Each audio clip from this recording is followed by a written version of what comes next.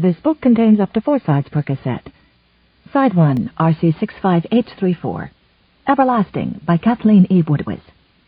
Copyright 2007 by Kathleen E. Woodiwiss. Read by Michelle Schaefer. This book contains 326 pages on 7 sides. If you would like to skip over any remaining announcements or introductory material, place your cassette player in fast forward until a beep is heard. Stop at that point to hear the beginning of the book. Library of Congress annotation. England, 1135.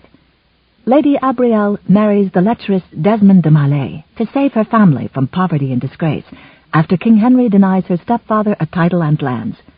But Abrielle is in love with Scottish Raven Seabern and hopes for a miracle. Some explicit descriptions of sex, 2007. From the book jacket. Historical romance was born when the remarkable Kathleen E. Woodiwiss gifted the world with her groundbreaking love story, The Flame and the Flower. Now, 12 consecutive New York Times bestsellers later, the first lady of the genre, Publishers Weekly, returns with her most breathtaking masterwork to date, a glorious celebration of a secret love that is dangerous, irresistible, forbidden, and everlasting. Once Abrielle's name was on the lips of every unwed nobleman in London as a proud, exceptional lady, coveted for her bearing, her breeding, her wit, and her beauty. But when her stepfather, respected for his courage and valor during the Crusades, is denied his rightful title and the wealth that accompanies it, Abrielle finds herself suddenly disgraced, no longer a suitable match for any proper gentleman. Only one would still have her, though he desires no more than physical pleasure, the oafish and grotesque Desmond de Maillet. His dark and scandalous reputation is legend, and Abrielle has heard rumors that his first 2 wives perished by his hand. Yet no one else can rescue her once proud family's honor and keep her stepfather from debtor's prison, so she is left with no choice but to accept the cruel and hateful de Maillet's offer of marriage, and sacrifice her virtue to a scoundrel she fears and detests, even as she yearns for another lover. Dashing, handsome, tall, and kind, a black-haired Scotsman with vivid blue eyes, Raven Seabern is an emissary for his king, and quite unlike any man Abrielle has ever encountered. From the very first moment their eyes meet, he intrigues and mesmerizes her, and dancing in his arms at a royal banquet leaves her weak with the desire to surrender. But their love can never be, for Abrielle is betrothed to a monster, and the well-being of everyone she cares for demands that she honor her promise. Still, the fire lit that night will not be doused. Raven knows he has found the true one, and must never let her go, though secrets, deceptions, dishonor, and unimaginable peril will surely be their fate if they follow the dictates of their hearts. About the author. With more than 36 million copies of her best-selling novels in print, Kathleen E. Woodiwiss was one of America's most popular authors. She wrote 12 previous enormously successful masterworks of romantic fiction, including Shanna, The Flame and the Flower, Ashes in the Wind, Petals on the River, and The Elusive Flame. www.kathleen.woodiwiss.com. Other books by Kathleen E. Woodiwiss. The Reluctant Suitor, A Season Beyond a Kiss, Forever in Your Embrace, So Worthy, My Love, Come Love a Stranger, A Rose in Winter, The Wolf and the Dove. In everlasting gratitude, this book is dedicated to all of Kathleen's beloved readers. Chapter 1. August 24th, 1135. She knew his name was Raven Seabern, that he was here at Westminster Castle in the service of his king, and she was aware of something else as well, that the tall, raven-haired Scotsman was staring at her again.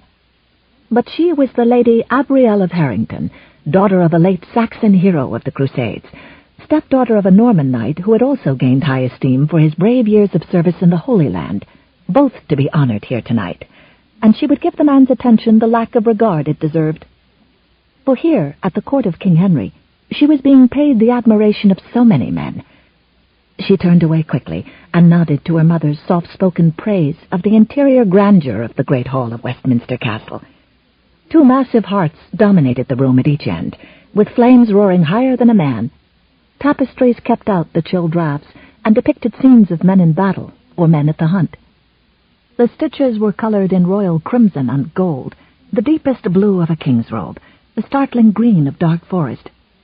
Never had Abrielle been in a castle so magnificent in its display of wealth and power, and she had been invited by the king himself. She wanted to savour this happy occasion, as nights such as this had become sadly rare in her life since her father's death and her stepfather's recent difficulties. It was hard to be at ease, however, much less concentrate, with the Scotsman's vivid blue gaze following her with an intensity to which she was not accustomed. And as if his staring were not unsettling enough, the man seemed to possess some mysterious power over her own traitorous gaze, as time and again she found it straying in his direction, despite her resolution not to reward his attention in any way. Thus far, she'd caught herself before indulging in anything more than a swift sideways glance, or guarded perusal from beneath the sweep of her long dark lashes. But in fact she had no need to look his way, simply to confirm the fact that he was watching her yet again. It was as if his keen appraisal were tangible. She could feel it, the heat and weight of it, as surely and distractingly as if he were trailing a silken feather over her skin. He was but one of the many men who had shown interest in her in recent days. Ever since her arrival in London with her mother, Elspeth, and her stepfather, Vachel de Gerard, Abrielle had received the overwhelming regard of noblemen looking for a suitable wife. Though Vachel did not yet have a title, it was assumed that King Henry this night was ready at last to confer such honours on a man known for his heroic deeds on the Great Crusade. As a title brought with it lands and income, all knew that afterward Abrielle's dowry would increase substantially. During her short stay in London, men had come and gone from her stepfather's apartments within Westminster Castle, presenting themselves first to her parents, then to her. Those who had done so were men of honourable intentions, which it would seem the Scotsman was not. As for all his apparent fascination with her, he kept his distance. Even now he stood beside King Henry on the other side of the great hall. Tall and powerful, decked out in bonnet and plaid, he was of an age perhaps 10, mayhap 2 or 3 years beyond. But it wasn't only his height and impressive display of muscle and sinew that caused him to stand out from the rest of the noblemen gathered by the king to converse and await the announcement of dinner. There was about him an air of confidence that he wore as easily as he did his colours.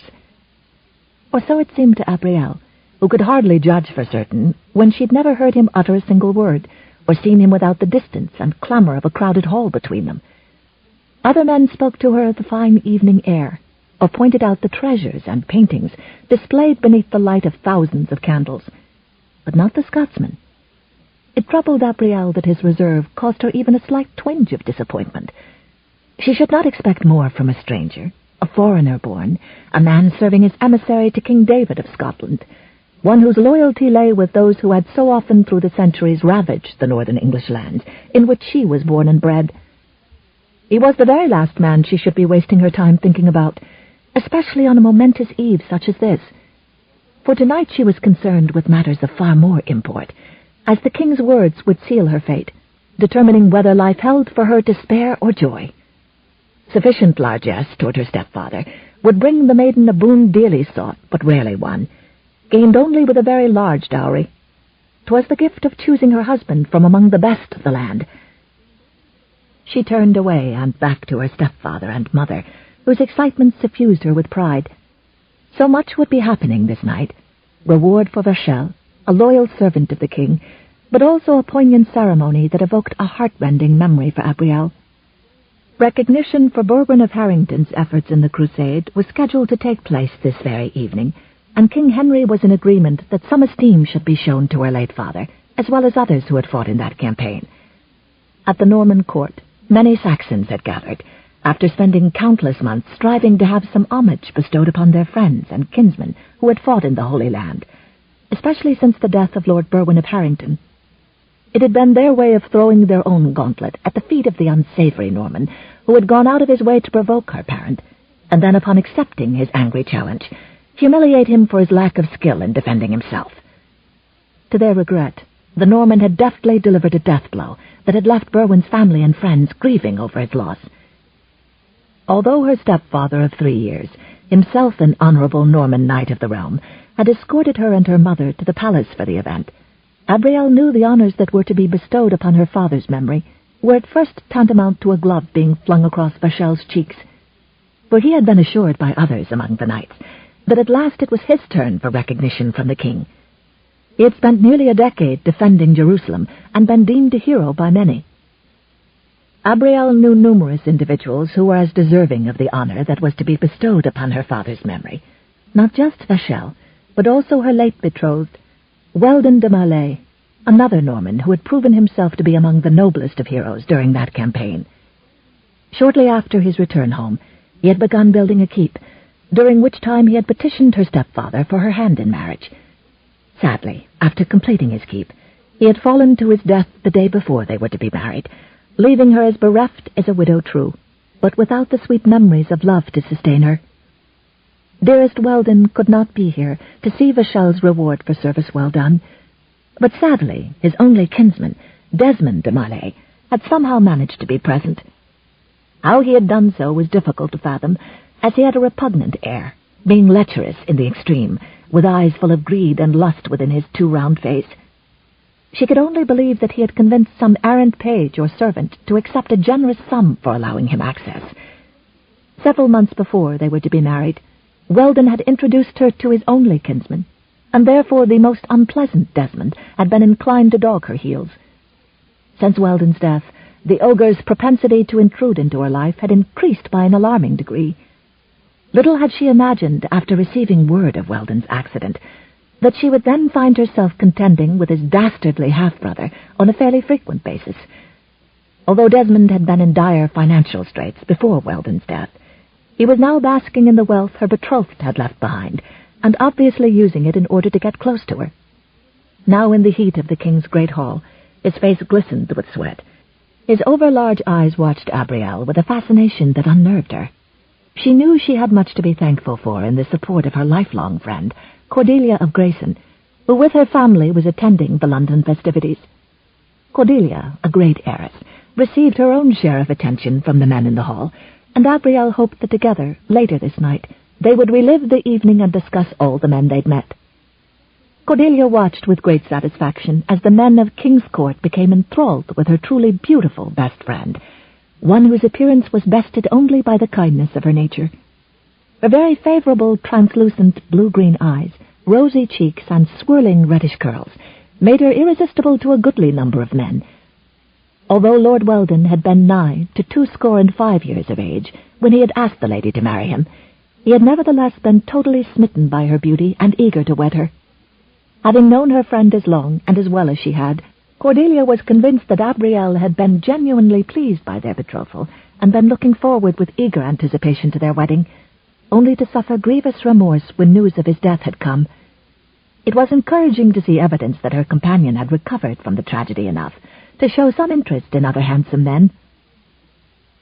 As a blast from a horn announced the serving of the great feast, Abrielle and her parents, and Cordelia and her parents, Lord Reginald Grayson and the Lady Isolde, moved to their table just below the king's dais. Abrielle, on display to many, felt that she looked her very best for the ceremony honoring her late father. Although the gown had originally been made for Elspeth for her wedding to Vachel a trio of years ago, after that event it had been carefully wrapped and stored in a coffer. The iridescent beads and bejeweled embroidery of deepest blue, delicately adorning the gown from ornate collar to hem, made no less than a stunning work of art that had taken numerous servants untold weeks to finish. That had been when coins and servants had been fairly plentiful. However, in the family's present dire circumstances, it was a rare occasion indeed when mother and daughter could garb themselves in beautiful attire and attend elaborate functions.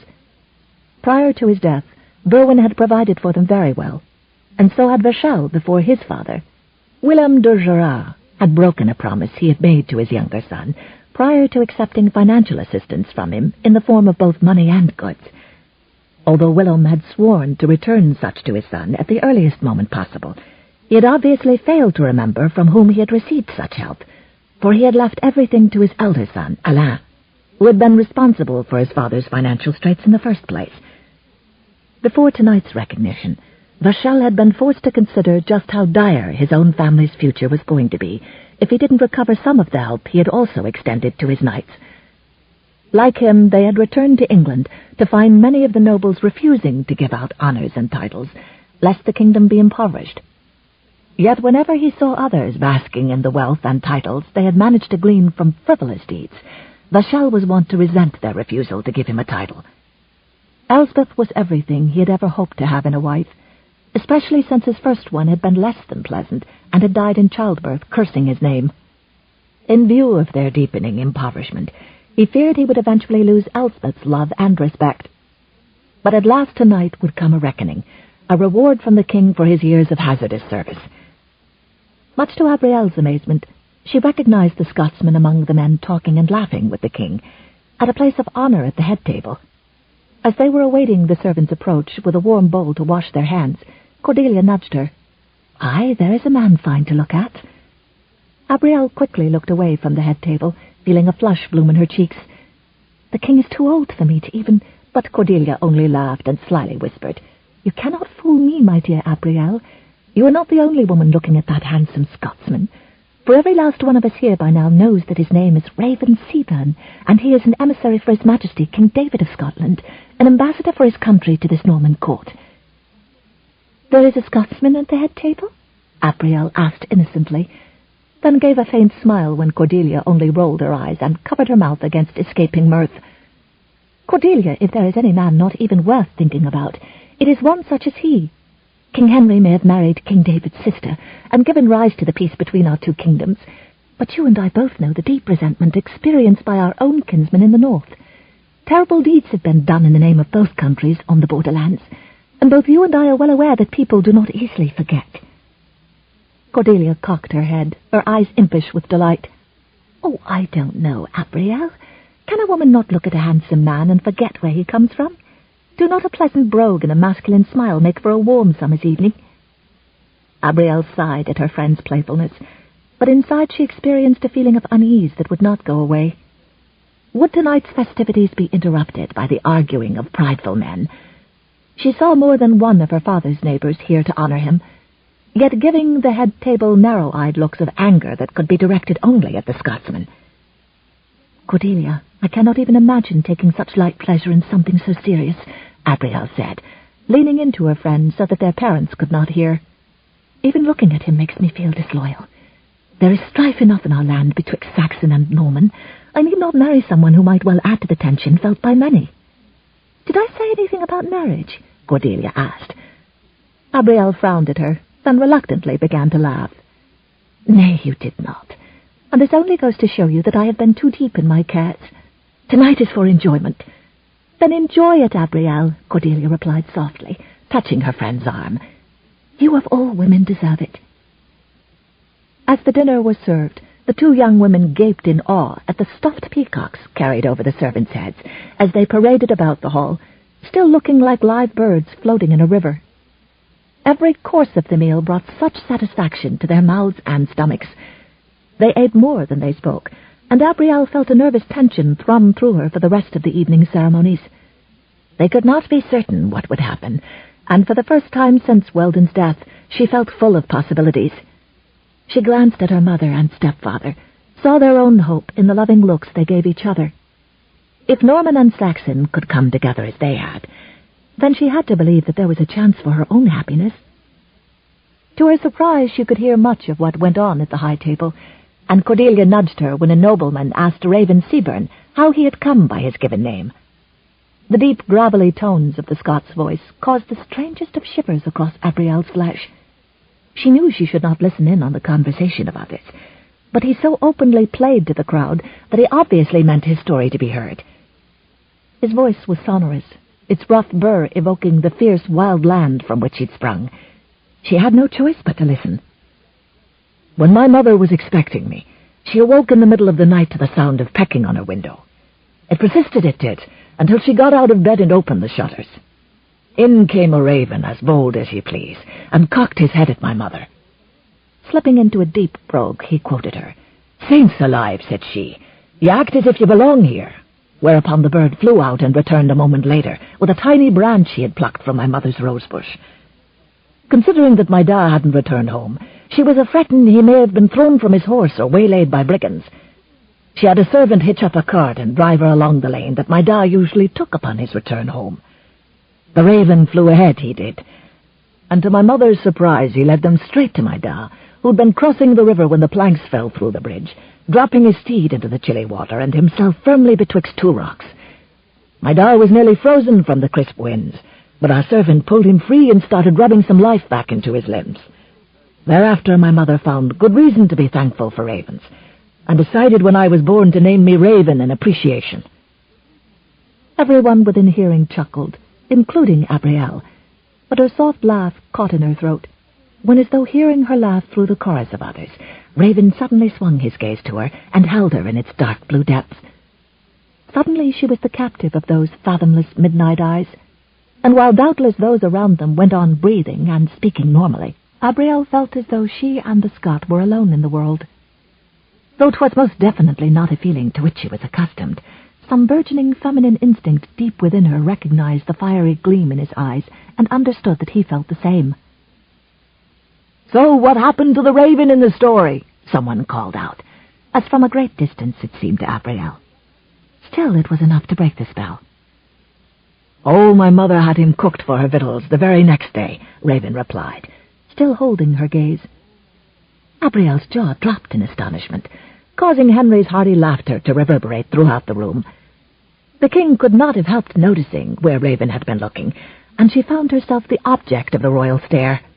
His Majesty slapped a hand upon the planks of the table. "The lad's teasing you, my lady, never fear."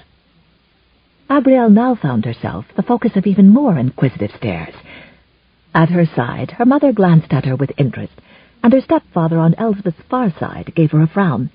She knew he was distracted, and wished nothing to go wrong this evening. Abrielle could see the sudden way that Raven's smile changed from open humor to something more guarded, and she was uncertain of its meaning. Had he too realized that she was not one for a man such as he? He clasped a lean hand against the folds of plaid that lay across his black-garbed chest, and spoke with a more cautious air. "Forgive my teasing, my lady. The raven stayed with us and was as watchful over my da as a dog over a bone.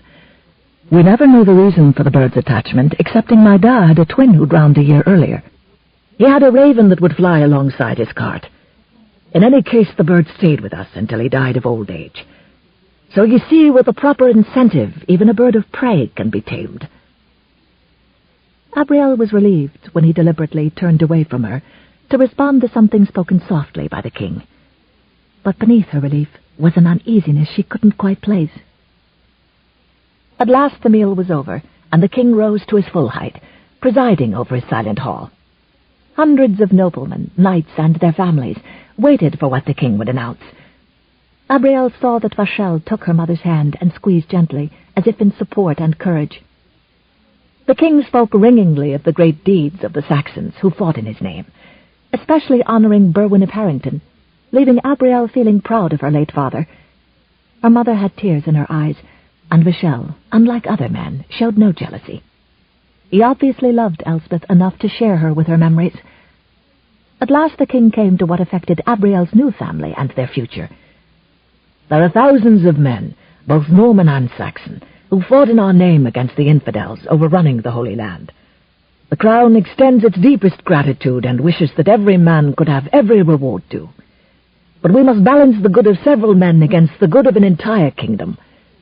England must remain strong, and her treasury with her. So for now our soldiers have our humblest gratitude, and the reward of knowing their service was invaluable. Tonight let us celebrate their accomplishments in song and dance." The king raised his hand, and his minstrels began to play a rousing song on pipe and lute. But Abrielle sat numb, full of disbelief. The king's treasury could no longer afford to be depleted, so there would be no reward for Vachel's long years of service? Where others before tonight received wealth and titles, he would have nothing? The lump in her throat felt as if she would never swallow again, and her eyes, so strangely dry one moment, stung painfully the next. She knew others at the long trestle table were staring at them, muttering to each other, discussing her family's future. To avoid their eyes, she fixed her attention on the goblet before her, a gift from her beloved father, presented to her mere months before his untimely death. Fashioned of silver, It bore runic Saxon writing in a band encircling its center.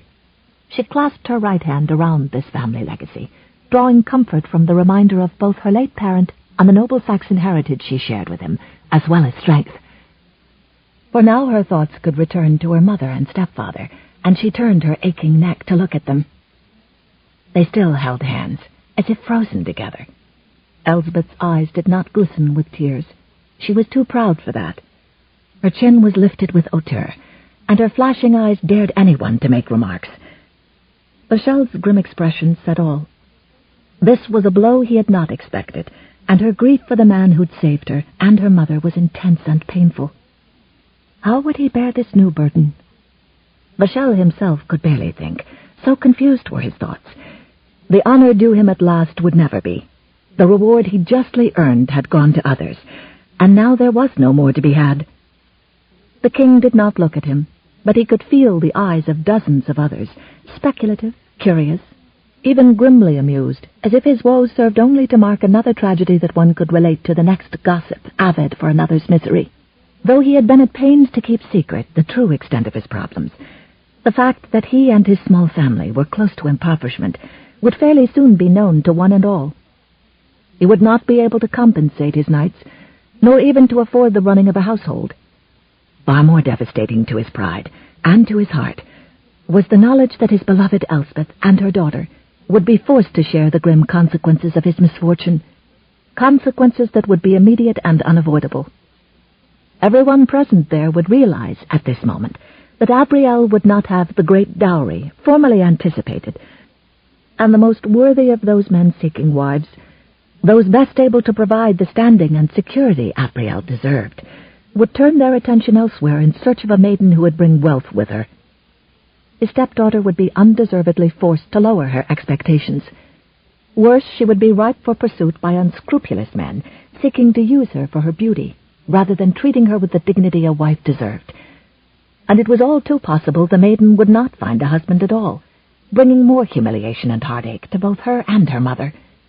For who would want to marry a girl with so little to bring to the union? How was he to stay in Westminster Castle after this? All he could think of was leaving, absorbing his own pain in peace. Abrielle took a deep, tight breath, watching blankly as the servants cleared away the remains of the feast, dismantling the trestle tables so that the dancing could begin. Only hours ago she had been the one men flocked to, the one treated as the great heiress. But men and fate, it seemed, were equally capricious, though men were buffeted about by fate, and she by the fate of men. First her father had died before his time, then her noble betrothed, and now the deeds and decisions of her stepfather and of King Henry himself had shaken the very ground on which she stood, taking from her the one thing that could have given her a hand in making her own future, the right to choose her husband. As she stood with her parents, the men who'd once flocked to her for a morsel of kindness now avoided even her gaze. There were true heiresses to fawn over, and she was no longer one of those. Deep inside her something shifted, and a new insecurity rose to engulf her, though she tried to thrust it away. Was there something wrong with her that only wealth mattered in taking her to wife? Cordelia was asked to dance by a young man who only yesterday had remained outside Abrielle's door for hours in hopes of catching a glimpse of her. Cordelia's face was a mask of misery as she glanced at Abrielle, barely holding back tears. But Abrielle did not want her to suffer. She sent her dear friend off with a brilliant smile that stabbed her own heart.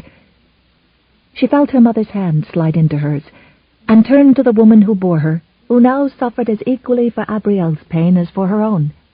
She grieved for both husband and daughter, and Abrielle had to do what she could to alleviate her mother's suffering. "Mamma, how is my stepfather?" Elspeth sighed, and spoke over the cheerful notes of music echoing through the great hall. "He will not speak to me now, not when others can see, but I know the grief and suffering in his heart. This unfairness to him causes me great sorrow. And as for what it does to you, speak not of it, not here," Abrielle said, giving her mother a brittle smile that she feared might separate her face. "Everything will work out for the best, and this painful evening will soon be forgotten." But Elspeth's expression was full of doubt, and Abrielle could look at her no longer without feeling the insidious threat of tears. She looked back at the crowd of dancing men and women, keeping her chin lifted as if she had not a care in the world. And she saw Desmond de Marley watching her with open interest, that he no longer couched with simpering fawning. Nay, he was not one of those men who looked at her for her wealth. He stared with a lustfulness that sickened her to her soul. She quickly looked away lest he think her gaze an expression of interest. Was he the only type of man she could attract now?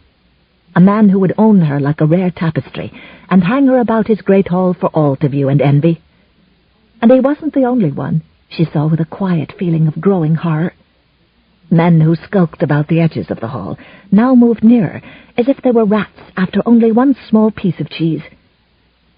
Yet Vachel stood guard over her, his face impassive, his eyes watchful, and she knew a feeling of temporary relief. But how long could it last? How could he protect her when he had so little consequence at court? And then she saw that Cordelia, who'd been given from one dance partner to the next, was now approached by Raven. Inside, Abrielle felt a tightening she couldn't explain, but quickly asked herself why on earth she should feel slighted that the handsome Scot would choose to dance with a wonderful woman like Cordelia. And Cordelia was not just any woman, but the very one who also happened to be her oldest and dearest friend. Later, in the privacy of her chamber, she would sort out her feelings.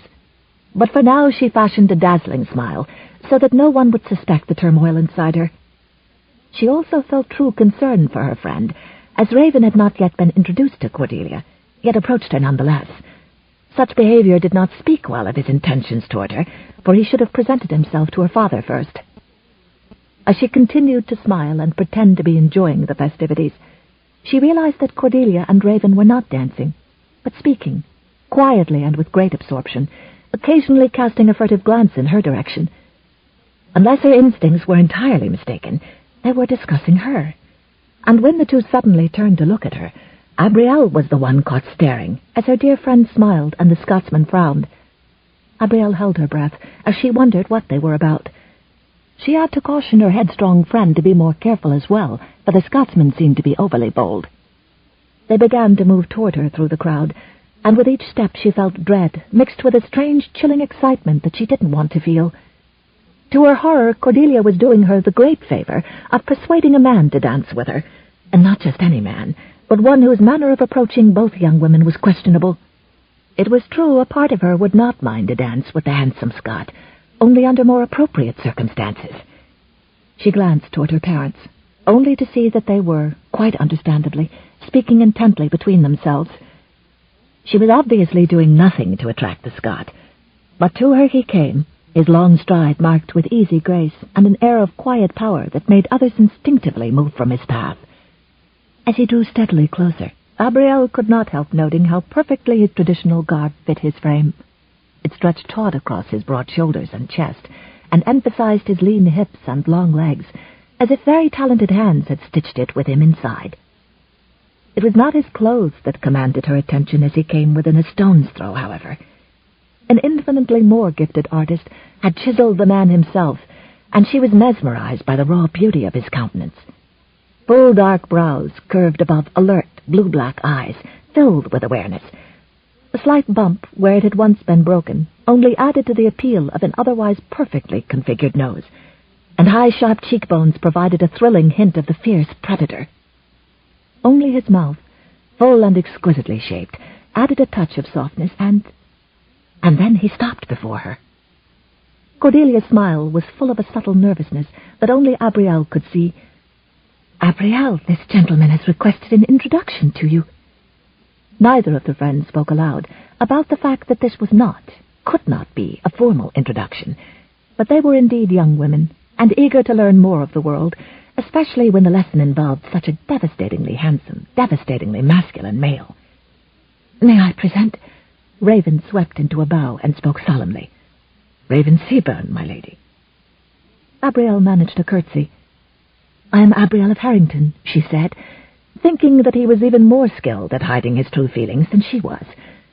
Anyone looking on would believe Raven really had sought to dance with her, rather than being wheedled into so doing by the kind-hearted Cordelia. "And your late father is one of the braw men we honor this night?" Raven asked. She nodded, not daring to look at Vachel, who also deserved such honor. She was relieved as well that her parent had other things to think about in the wake of the king's announcement. Her stepfather would be concerned that she was meeting a man whom he did not know, who had not presented himself to Vachel as custom required. Would he consider it an even deeper dishonor to have a Scot speak to his stepdaughter? Cordelia placed a hand on her arm. I asked if there were more like him at home, but he insists he has no brothers. Raven smiled faintly at Cordelia. Only my da, but he's become set in his ways since my mother passed on.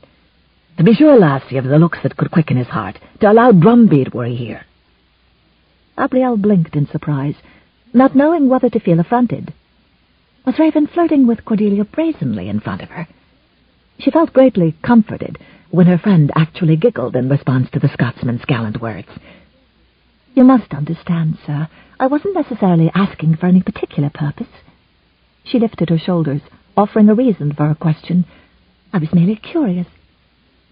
Abrielle could have groaned at her friend's remark, but just at that moment the musicians began another dance.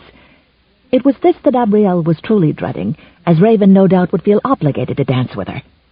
To refuse outright would publicly dishonor him and herself. But her fierce pride ached to do precisely that. Her fortunes may have changed in the past hour, but she refused to be the object of any man's pity, and was frantically searching for a way to balance honor with pride when his deep voice intruded. May I have this dance, my lady? Abrielle lifted her chin, keeping her voice low so only he could hear. You honor me with your request, sir, but surely you would enjoy the dance more with your first choice of partner. She gave the slightest of nods toward Cordelia, who had been drawn into conversation with an older woman on her right. I couldn't agree more, replied Raven. Which is why I stand before you, my lady, hoping beyond reason your kind heart will move you to take pity on a clumsy Scots oaf, and keep him from appearing a total clod amongst the local talent.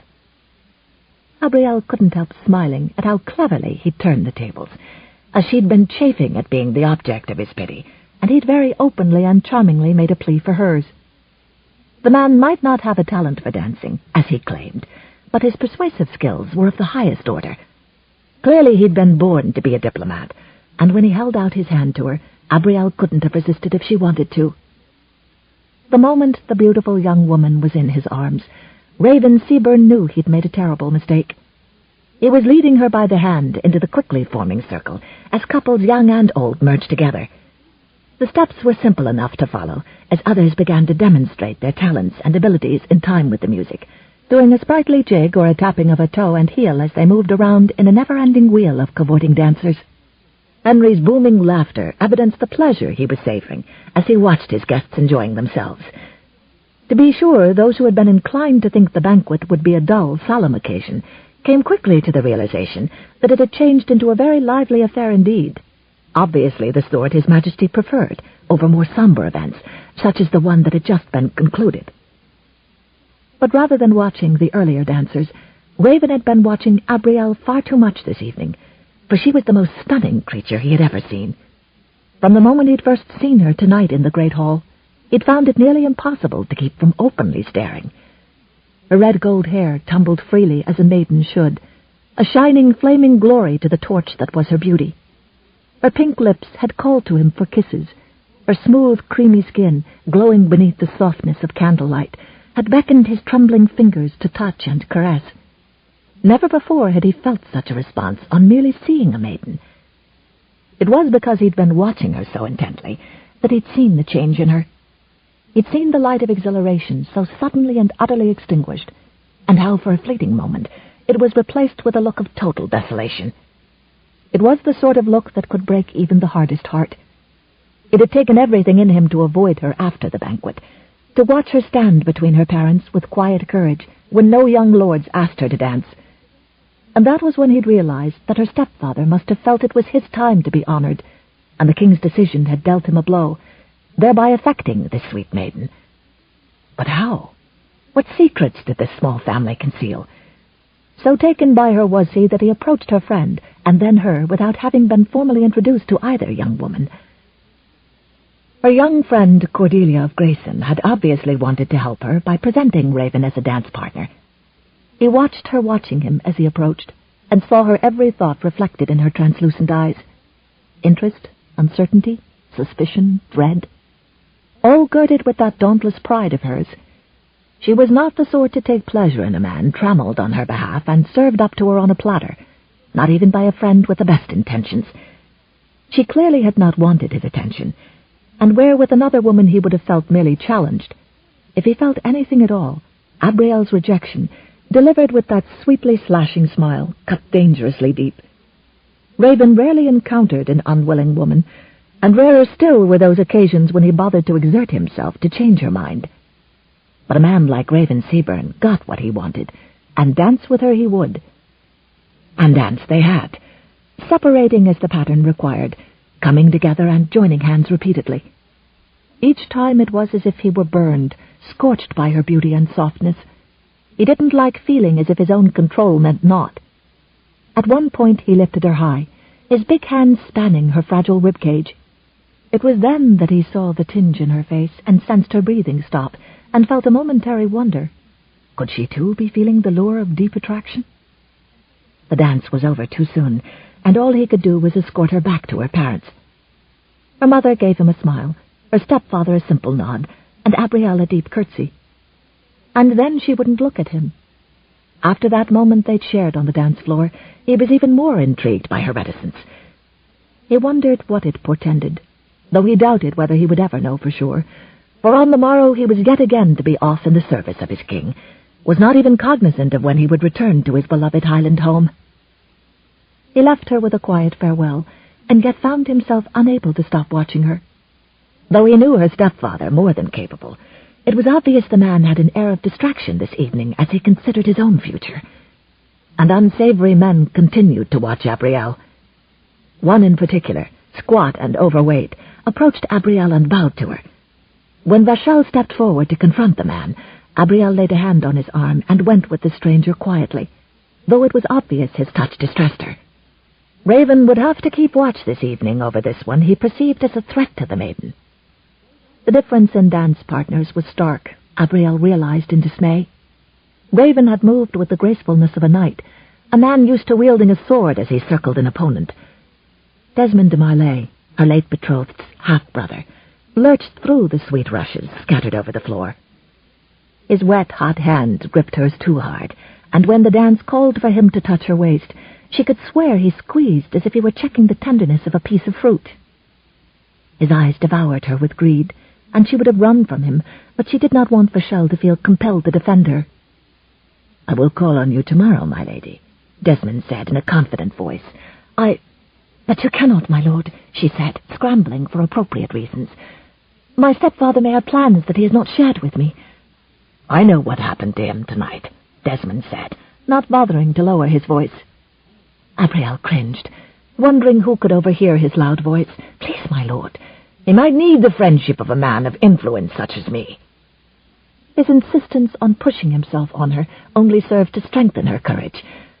"My lord, I must insist that you speak with my stepfather." "Oh, believe me, girl, I will." When the music ended, he left her on the dance floor instead of escorting her back to her parents. When she made her way to them, her mother began, "Abrielle, that horrid man—" Vachel interrupted with a stern voice. "My lady wife, speak not a word that others may hear." Biting her lip, Abrielle moved back into her place between them. Oh, how she wanted this evening to be over, but that would not put an end to their troubles. She would continue to see worry in her mother's eyes and cold pride in Vachel's. A hollow sickness inside Abrielle could not be appeased. And to make matters worse, Raven was watching her again. There was no look of flirtation in his eyes as he gave so many other women, confirming her suspicion that their dance had meant nothing to him. But then why should it have, as she was no longer worth his notice? He had focused his attention on her when all still thought she would soon have a great dowry, then made her acquaintance inappropriately once Vachel's hopes for a title had been dashed. She had to ask herself what the Scots emissary knew of her stepfather's dashed dreams. Nonetheless, he had danced with her, but seemed to have judged her unworthy after having spent some time with her. Truly, men were beasts, for only a beast could show such interest in her, then withdraw it so cruelly after deeming her of insufficient value without property. She tried to distract herself by watching His Majesty, who bade a servant to crisscross a pair of swords on the floor before directing the musicians to play an appropriately swift ditty on the lutes. To her surprise, Raven allowed himself to be drawn reluctantly forward. What could he be about? After a sweeping bow to the king, he began a high-stepping dance over the swords. It was a dazzling display of footwork, as Raven struck toe and heel to the floor with amazing quickness, weaving his way over and around the weapons, the clicking of shoe leather on stone, its own kind of music. A clumsy Scottish oaf indeed, thought Abrielle, enthralled. And she was not alone, for the performance drew an ever-growing audience, including many young maidens whose sharp feminine gasps were interspersed with delighted giggles whenever his kilt flew dangerously high. "My goodness, I don't think he's wearing anything underneath it," Cordelia gasped in shock, as she joined Abrielle within the circle of spectators. In spite of the fact that the fair-haired woman's cheeks were evidencing a deepening blush, she was closely attentive to the swishing movements of the wool. Abrielle backed away, allowing others to swarm in front of her, confused by the rising feeling of warmth and excitement brought on by watching him. Raven only put on a display to shock the court, not her personally. She thought Cordelia would remain near to watch the entertainment, but instead her friend drifted with her, biting her lip. "So just tell me what is on your mind," Abrielle said patiently, recognizing Cordelia's pensiveness. "I saw you dancing with Desmond de Marley." Abrielle's only answer was a shudder. "I heard people talking about him. Do you know he's had 2 wives, both of whom died in childbirth?" "Those poor women," Abrielle murmured, "in more ways than one. It seems he received money from each wife, and then when Weldon was killed falling down the stairs of his newly finished keep, Desmond inherited his true fortune. Doesn't that seem suspicious to you?" Abrielle searched her friend's face, feeling ill. "Do people think Desmond had anything to do with Weldon's death?" Cordelia shrugged. "It is only speculation, but he did benefit the most. And I lost my future," Abrielle added with a sigh. Then she took a deep breath and straightened her shoulders. "But I cannot live in the past. A new opportunity will come, I am sure of it." Cordelia's expression was too sympathetic, and Abrielle had to look away before tears threatened again. At last her mother and stepfather approached with the intention of retiring. An evening that began with joyous expectations had plummeted into one of numb despair. Cordelia and her family left the castle, and even Elspeth and Abrielle found themselves alone in their chambers when Vachel expressed a need to walk off his frustrations. Abrielle stood hugging herself as her mother sadly withdrew into the bedchamber she shared with Vachel and began to undress. Abrielle suddenly realized that she had left behind the drinking goblet given to her by her father. It had to be somewhere in the great hall. She gave no thought to her own safety in her panic at losing such a precious memento. Anxious to retrieve the item before it was forever lost to her, she dashed out of their chambers, in her haste failing to inform her mother that she would be returning to the great hall. Once she reached it, she felt relieved to see the goblet where the servants had placed it when taking down the trestle tables so the attendees could dance. With it once again in her grasp, she hurried toward the stairs, not feeling the presence of another until it was too late. Chapter 2. Like a wily serpent, Desmond leapt from his makeshift lair and promptly muffled Abrielle's screams beneath a sweaty palm. Dragging her writhing, kicking, and with arms flailing about in an attempt to claw him or do him some other injury, he swept her into one of the chambers off the great hall and promptly pressed her down upon the chaise. In mounting fear, Abrielle clawed at his face and tried to turn her own aside, but he dug his fingers into her jaw, and with his foul-tasting tongue ravished the depths of her mouth. Abrielle had never been kissed by a suitor before, not even by Lord Weldon, nor had she ever been mauled. The fact that she was being held against her will by the horrid rapscallion Desmond de Marley was not only thoroughly frightening to her, but immensely revolting. The looming possibility that she'd soon find herself a victim of his lust caused her to fight with every measure of resolve she could muster. Clasped within his tightly confining arms, she bit, clawed, and gouged in a frantic attempt to regain her freedom. Panic was soon joined by wild instinct as she struggled to free herself, but his sweaty weight and the swathing folds of her own skirt were against her. When at last she managed to free one leg and began to kick blindly, de Marley didn't budge, but she dropped the goblet so precious to her and it hit the floor, the sound reverberating loudly. Desmond immediately tightened his grip on her jaw, causing Abrielle to cry out in pain. "Quiet, you little fool," he ordered, his tone harsh, his overbright eyes terrifying. "If you know what's good for you, you'll lie there and—" His words were lost in a sudden swirl of plaid, and a feral growl rent the air, and as quickly as she had been waylaid, Abrielle was freed. She had a fleeting impression of Desmond's beady eyes widening in sheer terror, as his big, soft body was lifted straight up from hers, and swung aside as effortlessly as if he were stuffed with feathers instead of lard. It was only then that she realized who it was doing the lifting and swinging, who it was who'd caused the awful terror in his eyes, and who was even now, judging from the sounds being emitted from a cowed de Malay, causing even worse pain. Raven, his dark hair whirling about his shoulders, held Desmond up by the scruff of the neck with one hand, while the other fist pummeled his face, actions that engendered in Abrielle feelings of both horror and blessed relief. For what seemed to the maiden an infinite amount of time, she remained unable to move. Then she gathered herself enough to sit up and try to smooth her skirts, now bunched beneath her and leaving her thighs and a goodly bit of hip exposed. She managed to tug the fabric loose, but not quickly enough to escape Raven's notice. His attention was snagged by her motion, and he froze mid-pummel. As he slid his gaze from Desmond to her, the look of abject fury on his face gave way to something else, something equally dark and dangerous, but in a very different way. The sly Desmond took full advantage of his distraction and wrenched free, but Raven let him go in order to hand Abrielle an embroidered throw from a nearby chair, earning from her a murmured, "For thank you." Honor, both his and hers, decreed that he avert his gaze and turn away, and after a few moments more he did so, allowing Abrielle to cover herself quickly and stand. He turned then, reaching out with one hand, tentatively, as if wanting to prop her up, or soothe her, or touch her, but she was left to wonder which as his hand dropped back to his side. "Are you hurt, my lady?" Raven queried, as Abrielle sought to cover her reddened breasts with the throw. The best answer Abrielle could manage was to shake her head in denial, and then she too fled the hallway. Racing toward the chambers in which her mother was ensconced, she dared not pause for even an instant. In her absence, Raven noticed her goblet lying upon the floor near the chaise where Desmond had dragged her. Picking it up, he made his way to the landing above the stairs, where he waited for some moments, for doubtless the frightened maiden was even now telling her parents what had just taken place, and he must give them at least a bit of time to collect themselves. After a decent interval, he rapped his lean knuckles lightly upon the portal. "Who is it?" Elspeth called out as she leaned near the door. "'Tis the Scotsman, Raven Seabern."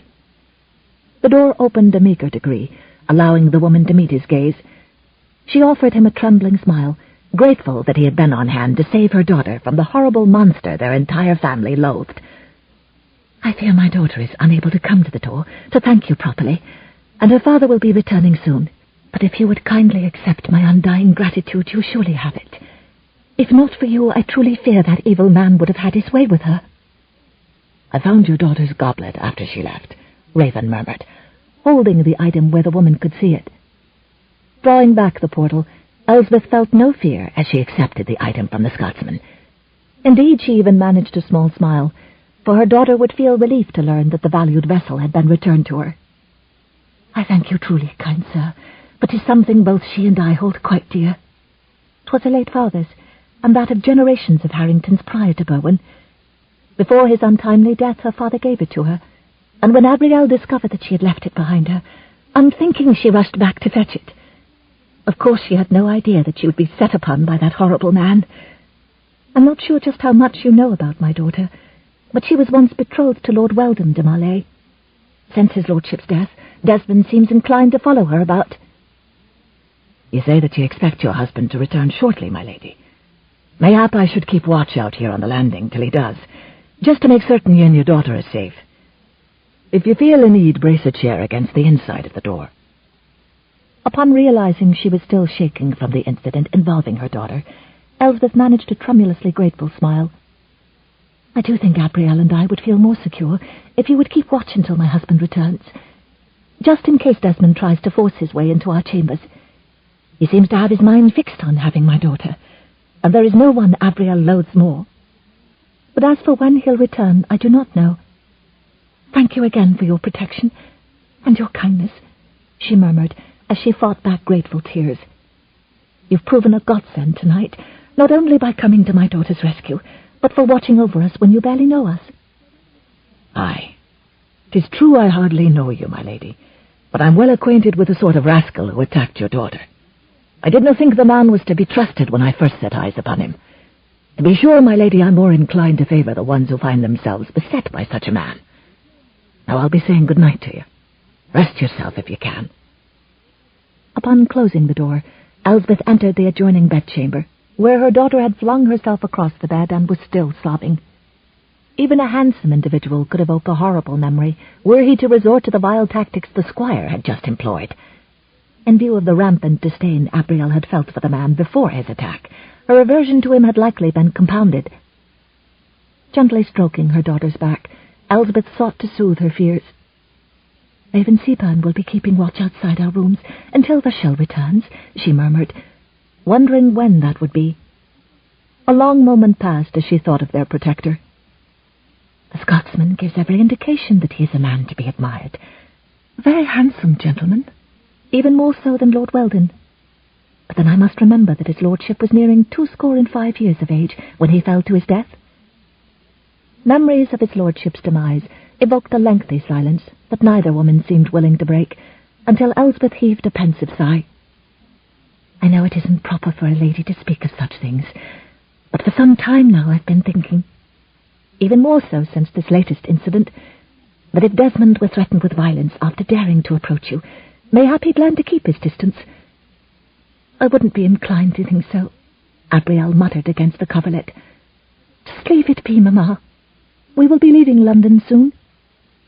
She almost told her mother what Cordelia had told her about the suspicion of Desmond's part in Weldon's death. But how could she further upset her? She didn't want Vachel challenging the man to a contest to the death.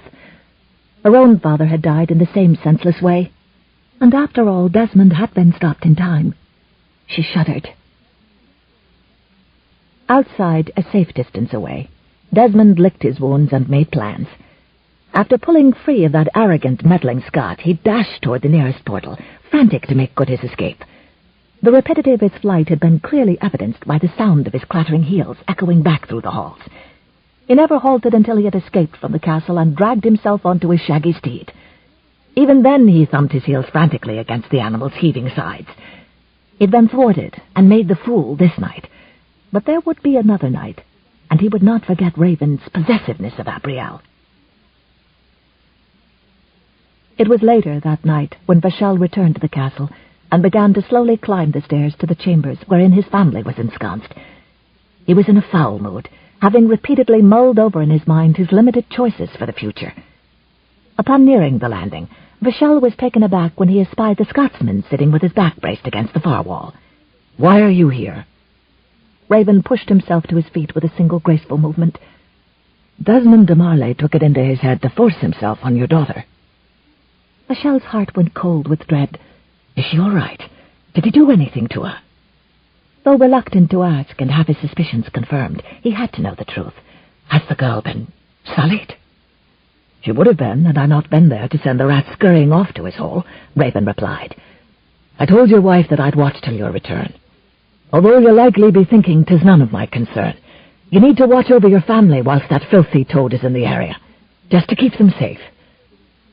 Vachel needed no one, especially a stranger, telling him that he had seriously erred by leaving his family alone.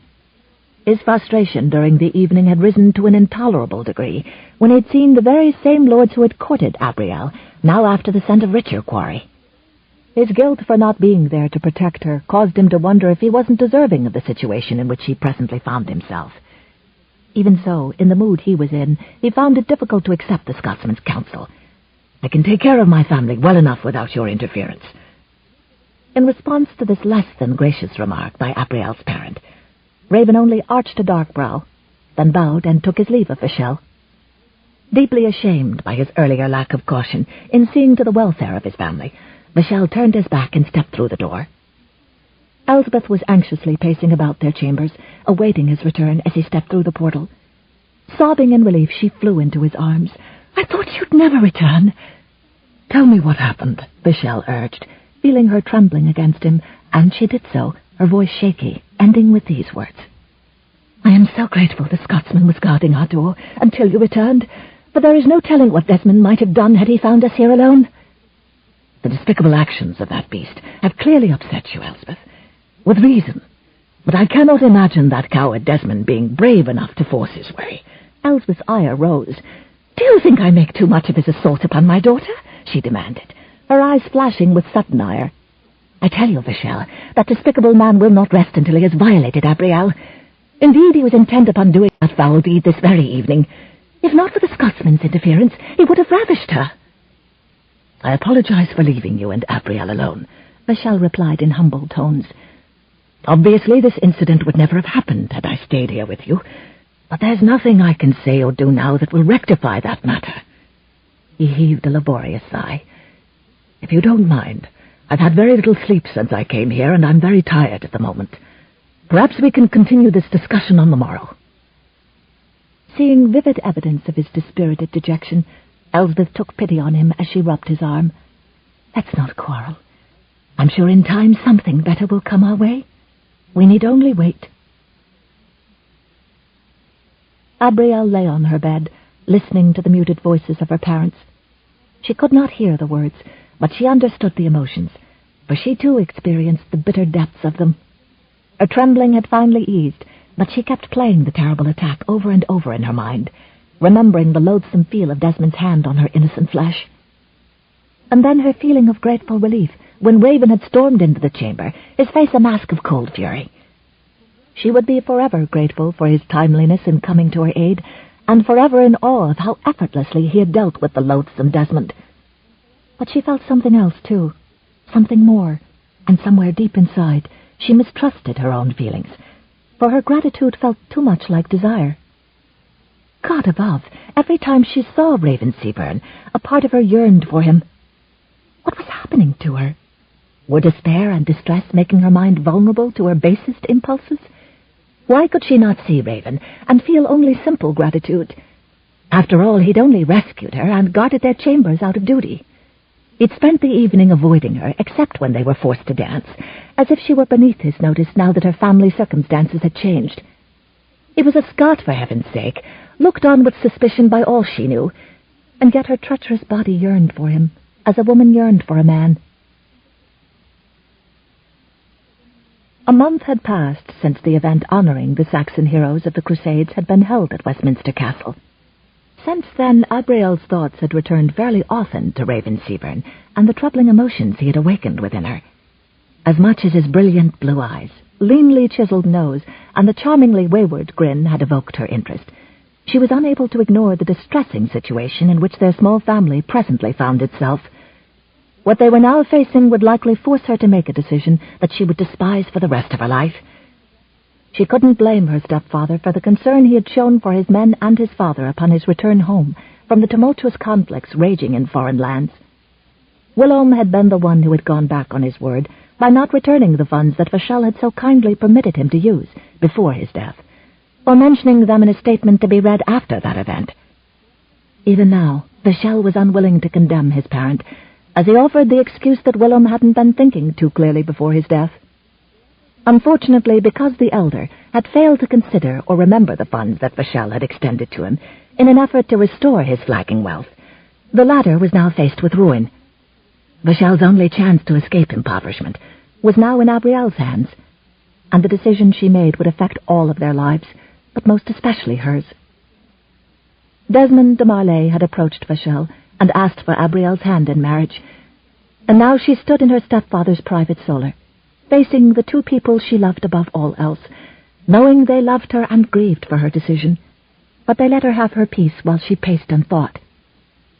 Desmond had offered a sizable stipend to be paid for Abrielle's hand upon the execution of the agreement, plus guarantees in writing that upon his death she would inherit most of what he owned, except for another stipend to her stepfather and to Desmond's nephew.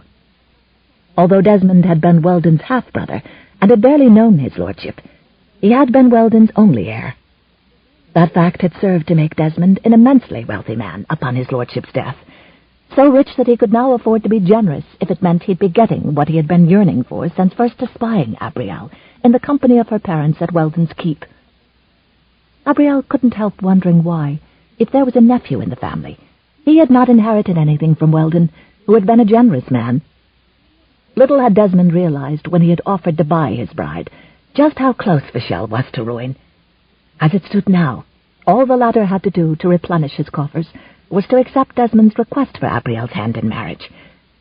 Unfortunately, the squire's proposition failed to assuage the rapidly mounting qualms of all three members of the family, perhaps Vachel most of all, because the girl would be giving up all hope of marrying someone she loved in order to save the family for which he was responsible. He could not be the one to take her future from her. Elspeth's elegant brows gathered in fretting concern as she watched her husband pacing about. "Vachel, I know we are desperate," she began, but the look on his face forestalled her frantic pleading.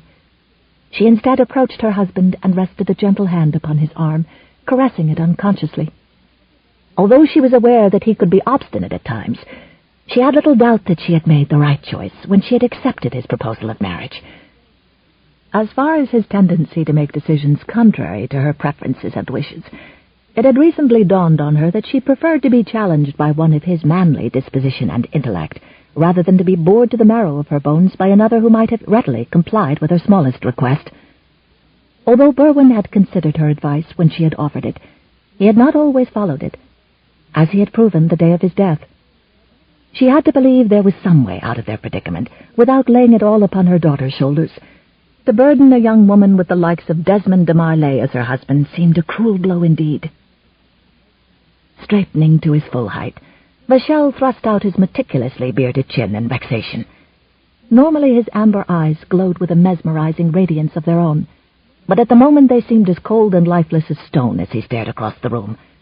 He could rally no hope for the future, knowing that his family faced nothing but bleakness unless he accepted Desmond's offer. Elspeth knelt on the rush-covered floor beside her husband's chair and folded her hands in her lap as she looked up into his frowning face.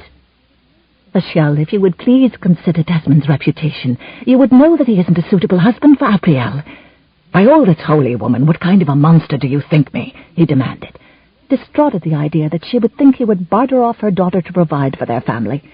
"I could never live with myself if I were to force Abrielle into such a union. That decision is entirely hers to accept or to reject. But please consider that Desmond now has all the wealth and lands that once belonged to Weldon, enough to guarantee that his offspring will never lack for riches and position. That's more than I can say for that small league of suitors who've been wont to offer themselves since all at court learned of my low standing with the king. I've seen starving hounds drool less over a meaty bone than the besotted buffoons who slaver in lusting eagerness after your daughter. But then you witnessed that very thing yourself before we were married, so I needn't try to describe the zeal her admirers have been wont to evidence." "Vachel, I understand how troubled you are by our dilemma," Elspeth said in a quiet voice. No less distressed than he, she sought to find some ray of hope in a painfully dark future. "Do you know of anything else we can do to alter our present unfortunate state?" His laughter was brief and harsh. "I fear without the occurrence of some miracle, my dear, there is no hope." Noticing the pooling of tears in his wife's eyes, he heaved a sigh, quickly lamenting his callousness. "I fully understand Abrielle's aversion to Desmond," he stated. "'Tis no less than my own. Nevertheless, what he has recently offered appears to be our only hope. Although I will try to find a suitor more acceptable to all of us, I fear there is none who has as much wealth as Desmond now has. I truly wish we had some other choice." Her mother's sudden sob of despair wrenched Abrielle's heart, and she turned aside in an effort to hide the rush of tears that quickly gathered in her own eyes. They streamed down her cheeks, forcing her to wipe them away surreptitiously. As much as she disdained Desmond, she could see no option open to her now but to accept his proposal of marriage. It was either that or see her loved one suffer. Even so, if Desmond wanted her so much, then he would have to be willing to extend far more generous terms than he had thus far offered. If she were going to be miserable, then she would have to be generously compensated for having to endure that repugnant wretchedness. And after all, with no dowry, there was no guarantee that she could even find a worthy man to love her. And she shuddered at the thought that without Vachel's knights and the protection they offered, perhaps a man wouldn't even feel the need to take her to wife. Approaching her parents, Abrielle managed a tremulous smile as she claimed her stepfather's attention. In an effort to hide the fact that her hopes for happiness and a worthy future with a man whom she loved seemed to be dying beneath the grievous weight of the situation in which they presently found themselves, she tried to speak with some semblance of enthusiasm. The choice is mine to make, and I will do what I must to help, she stated, aiding the quavering weakness that hindered her voice. I will not allow our family to live in poverty. No, Elspeth cried, thoroughly distraught by her daughter's words. We'll find another way. Please, oh please, no. I've decided there is nothing else that can be done, Abrielle replied, steeling herself against her mother's desperate pleading. Upon facing Vachel, whose dejected appearance evidenced a serious lack of relief, she quickly laid out her intentions. She had no real idea how Weldon had actually met his death, whether it had truly been an accident, as had been supposed, or if it had been carried out by design by the very one who had stood to inherit his wealth. Nevertheless, the premise seemed fairly simple to her, that if Desmond wanted her so much, then he would likely be willing to pay a sizable sum, perhaps even a goodly portion of what had once belonged to her betrothed in order to get her. Considering the vast riches that Weldon once had, I urge you to demand far more than Desmond may be willing to offer. I care not for the fact that he may have been kin to Weldon. He isn't deserving of anything that once belonged to his lordship. And if Desmond complies with all of your demands, what then? Vachel asked, fully agreeing with her on all counts. Even so, the idea of such a dastardly man reaping so fine a bride left him feeling more than a little nauseous. Unfortunately, at the moment, there seemed to be no other way for the family to survive. Then I shall wed the man, Abrielle replied, with a serious lack of enthusiasm. Elspeth moaned in despair as she clasped a handkerchief over her mouth and stared at her daughter with a profusion of tears welling in her eyes. Vachel could not ignore his wife's deepening dismay, and was led to question Abrielle again as to the extent of her commitment to make such a sacrifice. Your marriage to Desmond may be more horrible than you can imagine. I've been hearing rumors that have led me to believe that the man has been rather despicable to the serfs he recently inherited from Weldon. Once you exchange vows with him, you'll no longer be able to dismiss him from your life. He will become a part of you, your spouse. You'll have to conform to his way of life, his wishes, his demands, and with all seriousness, I must warn you that it may be more than you can imagine, or will be able to tolerate in the future. As far as I'm concerned, the matter is already settled, Abrielle replied, steeling herself against the fears he had evoked. Desmond wants me for his wife, and that is what he shall have, for a sizable price. If I'm going to marry him, then it will be for no less than what I demand, so refrain from giving him the idea that he can haggle for my hand. When the price is sufficiently generous, and you're nearing the end of your negotiations, then you must seek my approval before the terms can be finalized. But you must not allow him to know that you intend to discuss them with me.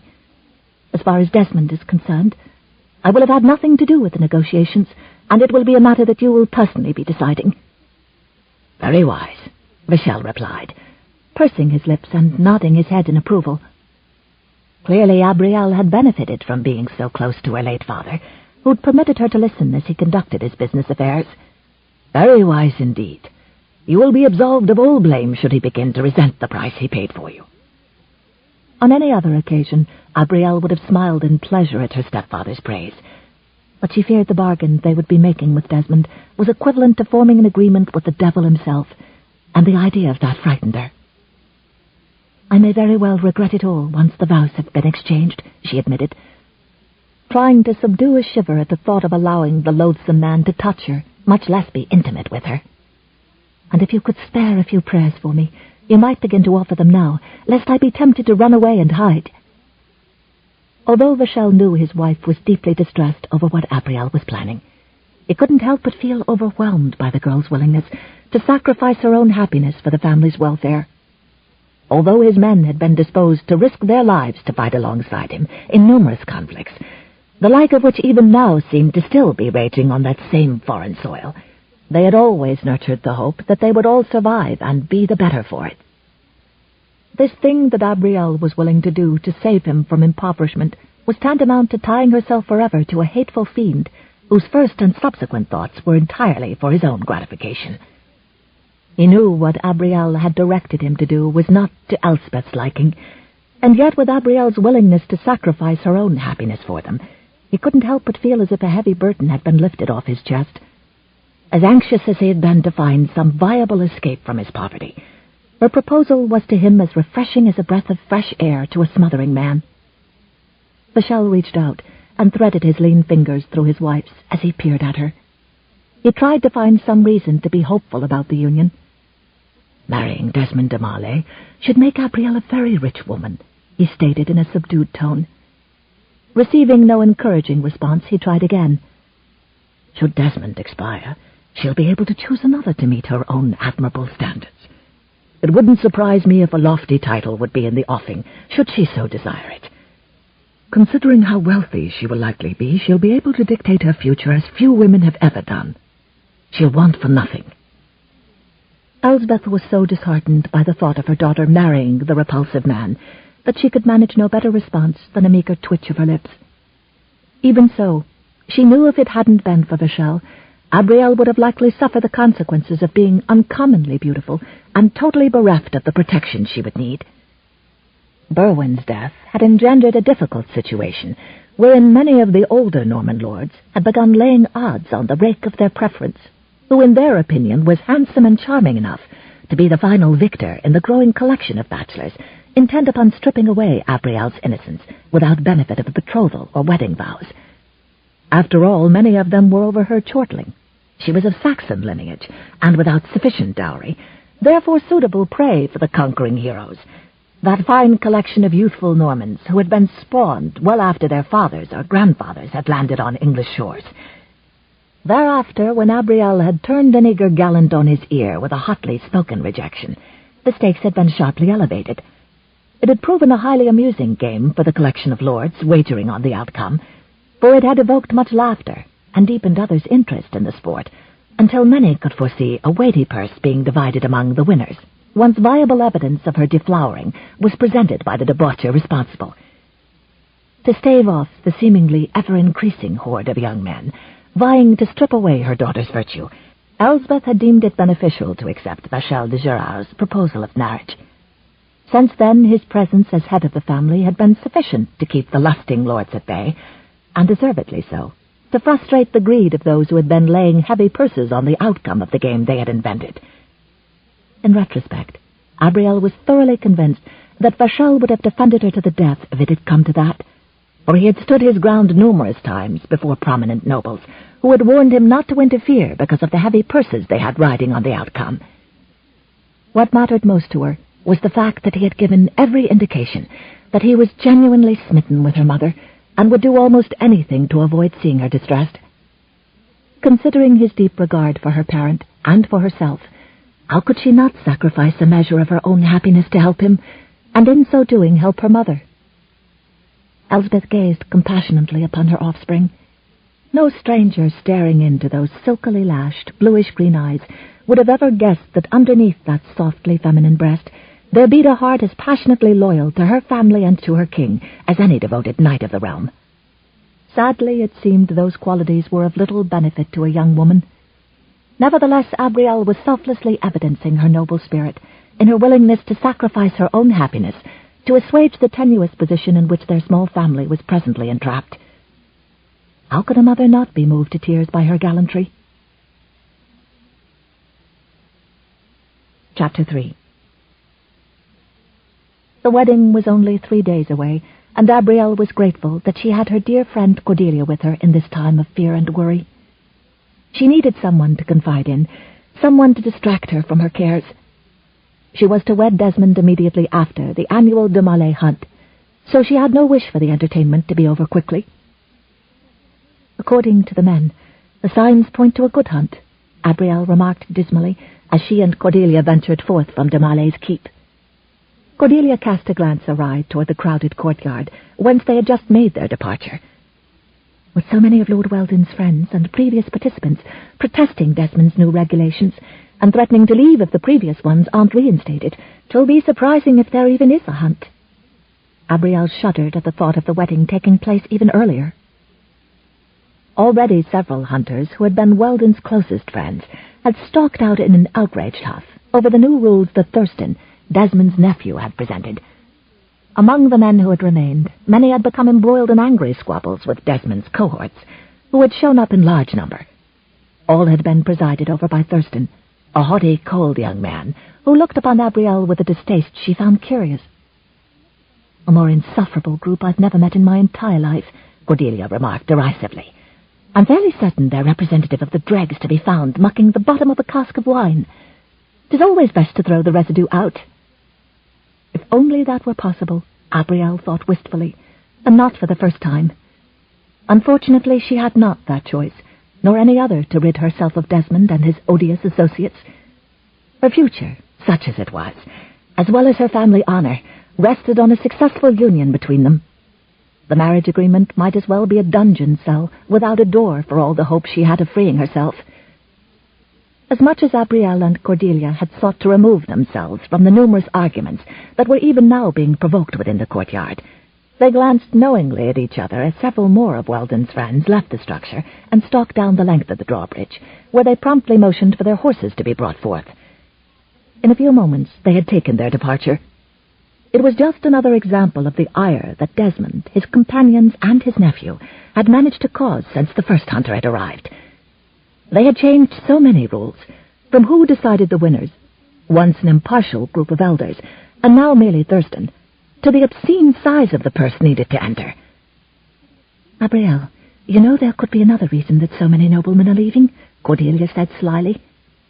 Abrielle winced at her friend's less than subtle reference to the food served at the keep under Desmond, and regretfully conceded in a small voice, "It is rather plain and unappealing. Promise me you'll do something about this when you're the mistress here. The older cook seems especially cantankerous, and by the looks of her I'd be willing to wager she wields a war-axe as well as any brigand, and eats a goodly amount of her own cooking." Abrielle spread her hands in a helpless gesture. "Frankly, I have no idea why Desmond tolerates the cooking. For a man trying to move up in the world, he's not trying very hard to impress anyone in that area." Indulging herself in the autumn-scented breezes wafting across the drawbridge, Abrielle sighed and paused a moment to look around. After being confined within the smoke-filled courtyard much longer than she had thought she could tolerate, the fresh air seemed especially invigorating.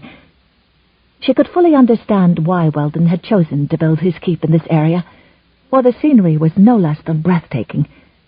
Some furlongs upstream, a tributary branching off from the river wound its way through thick forests before flowing beneath the drawbridge upon which they now stood.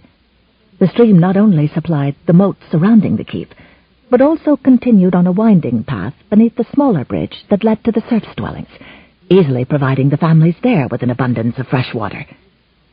The keep had been well conceived by Weldon de Marlay, under whose supervision it had been meticulously constructed, with the intent that it would serve him, his family, and their descendants as an impenetrable fortress well into the future.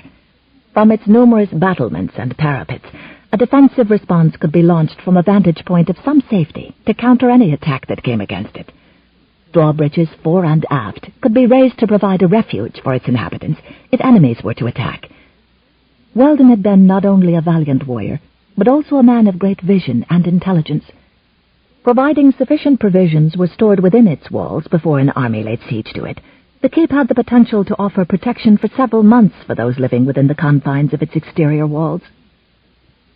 Still, as much as Abrielle could appreciate the security of the keep, as well as the serenity and beauty of its surroundings, the knowledge that she would soon be residing within its stone walls with an odious husband did much to augment the melancholy that had been cruelly assailing her spirit since she had offered her freedom in exchange for her stepfather's.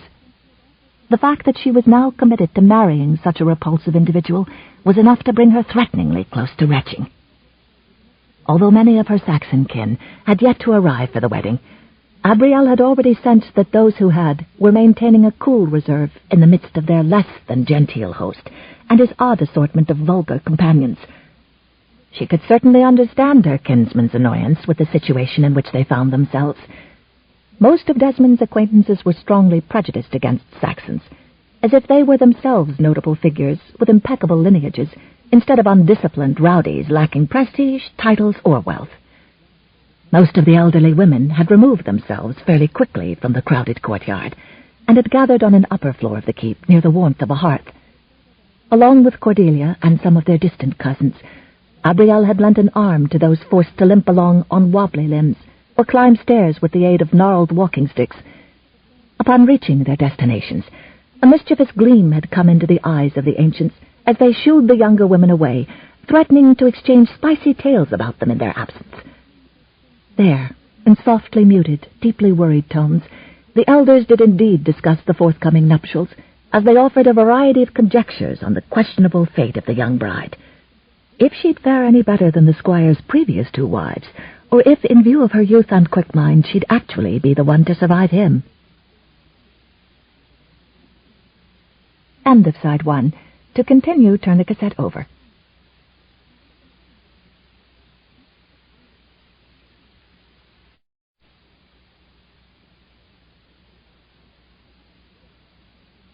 Side 2.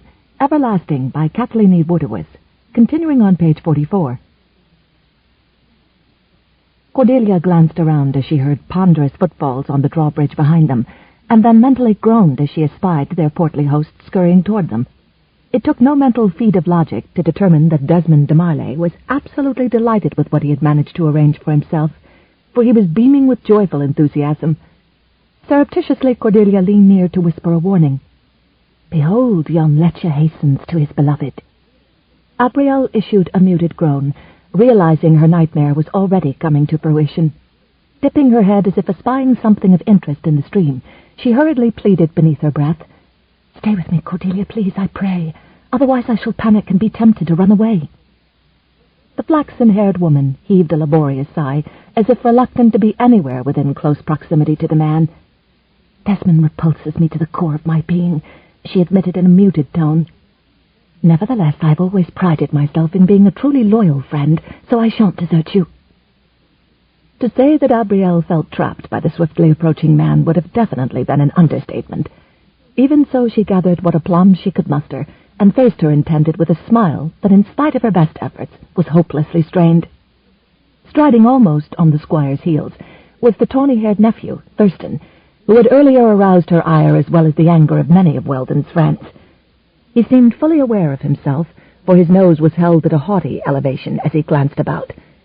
In spite of the fresh autumn breezes, his nostrils seemed pinched, as if he detected something foul in the air. A full head taller than the squire, he was quite lean and muscular. His clothing and accessories were stylish and well-made. The neckband and sleeves of his black gown were accentuated with a woven green braid. Black suede boots were trimmed with appliques of green leather, resembling the fronds of a fern, a design that also embellished his dagger sheath, and the money pouch that hung from a belt worn at a fashionable angle over his narrow hips. His stylish appearance contrasted sharply with the deplorable condition of the serfs, who were scurrying about the keep, or in the compound beyond the narrow footbridge traversing the stream. Although they had seemed clean, well-fed, and very cheerful while Weldon was alive, Abrielle had seen enough serfs during her present visit to realize a sinister change had occurred since his death. There were now many thin, gaunt features and lash marks across arms and faces of a goodly number of them. Indeed, most of them seemed fearful of Desmond and his nephew. For one purported to have inherited great wealth from his half-brother, Desmond didn't seem averse to a vast number of serfs wearing filthy rags and going about their duties unwashed, to the extent that a scented handkerchief was now required to block the stench of their bodies as they came near to do some service. At least when she became mistress, there would be much she could do to remedy that situation. She might not be able to improve her own dismal lot, but she would find what happiness and satisfaction she could in helping these other wretched souls. She would insist that everyone who worked within the confines of the keep bathe and have suitable clothing with which to maintain a tidy appearance. But most important, she would see that they were all well fed, from the youngest to the oldest, regardless of their ability to work. "My dear Lady Abrielle," Desmond gushed, holding out his pudgy hands, as if fully expecting to receive hers with equal zeal as he halted before her. "Squire, how goes your day?" she asked, unable to ignore the quavering weakness in her voice. "Very well indeed, my dear," Desmond responded. "But how could it not be when I see before me an exquisitely beautiful and wondrous young lady who is about to make me the happiest person alive? At such a moment a man is wont to think everything in the world suits him." Managing to present some semblance of a cordial smile, Abrielle grudgingly complied with his unspoken request by settling her fingers within his grasp. She found his puffy hands nauseatingly soft, strongly hinting of a slothfulness that was likely thriving since so many serfs attended his every need. In the next moment, a rising panic swept through her as Desmond clasped both her hands, and in an eager display of affection began to cover them with moist, greedy kisses, evoking within her a shuddering revulsion that threatened to send her flying to the nearest convenience to throw up her latest meal. Far more difficult to suppress, however, was the sickening feeling in the pit of her stomach that had much to do with the realization that once they were married, she'd have no right to withhold herself from the man. Abrielle quickly averted her gaze from the rotund squire, only to find herself confronting Thurston's probing gaze. His eyes were a strange yellowish green, fringed with brown lashes and shadowed by thick tawny brows. His high cheekbones, straight nose, and equally crisp chin seemed sharply chiseled, yet his mouth was overly soft and expressive, as evidenced by the sardonic smile that drew up a corner of his lips. If she could ascertain anything from his smirk, she could believe that he was also a very perceptive individual who had recognized her repugnance for what it was and seemed highly amused by it. Resentful of the younger man's close scrutiny, Abrielle took herself mentally in hand and deliberately turned aside without acknowledging the man. Upon facing her intended, she said, "I was beginning to wonder if you were even aware that I was here, Desmond. You seemed so involved straightening out numerous details for the hunt that I was beginning to feel slighted." Desmond chortled in amusement. "Banish such an inconceivable thought from your lovely head, my dear. I assure you with all sincerity that I did not dismiss you from mind. Be assured that I am counting the days and hours that must pass ere we are wed. If I were able to hasten them on their way, I would surely do so." In spite of his avowed enthusiasm, Abrielle preferred to think of that event not at all. Without issuing a yea or a nay, she swept a hand about to indicate her lifelong companion. "I believe you're acquainted with the Lady Cordelia of Grayson? Lord and Lady Grayson have accepted your invitation to attend our wedding, and are at this very moment visiting my parents in the chambers you have so graciously provided." Of course," Desmond cheerily responded, bending his plump body forward several times in a manner that clearly evidenced his delight in being in the company of those with fine lineage. "Although this marks the first occasion of our actual introduction, my lady, I can assure you that I've been distantly acquainted with your parents for some time now." Cordelia smiled gingerly and dared to lift a brow. "And they're you, Squire?" The innuendo within her friend's reply made Abrielle wonder if she had erred by insisting that Cordelia remain beside her. Although they were in full accord with their mutual abhorrence of the squire, there were occasions when Cordelia wasn't nearly as subtle around people she disliked as caution might have dictated. But then Abrielle reminded herself her friend did not have the same need to be cautious. Cordelia, unlike Abrielle, had not lost a most worthy betrothed to fate, and her beloved father to his own overabundance of stubborn pride, leaving her in a most precarious position in a world where a man's protection was not merely a luxury for a woman, but a matter of survival. It did not rest on Cordelia's pampered shoulders to save her stepfather from ruin and her mother from public humiliation. Not that Abrielle would wish any of that on her dear friend, not for a single moment. She desired only that fate had had a different future in mind for her, one in which she did not have to sell her heart to save the family she loved, one that did not have her destiny quite so entwined with the misfortunes of men. Were the place where she found herself other than what it was, it wouldn't have bothered Abrielle in the least to have her friend sparring with the man, since he was no match for Cordelia intellectually. But any tiff between the pair would likely cause tensions to rise in her own family, especially since Elspeth disdained Desmond as much as Cordelia did. It seemed excellent timing that a fish flipped into the air from the water beneath the drawbridge. Considering the fact that most drawbridges traversed moats notoriously stagnant and overgrown with an abundance of weeds, Abrielle was relieved to have something she could boast about while Desmond was in their midst. "Cordelia, did you see that? Imagine having a moat filled with fish so near at hand." Though another might never have discerned the subtle change in her friend's melodious tones, Cordelia readily sensed Abrielle's nervous tension. She could hardly blame her for being anxious. For some time now it had seemed that whenever Desmond was afoot, strangely perplexing events were wont to happen, not the least of which dealt with the disappearances of people strongly opposed to the man, as well as the theft of jewels, paintings, silver plates, golden goblets, and other costly treasures. No evidence yet had confirmed the possibility that Desmond was guilty, but that didn't mean he was innocent of any of those deeds, only devious enough to get away with them. Lest she blunder on in her avid abhorrence of the man, Cordelia deemed it necessary for the sake of her friend to distance herself from the couple and cross to the far side of the bridge. Abrielle was thankful that Cordelia was not only intelligent, but also keenly perceptive in a variety of ways. It was now necessary to be wary, considering that she would soon be Desmond's wife. Weldon's death had served to make Desmond a very rich man, far more than those of his first 2 wives had done, but all 3 deaths had greatly benefited her repugnant betrothed, which often left her wondering now if their passing had been something deliberately planned by the very one who had profited from it. Avoiding the steward's gaze, Abrielle reluctantly bestowed her attention upon Desmond, and somehow managed to quell the nausea as she posed a question in sweetly muted tones. "Did you wish to speak with me about some particular matter, Desmond?" Her use of his given name brought a smile of pleasure to his lips. "I was certainly hoping to, my dear. As you may be aware, Sir Vachel has presented the last draft of our marriage agreement for me to look over and sign. Except for several clauses here and there, I see nothing untoward to hinder the events that have thus far been planned for our wedding. Thurston keeps my business affairs in order and is far more astute than I am in determining the practicability of such a contract. In this instance, he advises only a few minor changes ere the agreement is fully executed." "Does this mean that you're now suffering doubts about the terms that you and my stepfather earlier agreed upon?" Abrielle asked, wishing she could rejoice, but feeling a cold dread at the thought of a future without this match. She would have to bluff her way through this. "If so, then I shall have to carry this news post-haste to my parents, since there is so little time remaining before the nuptials. We were under the impression that you were in full accord with everything that had been laid out when you finalized it with your personal seal and announced that we could be married after the hunts. It seems a poor late hour indeed to bring up other issues after the pact has been sanctioned by both parties. I can only wonder what you are now expecting." "Actually, there are only a few minor changes that need to be made ere the wedding," Desmond hastened to assure her. Chortling, he tried to brush off any cause for concern with a casual wave of a plump hand.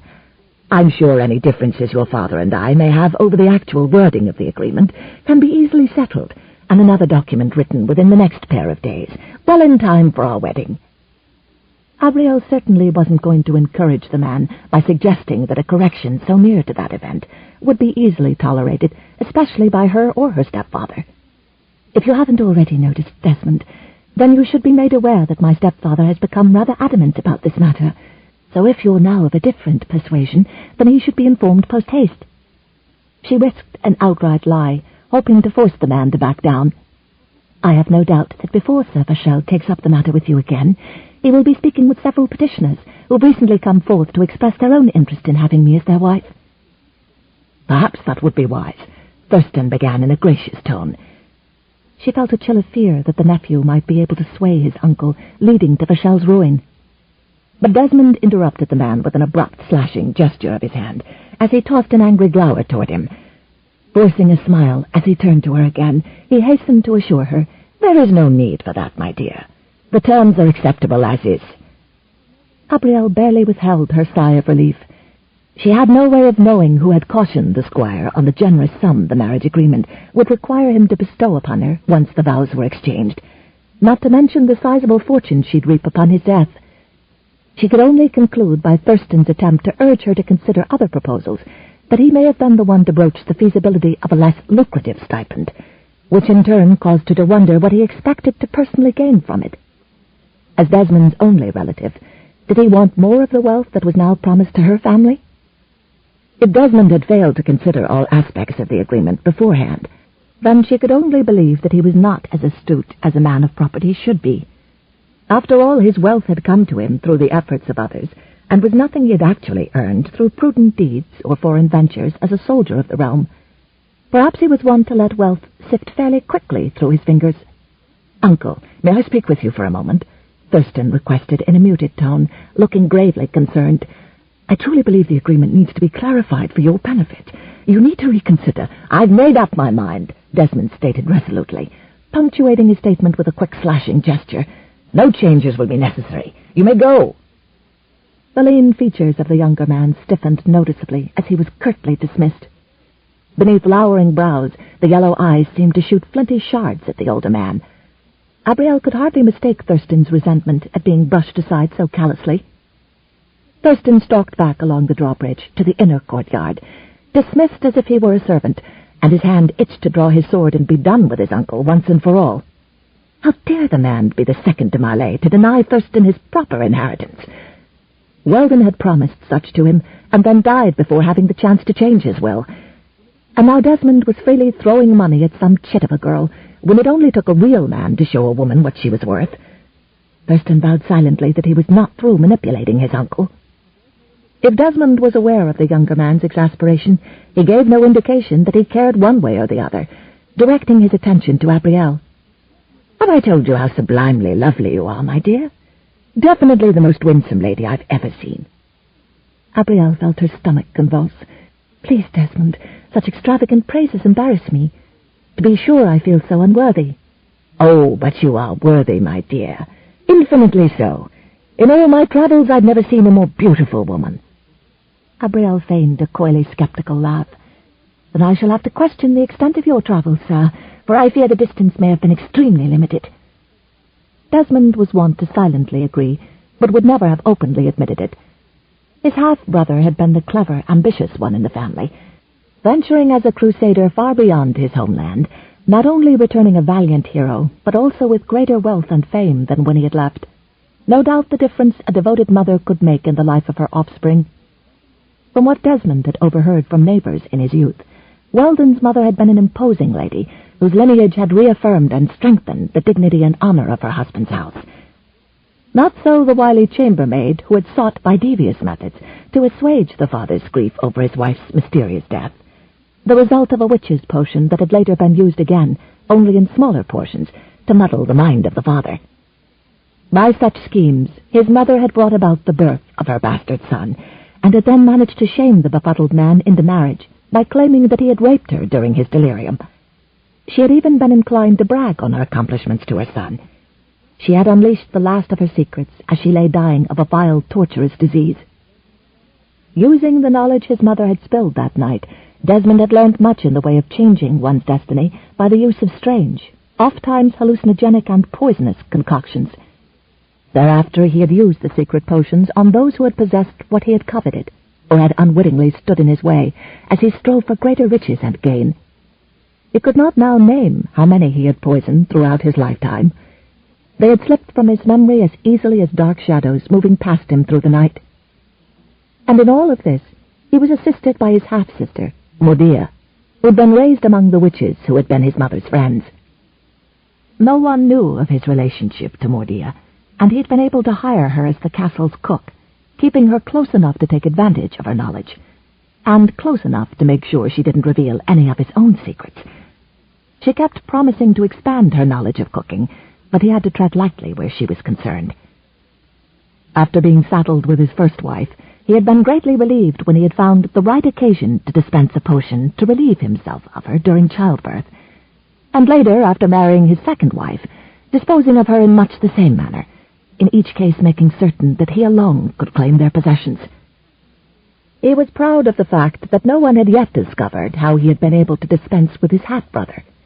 A few droplets of a particular potion in Weldon's wine had allowed him to push the much taller, stronger man down the stone stairs beyond his chambers. It had amused him to watch the imposing figure tumbling down the steps, knowing if the fall didn't kill him, other measures certainly would. To ensure that he had an alternative plan in case his first attempt failed, he had carried a heavy cudgel tucked within his robe. As it turned out, it hadn't proven necessary once Weldon's head struck the stone barrier buttressing the stairs. Even now he was wont to chuckle over how smoothly everything had gone that singular evening. It had certainly meant a new, more profitable beginning for him, and further confirmed in him the steadfast belief that he was in full control of his own destiny, and would now have whatever he desired. Chapter 4. "Shall we join Cordelia?" Abrielle asked Desmond, as she swept a slender hand about to indicate her friend, surprised and relieved that the trepidation, nay, the revulsion, she felt to her very core did not cause her to tremble. She was more than willing to allow her friend to serve as a human bulwark between them. She could only wonder who would function in that capacity after they were wed, and to hope against hope that she could continue to conceal the feelings of dread and impending doom that never ceased threatening to rise up and consume her. Upon reaching the far side of the drawbridge, she stared down into the moat as she struggled to create an impression of serene pleasure. Tolerating a kiss on her cheek proved another test of forbearance that made her wonder what could be found to treat his horrible breath. Although she knew she had no choice but to face the fact that she was now destined to become Desmond's wife, she began to fear that her badly flawed pretense would soon be dashed asunder, and she'd run sobbing in remorse to the spacious chambers that she and her parents had been given. Regrettably, the commitment she had made was dragging her down into a pit of despair whence she feared there would be no escape. When Desmond begged a moment to go speak with a nearby servant, she gladly granted him her permission. Cordelia stood quietly, while Abrielle braced an arm on a buttressing rail and settled her chin glumly upon the heel of her hand. "I wish I could look forward to the nuptials with as much enthusiasm as the men are evidencing for the upcoming hunt." Cordelia hesitated, and then softly asked, "How can you marry a man you're unable to trust? A man whom you and all others loathe? When you wrote about the wedding, I must confess that I was shocked." Abrielle glanced over her shoulder to make sure the squire was still well occupied. "It was either that or see my family come to ruin. Michel has been brought to impoverishment due to his generosity to his late father and to his knights," she admitted. Cordelia gasped. "What are you saying? That you must marry that ogre because of your stepfather's ill-considered actions?" "The fault was not his," Abrielle hurried to explain the injustice done by Michel's father. "Michel was willing to face destitution rather than force me to accept Desmond's proposal. I chose to spare him and my mother that shame." Cordelia clasped her friend's hand as she looked with tear-filled eyes into the blue-green orbs. "And some people think only knights have such noble traits." "Say nothing of this to anyone," Abrielle urged. "Michel would not take it well if people thought his father had been unfair. He'd be hurt by any criticism they'd be wont to bestow upon the elder. Considering that he was a little addled toward the end, he might not have been aware of what he was doing. If you would permit me, I will only speak of this to my parents, who truly have the highest regard for Michel. 'Twill be in tribute to him that I will share this with them." "To them and no other," Abrielle agreed. Thoughtfully she stared off into the distance as the softly wafting breezes lifted her kirtle. "What are you thinking now?" A doleful sigh slipped from Abrielle's lips.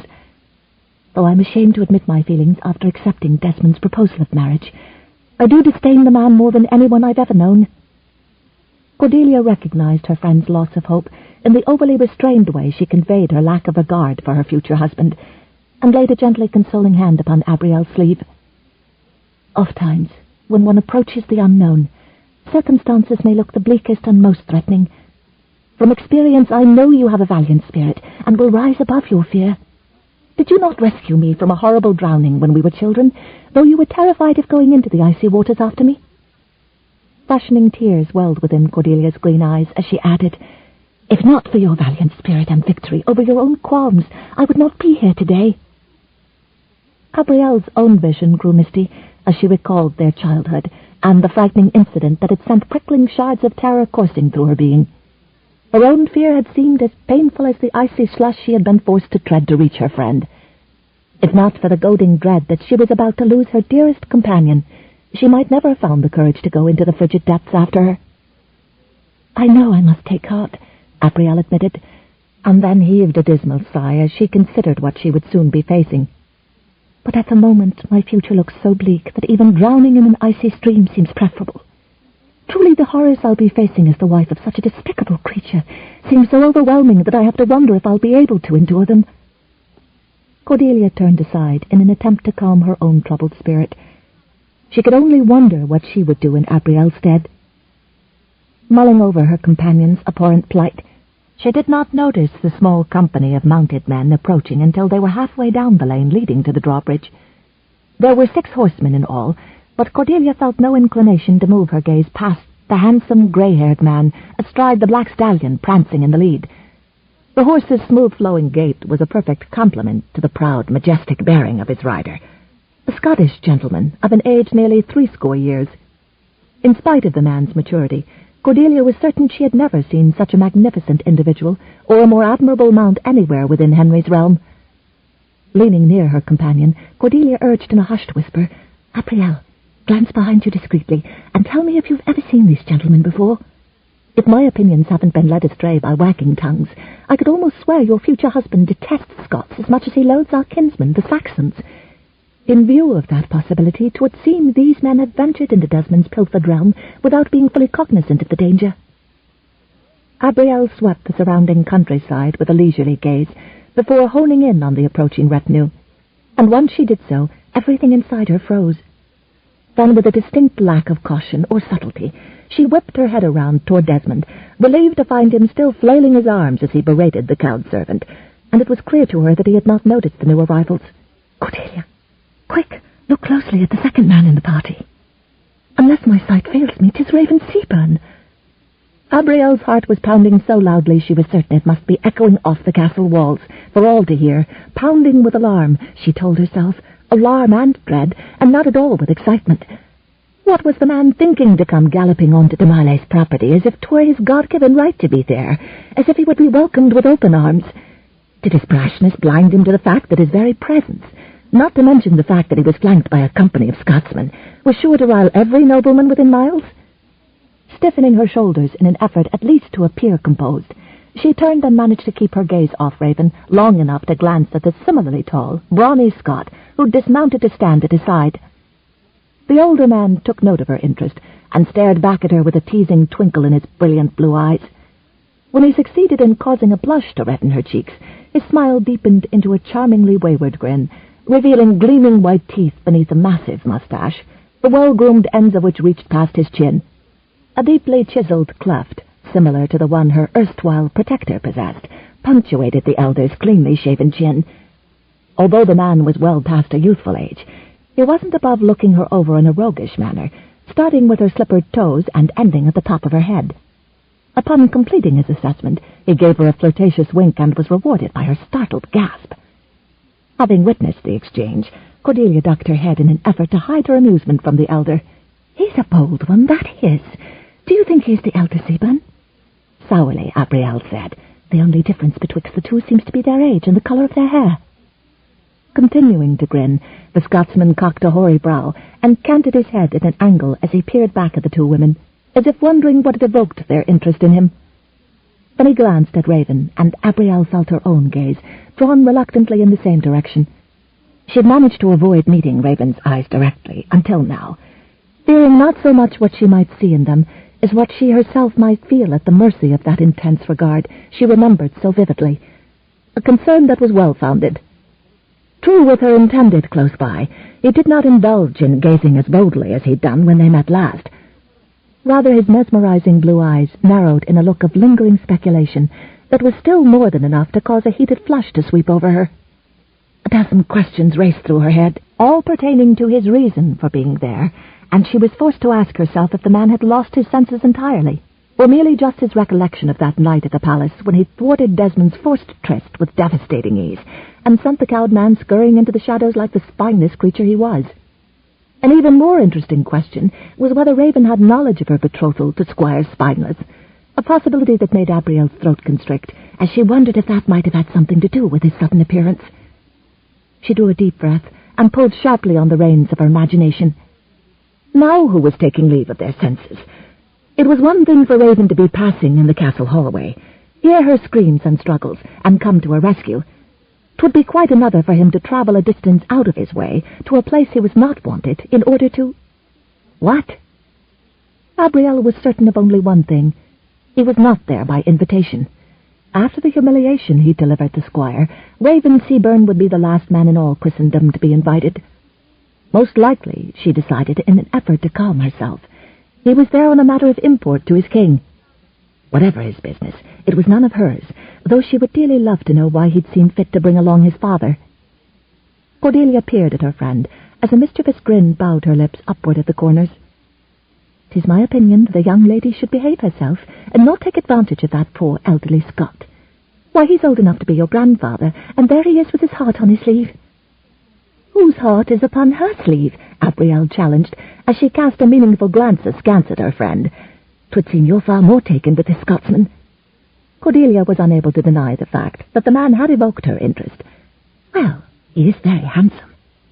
"Then perhaps you should have Raven Seabern introduce you," Abrielle said, trying for a light-heartedness she didn't feel. "The man does owe you the favor of an introduction, after all." As the shock of Raven's sudden appearance eased, Abrielle felt a wisp of sorrow. For reasons she could not name, seeing him gave rise to thoughts she'd been valiantly struggling to avoid.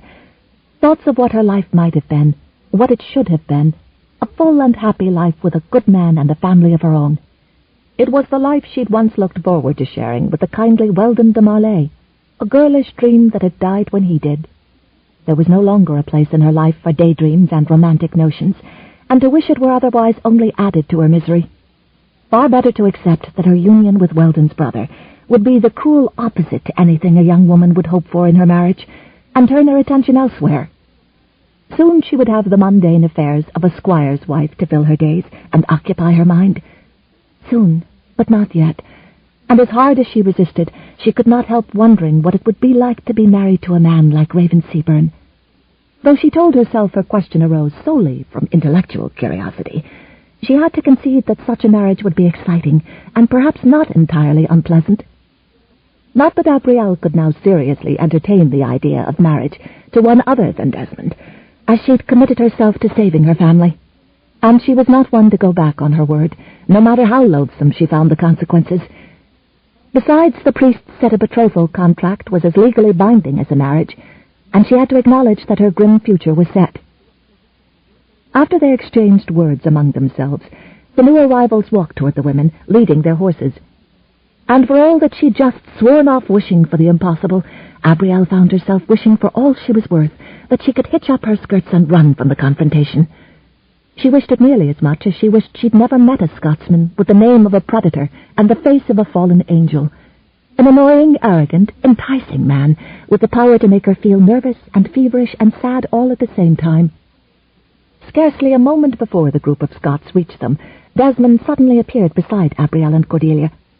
Considering how his last encounter with Raven turned out, Abrielle had expected him to be outraged when he recognized the men in the party. But although she detected a hateful gleam in his eyes, it was offset by a forced smile and a strange air of satisfaction that she could not help but think boded ill. The elder Scott's eyes were even more vividly blue up close, and their twinkle of quick and unquenchable wit even more apparent. But he tethered his flirtatious charm, and for the moment seemed entirely dedicated to politely claiming the squire's attention. Not so his descendant. Raven was paying no heed to his host, and making no effort to hide his interest in the young women by his side. Abrielle grew warm as she became the center of his focus. She had not seen him since the night he'd rescued her, when fear and awkwardness, and the revealing state of her torn clothing, prompted her to make nearly as hasty a retreat as her attacker. Despite the fact that he had shown a most improper interest in her that evening, she knew that she had not properly expressed her gratitude to him. Her concern was how it might be received once he learned she was betrothed to the very villain from whom he'd rescued her, if he did not know already. Would he think her a fool who cared only about wealth, and that her gratitude was tainted by her greed? At the thought, Abrielle bit her lip, and had to wonder what was wrong with her, for she was a betrothed woman, for pity's sake, a desperately betrothed woman. And while his opinion of her should not matter, she knew that it did, just as she knew that that must change. At her first opportunity she would thank him for his gallantry, and that would be the end of it. Raven and the older man bowed to the two maidens, then turned to face Desmond. "Squire de Marley," the elder Scotsman rumbled cheerily in a deeply resonating voice, revealing one more difference betwixt father and son, that Raven's parents spoke in a much heavier brogue. Laying a hand upon his chest, he inclined his bonneted head in an abbreviated bow. "You've truly honored us by inviting us to your keep." Abrielle swallowed a gasp of surprise at hearing the Scotsman say that he and his son had been invited to the keep. But then perhaps it was not such a surprise after all. The only possible reason for Desmond to extend an invitation was so that he could have the last laugh by waving her beneath Raven's nose. For of course he would want to be certain Raven saw and understood who was the true winner in this contest. It was Desmond who'd won the prize he'd sought. He'd won full and lasting rights to her heart, her mind, and her body.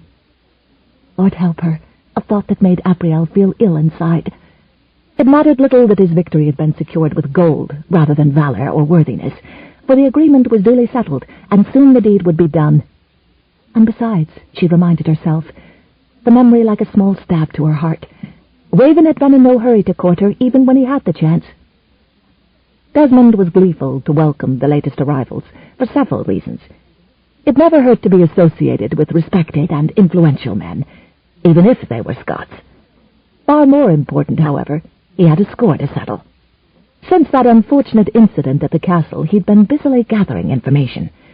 In talking with knowledgeable people cognizant of individuals living within the northern climes of Scotland, he'd learned the elder Seabern had for years been a close confidant of Scottish royals, and had, in fact, served as second-in-command of the last king's forces. As for his son, he had been serving nearly 5 years as an important envoy for King David. You would think being entrusted to carry missives to and fro would have taught him not to stick his nose where it didn't belong, but such was not the case. And so Desmond himself would teach the Scot lesson and relish every moment of it.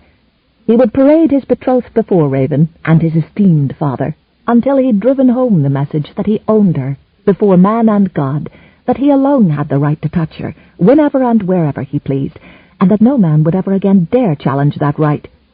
It would be most satisfying to demonstrate to two such confident and accomplished men how little power they had to control the fate of one beautiful woman. He could hardly keep from rubbing his hands together in anticipation as he greeted them. "'Tis you and your son who honour me this day by joining me and my guests for the hunt, Lad Seabern." Desmond spared no effort in appearing the cordial host. "I've heard there are no finer hunters in these northern climes than the pair of you. Many of my guests have come here hoping to match your best feats. Indeed, they have begun wagering on the outcome, and I've been told many generous purses have been collected, and more are being added hourly. 'Twill be rich prizes awaiting those who fell the finest stag and the largest boar. Now that you are both here, I'm sure the stakes will be raised significantly. That's the reason for your invitation to my keep." Abrielle barely contained a snort of derision, for she doubted if anyone could believe that. "But I am being remiss in my duties as host," Desmond conceded, and turned briefly to Abrielle and Cordelia. "My ladies, you no doubt remember the Scots emissary from the festivities held within His Majesty's castle, but I believe you haven't yet made the acquaintance of his father, Lord Cedric Seabern." A lopsided grin stretched across the elder's lips as he clasped Cordelia's slender fingers within his and bestowed a kiss upon the back of her hand. "I've not seen a more winsome pair of lasses in many a year," he claimed. "To be sure you've brought the beauty of the heavens down to us mere mortals, and for that 'tis greatly heartened I am that such splendour exists even for such as I." Cordelia's fair cheeks warmed with a vivid blush as she smiled back at the elder. "I know the Celtic bards wove magic out of words, kind sir, and 'tis in my mind that you must have inherited the silver from their tongues." Cedric threw back his hoary head and chortled in delight. "Aye, lass, and if I could steal more I truly would, just to make you smile." Cordelia swept a hand aside to indicate her companion. "Have you made the acquaintance of my friend, Lady Abrielle?" "Another of fine, rare beauty," Cedric claimed, as he rubbed his palms together in glee. "By heavens, if the sights are so wondrously fair so near to this keep, then I'll be moving in and making myself at home." Abrielle laughed nervously, preferring the safety of Cedric Seaburn's teasing to the unsettling and intense gaze of his son, a look that spoke of only one thing: possession. His regard evidenced the arrogance and boldness he had so clearly displayed at the banquet in London. "I must warn you, lad, there are many Normans presently housed behind those walls. Were I you, I wouldn't enter lest you're familiar with sword and buckler." There was an awkward pause, as all present reflected on the past hostilities between their respective countries. He winked down at her. "Then I guess I'd better be finding some weapons for myself and my son, for 'tis there I think we'll find our chambers." Stepping before Cordelia, Raven drew her hand to his lips and placed a light kiss upon her fingertips. "I'm pleasured to see you again, my lady. I'm sure that my da would agree. We've not seen such beauty since we last saw you at Henry's palace." Cordelia smiled and swept a hand about to indicate her companion. "Mayhap you'll remember my friend, the Lady Abrielle." Abrielle wanted to wince, for she had not confided in her companion about Desmond's attack or Raven's heroic deeds. Cordelia had no way of knowing just how well Raven was sure to remember her, or why. To her relief, he gave no hint of what had transpired, responding to her friend's query with a respectful nod. "Of course. 'Tis also a pleasure to see ye again, Lady Abrielle. Squire de Marley is truly a fortunate man to have claimed such a wondrously fair bride for himself. I cannot but imagine the ardent swains who will be left languishing over their loss." Raven sensed de Marley's beady eyes studying him, and told himself it was for that reason alone he reached for Abrielle's hand. After the briefest of hesitations, she placed it lightly atop his outstretched palm. He felt her slight tremble as he curled his fingers around hers and slowly drew her hand to his mouth. Raven would have had to have been a dullard not to know the real reason for his invitation. The squire wanted to watch Raven's reaction to seeing him with his bride-to-be, seeing him touch her, dance with her, hold her. He resolved that first he'd give the fat little cockroach something worth watching. He bent his head to her hand, and then purposely stopped with but a hair's breadth between his mouth and her pale silken flesh. He glanced up, holding her gaze, his senses thrumming with awareness of the feel and scent of her, and the way she caught her breath, even as he used his own warm breath to caress the back of her hand, delighting in the resulting goose-flesh along her slender arm. He hoped the squire was watching closely, for he took a master of the art to draw so much from a woman by doing so little, and Raven knew he was a master. He allowed the contact to stretch for another silent second, then another, and then he quickly touched her hand with his lips and let her go. Abrielle's hand drifted bonelessly to her side as her whole body tingled, as if from hundreds of bee stings, and her head was spinning. And still she could sense the tension between Desmond and Raven. "Thank you for your generous compliments, Sir Raven," she said, hoping to strike just the right balance between cordial and reserved that would cause Desmond to cease glowering and wipe a bit of the smugness from Raven's face. "Your tongue is as gilded as the setting sun, noble sir." "Now, my da here can assure you that he raised me up to be a man of truth, my lady, and so I am. He can take me at my word when I say that he and the Lady Cordelia are rare gems of great beauty.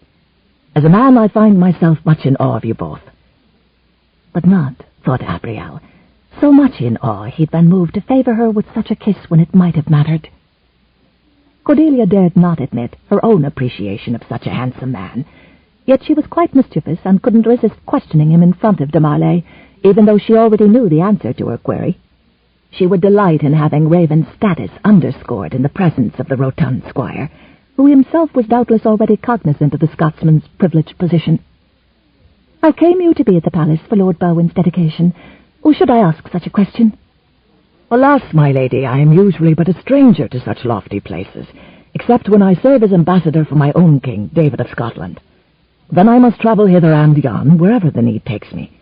'Tis not often that my duties afford me the opportunity to indulge in the company of such winsome lasses as I see before me here." As Cordelia had thought, the exchange greatly annoyed their host, and both she and Abrielle could readily surmise that Desmond's patience was at an end. "Kindly make yourselves known to my steward. He will show you and your father to your chambers. Tonight we'll feast and make merry in the banquet hall. Come early morn the men will gather for a stag hunt, and the following day boar. Those who bring back the most impressive trophies will be honored that same evening. On the third day hence, the Lady Abrielle and I will be exchanging our wedding vows and celebrating our union with a banquet later that same evening. Of course you'll both attend as special guests of mine." He might as well have spoken his true purpose aloud, Abrielle thought, but he was wasting his time if he hoped to get a rise from Raven. The Scotsman had never shown serious interest in her, so why would he care whom she married? It was only she who was being hurt by this cruel joke. "To be sure, we'll be marking each occasion with our presence," Raven assured the man, laying a hand upon the folds of plaid across his chest as he inclined his head and retreated several steps. "We're honored to be among your guests." In response to the remark, Desmond nodded perfunctorily. Straightening to his full height, Raven cast his gaze about as though admiring the scenery surrounding them, but only Abrielle had his attention. He was not surprised by the realization that he had remembered the lady in infinite detail. But then no other woman had even come close to ensnaring his heart, as she had done during their initial meeting. She was watching him too, although he sensed a coolness about her. She was a woman betrothed, of course, but she also seemed to be taking great pains to avoid his gaze, the reason for which he could not fathom. Desmond held forth an arm in silent invitation to his bride-to-be. It was impossible not to compare the gesture with Raven offering his hand in similar fashion only moments before. If ever she had been whisked from fantasy into harsh, morbid reality within the passage of a moment, then Abrielle was convinced such an occurrence took place the instant she laid a trembling hand upon the squire's sleeve. She loathed touching him, yet she found no viable escape and was forced to feign a smile in spite of the fact that she felt as if a ponderous weight was now crushing her heart. If only Raven hadn't accepted Desmond's spiteful invitation. She wouldn't now have to look at him and imagine herself married to someone like him, handsome and bold. Why did she always have to force herself to remember that he had had his chance, that he clearly hadn't even wanted to court her properly, to present himself to her stepfather at the apartment Vachel had taken in Westminster Castle for their stay in London? She could only assume he was looking for a wealthy bride, and in her despondence she truly wondered if that's all a man cared about. Bitterly she knew she was no less guilty, for it was the only reason she was marrying the squire. Desmond preened with pride as he paraded her past the Scotsman, nodding to each in turn before leading her away. As they entered the open courtyard, the guests occupying the area came forward to offer salutations and wishes for a joyous union. Abrielle heard only half of what was being said, and when presented a question could only smile with a dull sense of numbness as de Marley answered in her stead. He readily assured them that she was as anxious to wed as he, and although her silence seemed to convey a mutual accord with his claims, inwardly she felt as if she were a spiritless puppet with a fixed smile painted on its face and its strings being manipulated by the man at her side. Continuing on by a ragged scrap of lackluster resolve, Abrielle traversed the inner courtyard with that same fake smile pasted on her face. The feeling of being emotionally empty inside was almost more than she could bear. Had there been a moment of freedom wherein she could have found a hidden niche, she would have fled to such a place and sobbed out her heart in unrelenting anguish until she had no more tears to spill. Nothing she had ever experienced before had seemed more akin to the horrors of a dark netherworld than the bleak, empty passages of time through which she was now passing, all because she was destined to become the bride of a despicable ogre. Had she been walking a stony path toward an ominous block upon which she'd be required to rest her head, and awaiting her there was a hooded executioner clasping an axe, she would have felt no less dismayed. Late into the night, Abrielle lay in rigid repose upon a narrow bed in the small room adjoining the chambers her parents were occupying, staring fixedly at nothing more significant than the silken panels draped around the tester. She found it difficult to even breathe, much less sleep. A morbid heaviness lay over her spirit, a feeling no doubt evoked by the fact that only a few paltry days separated her from the ceremony that would forever bind her to Desmond de Marley. Whenever she considered what she would have to submit to in order to fulfill her wifely obligations, it seemed a prelude to another descent into a pit of despair. If not for fear of waking her parents, she would have succumbed to the overwhelming sobs that were threatening to burst free. She had committed herself to a hell on earth by giving her word, and not only would she not take it back, she could not. Unable to bear the conflict within her, she finally tore herself free from her narrow bed and fled into the outer hall in a burgeoning quest to find absolute solitude for just a few moments, so no one would hear the sobs that were threatening to break free and overwhelm her. When she finally halted, she found herself in a corridor leading to the tower stairs. Her nightgown clung to her, and her bare feet were nearly frigid against the stone floor. Her long hair tumbled in wild disarray around her shoulders and over her bosom, providing a mantle of warmth against the chill pervading the hall. The only light came from the moon, shining through a lofty turret. The leaded panes of glass cast their muted colors and reflection upon the stone floor. In spite of her mood of utter hopelessness, Abrielle took comfort in simply being alone, in a place where she could cry aloud if need be, and tears were increasingly shed as her wedding day grew closer. Her peace of mind was brief. After only a few moments of solitude, she had the uneasy sense that someone was nearby. Alarmed, she peered intently into the surrounding blackness and wondered who might be watching. Desmond? Since their arrival, it seemed he was always lurking about, hiding in some nook or cranny. That is, hiding as well as a man of his girth could hide. He was obsessed with spying upon her. 'Twas yet another in an ever-growing list of reasons she prayed God might send a miracle in time to stop the wedding. Had Desmond followed her tonight, hoping to catch her unaware the way he had at Henry's castle? Was he so greedy for her flesh he would seek to deny her a few final hours of peace and privacy? Anger and revulsion coursed through her. Of course, there was also the possibility it was someone unknown to her skulking in the shadows. It hardly bode well for her future that she could not say whom she would most detest encountering in the middle of the night in this dark, isolated corner, her betrothed or a total stranger. A scraping sound by the tower steps, like boot heel on rough stone, brought her conjecturing to a hasty halt. "Desmond?" she called out, thankful her steady voice betrayed none of the trepidation she felt, for it would do little good to give in to her fear. Even if someone were to hear her screams, Desmond's word was law here, and it would be foolhardy to hope for a conveniently passing gallant to again come charging to her rescue, especially considering the distinct dearth of gallants in her life these days. She could honestly name only one, and even so foolhardy a Scot might be reluctant to intervene a second time. She had but one recourse, and that was to rescue herself. After all, she'd gotten herself into this predicament, hadn't she? She was convinced her stalker was Desmond, in spite of the fact that he hadn't answered when she called his name.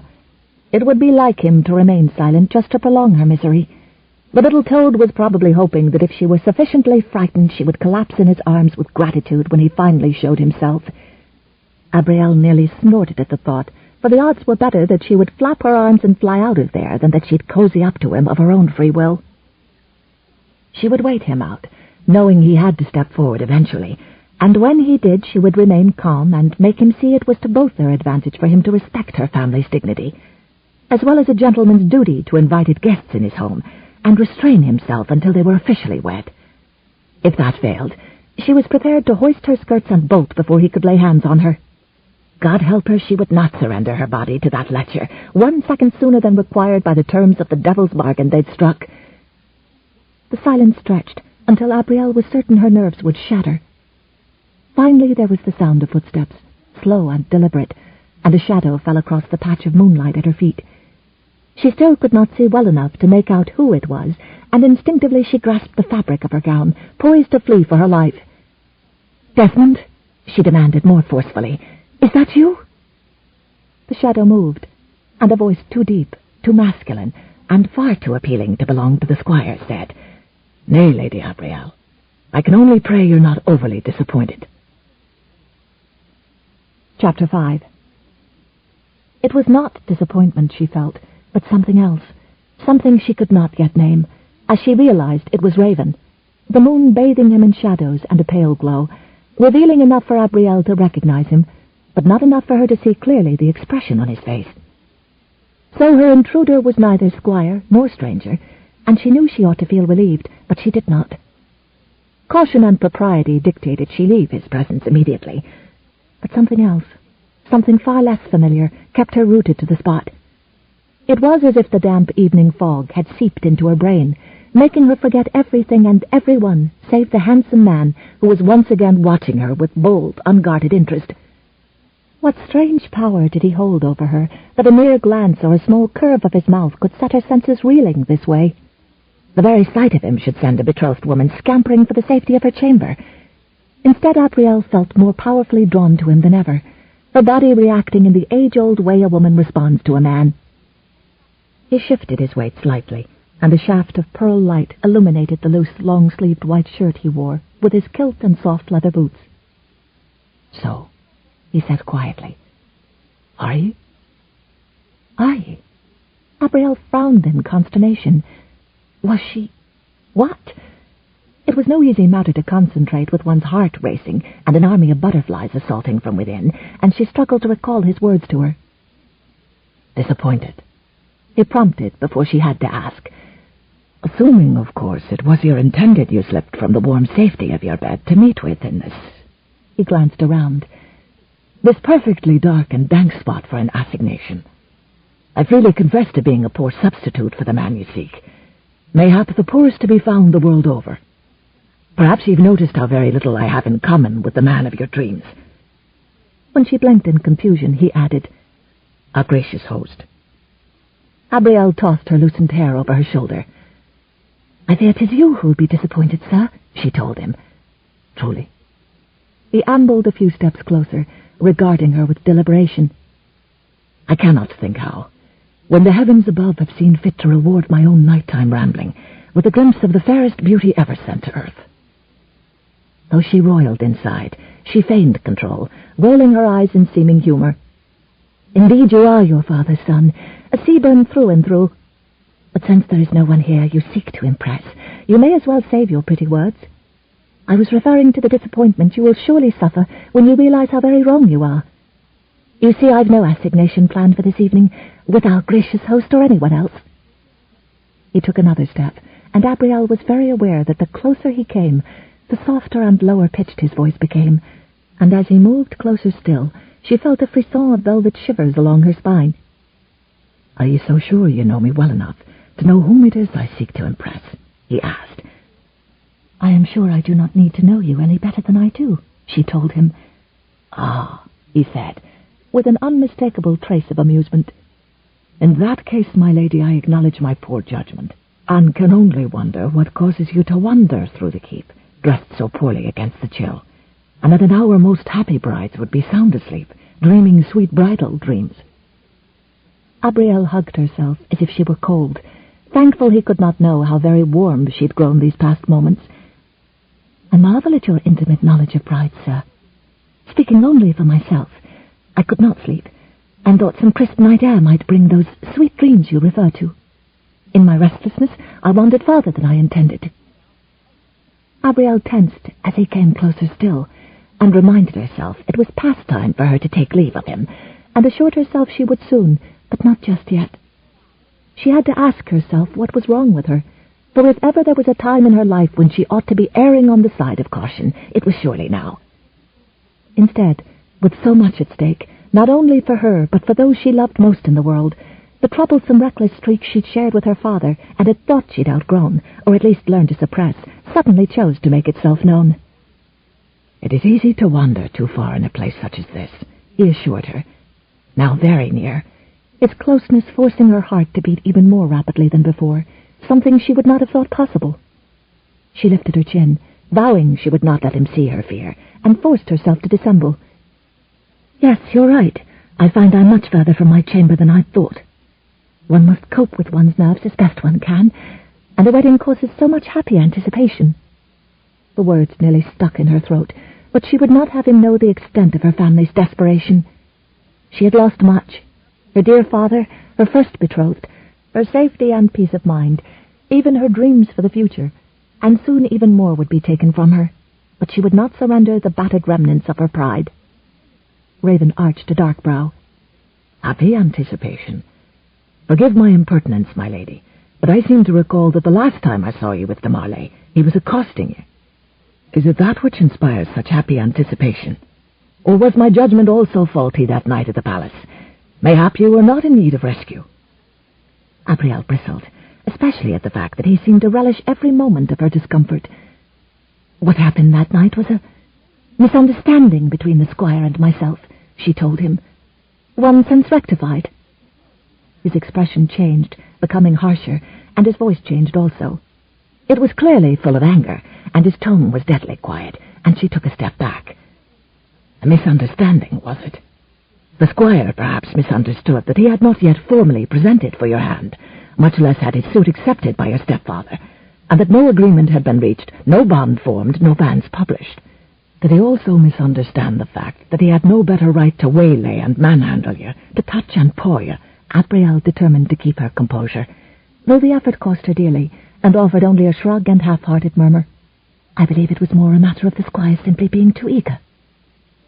She could see that the anger she'd heard building in his voice had become etched on his face, turning the already hard lines and angles to granite as he responded to her words. "I can only hope you don't truly believe that rubbish, or worse, have it in your head that such eagerness is normal for a man. An honourable man knows what is his and what is not, and he acts accordingly, no matter how badly he wants." He broke off sharply. "An honourable man understands. There are things in this world worth the waiting." For no good reason, a warm, melting pleasure spread through Abrielle. Everything about him, from the stubborn set of his jaw to the fervour in his tone, revealed that Raven was such a man, and she recoiled from the prospect of defending de Marley to him. She fumbled for a response of some kind, finally settling for a half-hearted obligatory. "I trust you do not mean to imply that my betrothed is not honourable." "It matters not at all what I think. What matters is what ye think of him."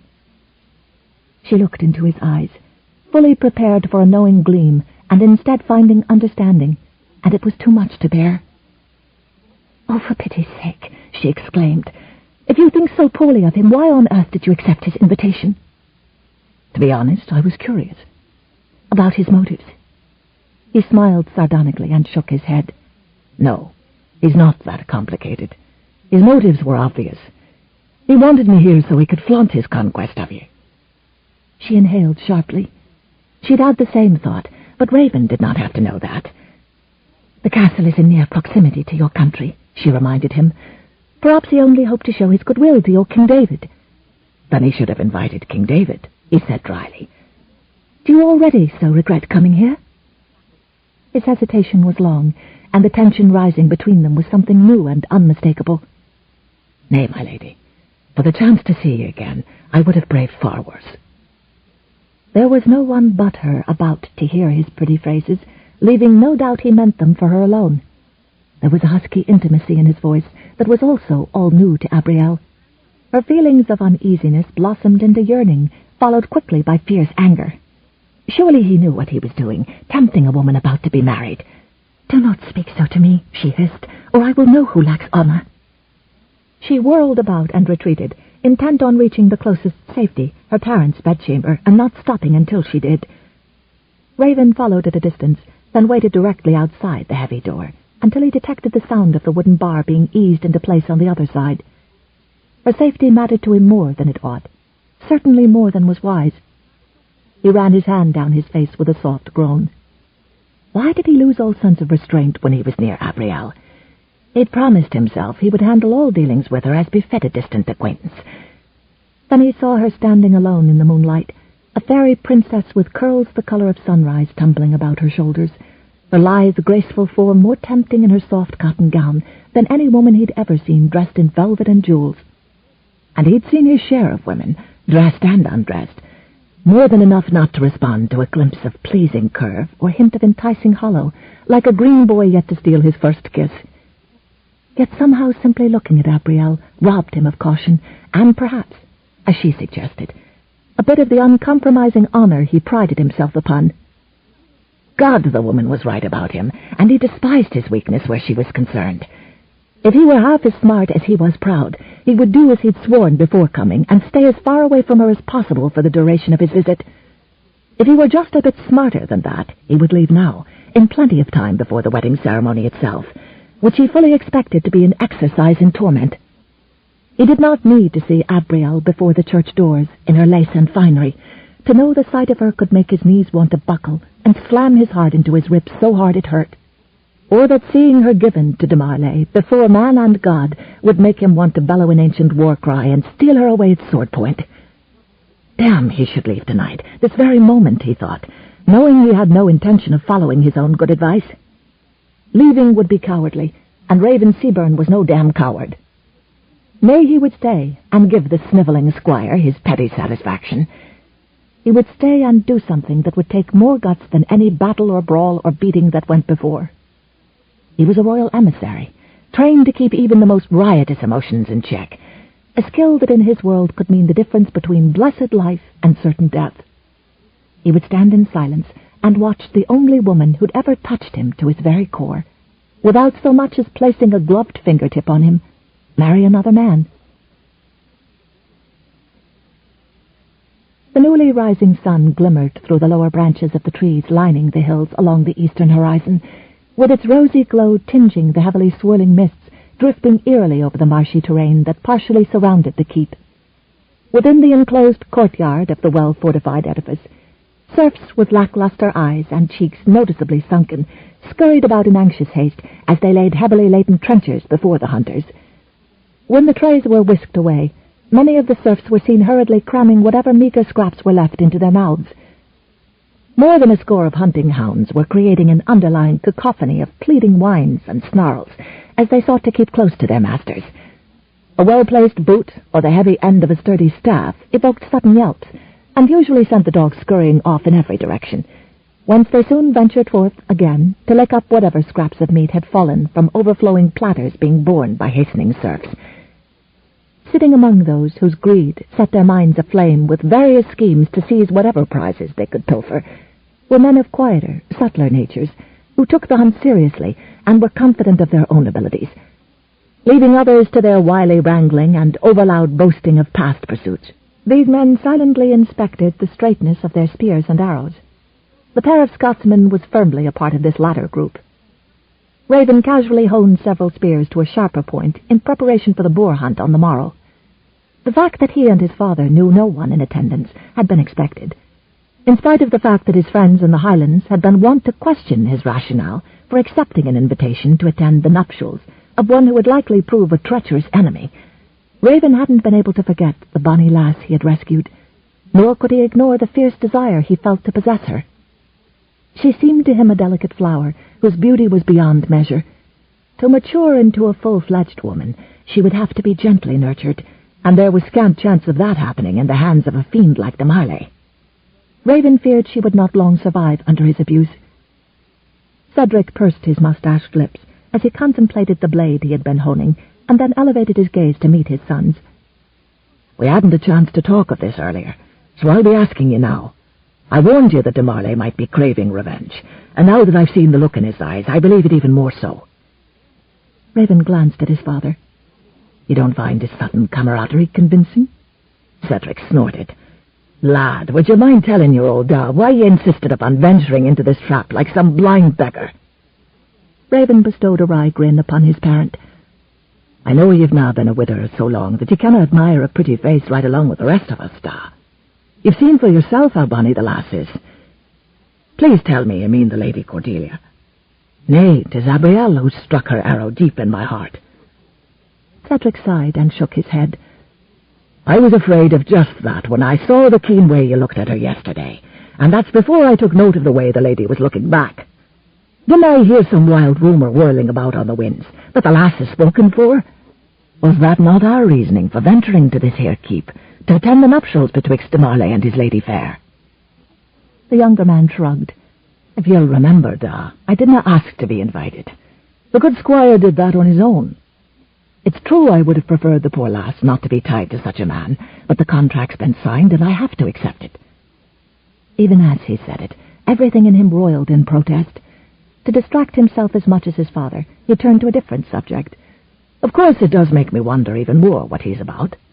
It might be far-fetched to suppose he means to do us both ill, but then again, 'twould prove interesting.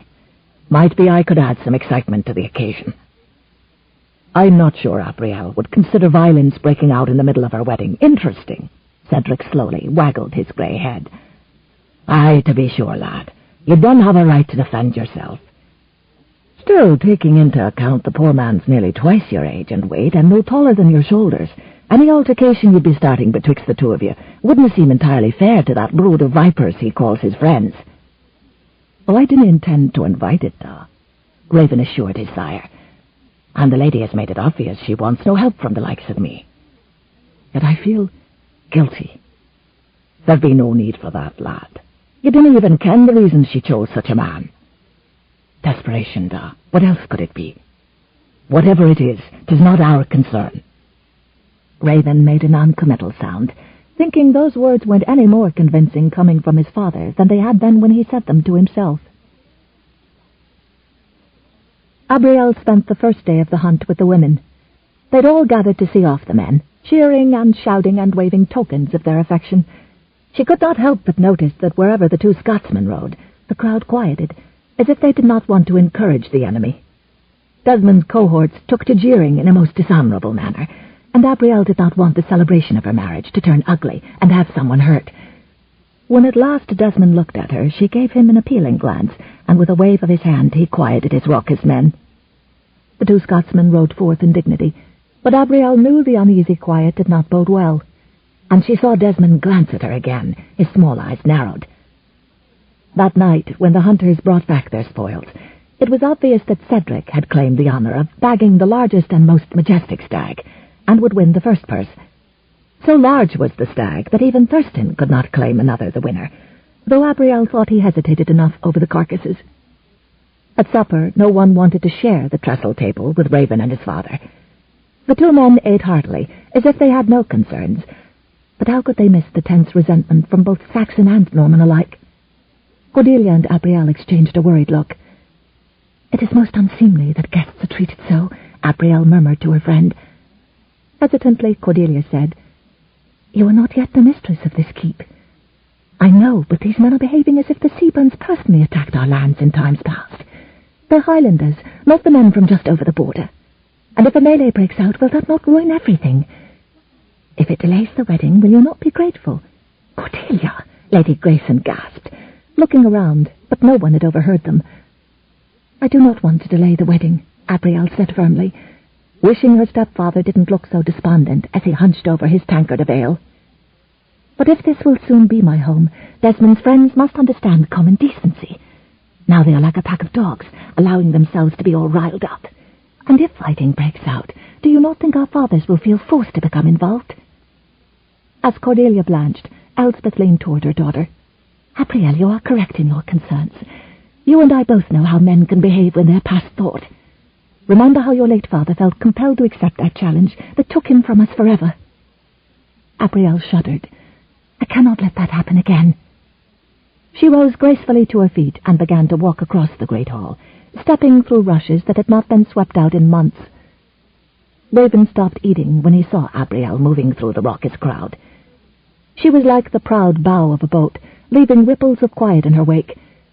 Such was her beauty that men stopped eating to stare at her, and Raven knew he was no different. "Close your mouth, lad," his father said with amusement. "Ach, you'll soon be catching flies that way."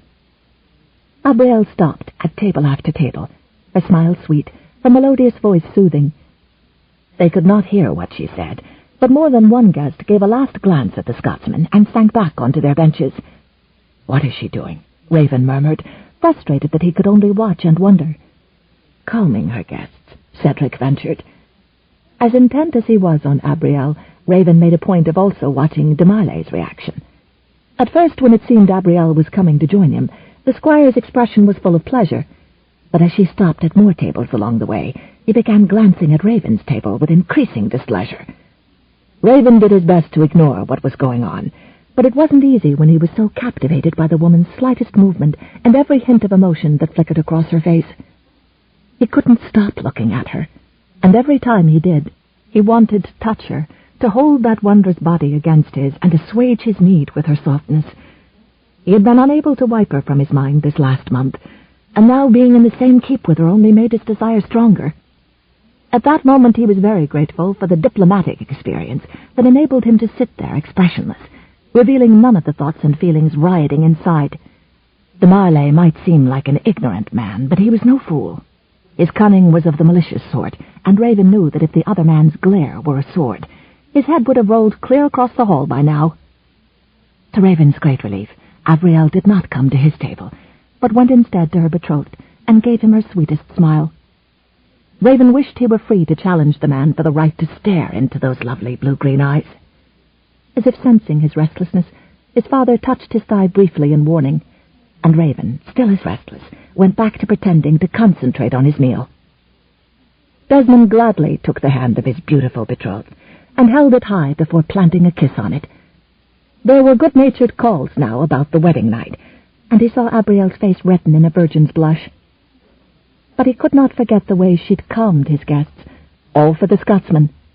His plan to avenge himself against Raven Seabern by parading his bride before him wasn't turning out as he'd planned.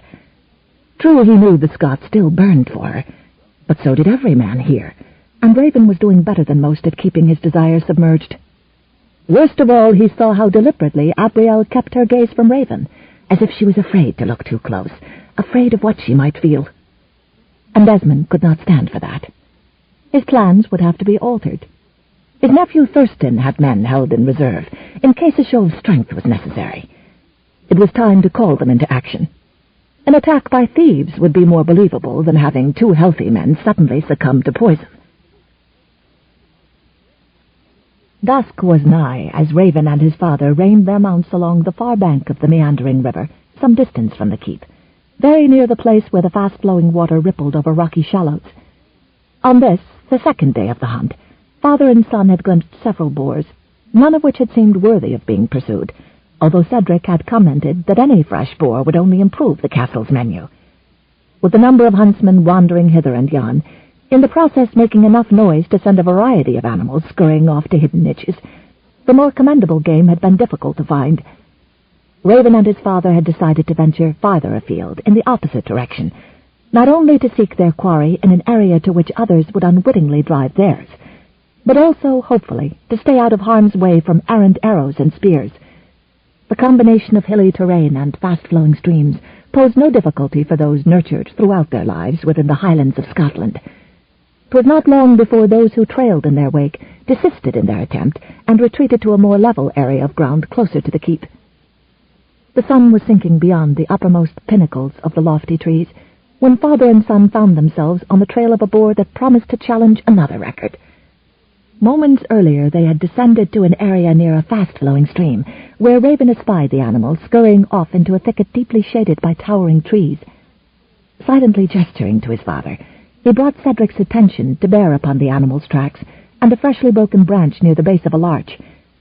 Raven leaned from the saddle and with his spear brushed aside the lower boughs to reveal an enormous boar, complete with massive curved tusks, taking shelter near the trunk.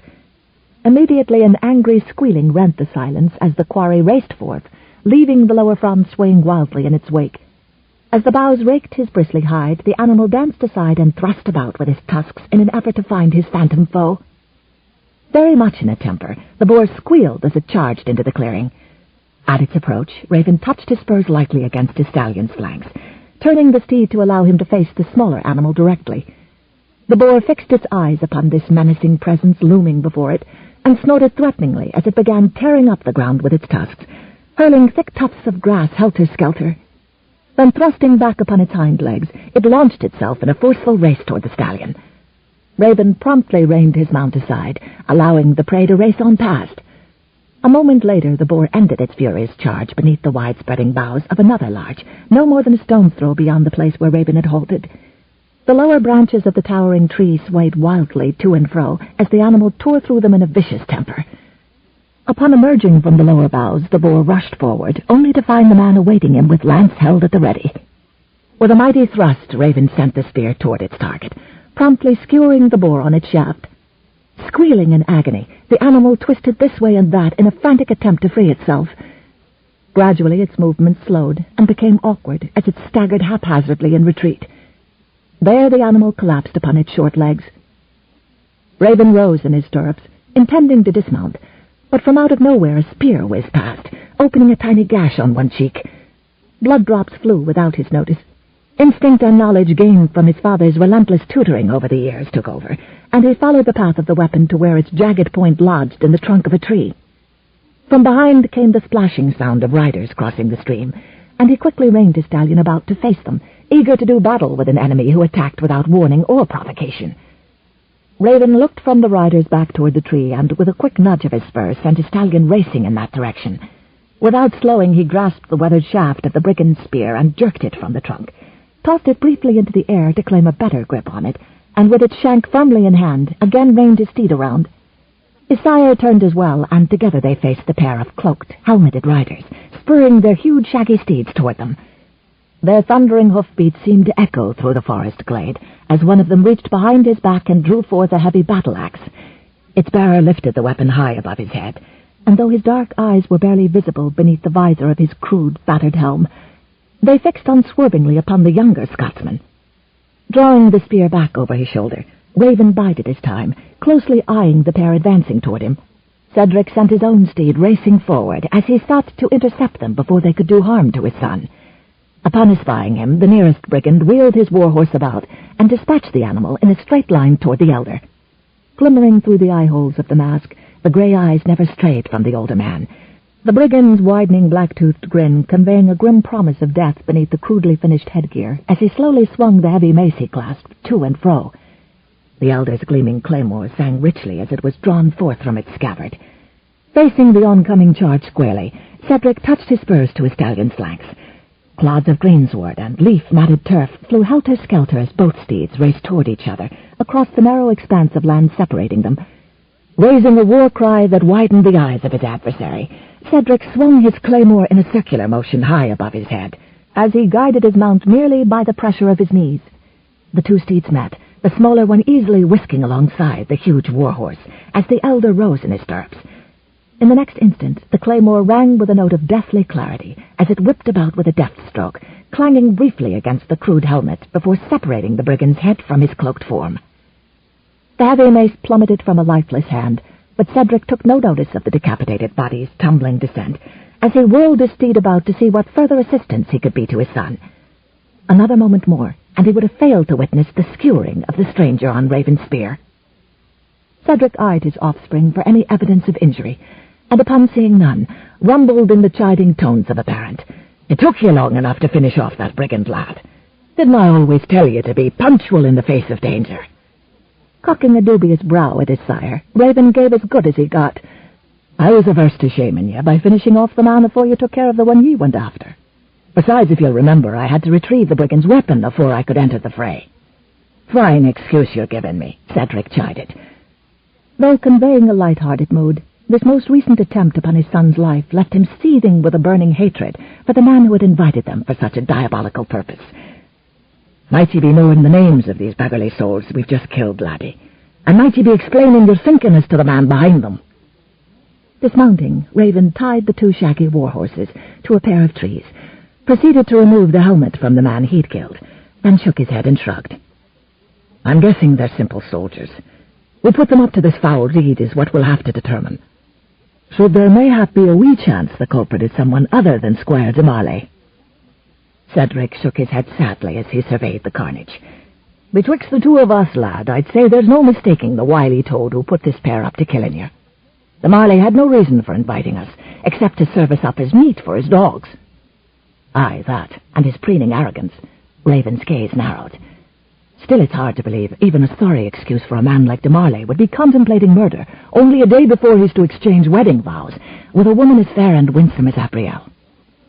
You shamed him, lad, that you did, not only by saving the bonny lass from his foul purposes, but by showing him to be a coward his own mother wouldn't own up to birthing."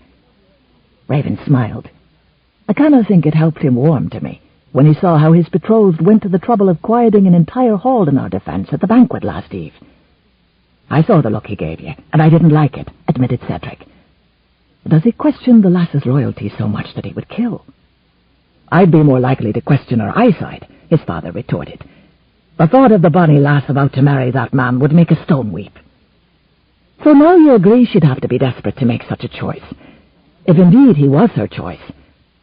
"I think there's more to the arrangement than anyone knows. Something so dire Vachel had no choice but to agree to the match." "So what do you intend, seeing as how we're guests of the murdering rascal?" Cedric asked, peering at his offspring speculatively. He waved a hand about to indicate the gory scene around them. "If we stay, we'll be facing more of what we've just encountered. And it'll end the same. I speak only for myself, Da. I'll be staying, and past the nuptials as well. If something should go awry, the lass will be needing protection." "That doesn't mean it has to be your protection," Cedric pointed out. Raven squashed any further protest with a sideways glance. "I'm staying." "You can be sure de Marley won't be waiting long to find another to kill you," Cedric warned. "Once we bring back these men, he'll be even more set to see to your death." Raven canted his head thoughtfully for a long moment before meeting his father's gaze. "Whatever comes, I mean to deliver these men to the keep, to let him know 'twill take more than 2 soldiers to dispense with us. Mayhap the sight of these poor beggars will sour his gut, or cause him to fear for his life. After that, I'll be biding me time, but one way or the other I'll be having it out with the man. What's between him and his lady may not be my business," he said with another quick glance at the dead men. "But this surely is." Cedric whisked a knuckle beneath his bushy mustache. "Mayhap the toad will have a seizure when he sees what we've bagged for ourselves." Raven snorted in contempt. "I wish he would. A permanent one to lay him into his grave. Then the Lady Abrielle would be free." "Free to be choosing another, you mean?" Cedric responded, cocking a brow curiously as he peered at his son. Raven slowly grinned as he met the elder's blue eyes. "You know, Da, you've always been so clever at reading my thoughts, making me wonder at times why I even bother voicing them. Mayhap you'll be having the same canny sense of your own in a few more years."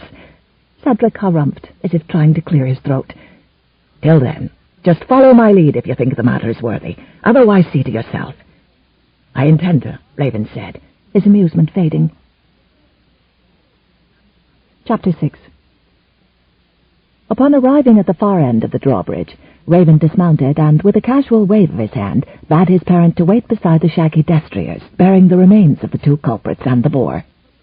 Several guests espied the tightly bound carcasses and immediately came rushing out to see what had happened. Raven ignored them. There was only one man with whom he was interested in discussing the matter. And should that discussion turn into something more vigorous, he thought, clenching his fists as he strode across the keep, so much the better. Soon after being circumvented by Raven, Sir Colbert, a young man of Norman lineage, stalked down the length of the drawbridge, as if he were the Lord High Sheriff of the area. He had already been conveying an attitude of authority among his friends, in view of the fact that he was a distant relative of the squire. He had also been evidencing a strong disdain for anyone who wasn't of Norman lineage, the only exception being the young bride, whom he eagerly declared was the most beautiful Saxon he had ever seen. Having been nurtured from youth by parents who had encouraged friends and family alike to disdain the Scottish clans who had fought against their kinsmen, he stepped before the elder and promptly ordered him to lay the slain men out on the drawbridge where they could be seen. End of side 2. To continue, change side selector switch and turn the cassette over.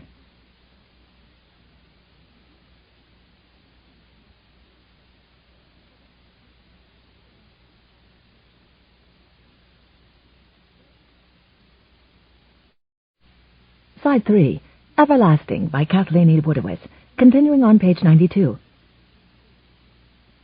We shall have a look at what you bloody Scots have trussed up like so much grain. If your victims prove to be our friends, then we'll teach you the folly of your murdering ways. To be sure, ere the day is out, your Scottish heads may well be adorning a pair of pikes. Aye, that's telling him, Colbert, another young man shouted, beckoning for their companions to join them. Let's give this bloody Scot a harsh lesson in manners right here and now. Cedric's hand settled almost casually upon the hilt of his claymore, as he directed a question toward the youth who had suggested the like of such tutoring. And who do you think will be helping you, laddie? I'll be warning you kindly 'twill take more than ye and your young friends to best this old man. The second young man lifted his chin in haughty arrogance as he gave the elder a chilly stare. He glanced around at the score of more of his acquaintances and kinsmen who had gathered close around him. Surely Colbert and I are not the only ones outraged by this unprovoked slaughter of innocents. What say you, lads? Are there not among you a goodly number who disdain these loathsome Scots as much as we do? Let's deal with them as they rightly deserve, the same as they dealt with this pair they murdered. Having been the first to confront Cedric, Colbert assumed authority as he demanded, What do you have to say about this matter? The elder cocked a dubious brow as he scoffed. Not to you, I'll wager, nor to these young bumpkins collecting like a bunch of goats behind you. You will answer for your crimes, Colbert railed threateningly. Or by heavens, we'll see the pair of your heads stuck on pikes right here and now. Summoning the full force of his companions with a wave of his arm, Colbert smirked in pleasure as they surged forward to do his bidding. He could easily foresee the lot of them serving the aging man his just due long before the younger Scot returned from the courtyard. This time the heavy claymore sang a different steely song, as it was slowly unsheathed. Indeed, the elder seemed to take his own time, clasping the hilt and settling into a fighting stance as he braced his legs firmly apart. His broadening grin evidenced an unswerving confidence in his own abilities as he arched a hoary brow and challenged his youthful adversaries to a contest of arms. Now who's to be the first to feel this blade? His audience of hot-headed young men glanced at one another warily. The more astute among their group were fairly quick to comprehend that this was a warrior who loved a battle, whereas the best the lot of them had ever achieved was to joust in an open tourney with thick pads protecting them from tip of toe to top of head. Whatever expectations they had briefly savored of teaching the Scot a harsh lesson faltered as quickly as their flagging courage. Of a sudden they were of a mind to retreat before this threat. Take heart and stand fast, Colbert railed at his companions in mounting frustration as they began to sidle away, much like lapdogs facing a savage wolf. If we stand together against this old man, surely he won't be able to defeat us all. I wouldn't be too sure about that, came a reply from the second young man, who was already scurrying toward the courtyard. By the time he reached the outer doors of the keep, he was nearly breathless and didn't bother closing them behind him as he rushed in. Upon espying the younger Scot, who had been followed by several curious youths, he pressed back against the outer curved wall, where with a modicum of safety he could watch what transpired between Raven and the rabble. Thurston had been seated with several older men at a trestle table when Raven pushed his way through the gathering. Upon settling his yellowish eyes blandly upon the Scotsman, Thurston lifted a brow, leaned back on his elbows, and stretched out his legs. "Were you looking for me?" Raven halted directly in front of him. "Nay, I was looking for your uncle, but you'll do." The mere sight of de Marlay's nephew made his hackles rise, and the look of smug disdain on the young cur's face all but proved his suspicions were on the mark. The urge to lash out with tongue or sword, or both, was strong, but he was a master at keeping them tethered until the moment was right. "My da and I brought back 2 dead men," he said simply, his tone level. "They're tied onto the back of their mounts at the far end of the drawbridge, if you care to take a look." "And why would I want to do that?" "For appearances," Raven suggested, with only the barest hint of sarcasm. "It occurs to me your uncle might want to at least feign concern that a couple of henchmen took it into their heads to kill his invited guests." "Why should the squire care about the doings of 2 thieves?" Thurston asked coldly. Raven's dark brows lifted. "Did someone mention thieves? These men were equipped as soldiers, not thieves." Thurston shrugged. "So what you're saying is some of my uncle's men took it upon themselves to attack guests?" Without taking his gaze from Thurston's face, Raven swung out hard with one boot and knocked the younger man's negligently crossed ankles apart so forcefully he had to scramble to hold his seat. "Do try to listen more closely. What I am doing here is distinctly not saying it." Why should he, Raven thought, when the words a man didn't speak could be so much more effective? The penetrating coldness in Thurston's expression continued to convey his loathing for the Scotsman. As much as he would have enjoyed ordering the pair to bury what they had killed, he suddenly realized he ought to maintain a proper decorum with the eyes of so many respected guests upon him. "I will see them." Raven casually followed Thurston as he stalked outside to the drawbridge, then bent down to begin untying the bodies. Desmond shouldered his way through those who had paused near the end of the drawbridge, and upon arriving at the fore of a youthful audience, found himself facing the Scotsman. He had realized that they would be hard to kill. Even so, these soldiers had been chosen on Thurston's promise of their cunning, and the threat to murder their families if they didn't comply. The Scotsman returned Desmond's slack-jawed astonishment with unwavering stares, as he made a desperate effort to reclaim his aplomb. He failed to a great degree before he turned his attention to his nephew. A harsh frown drew Desmond's bushy brows sharply together. "What's the meaning of this commotion?" he demanded. And then, upon espying the slain men tied to the backs of their huge steed, he whirled upon Cedric. "What have you done?" The laird's chortle was seriously lacking in humour. "I was just going to ask you the very same question, Squire.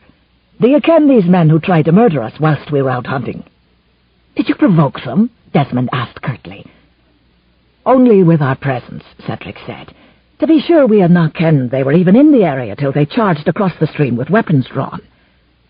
"My wedding is on the morrow," Desmond cried, "and you've brought the brooms of gloom down upon us with this senseless killing." Raven scoffed. "Senseless? I dinna ken about that. Where I'm from, when faced with a man who's got it in his head to kill you, it makes perfect sense to separate that head from his body before he has the chance. This pair were clearly of a mind to kill us. With that settled, all that's left to discover is their motive. Since me da and I knew them not at all," he continued, his tone becoming cold and speculative, "we thought ye be knowing what reason they had to seek us out." "The promise of a fat purse, perhaps," Thurston said dryly. "I still say they're thieves." Over the squire's shoulder, Raven espied Abrielle, Cordelia, and their mothers venturing out onto the drawbridge. Upon facing Desmond again, he warned in a muted voice, "Your guests are approaching." Promptly turning, Desmond scurried toward the fore as he advised them, "My ladies, I must urge you to return to your chambers. There has been some trouble. The Scotsmen have brought back 2 bodies, and though I'm reluctant to frighten you, I'd be remiss in my duties if I failed to think of your safety before looking into this matter more thoroughly. I must urge you to return to the security of your chambers, and to stay there until we've managed to make some sense of this dreadful matter." Abrielle had had a terrible feeling all day, and now she could see the anger from Desmond's cohorts directed at the Scotsman. Raven and his father had been forced to kill 2 men? She could only believe it was because they were attacked first, but then she didn't know him very well. She could not let a handsome face mislead her into assuming he was honourable. But Raven was watching her now, standing at his father's side. There was no appeal in his expression, as if he would never beg her to believe him. "But who has been killed?" she asked Desmond, noticing too late that he'd been watching her when she'd been thinking about Raven. What had her expression revealed? She wondered, feeling a chill of mounting concern. She had to be more careful.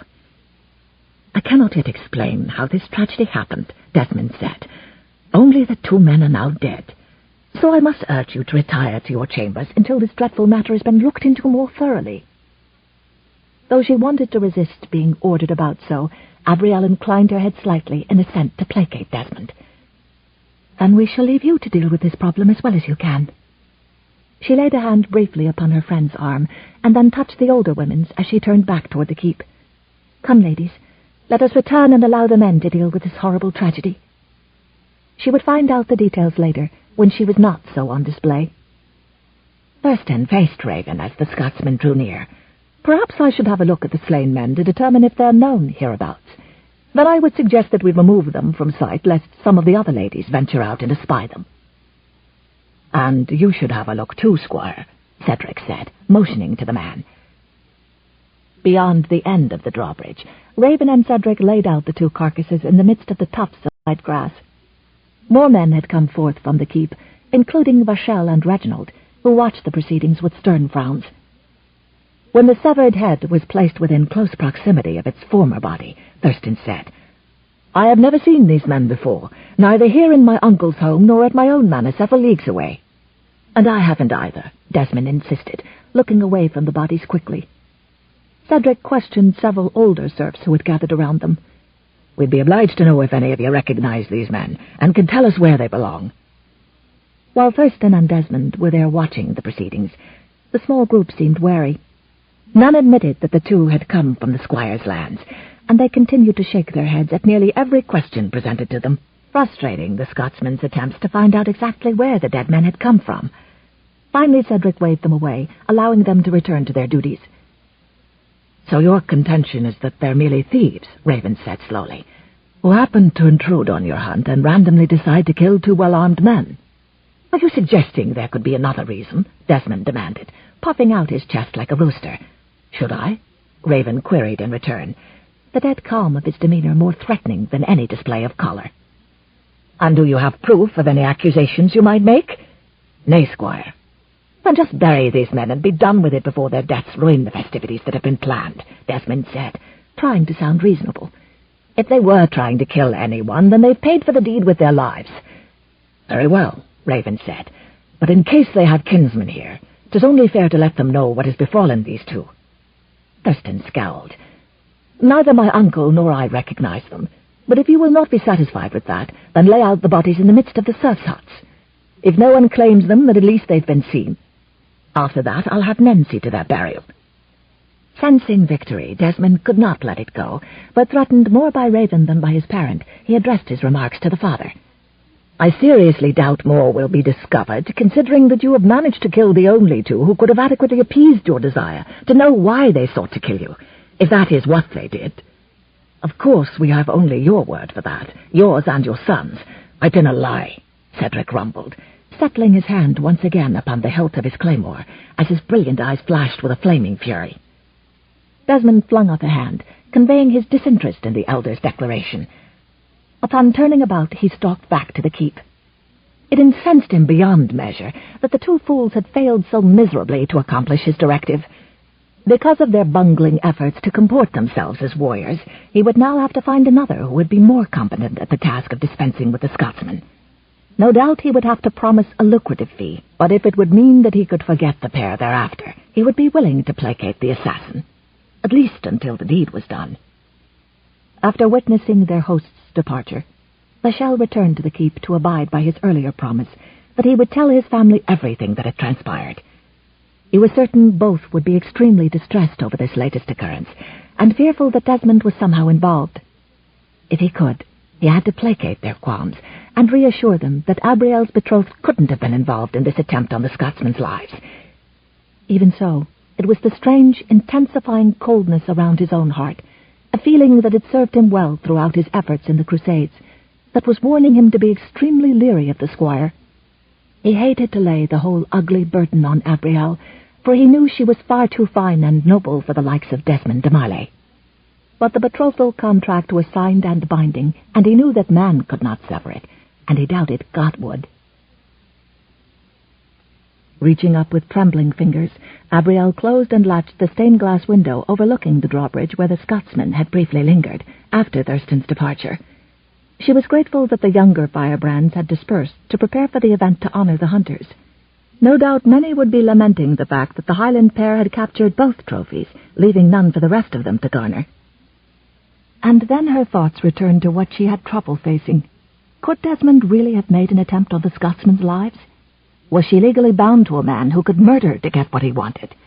She would be spending the rest of her life treading delicately for fear of upsetting such a man. Abrielle was worried about the continued well-being of the Scotsmen. It was beyond her ability to understand their reasoning for daring to remain in the area, for she could only believe they were inviting similar attempts by staying.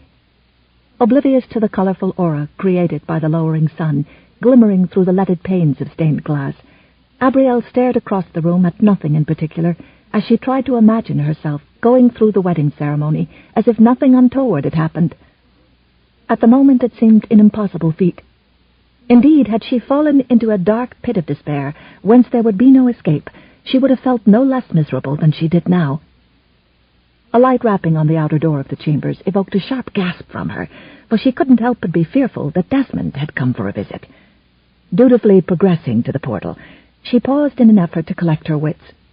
If it were he, then she would have to give the excuse that she wasn't feeling well, and that would be no lie.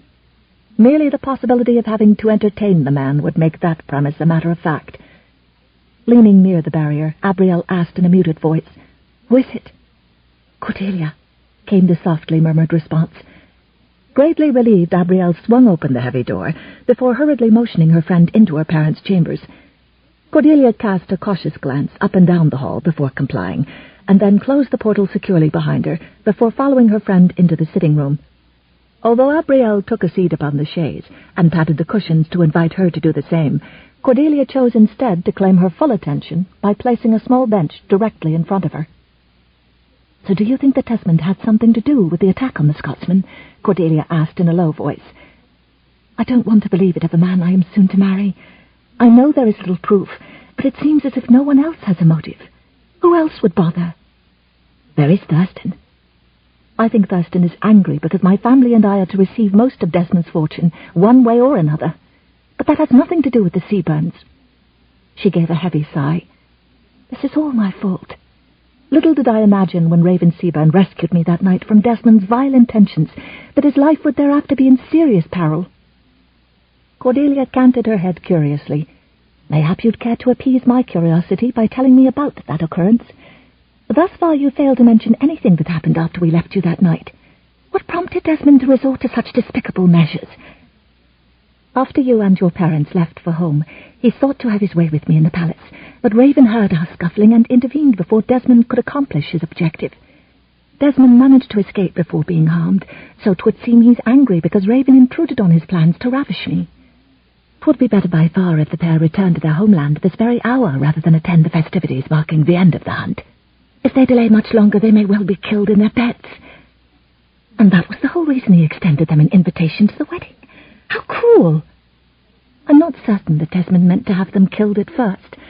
I assumed when the Scotsmen first arrived that Desmond only invited them to show Raven that Desmond had won me in the end." Cordelia tapped her forefinger thoughtfully against her chin. "If Desmond is truly intent on dispensing with the Scots, it probably doesn't matter who is killed as long as he gets his way in the end. Obviously he's of the opinion that simple soldiers are to obey his every command, even if it's to murder another individual he despises. Could he think that Raven somehow means to have you for his own?" "But we have a betrothal contract.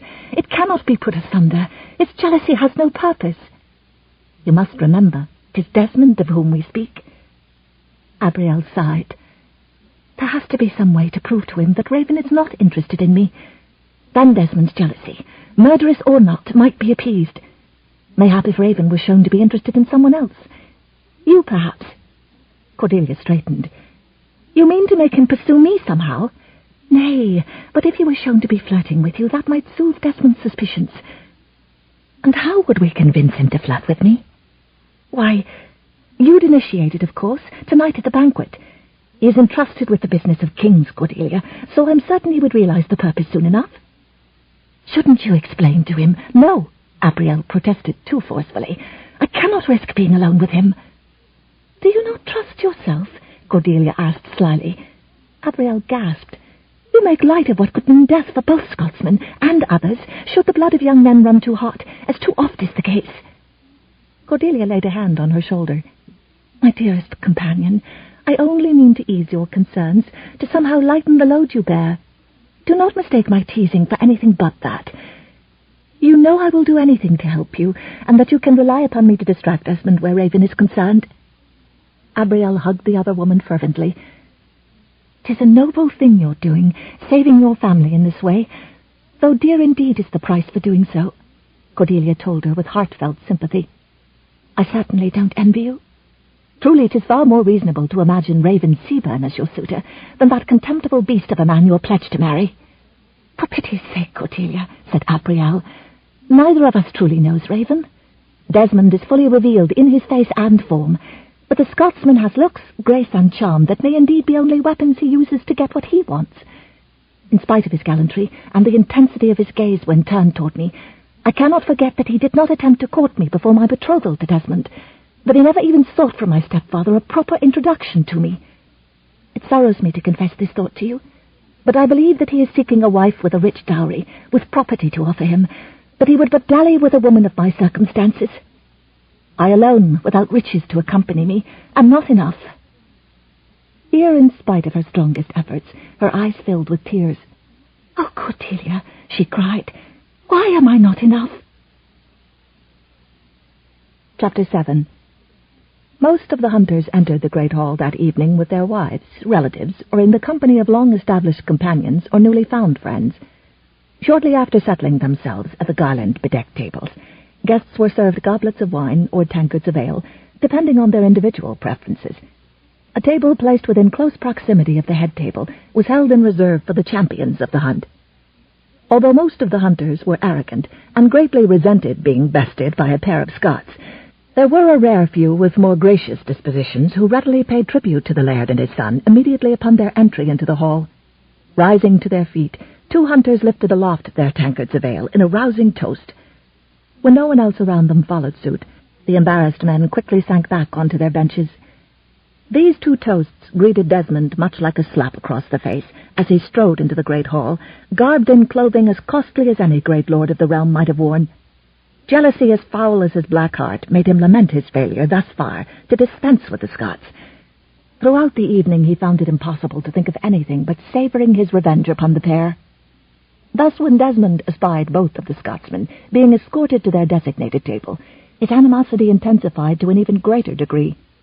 He was plagued by the rather bizarre notion that they had somehow connived to claim those seats, merely to taunt and irritate him with their presence. An appreciative murmur arose from the guests seated at the far end of the hall. Espying the group of ladies progressing ahead of their male escorts through the aisle, Desmond was taken aback by their beauty. Admiration promptly replaced anger, and he found himself smiling in appreciation. When the younger two inclined their heads graciously to acknowledge his presence, his buoyant mood was promptly restored. He was certain he had never seen a pair as fair. In continuing on toward the squire's table, Abrielle, her parents, and their close friends, Lord and Lady Grayson, and their daughter Cordelia, claimed the unswerving attention of those in attendance. The younger gallants evidenced a rapidly burgeoning awe of the maidens, yet in all truth Elsbeth and Isolde drew as many stares from the older men, a fact which seemed to tweak the ire of their husbands, until Cordelia urged the pair to consider the stares as a compliment to their own refined tastes. Abrielle's gown had been created by combining numerous layers of a translucent golden fabric, trimmed with delicately bejeweled ribbons, as if she were clothed in a cloud that flowed in shimmering waves around her slender body. Its beauty had most of the women staring agog with envy, whereas the men were more wont to gape at the lady who wore it. Softly shimmering layers of creamy-hued silk flowed in mesmerizing waves around Elsbeth's slender form, causing at least one who had earlier held aspirations of marrying the comely widow to lament the fact that she had chosen another. If anything, he was even more envious of Vachel de Gerard than he had been before. With her blonde hair and bright, pale blue eyes, Cordelia looked very much like her mother, the Lady Isolde. Clothed in garments as beautiful as those of the other members of their party, they drew almost as many admiring stares as the bride. From Lord Reginald Grayson's broad smile, it was apparent he was very proud of his small family. When Desmond caught sight of his intended bride, She was strolling beside Cordelia, slightly ahead of their parents. Much in the manner of one stricken dumb, he leaned back in his chair and gaped at them. A full moment passed before he realized his own slack-jawed astonishment, and in some discomfiture cleared his constricted throat. Upon sweeping a surreptitious glance about the hall, he realized to his relief that most of the men were now staring at the four women in much the same manner. Raven was no less awed by Abrielle's beauty than any other man in the hall. He was simply more skilled at hiding it. Unfortunately, he was not nearly as good at concealing his feelings from himself. To be sure, his pounding heart readily affirmed his deepening infatuation. His desire to have Abrielle for his own was so great, he was not at all deterred by thoughts of the havoc he'd create were he to follow his gut impulse to sweep the lady into his arms and abscond with her to the Highlands of Scotland. Given the slightest sweet look of encouragement, he would be on his feet and by her side before de Marley had wedged himself from his gilded chair. But her blue-green eyes never turned his way. Approaching his future bride with an arm outstretched in invitation, Desmond smiled as the young beauty settled a slender hand upon his sleeve. "You're far more ravishing than any lady I've ever beheld, my dear," he assured her. "I can only consider the depth and breadth of my good fortune. Once I take you as my bride, and the bonds between us are secure, no man will be as privileged as I." Abrielle shuddered to think of those precise moments. Unable to make a befitting response, she turned silently and allowed him to lead her to the trestle table where he had been sitting. As much as she doubted her ability to manage even an evanescent smile for Desmond and his guests, she made every effort to force her lips into compliance. As the feast was served, Abrielle could see the sagging shoulders and depressed means of men and women who could not even look forward to a true feast. Once again, the food was of the plainest sort, and all one could say about it was that it was edible. If there was one thing she was looking forward to, it was finding a superior cook so that the people of the castle would be better served. Upon the conclusion of the meal, the trenchers were taken away, and Desmond rose to his feet, raising both his arms to claim the attention of his guests. He had decided to evoke some animosity toward the Scottish pair, and was eager to progress toward that goal. "Normans and Saxons alike, give heed to my words. As all subjects of King Henry know by now, he chose his daughter Maud to become rightful heiress of the kingdom he rules, after the tragic drowning death of his son many years ago in the White Ship disaster." Though his words seemed badly slurred to his guests, Desmond was convinced he would have given the best orator in the king's service cause to stand in silent awe. By now, he thought, the Scotsman would likely be expecting a boring discourse on the royals. "Should our liege lord expire in the years to come, the Empress Matilda, or Maud, as some of her subjects have been wont to call her, shall claim the throne. So far all his nobles have signed pledges of fealty to support her should his majesty be laid to rest. Considering his age, one has to consider that he will not live forever. It has also been acknowledged that her uncle, King David of Scotland, has given his oath to uphold her as divine ruler of this land, should his majesty pass on. By Henry's edicts, we should all pledge her our troths, and be bound in unity after his death. Of late, however, I've been wont to wonder if recent rumors being bandied about are actually true, that King David has been secretly nurturing aspirations of seizing England's throne for himself, rather than allowing his niece to succeed her father." Many of the guests nodded and spoke in murmurs to one another, eyeing the Scots dubiously. Raven rose to his feet, claiming the attention of those within the hall. "I've no knowledge of my sovereign lord ever coveting the English throne," he stated forthrightly, sensing the squire's ploy to evoke ill will toward the Scottish clans and their king. "For what it's worth, it is my belief that King David intends to assist the Empress in whatever capacity she may require during her reign, and to bestow as much homage upon her as he has thus far extended to King Henry. After all, Malcolm Canmore was her grandfather, a man much beloved and respected in our country. The Scots could do no better than to swear allegiance to her. And if you do indeed sense any undermining of the Empress's sovereign right to claim the throne, then mayhap you should look closer to home for such culprits, rather than condemn the clansmen of Scotland as treasonous. 'Tis fallacy to think we'd go against her." "Are you actually claiming that you would remain loyal to the Empress Maud once she claims Henry's throne?" Desmond prodded with a distasteful sneer. "My loyalty will always be to Scotland," Raven stated without hesitation. "Much remains to be seen, but I didn't anticipate havoc for our clans coming from Empress Maud. We've always considered her one of us." You Scots have your own way of lending careful regard to a notion, and when the time pleases you, turning your backs upon the very ones you've previously claimed to admire. Scots usually speak their minds, whether you and your sort are able to or not, Raven retorted. Are you calling me a liar? Desmond railed, making an effort to rise from his chair in spite of the fact that at present the whole hall seemed to be dipping and swaying unnaturally around him. Clasping a nearby tankard, he tried to bring it to his mouth, but alas, it promptly slipped from his hand and went reeling across the trestle table, showering those sitting to his right before they could scurry out of its path. Desmond was incognizant of the christening he had given many of his guests. He was far more interested in bestowing a glower upon the younger Scotsman. Even in that effort, he fell short of his objective. Having consumed more wine and ale than most of his guests, he was hampered by the very disturbing possibility that there were now two of his adversary, whereas a moment earlier there had been only one irksome rogue by the name of Raven Seabern. Did you just call me a liar? Desmond demanded again, thickly. Raven replied simply, If the name fits, Squire, then I'd advise you to call it your very own. Call what my own? Repulsed by the squire's drunken state, Raven rose to his feet and was promptly joined by his father, who spoke for himself and his son. If you'll excuse us, Squire, we woke early this morning and have become increasingly weary as the day has progressed. Mayhap you'll allow us to finish this discussion at a later time. Chortling, Desmond sought to make light of the pair's inability to endure the rigors of a hunt, with the same depth of stamina as his other guests had. If he had cared to join in the sport, he certainly would have shown the two up as poor comparisons to his unwavering endurance. Mimicking Cedric's Scottish burr, he chided, You have a son who dinna seem very robust. Have these frosty English climes chilled your lustre? The elder just ignored Desmond's drunken taunts, and Raven smiled blandly, refraining from the temptation to enlighten the overstuffed squire as to his early morning baths in an icy stream flowing near his family home in Scotland. You should remember, Squire, I'm from the Highlands. There every morning would chill the lustre of a stranger, whether it be a Norman or Saxon, who's ventured into our frigid climes without due caution. Or mayhap you've no ken that we're straight north of you. Deliberately avoiding further comment, Raven turned crisply on a heel and followed his father in striding from the hall. The wedding guests stared after them in tense silence for a long moment. Wait! Came a sudden cry.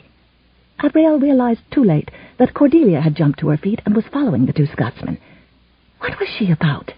Did she not realize their plan to deceive Desmond could no longer work? What is she doing? Lady Grayson demanded of Abrielle in a whisper as she watched her daughter come abreast of the Seaburns and begin to speak with them. Abrielle groaned and put her face in her hands. At last, she said, We had made plans to distract Desmond from his obsession with the Scots, but this evening has ended so badly it should never have gone forward. I never thought she'd... Abrielle, her mother scolded, you should never have tried to put yourself between the two men. But, Mamma, don't you see, I already am. At least in Desmond's mind, she added glumly. And in your mind? Vachel asked quietly. Abrielle looked at him somberly. In my mind, my duty is as clear as ever. Dismay flashed over his features until he replaced it with an impassive mask. Elspeth put her hand on his, and he allowed it, but Abrielle guessed his thoughts were of the past, and what he might have done differently. She grieved for him so much that she too placed her hand on his, beside her mother's. At the same time she watched Cordelia closely. Her friend spoke brightly to the two men, evoking their eventual smiles and the restoration of their good humor. At last she curtsied as they left her to depart the great hall. Abrielle slanted a glance at Desmond, hoping their plan had worked after all, but to her dismay he was so busy eating and drinking he hadn't even noticed Cordelia with the Scotsman. Cordelia returned to their table and began to eat her dessert as if nothing had happened. Into the uneasy silence of both their families she said, This isn't half bad. It's hard to ruin fresh fruit, Abrielle answered dourly. Reginald rolled his eyes at his daughter's antics and hushed his wife, who began to speak with Elspeth. Abrielle leaned toward her friend and whispered, You shouldn't have gone, but since you did, what did Raven say? He was a gentleman, of course, but I really wasn't flirting with him. That father of his is hard to resist. Abrielle groaned and closed her eyes. But I made it look as if I'd been flirting with Raven, didn't I? Aye, you did, Abrielle responded grudgingly. My thanks for your efforts. The Raven smiled at my words to his father. I received the impression that he wasn't so happy with our plan. Of course not, countered Abrielle. He's the sort of man who believes he's invincible and can confront alone any circumstance that presents itself. My only hope is that his father will be able to talk some sense into him and make him see that he is vastly outnumbered and 'tis time for them to go. Cordelia smiled broadly. Having made his father's acquaintance, I can only say that what you desire most likely will not occur, for both men are proud and clearly fierce fighters in the way of their Celtic ancestors. It caused Abrielle a great deal of consternation that it took a very long time before she was able to stop fretting about all the ways Raven might come to harm and drift off to sleep. A great part of her discomfort about her thoughts arose from something she could not understand. As she had told Cordelia, his action in not courting her before her betrothal evidenced his lack of interest in taking her to wife, a view she strongly felt was due to her inability to provide a large dowry. Why, then, did she worry about him so? And once sweet sleep had finally embraced her, she had no respite, for her dreams were filled with Raven. The look and feel and fresh air smell of him when he was close. Things she should not know and would be better off forgetting, and wanted to remember for the rest of her life. She tossed and turned upon her pillow, smiling when her dream Raven brushed a stray curl from her face, and sighing when the back of his fingers stroked her cheek, and then going from hot to cold to hot again, when she realized that dream Raven was the man himself. Raven Seabern was leaning over her bed, lit only by moonlight, and her hand was curled around the back of his neck, his smooth and very warm neck, as if... Her eyes went wide, and her gasp of pure abject shock ended before it began, when he covered her mouth with his big hand and shook his head. His calloused palm was pleasantly rough against her soft lips, sending a shiver dancing along her spine. "Speak in the softest tones, my lady, unless you wish to bring the whole household down on us." When at last he freed her mouth, she jerked her hand away and sat up, pulling the coverlet to her chin. "How dare you invade my chamber, sir, and on the night before my wedding?" He sat back on his heels beside her bed to look solemnly at her. "I dared because he dared this evening to try and help me. He and Lady Cordelia. I wanted to return the favor by warning it not to risk so much again." "I did not do it for you," she countered quickly. Too quickly, she knew. "An outbreak of violence will make matters worse for everyone. I could not just sit back and see you and your father at the mercy of Desmond, when the numbers and advantages are all his." "So you came to my rescue this time?" She shrugged and looked away. "I simply did not want your pig-headedness and spilled blood to ruin my wedding day." One corner of his mouth lifted as he pressed his hand over his heart. "I am deeply touched, my lady." "Don't be," Abrielle snapped. "And do not underestimate Desmond. He is far too jealous a man to trifle with." "Aye, and he's done much to prove it these past days," Raven added. Abrielle thought of the dead bodies tied to the horses. "I am so sorry you and your father were attacked. When I think of how badly you might have been injured or worse." "'Twas only 2 men, he said, his tone matter-of-fact. "Against 2 men." He grinned. "I'd gladly square off against 24 to see that soft look in your eyes." "You need to leave." "I am in no danger. Mida is watching outside in the corridor." "I mean leave my room and the castle. Tomorrow or tonight, now, before anything worse happens." "Do you want me to go, lass?" Rather than moving to leave, he leaned closer. His voice was soft and guttural, a rumbling that made something primitive stir deep inside her. She wanted to immediately affirm her wishes, but found the words wouldn't leave her throat. She kept looking at him, all bathed in the white glow of the moon. His dark hair shining, his blue eyes full of a peace she had not known in so long. Why was he doing this? Was there some reason he was trying to help her? She forced herself to remember what was at stake. "I go," she said coldly. "I do not want your death on my conscience." "Nor do I," he assured her. "I am, however, less concerned with how your conscience will deal with this." Without warning or hesitation, he bent his head and brushed her parted lips with his own. Abrielle's mind went blank and then exploded with sensation. His kiss was slow, hot, sweet, thick honey pulling her under, to some place far away and deep inside, someplace new and exciting. He didn't rush or push or force. When the tip of his tongue touched hers, her lips opened a little more without any direction from her or urging from him. Some part of her that needed no direction or urging wanted more. But Raven simply let his mouth linger a few heartbeats longer, and then pulled away, gently disengaging the hands she hadn't realized were gripping his shoulders. He rose to his feet, towering over her in the small chamber. "I'll go now, lass, but I will only be leaving tomorrow. 'Tis a matter of pride now." Abrielle, her senses still spinning, wasn't sure which bothered her more, that he dared to kiss her, or that he seemed so unaffected by it. "Pride or arrogance? You dare too much, sir. I could scream and—" He cut in. "You could, but you havena, and you won't. You might take a moment, before returning to whatever sweet dream I interrupted, to ask yourself why that is." He bowed and left her chamber. It would serve his reckless soul right if he got caught, she thought, even as she held her breath until she knew he was safely through her parents' sitting room and into the corridor. Only then did she release a loud sigh and flounce backward, staring up at the wooden ceiling and hoping he had left her dreams as well as her chamber. Years ago, the heavily embroidered mauve gunna had regally clothed Elspeth for her first wedding. Now it would serve her daughter in that same capacity.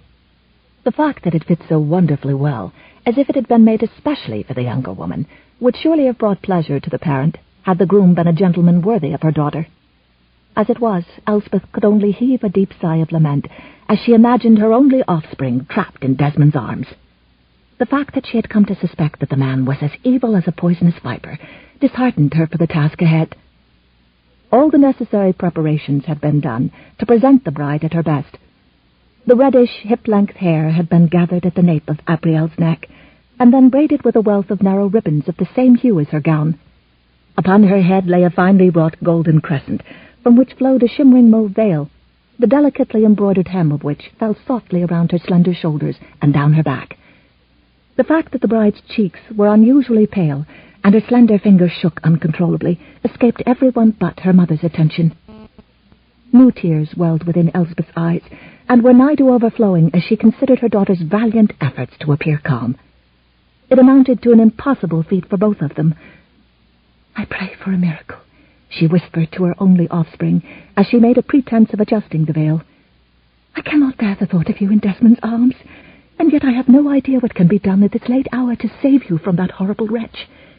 I shall hope she'll be happy once you realize the extent of your wealth, but I fear that will mean little to you while you're married to Desmond." "Mamma, please don't cry," Abrielle whispered softly as a gathering wetness blurred her own vision.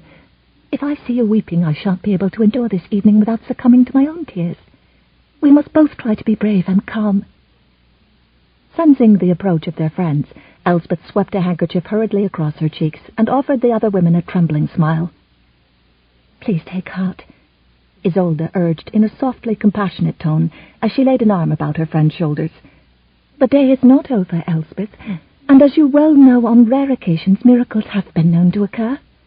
I pray that you and Abrielle will be able to enjoy God's mercy in this matter, but whether it comes swiftly or takes years, I've no doubt that you will both be able to endure what comes, and revel in a miracle of mercy whenever it should happen."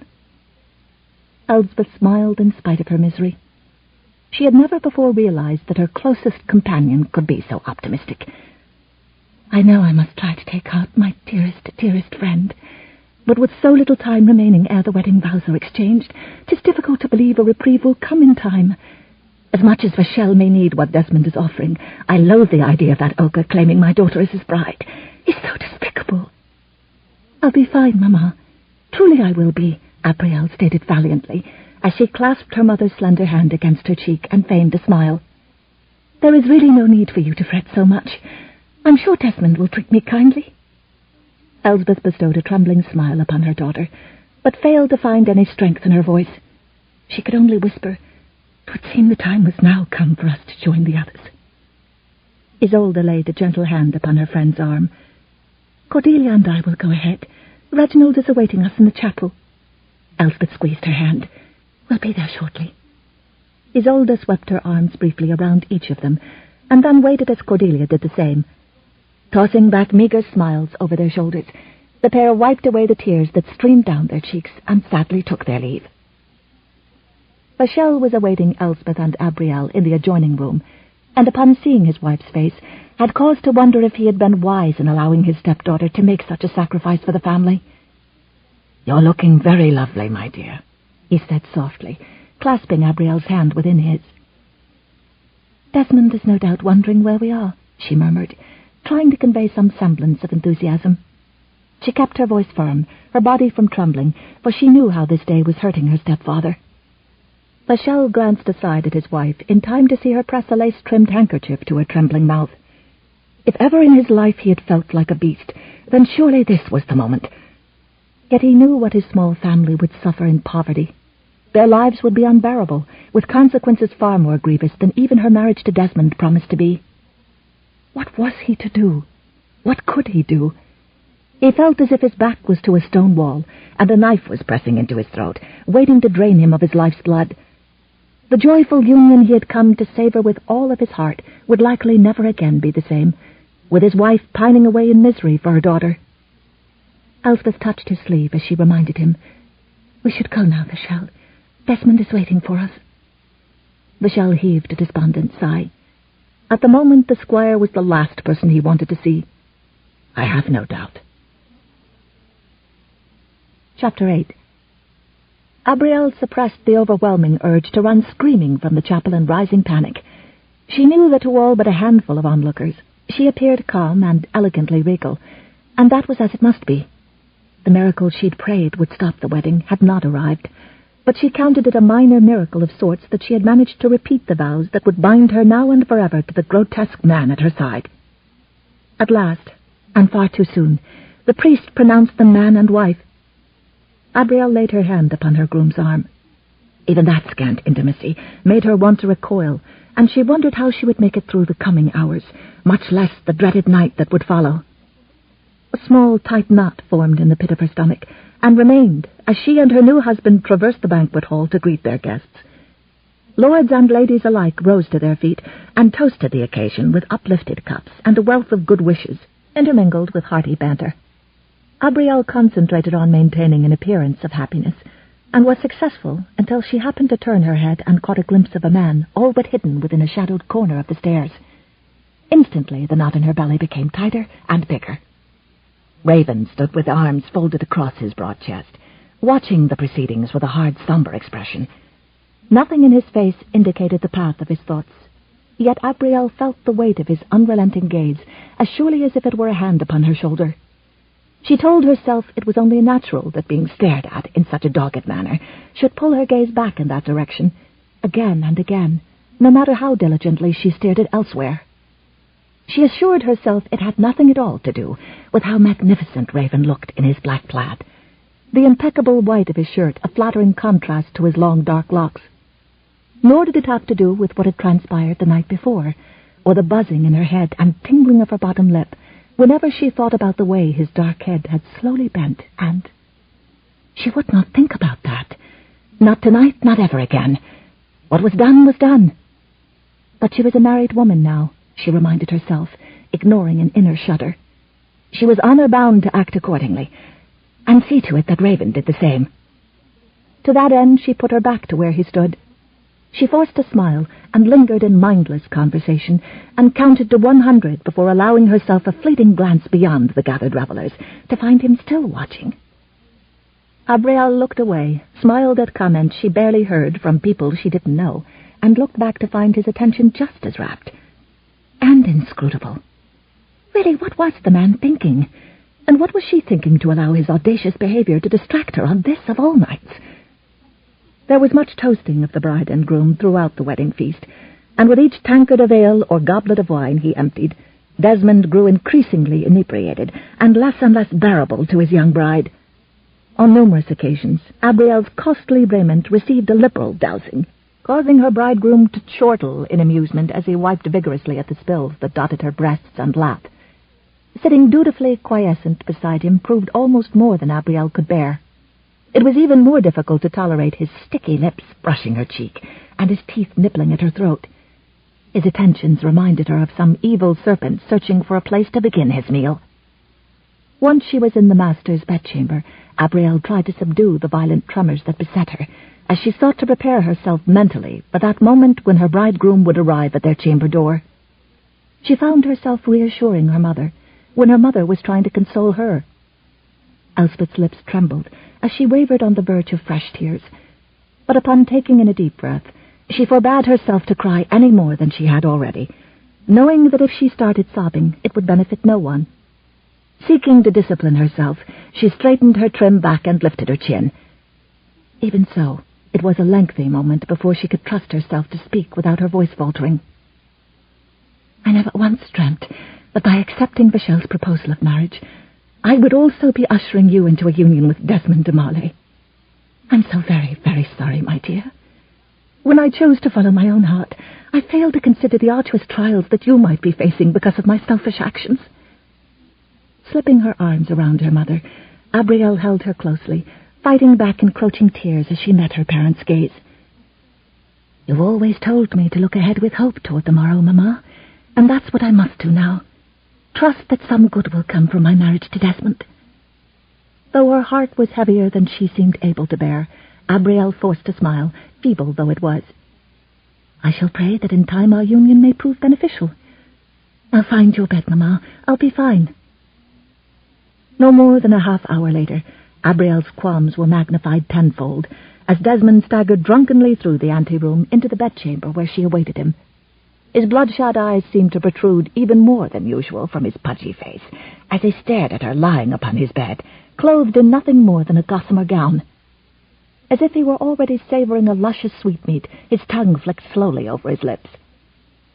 In spite of her ongoing efforts to assure herself that she could tolerate whatever happened during her initiation into wedlock, Abrielle hardly imagined that her bridegroom would throw himself upon her, and she screamed in sudden fright.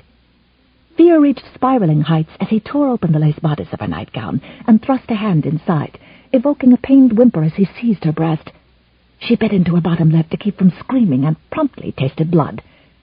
She feared she wouldn't be able to survive the night, much less their first conjugal mating. Considering Desmond's cruelty thus far, she could only wonder what further harm she'd be subjected to if she were to stay with her besotted bridegroom one moment longer.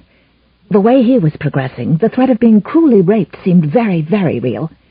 Abrielle knew she would have to flee from the man for the sake of her own sanity, if not for her very life. Loosening his grip on her, Desmond began throwing aside the coverlets. Recognizing that this would likely be her only chance to escape, Abrielle hurriedly rolled away from her drunken bridegroom and leapt from the bed. At first she had no real destination in mind, only a goading desire to flee to a place of safety. Desmond's furious bellow lent wings to her bare feet, and in rising panic she raced toward the antechamber, snatching up her dressing gown from the chair where she had left it as she passed. Flinging wide the door, she dashed into the corridor, in spite of the fact that she was still having difficulty dragging on her robe. She glanced to the left, when she could foresee no help emerging, for there were no other chambers along the corridor.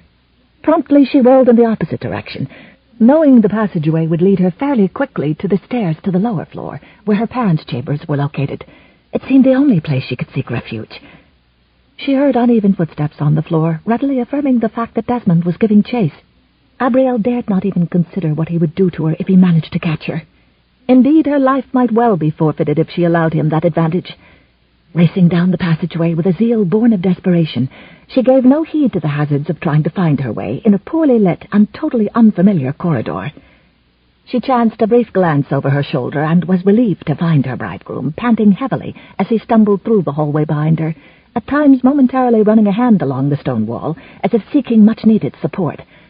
She prayed fervently that he wouldn't have the endurance to follow her to her parents' chambers, or if he did, that her stepfather would be far more worried about displeasing her mother than his host. In view of Desmond's drunken condition, that premise was not at all far-fetched. The shell was not known to have much patience with those who imbibed beyond acceptable limits. "Abrielle, come back here." To his surprise, his voice was soft, as if even in his inebriated state he realized that being discovered chasing his bride would make him look the fool.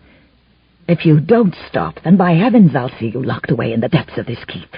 Then you can be assured I will make you pay for what you're doing. Believe me, your back won't look so fine and lovely after a cat-o'-nine-tails has marred it. Once you've had a taste of its wicked tongues, you'll beg for mercy and come crawling to me on your hands and knees." His warning sent icy shards of dread shivering through every fibre of her being. In spite of the fact that she believed her bridegroom to be completely capable of beating her senseless, or even worse, She could not bring herself to yield to his demands. If she halted, she had no doubt that she'd have to endure the forced consummation of their marriage, and that act seemed far more heinous to her than any painful torture or horrible beatings. Abrielle chanced to glance behind her in an effort to gauge the distance between herself and her besotted groom. In the next instant, a cry of pain escaped her as she stubbed her bare toe on an uneven stone. Stumbling awkwardly about as she tried to regain her balance, she careened into the wall, nearly knocking herself senseless. Desmond sprang forward, much faster than Abrielle would have imagined for one so roundly proportioned and well into his cups. The realization that she was in danger penetrated the enveloping fog in which she found herself, causing her heart to leap in sudden fear. The horrible dread of being trapped again in her groom's malevolent clutches quickly prodded her to her senses, and she whirled away, frantically trying to avoid his outstretched hand. His fingers caught in her long, loosely swirling hair, but in a desperate quest for freedom she snatched free, in the process sacrificing more than a few meager strands to his unrelenting grasp. She raced onward with frantically beating heart, all too keenly aware that her life was in serious peril. The way of escape was barely visible just ahead, softly illuminated by the moonlight streaming downward through the narrow windows in the lofty turret high above the stone steps. If she could manage to make her descent to the lower level, without Desmond actually gaining on her, perhaps she'd be able to reach her parents' rooms before he could catch her. The shell might even be able to reason with the squire and convince him to be patient with his new bride. Abrielle chanced to glance over her shoulder in a quest to see how far away her besotted groom was. To her dismay, he was much closer than she had dared to imagine, barely leaving her enough time to swing around the newel. Unless she laid out a ploy to lure him beyond the stairs or to confuse him, her flight would be in serious jeopardy. She was afraid he would then take malicious delight in locking his stubby fingers into her hair again, especially since her scalp was already throbbing. But if it meant escaping her besotted bridegroom, she'd just have to take that chance. Forcing every fiber of strength she was capable of mustering into her limbs in a desperate attempt to lengthen the distance between herself and her groom, she raced onward through the passageway, and then, upon reaching the end of it, whirled to face the besotted ogre. "You'll never be able to escape me now, Abrielle," Desmond boasted confidently, in spite of his thickly slurred words and wheezing efforts to breathe. "The wall is to your back, and you've only one path he can go, and that is past me." Sweat dappled her bridegroom's brow and ran in heavy runnels down his flushed cheeks. He pressed a hand to the side of his distended belly, as if trying to ease the pain of exerting himself, and then smirked confidently as he waddled toward her. She tensed as she awaited the arrival of the moment when she might be able to flit past him. Her nerves seemed to stand on end as he sauntered toward her with all the confidence of a tyrant. The closer he came, she reasoned nervously, the better her chances of slipping past him. If too much space were left between them, he'd have enough time to realize what she was about and block her path. Desmond was no more than an arm's length away when she shot through the opening as if her very life depended on it. Her bridegroom flung out an arm in an effort to catch her, but to no avail, for she spun about like a whirling dervish, easily avoiding his grasp. A foul curse exploded from Desmond's lips. Racing toward the stairs, she forced every measure of strength she possessed into her limbs. The threat of being caught by her drunken bridegroom proved a very strong incentive indeed. "I'll catch you yet," Desmond wheezed irately, as he stumbled along behind her. "And when I do, be assured I'll teach you to run from me." The wan glow of moonlight streaming in from the turret allowed her to see the stairs that were just ahead. She was greatly encouraged to have had her ploy work as well as it had, but she knew she was far from safe. She could hear the plodding footfalls of the oaf behind her, slower than before, but nevertheless persistent. An instant after facing forward again, Abrielle ran full force into a wall, a tall, warm, firmly muscled wall. She stumbled backward, her senses reeling, and then strong hands caught her up by her elbows, gently steadying her. Befuddled, she lifted her head and found herself staring into a pair of all-too-familiar blue eyes. She gasped and tried to pull away. "Oh, Raven, nay! Get thee gone from here! You must not interfere!" "You vile, dastardly cur! Take your hands off my wife!" Desmond de Maillet snarled. He was wheezing heavily, having exerted himself well beyond the limits of his usual slothfulness, and in the gloom his sweaty, reddened face seemed far more bloated than usual. "You impudent Scottish rogue!" Desmond slurred thickly, his words now liberally punctuated by hiccups. He shook a balled-up fist threateningly beneath the noble nose of the taller man and continued his tirade. "You've intruded, far too often, in my affairs. And this time you've gone too far. I'll have you thrashed till your bones show. This is my wife, my keep, filled with my friends, and countless men who owe their allegiance to me." Raven easily knocked aside the pudgy fist with the back of his forearm. There was a dangerous edge of contempt in his soft laugh. "Men you send out to do your foul deeds, like the last two who lost their lives, and for what? A promise of a mere pittance is their reward. Or is it true that this allegiance you brag of is secured not with coin, but threats, vile threats against not just their lives, but those of innocent wives and children as well? Was that the payment that awaited those men if they didn't kill me?" "That's no business of yours," mumbled Desmond, his drunken smirk growing as he thought of something that would more adequately appease his deepening desire for retribution. "Truth be, you bloody Scotsman, I'd enjoy seeing your severed head stuck upon a pike beyond the drawbridge of this very keep. Then every time I'd ride past your putrefying skull, I'd be able to laugh at the memory of your futile efforts to seize Abrielle for yourself. If you believe you can do better than those poor men you sent to die upon my sword, I cannot think of one more prone to idiocy than ye." The taunt caused Desmond's bulging eyes to flare, vividly attesting to his mounting rage. Abrielle stood at a loss, despairing of this confrontation ending well. For now, at least Desmond was distracted from her, but she couldn't leave Raven here to take the brunt of Desmond's foul temper. Raven was setting himself up to be murdered, what with all of Desmond's friends still housed within the keep, ready to kill any Scotsman. An amused half-smile curved Raven's lips as he further taunted. "Still, if ye should be of a mind to try to kill me yourself, then I'll gladly give you leave to choose the weapons we'd be using. Or is it your wont to murder me in me sleep whilst no one is around to see your deeds? You're like a fat old rat when it comes out of his hole at night, skittering here and there to see what foul mischief he can get into whilst others are sleeping. But I've ways of dealing with the likes of such vermin. Feeding their carcasses to the cats would surely save burying them." "You filthy Scottish beggar! I'll show you who's lame-witted," Desmond railed. "Mark my words, 'twill be your remains the cats will be feasting on this very night." "If you're set on accomplishing that feat yourself, squire, then you'd best bear in mind what your men fail to consider. Afore I ever became an emissary, I was trained to be a warrior, so 'tis a rare occasion that I dinna fight back. But then I expect you'll be remembering that from our encounter in His Majesty's palace. You ran off then with your tail tucked betwixt your buttocks. Had you any courage to claim, you'd have led your men into the forest yourself instead of merely telling them where me da and I could be found." The taunt was too much for Desmond to bear with any degree of calm prudence. Whatever logic he had been able to lay claim to prior to the wedding had for the most part flown after guzzling copious tankards of ale. He was thoroughly incensed, goaded beyond the core of reason, which at the moment was most fragile. A foul, guttural oath issued forth as Desmond lunged toward the taller man with fingers curled into claws. Come what may, he intended to tighten them around his adversary's throat until he was thrashing about on the floor in the throes of death. A second before Desmond reached his antagonist, the Scotsman stepped deftly aside, allowing the squire an open path to plough on past. A sharp, fearful gasp was promptly snatched from Desmond's throat as he saw before him the stone stairs down which he had deliberately pushed his half-brother to his death months ago. Desperately he strove to untangle his stumbling feet and dig in his heels, but to no avail. A thumping heartbeat later, he was teetering on the brink of that very same precipice whereon his lordship had wavered, experiencing firsthand the sudden stark terror that he had once fantasized his elder brother would feel prior to setting into motion his murderous deed. His short arms flailed wildly about in a frenetic attempt to halt his forward momentum.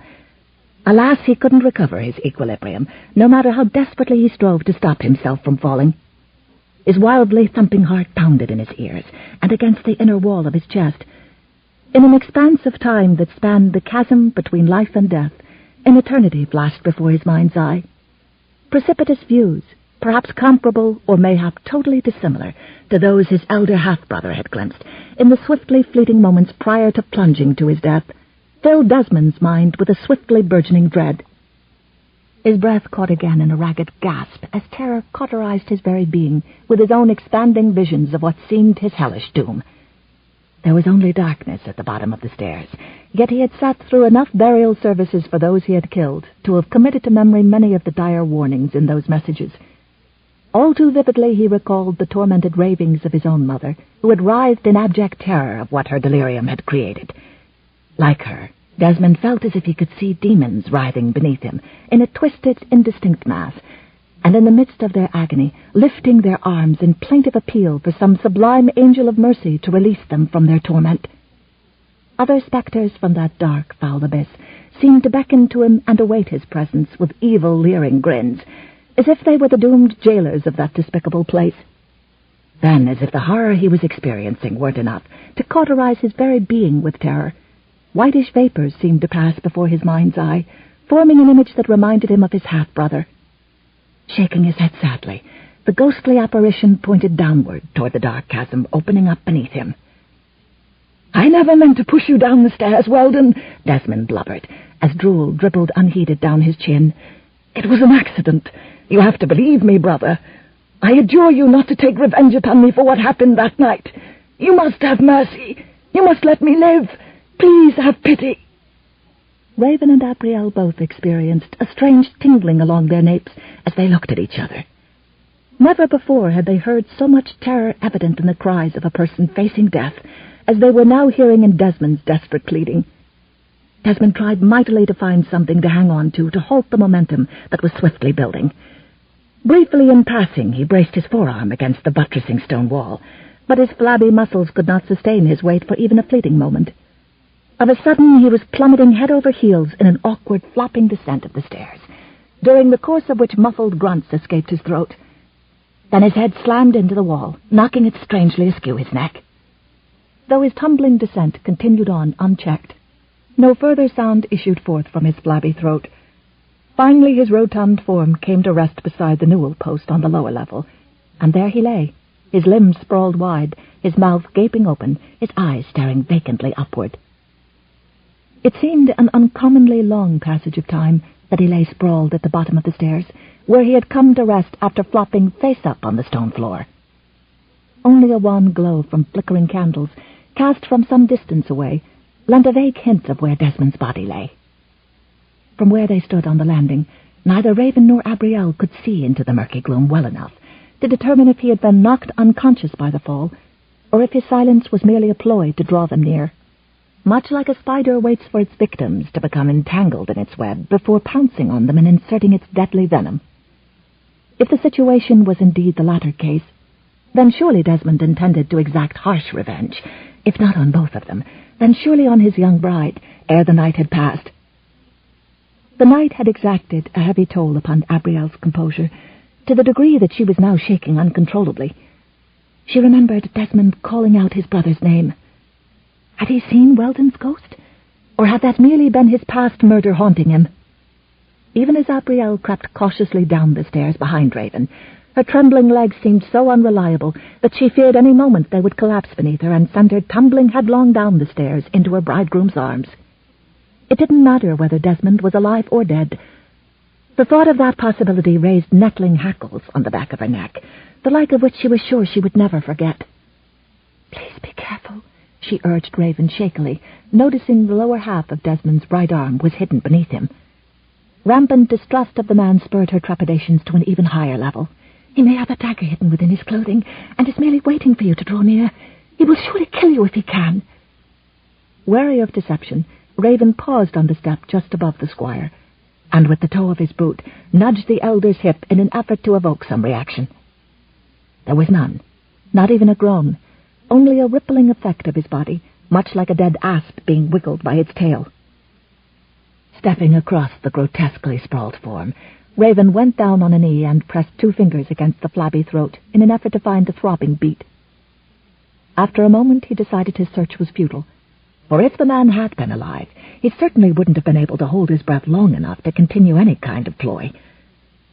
Yet Raven was wont to consider the many ramifications that Desmond's death would likely provoke, and how best to protect the lady from ugly suspicions being cast her way. Sitting back upon his haunches, he lifted his head and peered up at Abrielle. "If I am not mistaken, my lady," he said in a softly muted tone, "you've naught else to fear from the squire. I'm thinking his neck may have been broken during the fall." A shocked gasp escaped Abrielle as she clutched a trembling hand over her mouth and sank against the stone wall, sliding bonelessly until she was sitting inches from Raven. Not only was she shaking to the very core of her being, but her heart was hammering so wildly that she couldn't seem to breathe, much less think. "What am I to do?" she queried in a desperate whisper. All she could think of was the financial agreement that would leave her a very rich woman, and at the same time cast all manner of suspicions upon her as well as on her stepfather. "What am I to do?" she repeated, a dozen or more discordant thoughts streaking through her brain. "What will I say happened?" She pressed her clenched hands to her breast. "Surely Desmond's friends will think I am somehow to blame. How can they not, when he only just joined me in our chambers, and now we are out here, with him lying dead on the stairs? What if someone saw me running away from him through the halls? How will I ever be able to explain?" "You'll explain nothing," Raven replied. Seeing her in such distress tore at his heart, but not so much that he had not already assessed the situation fully. It was unlikely anyone had witnessed what had just transpired. Desmond's nephew Thurston had shut himself up in his quarters, as if sulking in protest over the squire's marriage, or mayhap merely biding his time until he could turn the two Scots out on their ears. All the other guests had either left or withdrawn to their own chambers. Raven was in a position to know that, since he'd meandered through the halls, seeking to release some of his bitterness after watching the innocent Abrielle pledged to love and honor de Marley. Her sweet innocence and utter vulnerability had been driven home to him last night when he'd made the mistake of kissing her, and he hadn't been able to sleep, knowing how she would be spending this night. It was no accident he had been close by to hear her cries. "Explain nothing. How can I not explain?" demanded Abrielle, deeply distraught. She hugged herself tightly, blinking through a blur of tears. "I must think on what to do." Raven reached for her clasped hands and held them in the warm haven of his own as he dragged her to her feet. "Do not think. Just listen. You will return to the squire's chambers and remain there till someone brings you news of his demise. But," he squeezed her hands, "shh. Just listen and trust me." He saw the way she bit her lower lip and added, "At least trust me for this one night. Considering the squire's lengthy delay in making his way to you, it would not be unreasonable for anyone to suppose you'd fallen asleep waiting for him to join you. Just be assured, my lady, you've done nothing for which you should feel any shame. The Marley's own drunkenness and his hatred of me led to his death, nothing more. You're innocent of any wrongdoing. Can you believe what I'm telling you?" She was nearly frantic with fear of what might happen should the circumstances surrounding Desmond's death be found out. "But I ran from him. I couldn't bear to be with him. I was afraid." "You had good reason to be fearful, my lady. The man was despicable, caring nary a whit for anyone but himself. He sent out men to kill us, though they lacked the skill to appease his murderous bent. What did he care if they did not return alive? All he wanted was my death, and he didn't care if they lived or died, as long as the blame was cast elsewhere. He could as easily have killed ye in a fit of temper, had ye not fled his chambers. As for that, didn't he threaten to do you harm whilst he was chasing you? Who knows what injuries might have happened to you had you stayed with the man? By the way, he called Lord Weldon's name. Perhaps in the end he cried out in guilt for his part in the man's death." His words made sense, and she latched on to them with relief. Yet in that frozen moment, she truly considered Raven. Why had he been roaming the halls on her wedding night? He now knew the terrible deed she'd instigated by running away from her lawful husband. Would Raven want something in exchange for his silence? She remembered the way he'd flirted with her, even though he knew she was almost a married woman. Worse, she remembered his kiss, and her own weak protest, and her stomach tightened in worry and shame until she felt truly ill. "But what of you? What will you do?" she queried. "Who will you tell?" "No one." He held her gaze through the shadowy gloom. "I'll be doing the very same, returning to my own chambers and awaiting the dawning of a new day. Now go." Abrielle turned and hurried toward her late bridegroom's chambers, feeling as if 1,000 eyes watched her from every dark corner. Raven's words about the dawning of a new day echoed in her head with each step she took. She was as cold as the death that Desmond had just descended to. She was going to keep her silence to protect herself from suspicion. She hadn't done anything wrong, so why did such guilt fill her? She should be relieved, for she was free of Desmond de Marley. Yet she still didn't know how the castle guests would take the discovery of the body, and what they would suspect her of. And what was she to do about Raven Seabern? She wished he would depart, that when the new day he spoke of dawned, he would simply be gone, taking his knowledge of this dreadful secret with him. At least part of her wished it, for all the good wishing was likely to do. For better or worse, she knew enough of the man to suspect he would not be so easily dispensed with. Chapter 9. A frantic tapping on the chamber door snatched Abrielle abruptly awake after a fretful night of tossing and turning. In light of the many trepidations to which she had mentally subjected herself after her panic-stricken flight through the halls of the keep, and perhaps more acutely, after forcing herself to occupy her bridegroom's chambers, she had reason to wonder if she had closed her eyes for longer than a moment. Throughout the torturous night, the frightening reenactment of Desmond's fall had kept running over and over in her mind, plaguing her mercilessly. When she considered the consequences she would suffer if anyone had witnessed her desperate flight, or later, her terrifying confrontation with Desmond in the hallway, she could foresee a trial of demonic proportions taking place in the very near future. She'd have no viable defense against the accusations that could be hurled against her. With the possible exception of her mother, Cordelia, and other close friends, everyone in the keep would likely be of the opinion that as a new bride, she should have submitted herself dutifully to her bridegroom, no matter how loathsome and vile she had found him to be. But if she had merely dreamt that her bridegroom had been killed tumbling headlong down the stairs, then her torment would surely begin anew. Better she die now by some merciful stroke of fate than be constantly subjected to Desmond's mental and physical abuse the rest of her life. That would indeed be an earthly hell whence there'd be no escape, at least until one of them died. Even as far-fetched as it was for her to fear that Desmond was still alive after Raven had pronounced him dead, she was plagued by images of the man stumbling through the chamber door with blood trickling down the side of his face. She would not find any reprieve, of that she was sure, for he would then be intent upon beating her senseless for having run away from him. Such ominous thoughts sent shards of prickling dread shivering down her spine. Thus, when a frantic rapping of knuckles actually sounded upon the portal, Abrielle was so startled that her heart nearly leapt from her breast. It wasn't difficult to imagine why she had trouble finding her voice in the following moments. "Yes, who is it?" she finally called out, in an unusually high-pitched squeak, the best she could manage under the circumstances. "Milady, my name is Netta. I was brought here to the keep yesterday to be your maidservant, but alas, I fear I've come this morning bearing grave news. Do I have permission to enter your chambers, milady?" Abrielle slumped back upon the pillows as her heightening tensions began to wane to a more tolerable level.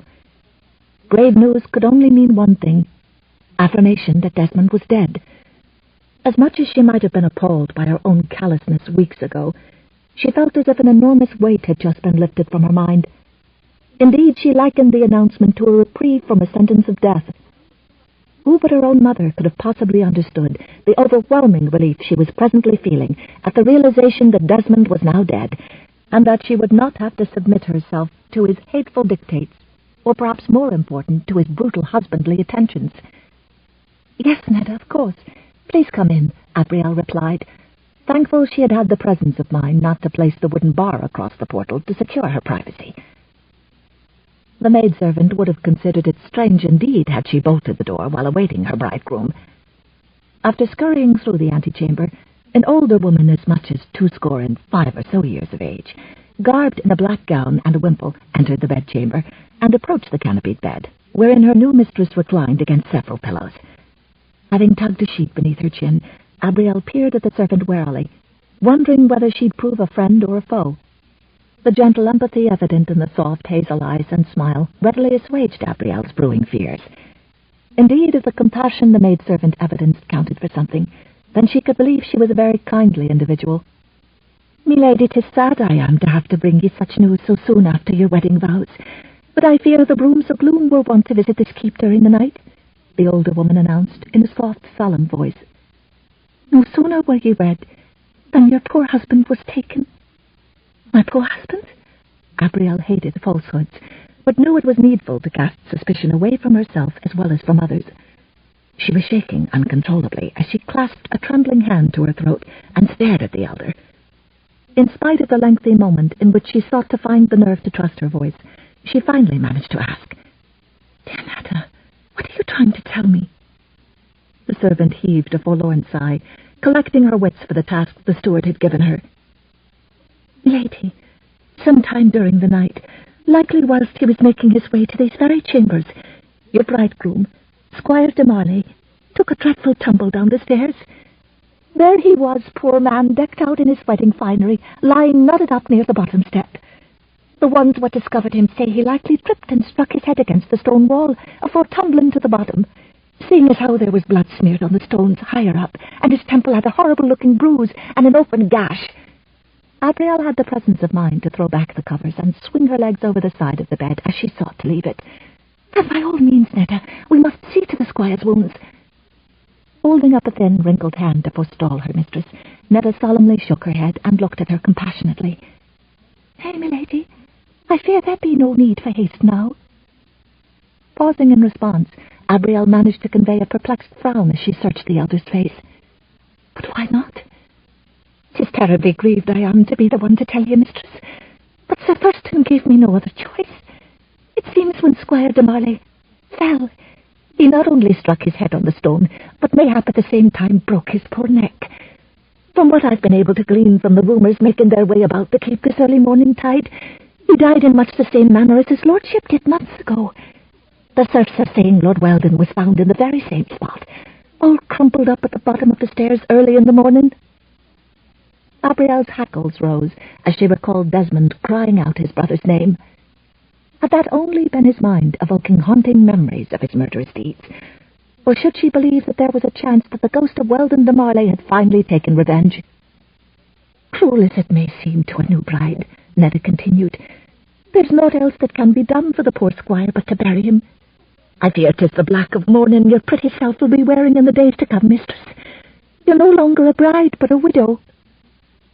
There, it had been said, and simple though the words might be, Abrielle said them again and again silently to herself.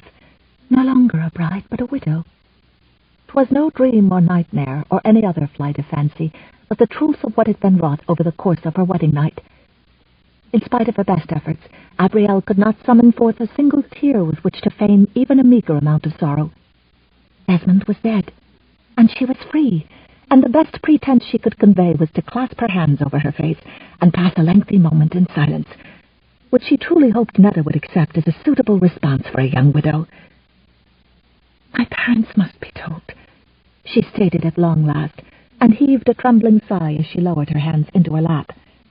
She dared not glance up, for fear the woman would detect her lack of remorse. "After learning of Squire de Marley's fate, I took it upon myself to inform your parents afore bringing you the tragic news. I thought you'd be needing their comfort as soon as they could get dressed. They should be coming any moment now to offer you solace." "Thank you, dear Netta, for your thoughtfulness and concern," Abrielle murmured, carefully avoiding the servant's gaze. Though innocent of any wrongdoing, she felt as if she were guilty of the most diabolical subterfuge known to man, and had to wonder if her conscience would ever be cleansed of that dark stain. "'Twas very considerate of you." No sooner had the servant given her a dressing gown in which to meet her parents than a soft rap of knuckles sounded upon the portal. Without waiting for a verbal response, her mother called through the oaken door. "Abrielle, my dearest child, Michelle and I have come to be with you in this difficult hour. Are you able to see us now?" "I pray but a moment more to make myself presentable, Mamma," Abrielle replied, and hurriedly wrapped her robe about herself as she left the bed. While smoothing her hair into some reasonable order, she had cause to wince as she was painfully reminded of the patch of hair that Desmond had torn from her scalp. Though the wound was extremely tender, it seemed a small price to pay to be free of that brutish monster. It definitely made her grateful that she had fairly thick hair, for she wouldn't have to worry about hiding the spot. "You may come in now, Mamma." Elspeth's tears were one of joy as she folded her daughter in her arms, and Abrielle shuddered and gave herself up to her mother's comfort. "Oh, Abrielle, Abrielle," was all Elspeth could manage. Abrielle did feel some of the relief her mother felt, but in the back of her mind lingered thoughts of Raven, the man who knew her secret. How would she feel when she saw him by the light of day? For just a moment she considered relieving her burden by telling her parents everything, but she did not want them to bear the guilty secret. No one should have to suffer the pangs of conscience but herself. And if someone had seen her, planned to accuse her, how could she allow her parents to be implicated? If anyone had been saddened by the news of de Marley's demise, Abrielle knew that her stepfather was not among them.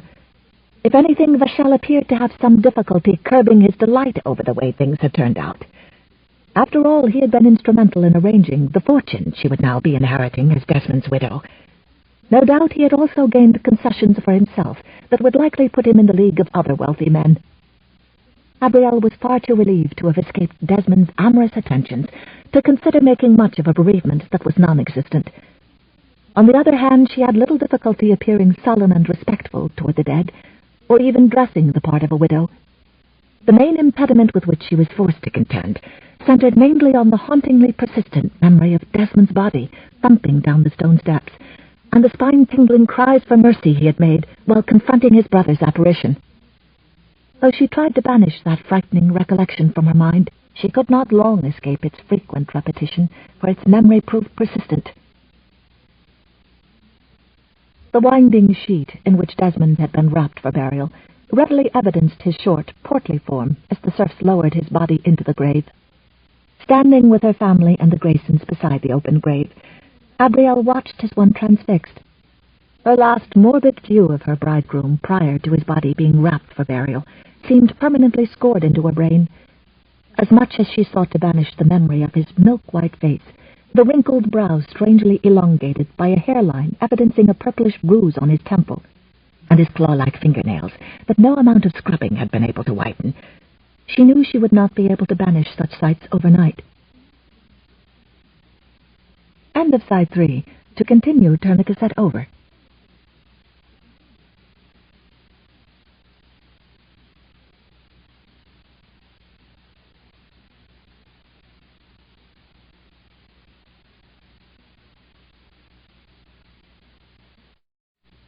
Side 4. Everlasting by Kathleen E. Woodiwiss.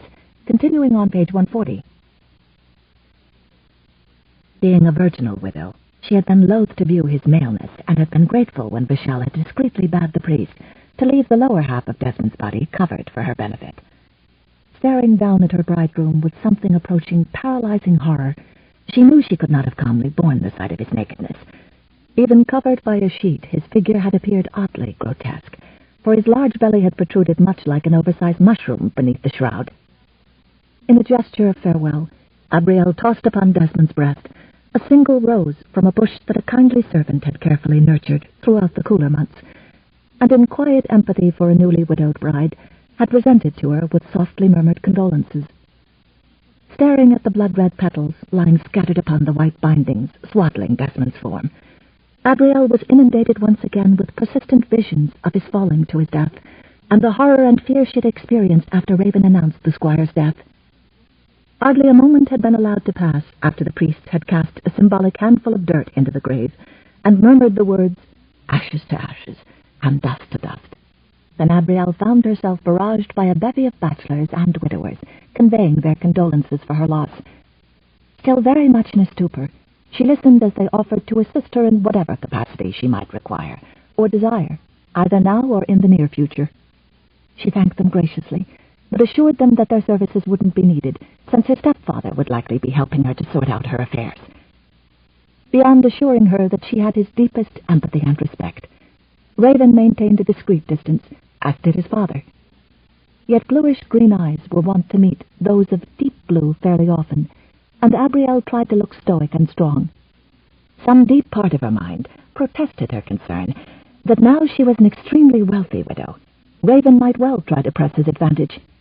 She knew she had to remember the very words of caution she had so recently uttered to Cordelia. What did she truly know of him beyond a handsome face and smooth words?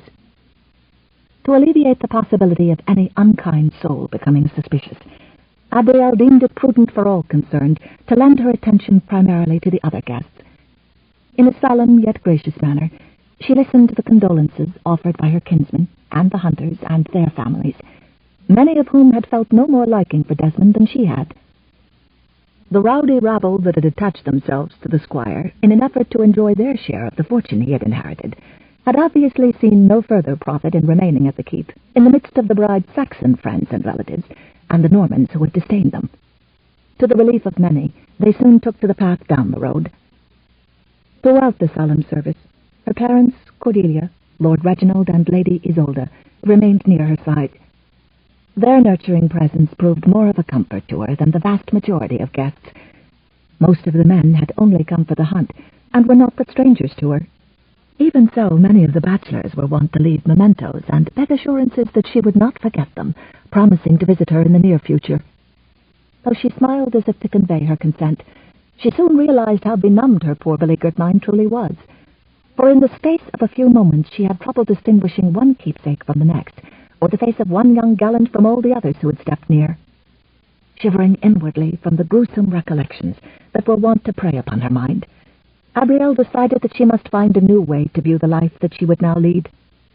In so doing, she realized that as mistress of the keep, she now had the authority to correct some very irksome situations she had become privy to shortly after the death of the two men who'd attacked the Seaberns. Having acquired full possession of the keep and the lands upon which it had been built, through the agreement Vachel had insisted Desmond sign in his quest to have her, she could now set aright many wrongs that had been done to the serfs. Graciously she invited the guests who had been wont to stay beyond the graveside service to dine with her in the main hall later that evening. Upon assuring the Graysons, Cordelia, and her own parents and relatives that she'd be seeing them later at sup, she begged their indulgence to allow her to take care of some pressing matters. As people drifted back toward the castle, talking together in twos and threes, she saw Raven standing as still and tall as an oak, watching her. A skittering of nervousness and something else moved up her spine. She wished she could shoo him away, make him stop watching her. If only he didn't know what had happened last night. Yet she tried to imagine what she would have done had he not appeared to distract Desmond from his pursuit of her. She was torn in her feelings about him, from gratitude to suspicion. But he was not her main concern today.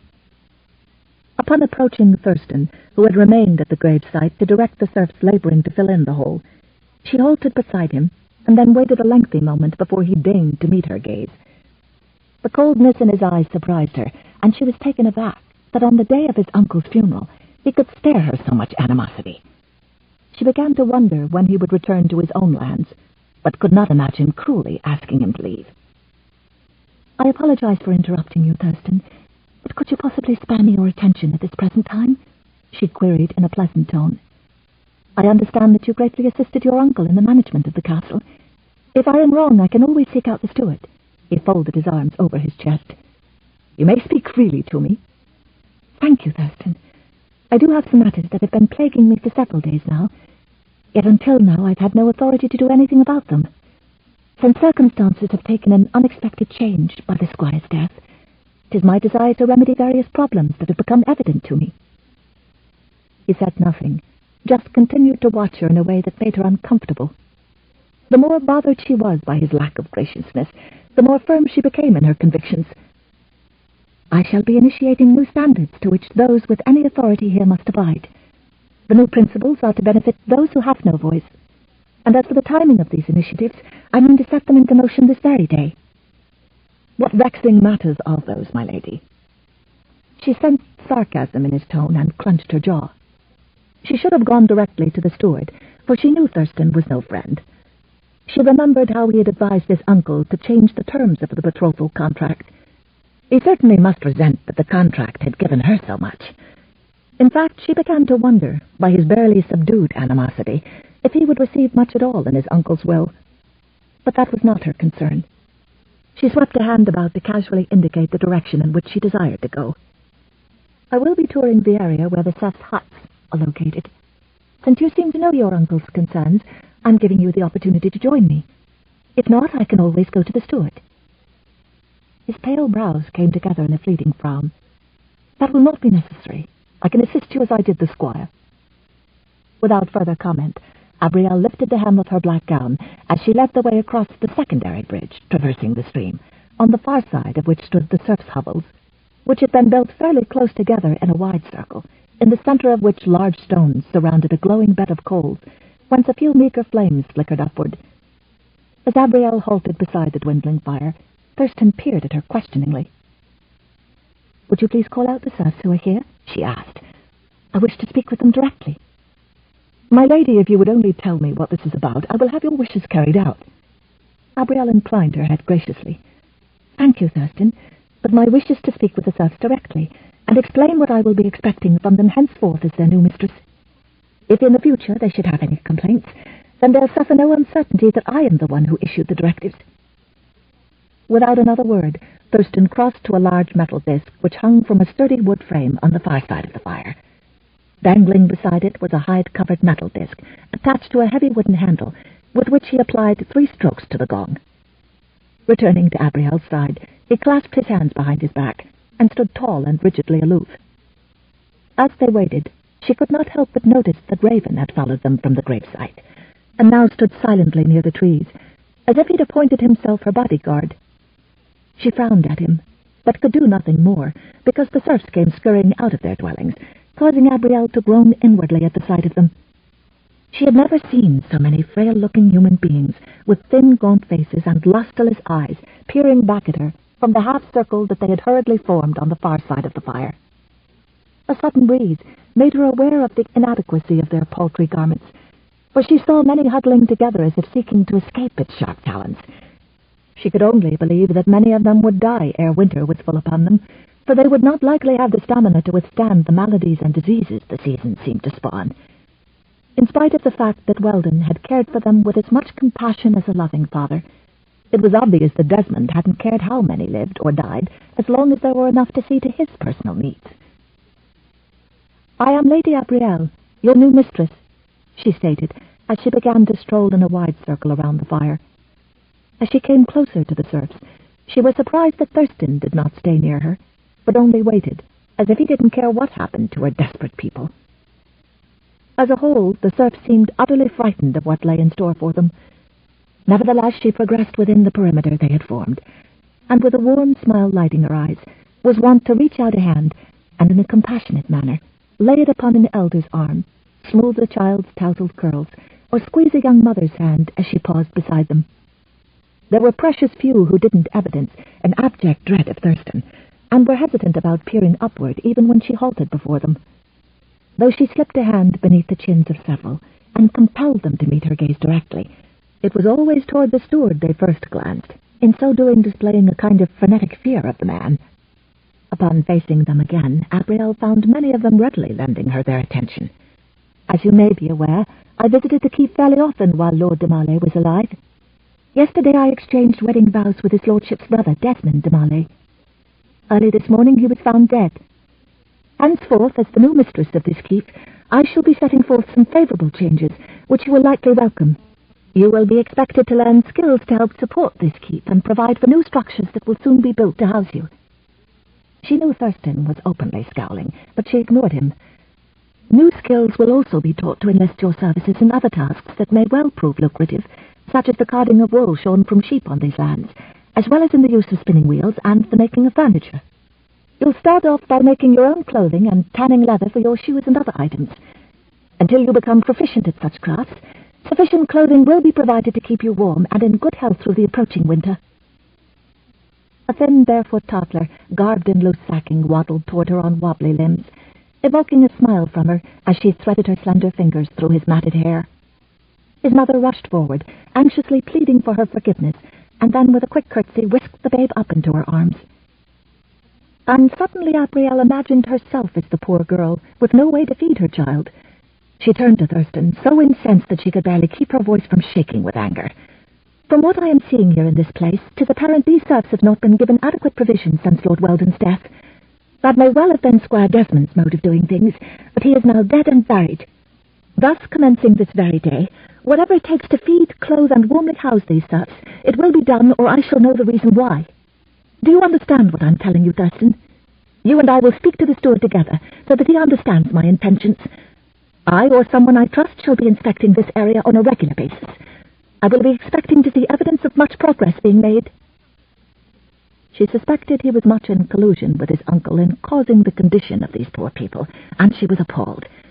She could not look upon him for another moment, so after giving a warm smile to the people she now considered her responsibility, she strode toward the bridge, and found Raven Seabern blocking her path. Her response to his closeness was as unwanted as it was lightning quick. She felt a hot pull of attraction deep inside that could not lead to any good. For now, knowing the truth of Desmond's death, he was more dangerous to her than ever. She sidestepped him with a nod and kept walking, not the least bit surprised when he turned gracefully and fell into step beside her. Lady de Marley, might I have a moment of your time? His use of her wedded name made Abrielle flinch. Of course, she replied, then lowered her tone to a whisper to add, Speak quickly, for it would not look well should we be seen together as we approach the castle. And why not? He asked, his expression quizzical. You know why, she retorted. I know your husband is gone, and that I am hardly the first man to speak with you this day. I'd have been blind not to see the many tokens of affection you've already received from men who want your consideration. Is that your purpose in waylaying me, sir?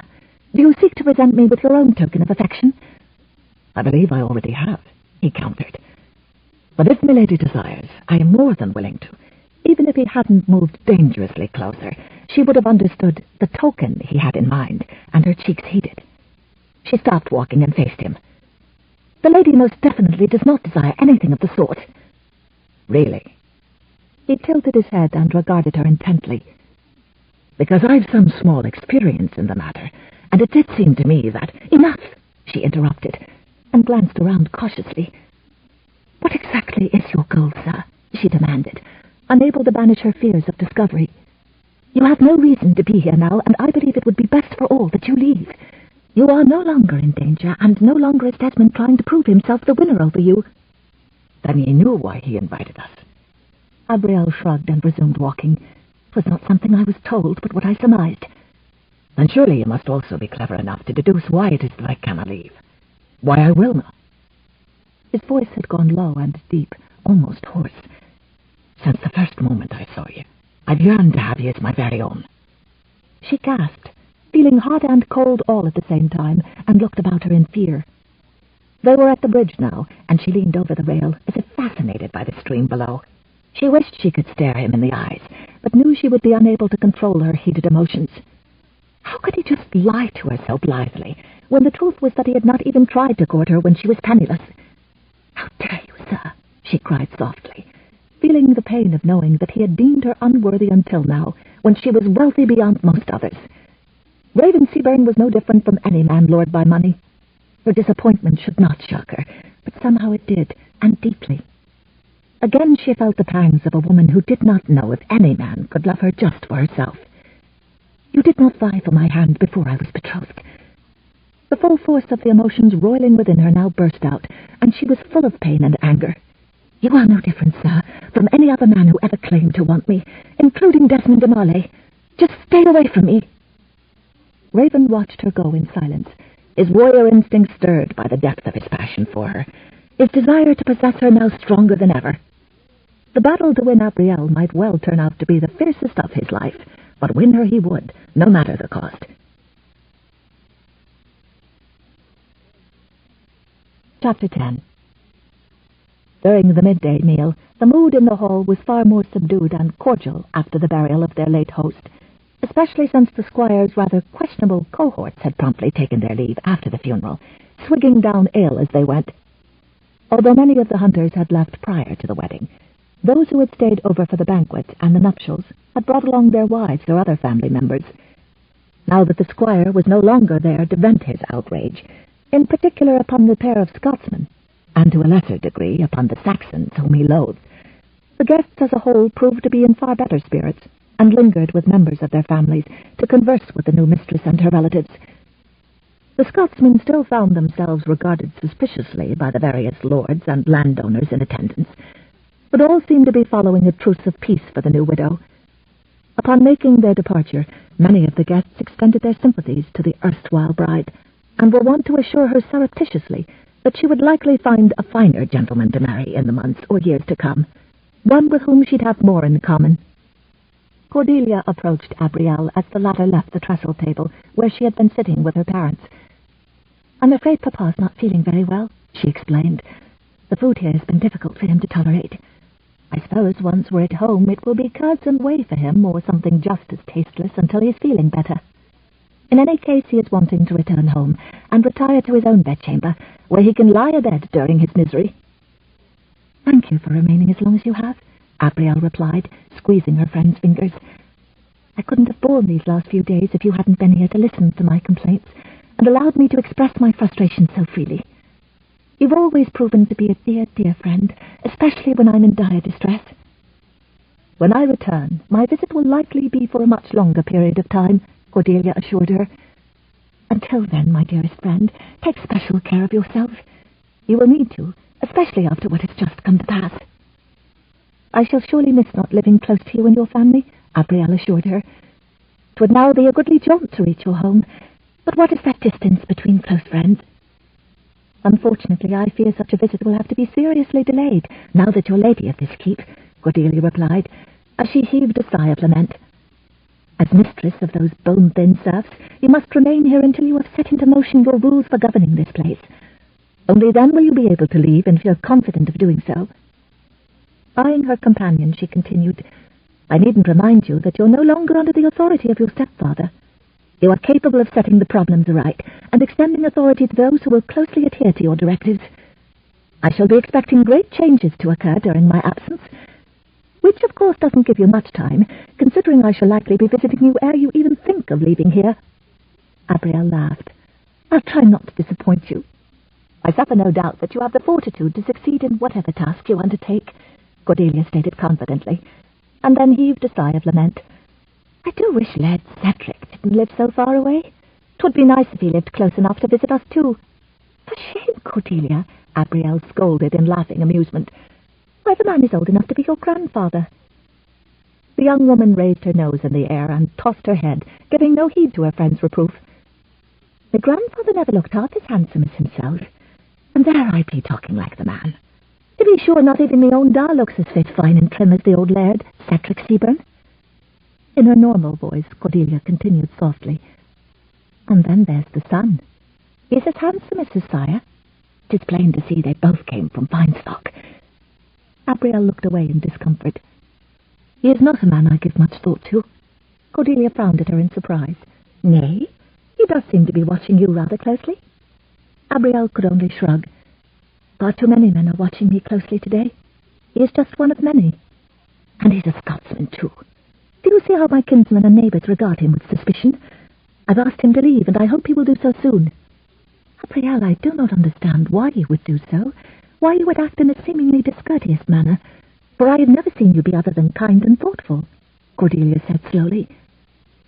And if I but had time to question you, there's no reason for that, Abrielle said, giving her friend a smile. Do not worry for me. The life I thought of as bleak has surely taken a turn for the better. In spite of the necessity of being ensconced, henceforth, in her late bridegroom's spacious chambers, Abrielle made a concerted effort to thrust aside the haunting memories of the previous night and find some genuine peace for her weary mind as she burrowed deep beneath the covers. She had no real reason to fear her future, except for her next marriage, for marry she must, and soon. It was obvious to her that men would be vying for her and her fortune, a strange twist of fate for a woman who was all but ignored at court only months ago. But Abrielle was determined that this time she'd earned the right to control her own fate. But how would her stepfather react to such a thing? He would want to see her safely with a man of whom he approved. Now that she had most of Desmond's wealth in her possession, Michelle would likely seek to find her a spouse with a lofty title. It was what most fathers wanted for their daughters. In his case, she could imagine that if truly motivated in that direction, such a desire might have arisen from his own frustration after his requests for a title had been rejected. Still, if Michelle's ambitions could be realized by the very thing he had earlier been seeking for himself, that being a worthy title for his own exceptional achievements, then he would likely be content. Michelle was an honorable knight who had served valiantly during foreign campaigns, and for that reason was rightfully deserving of recognition from his king. Lord de Marley had been honoured by Henry for his heroism after returning home. As a reward, he had been given the vast area of land upon which to build this very keep. So might Michelle be honoured if she were to remind His Majesty of her stepfather's bravery and daring feats during those years he had loyally served beneath the king's banner. The king just needed to be reminded that there was still a knight whose daring feats had long been forgotten. And now that Michelle had wealth of his own again, the title was more important than taking more money from the treasury. Abrielle's heart began to sink as she realized she might offend Henry if she were to plead for a few moments of his time to suggest the possibility of bestowing a worthy title upon her stepfather. but perhaps her newfound wealth would bring her more royal notice. Glumly she stared at the flickering flames, dancing atop the stout candles, nestled within the heavy sconces, wondering if she should attempt to approach any of the lesser lords with her request. No, with so difficult a task, she'd have to find an individual who was permitted fairly often within His Majesty's presence. Of a sudden, Abrielle gasped and sat upright in bed as the realization dawned on her. In spite of her needless fretting, she was well acquainted with one who could perform such a feat without evoking the king's ire. He was none other than Raven Seabern. It would be a fairly simple matter for the Scotsman to carry her missive to Henry when he was once again called upon to deliver a message to His Majesty from his own King David. And how better to rid her own dare to return after she'd made clear he was no longer required. Part with him, and she would be able to logically think of who would make the best husband. Snuggling back into the downy pillows, Abrielle smiled in satisfaction as she folded her hands atop the coverlet and stared at the embroidered scene on the canopy above her head. On the morrow she would begin the day by composing a letter to His Majesty. Truly, if the Shell were given a title and lands as a reward for his own notable achievements, perhaps he would then feel satisfied with what he had managed to accomplish during his lifetime, rather than be wont to find a nobleman who'd be interested in taking his wealthy stepdaughter to wife. After Mass and breaking her fast, Abrielle went to the ladies' solar, her own private chamber. A weaving loom stood in one corner, and a long trestle tidges of being cut and sewn. She sent the maidservants away and waited for Netta to bring Raven to her. She'd been over and over her little plan, searching for flaws, and found none. It was most clever if she did say so herself, and she truly did not see how it could fail. She would rid herself of the Scots' very disturbing presence, and lessen her stepfather's need for a noble son-in-law at one and the same time. So delighted was she that she was smiling when the maidservant announced Raven. He stood just inside the door, wearing what could only be a mask of composure, for which she could hardly blame him after their last meeting. When Netta curtsied and withdrew, closing the door behind her, his surprise was obvious. As Abrielle stood cool and composed, he nodded politely. "You sent for me, my lady." "I did, sir. I desire your help with a personal matter. 'Tis a delicate task I have in mind, one to which you are perfectly suited." "You need but tell me what it is, my lady," he said, walking toward her, "and it is done." Abrielle held up her hand, hoping she hid the alarm she felt as he drew nearer. "You need come no closer." "There are needs, and then there are needs," he said softly, still moving, not stopping until he was but 2 feet from her. "What is this task with which I am so favored?" She extended her arm between them as if she were gripping a metal shield rather than a parchment missive, rolled and tied with a ribbon and sealed with the wax imprint of the de Marley house. "When next you have business with King Henry, please give this to him for me." He didn't reach for it. "I have an idea when next I will be in London, or Normandy, for I think that is where your king resides for now." She frowned, for this was hardly the response she'd expected. "Surely you will need to be dispatched soon for King David." "Nay, he does not require me at present. I will be staying here." "But this missive must reach the king," she countered, frustrated to find there was a flaw in her plan after all, namely that its success rested entirely on Raven's acting as she thought he would.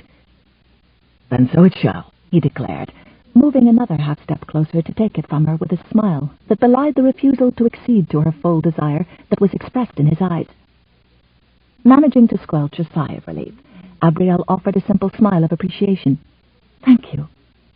"One of my men is an excellent courier, as trustworthy as they come. I will send him forth without delay." He watched her smile fade. "Or is my word not good enough for ye?" "I know not how good your word is. I know nothing of you." This time she realized her words were not reasonable, for she indeed knew he was a trusted royal courier. But his response to her plan had thrown her off course. "Know this, and never doubt it," he said solemnly, holding her gaze with the intensity of his own. "My word is my bond, and I pledge it to ye. You can rest assured your missive is as good as in the king's hand this very instant." "Thank you," she said with resignation, wishing she could think of a legitimate way to force him to take the letter personally. It was hard to think clearly with him so close, looming over her, so big and male in this small chamber used only by women. "And how do ye fare, Lady Abrielle?" Distractedly, she said, "What do you mean?"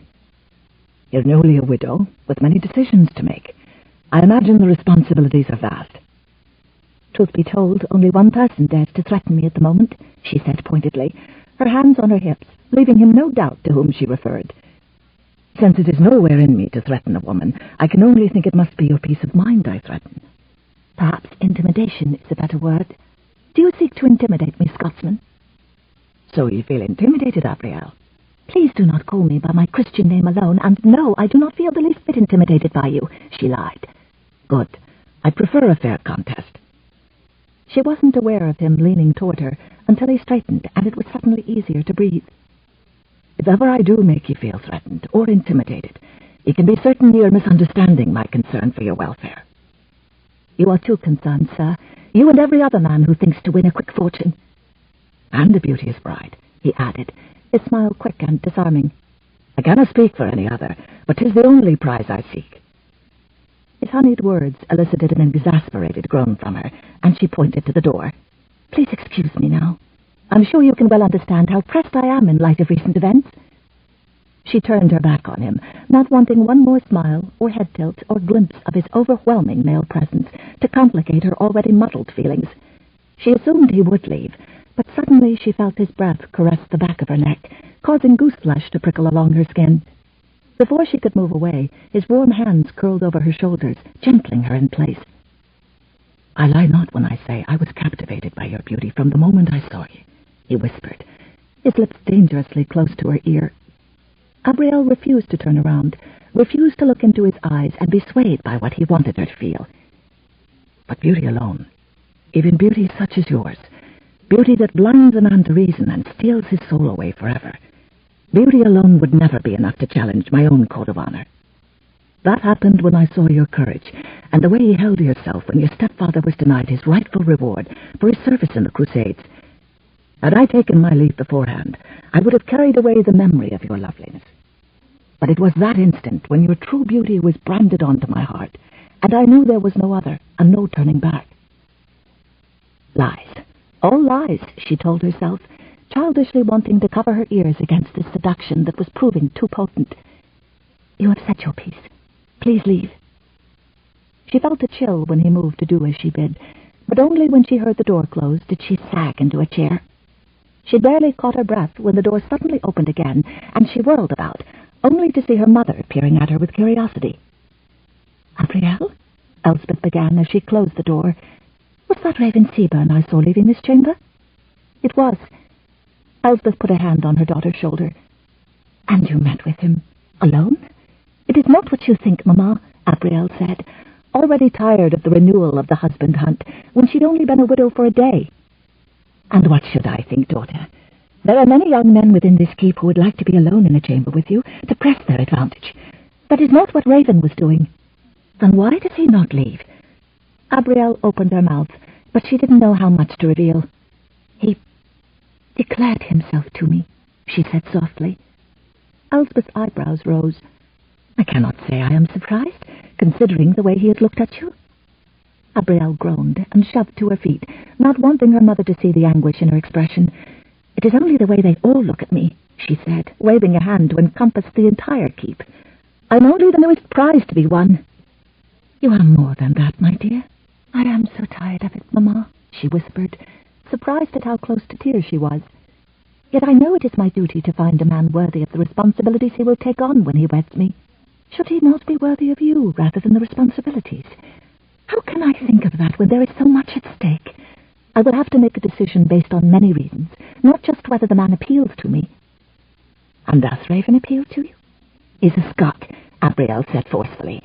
Do you not see how Englishmen, both Saxon and Norman alike, mistrust his people? And is that a reason to mistrust an honourable man, one who has rescued you without thought to himself? Abrielle bit her lip, knowing she had plenty of private reasons to mistrust Raven. I will keep an open mind, Mamma, but he is only one man among many. That night at dinner, Abrielle was surprised to find Thurston seated at the head table with her family.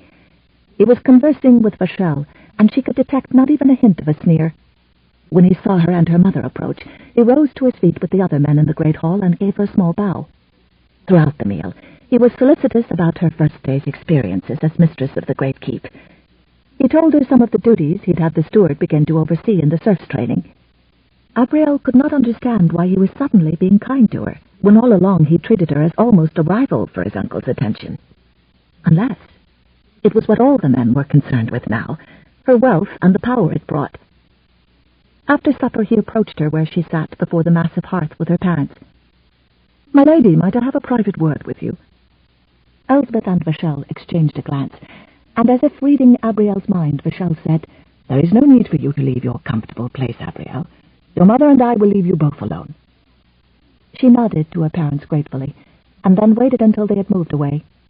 She could not help noticing that several of the young bachelors were watching her, as if waiting their turn. Raven was speaking with his father, but he made no move to join the others. He settled for an occasional glance, regarding her with that calm confidence she found irritating and slightly ominous, and, she had to admit, more than a bit intriguing. Was he really so confident he could win out over all these other decent Englishmen? Or was it that he felt that knowing her darkest secrets gave him the upper hand? Thurston took the bench her mother had been using, and she forced herself to concentrate on him. "My lady, it strikes me that the terrible tragedy of my uncle's death does not have to be the end of the relationship between our two families." She blinked at him in surprise. "This keep is now my home, Thurston, and you live not far away." "That is not what I mean," he said, with a hint of impatience in his voice. "You were married to my uncle. Does it not make sense to keep the connection by marrying me?" She barely kept her mouth from dropping open in shock. So much did he surprise her. "Thurston, are you proposing to me?" "I think the marriage would solve all the problems caused by my uncle's sudden death. I have been assisting him in the management of this keep since he inherited it. I could continue to do the same." "And that is enough reason to marry?" she responded incredulously. "I have been under the distinct impression that your feelings for me were not fond." To her rising disgust, he looked down her body. "I could not allow myself to feel anything for you when you were to become my uncle's wife. And the most important thing to bring to a marriage is respect." "Respect?" She heard her voice rise, knew she should stop herself, but his gall proved too much. "Sir, you admit you were involved in the management of the keep and all its surrounding lands. Did I not just see the terrible condition of the people who were entrusted into your care?" His mouth tightened. "My uncle. I know it was his land, his serfs. But you should have seen to those poor people who depended on you. I had no choice in marrying your uncle, but I would never willingly tie myself to your family again, after having seen how you treat fragile human beings." Those yellowish-green eyes flashed at her, revealing the seething hatred he had kept banked inside him. "Then keep your virgin marriage vows," he said angrily. She was grateful that there were so many people about, or she would have been terribly afraid of what she heard in his voice. As it was, she forced herself to meet his gaze with cool composure. "But understand that Desmond de Marley had monetary agreements that preceded your marriage contract," he continued. "What agreements, sir? Are you saying that the contract, which was examined by advisers to both parties, was entered into falsely?" "He did not honour the agreements made by Welton to me, agreements that Desmond vowed he would finish in his brother's place." "You mean a larger inheritance than what he has put in writing?" Thurston seemed furious and upset, as if he expected her to surrender to his anger. But Abrielle was tired of being a pawn in other people's games. "He meant to. I care little what you say he meant to do," Abrielle interrupted coldly. "It is only your word, if nothing is in writing." "And do you doubt my word?" he demanded, his voice beginning to rise. "I am sorry that you feel entitled to more than—" "I do not want your pity," he said, loudly enough that several heads turned at tables scattered through the hall. "Understand that your position is tenuous here, my lady," he said through gritted teeth. "I am the Lady Abrielle de Marley." She emphasized her late husband's name, then continued, "My position here is not tenuous at all." "'Tis only a note of caution. If you do not have my protection—" "I have the protection of my stepfather, his men, and the soldiers of my dead husband. Are you saying even they are not loyal?" But Thurston did not go so far, only meeting her accusation with silence. "As far as I'm concerned, sir," she said, "we've settled this matter. And that is the way it shall stand until I'm shown viable proof that would lead me to decide differently. Whatever my husband inherited from his half-brother months ago does not rightfully belong to any of Desmond's kinsmen, including you. My husband never once addressed any issue pertaining to his having heirs, especially anyone who should be duly considered now that he is dead. It is a well-known fact that Desmond's previous wives died without issue. If you or any other men have an argument with the legality of the agreement Desmond signed of his own free will, then I would suggest that you cease your efforts to frighten me and take up this matter forthwith with my stepfather. Rachel de Gerard can convince you of the validity of the documents that he drew up with Desmond. I should further explain that if anything happens to cause my death, whether accidental or deliberate, all the wealth, holdings, and possessions that I am to inherit shall be transferred to my kinsmen without due recourse, that being my mother and stepfather. I'm sure if there are any threats made against them, that Rachel shall be able to gather a force of men to protect them. Thurston rose to his feet. You speak of murder as if our discussion threatened such a thing. It is not so.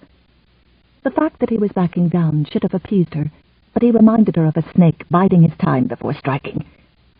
I only seek to give you the facts, Sir Thurston, so that we understand each other. 'Twas my purpose as well, my lady. They were so intent on staring at each other, neither realized someone had approached until a voice spoke. Lady Abrielle, do you wish assistance? Raven stood nearby, hands clasped behind his back, looking as if he merely wanted to join in on their conversation. Abrielle was annoyed that he felt he had to help her, and she watched as the evil flame died within Thurston's eyes.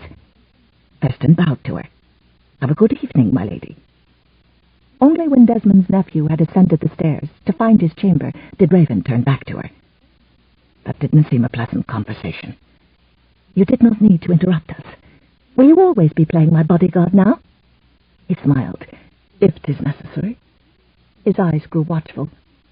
Was it with him? Nay, I handled our disagreement.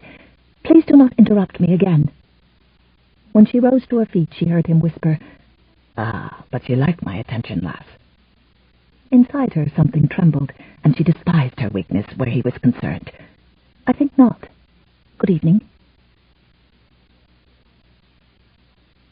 Chapter 11. Although Abrielle felt as if she'd made Thurston understand her position, she still took the steward of the keep with her as a precaution when she visited the serfs' village the next morning to see how the work had begun. It was wonderful to see how much more lively the people already were, with food in their bellies.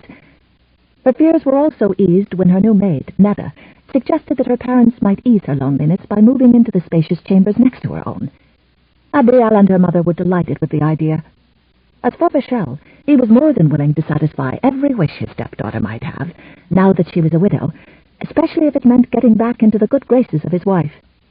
To a great degree, Elspeth had shared the trauma her offspring had recently suffered, and as a parent wished to provide whatever succor she could offer in an attempt to alleviate any lingering fears Abrielle might have still been suffering after her abbreviated union to Desmond de Marley.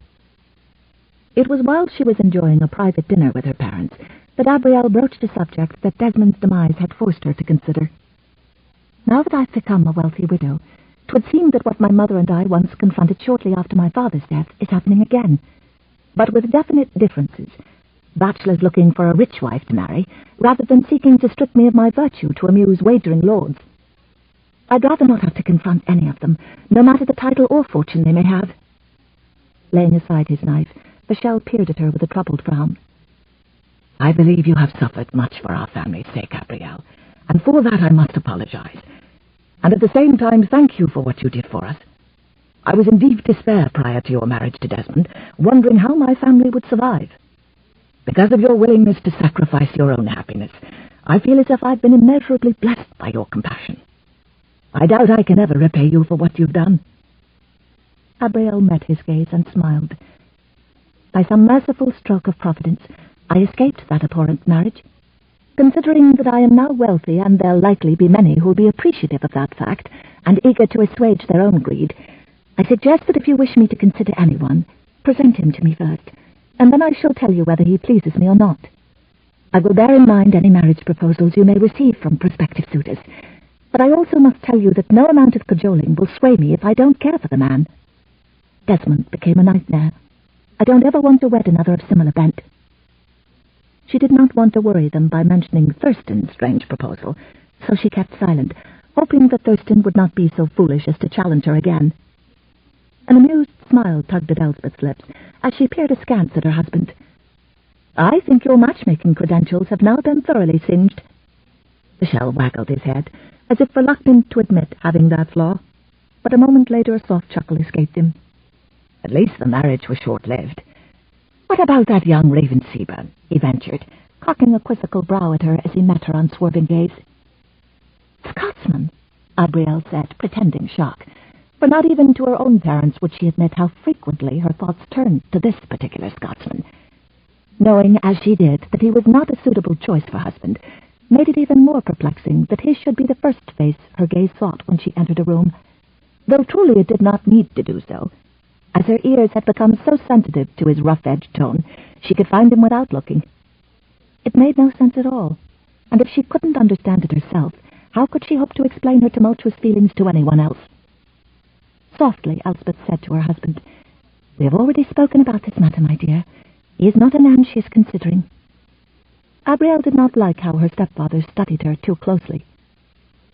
"You are now one of the richest women in all of Christendom," he continued. "Soon you may have a whole league of suitors vying for your hand." She arched a brow. "Perhaps I have no interest in them." "But you are pleased to be a wealthy widow now, are you not?" Vachel queried, elevating a handsome brow as he awaited her answer. "Now be honest and tell me truly." "Were I given a choice between poverty while married to a man I can love and honor, and wealth while being miserable with someone as despicable as Desmond, I can assure you that I'd rather be poor and wed to a man I can love. If you haven't realized it yet, Sir Vachel, wealth is a pitifully poor replacement for genuine love and simple contentment." "My dear, you've never known true poverty if you haven't gone to bed hungry or been bereft of clothing to keep you warm," he countered.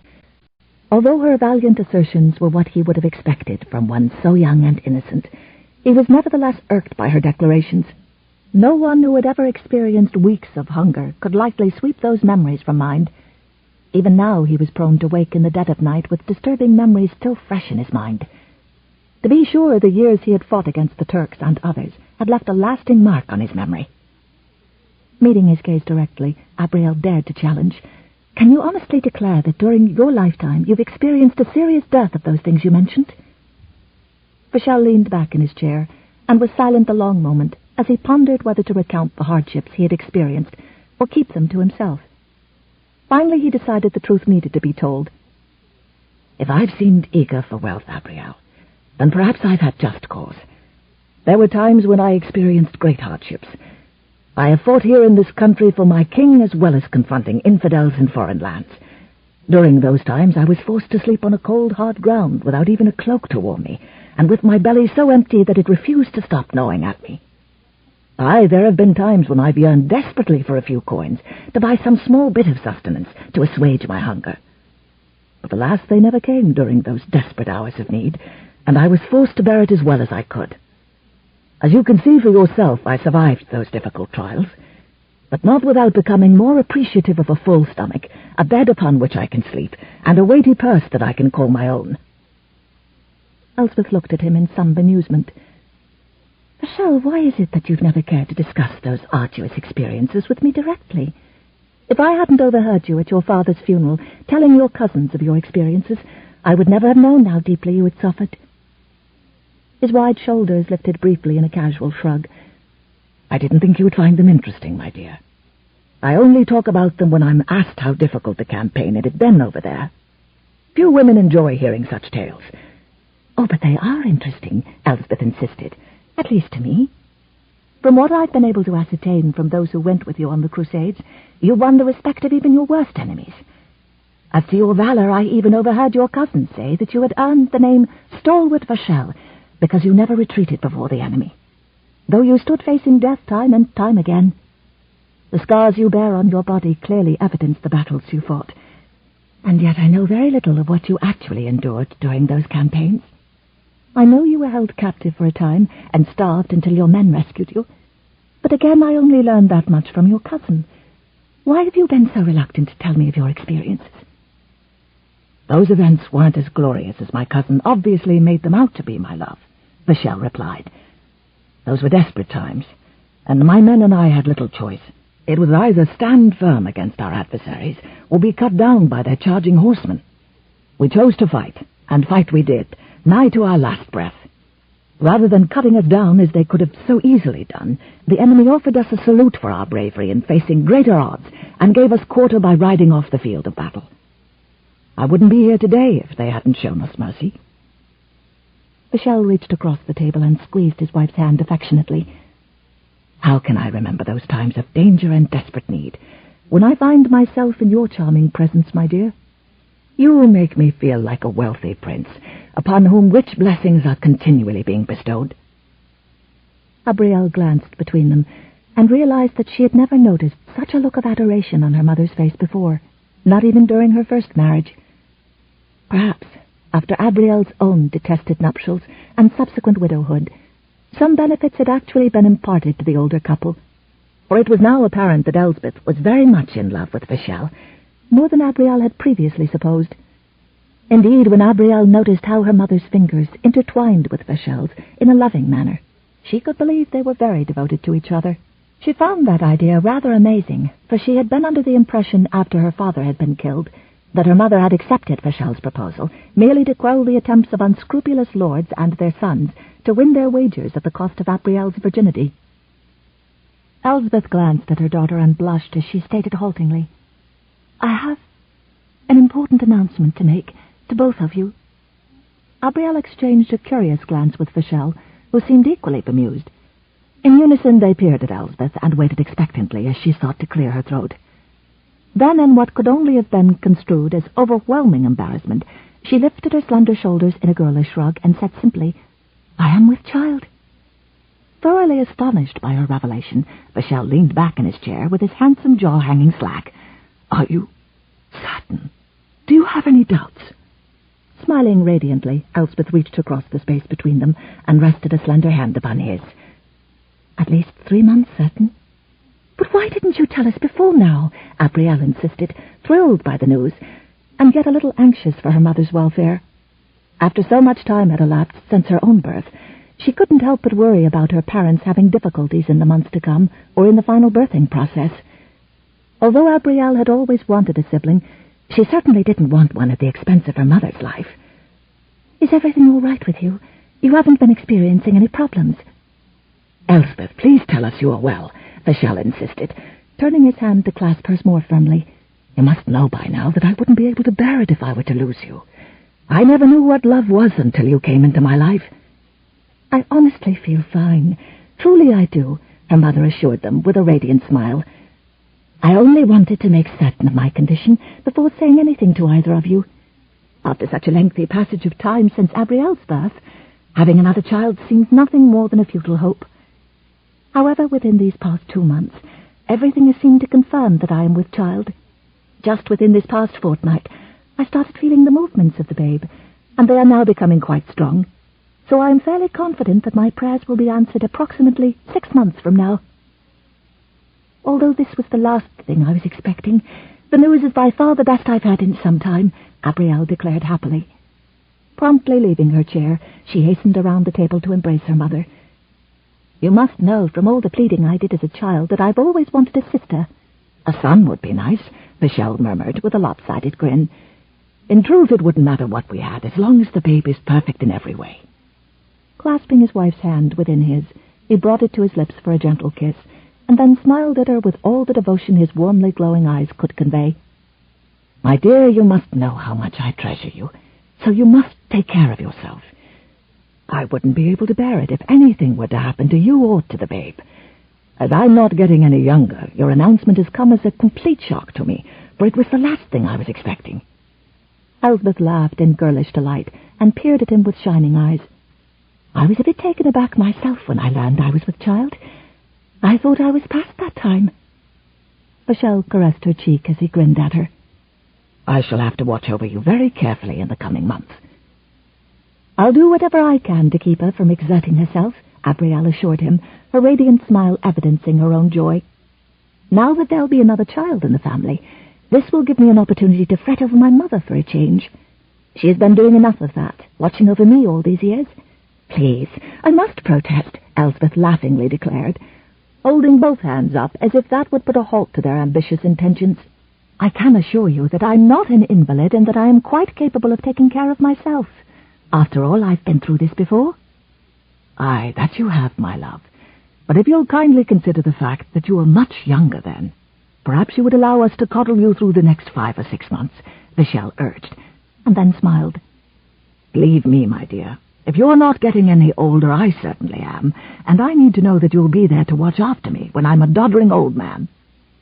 Elspeth patted his arm. "Do not fret yourself, husband. I'll be there beside you when that time comes, if it ever does." Vachel raised his silver goblet in tribute to his beautiful wife. "To our growing family, my dear. May we enjoy peace and contentment throughout all the years of our lives. And as we age, may we also become wiser and take time to enjoy the simple blessings we've been given. I doubt I would have experienced such happiness had I not been blessed with you as my own sweet and noble lady." "And may you both live to be at least 100, Abrielle eagerly added, and in more prayerful thoughts, begged that such a request might be granted. Vachel's fear had instilled within her some of the same feelings of anxiety. She didn't know what she would do if she were to lose her mother. Elsbeth had always been such an important person in her life, more so than her father, whom she had dearly loved, but had never really understood, especially when he had allowed himself to be drawn into a deadly confrontation for the sake of his pride. If anything of a tragic nature happened to her mother, she had no doubt the pain and void she would feel would be infinitely greater. Indeed, they thought so much alike that it would be the same as losing a part of herself. That same afternoon, Abrielle entered the kitchen to determine what victuals remained after the majority of the guests had taken sustenance and departed. Though she had put the steward in charge of feeding the serfs, she wanted to make certain that enough was being done. In her mind she could still see that frail toddler trying to learn to walk when so weak from hunger. Shortly after viewing the food that remained from the meal, Abrielle realized that there were more than enough provisions to appease the hunger of the pitiful group living across the stream.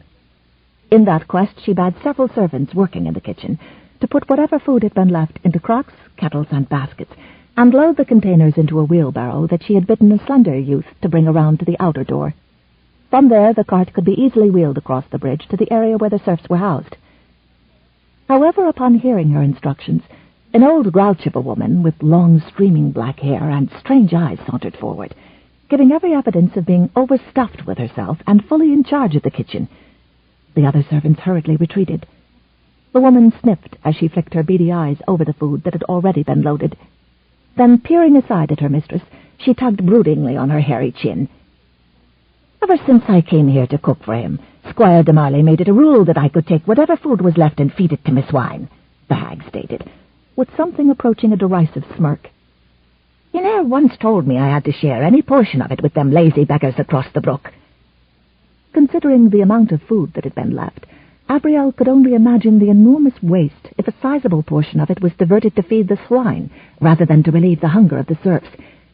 Flicking a brief glance over the rotund cook, she could imagine where some of it would go, no doubt down the woman's gullet. Arching a brow, she questioned, "Good woman, what is your name?" "Mordia," she replied, and then proceeded to spit a stream of vile-looking juices into a nearby pail. Abrielle promptly turned her face aside, seeking to control her sudden nausea. Upon recovering her aplomb, she asked, "As far as doling out such food, are you saying that Squire de Marley never made any exceptions?" "'Twas always his rule from the first," the cook stated arrogantly. "I oversee the cooking, and whatever's left is mine to take afore he and his own swine got theirs." "Just how much do you intend to take?" Abrielle asked curiously. Sweeping an arm about, the woman smirked. "All of it." From the wary glances several of the kitchen staff were casting toward the elder, it was evident she was not one to be trifled with. This very moment the cook would learn that it didn't matter what assurances Desmond may have given her. Circumstances had definitely changed. "Squire de Marley is no longer among the living, and I am mistress of this keep now. Therefore I shall be setting down my own rules for the serfs to follow, the first of which shall be that no single person has the right to establish any regulations that I haven't personally authorized, or claim anything that I haven't permitted them to take." Gesturing to the other kitchen staff, she indicated the food in question. "Now, if you would, please be good enough to do as I've instructed." "Now you don't," the hag railed, flying at her young mistress with wrinkled fingers curled into claws. "'Tis mine, all mine." If she had never had an occasion to see a witch in flight, Abrielle was certain she was seeing one now. Although she easily sidestepped the termagant, she felt her hackles rise as she likened the elder to some demonic fiend whose hatred of others had driven her into a frenzy. Obviously the other servants thought so too, but they stared after the clumsily stumbling woman with mouths agape. Though the shrew's arms flailed wildly about in an attempt to halt her forward momentum, the farther she progressed across the kitchen, the lower her head descended. A moment later she was scrubbing the stone floor with her nose and the side of her face. "What is going on in here?" Thurston barked upon stalking into the oversized room. Blood was now gushing profusely from the woman's nose and mouth, prompting him to snatch a towel from a nearby table and press it tightly against the nose that had been scraped raw and even now bore a dark purplish hue. "Who did this to you, Mortier?" Raising a flabby arm, the cook pointed toward Abrielle accusingly. "'Twas that haughty bitch. She laid me low, that she did." Thurston glanced around with a thunderous scowl and found himself gazing into the pointed stare of the keep's new mistress. "My lady, Never mind what you may have to say about this matter," Abrielle interrupted. "I want that woman gone from here ere the hour is out." Thurston spared Mortier a scowl before he looked back to Abrielle. "My lady, the squire brought her here shortly after acquiring the keep. She's the best cook we have on the premises." Abrielle was wont to challenge that particular statement. "Nevertheless, I want her gone. I will not be attacked by a hireling in my own keep." She flung out an arm to indicate the nearest door. "You've been given orders. Now comply with my command and send Mortier on her way." "But she's an old woman," Thurston protested.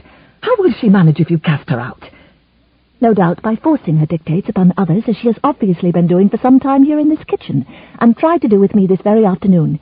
I will not allow her to continue to vex and torment those who are susceptible to her edicts one day longer than necessary.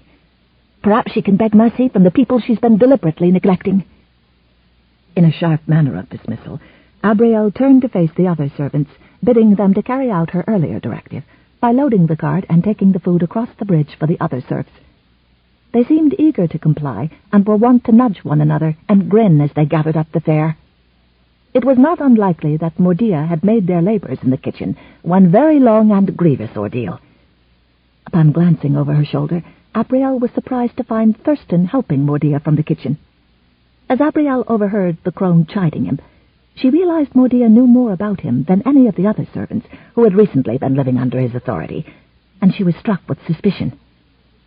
"If me poor mother were alive, she wouldn't have stood for this foul abuse. She'd have struck that chit down with nary a thought to the cost. To be sure, she'd have bloodied this whole keep from end to end, so they'd long remember her." "Shh," Thurston urged impatiently. "What, you don't want that bitch knowing how you're almost kin to me?" Thurston met Abrielle's shocked gaze. "Oh dear, do not. I, Desmond de Marley, be me own brother," the old woman wailed. "But for different mothers, ye too could have been me nephew Thurston de Marley, so don't you be thinking you're mightier than me." When they had left the kitchen, Abrielle felt a chill, knowing that the sister of Desmond, a man suspected of so many murders, had been feeding them. She went out into the autumn sunshine, trying to wipe away the feeling of so much evil. Chapter 12.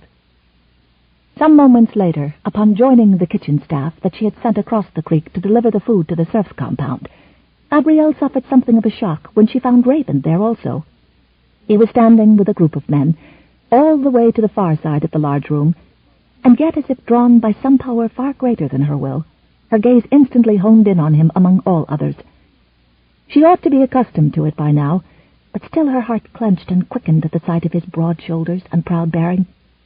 For once his full attention appeared riveted elsewhere, and in spite of how pleasing he was to look upon, Abrielle found herself curious to see what, besides her, he found so entertaining.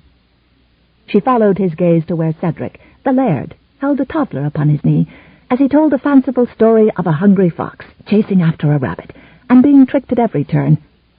Other children surrounded him on all sides, and the elder's clever wit easily evoked delighted giggles from his young audience. They were clearly enthralled with the voices of his various characters, for which he seemed to have a rare talent. It soon became obvious to Abrielle that the witty laird took as much pleasure in the children and their responses as they relished the storyteller and his humorous tales. Much to everyone's delight, the rabbit escaped the fox, and the latter had to content himself catching a stringy old rat for sustenance. The serfs were now less hesitant about coming forward to greet her. Indeed, they seemed eager to express their appreciation for what she was doing as the new mistress of the keep. Remembering how wary the young mother had seemed in Thurston's presence, Abrielle was wont to suspect that the change in their behavior had much to do with his absence. From his carefully chosen vantage point opposite the entrance, Raven was aware of Abrielle the instant she arrived. Since she'd so oft protested his watching her, he decided to appear not to take notice this time, and see if she liked that better. 'Twas not an easy ruse to execute. He kept busy pitching in wherever he saw a need, hoisting a heavy crock or carrying away baskets which were emptied almost before they were taken off the cart. As fiercely as he longed to be near Abrielle, on this day he found a special pleasure in watching her from afar, and truthfully was more deeply moved by the sight of her rising to her new status as mistress of the keep than ever he'd been watching her twirl around the dance floor in her lace and baubles. With her sleeves pushed high and curls pinned back, she worked alongside the kitchen staff to distribute the crunches of food, which he knew she'd personally gone to some trouble to have sent there. As a whole, the serfs eagerly accepted all that was offered, expressing their gratitude time and again. Abrielle met their effusive thanks with a smile so warm and joyful, one would think they were the ones doing her the favor. Raven saw tears flow as grateful parents watched their offspring satisfy their hunger, rather than being forced to endure a gnawing burning in their stomachs so intense that even sleep failed to provide them with an escape from the torment. He'd noted the serf's sorry lot right away.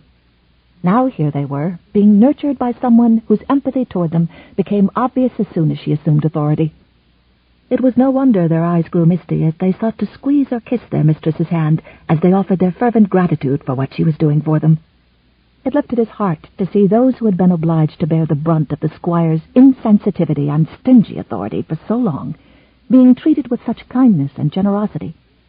And it filled him with pride that was, to be fair, not yet his to claim, that Abrielle was the woman responsible. Raven could be a patient man, especially when patience was part of a campaign that would lead to victory, oft to the frustration of those with whom he dealt as an emissary to King David. They would prefer he act recklessly or on impulse, and thus give them an advantage. But that reputation was being sorely tested there in the serf's compound, and very shortly after they'd appeased their hunger, he found an opportunity to approach the lady of the keep. She sat by the fire with a few of the younger children, and it did not please him to see her winsome smile give way to a look of wariness and resignation at his approach. Though it be a matter of pride, he wasn't used to a woman so distrusting him. He'd dared to hope his assistance the night of her husband's death would forge a bond between them. Instead, it seemed to have pushed the two of them even further apart. He sat down beside her, focused on not making any sudden moves. As ridiculous as it sounded, there was no denying that the slow, gentling approach worked miracles with skittish animals all the time. "'Tis a good thing you're doing with these people," he told her quietly. Her smile was reserved for the little girl in her lap, who was nestled to her bosom, contentedly sucking her thumb.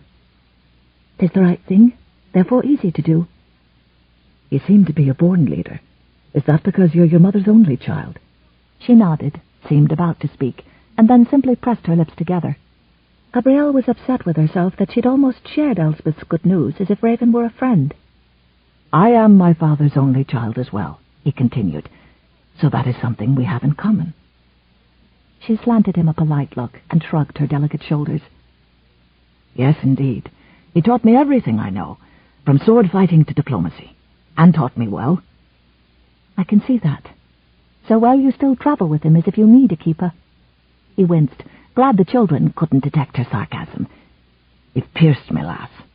"Forgive me," she begged with feigned dismay. "I'd no idea the truth would be so painful for you." Their gazes collided with an impact that made her eyes widen and brought a look of shock and panic to her face. Raven knew exactly what caused her to react so. She'd suddenly remembered the truth only the two of them shared about their role in the squire's death. And just as swiftly and surely he understood why, instead of binding them together, that night figured strongly in her suspicion and distrust of him. Softly he tried to reassure her. "'Tis true enough that some truths would only spread pain were they known by all. You have me word, my lady, honour bound, I would never speak them." He rose without another word and walked away, the knowledge he'd gained in this skirmish of value in his campaign to win her. For win her he would. After making her departure from the compound, Abrielle had already begun crossing the narrow bridge over the stream, when she caught sight of Thurston escorting Mordia to a horse-drawn cart an elderly serf had pulled to a halt before the drawbridge of the keep. A troop of at least 20 mounted men waited nearby. After Thurston tossed a large sack of the woman's belongings into the back of the conveyance, Mordia bent down to pick up a rock from the ground and drop it into her apron pocket. Only then did she accept Thurston's assistance onto the driver's bench. Mordia slowly reined the animal about, and then lifted an arm in farewell as she spoke to Thurston in a foreign tongue. Then, upon settling her gaze upon the mistress of the keep, she gave a gleeful cackle and whipped the shaggy steed into a lively trot along the lane. Thurston turned around in surprise as he discovered who was watching. As the conveyance passed near the spot where Abrielle had paused on the bridge, Mordia quickly retrieved the stone she had dropped into her pocket and flung it toward her erstwhile mistress. Before Abrielle could even attempt to duck, Raven clasped an arm about her waist, sweeping her off her feet and whirling her abruptly about. She was clinging hard to his chest, her head tipped back so that she was looking into his eyes when she heard the well-aimed rock strike his back. He never flinched at the contact, and his hold on her never wavered. Trembling, she managed to give him a nod of thanks, knowing she could have been badly hurt but for him. She wanted nothing more than to rest her head on his strong chest and let him go on buffering her from the world for a few more moments, or hours, or forever. But the possibility that he was the biggest threat of all to her safety forced her to step away as quickly as possible from his body, too full of warmth and comfort. Mordia snatched up the whip and elicited a sprightly trot from the steed in her haste to leave. Her fiendish laughter floated back to them, raising the hairs on the back of Abrielle's neck. She shook a threatening fist. "Mark me words. When you're least expecting it, you'll be seeing me again. I'll slice your gullets from ear to ear, and then I'll be ripping your hearts out and roasting them for me supper. That much I promise the lot of you." Upon making that declaration, Mordia immediately launched into the language that she had earlier spewed, and although most of it was hardly discernible above the rattling of the cart's wheels as she drove it away, Cedric listened keenly to every word. Although Abrielle was not familiar with the tongue, she was convinced that it was no sacred blessing the hag had bestowed upon them. "If you were to ask me, lass, I think the old crone meant to lay you low in your grave," Cedric said to Abrielle as he arrived on the bridge. Thurston made no move to join them, only took the reins of his horse from one of his men as he said, "I hope you were not injured, my lady." "'Tis only by luck that she was not," Raven said darkly. Abrielle saw the way the two men eyed each other with animosity, and quickly said, "Thurston, you will see that she never returns to this keep again." He nodded. "And I will see that your property, namely the horse and cart, are returned to you by the morrow." He took a deep breath, as if it pained him to say the next words.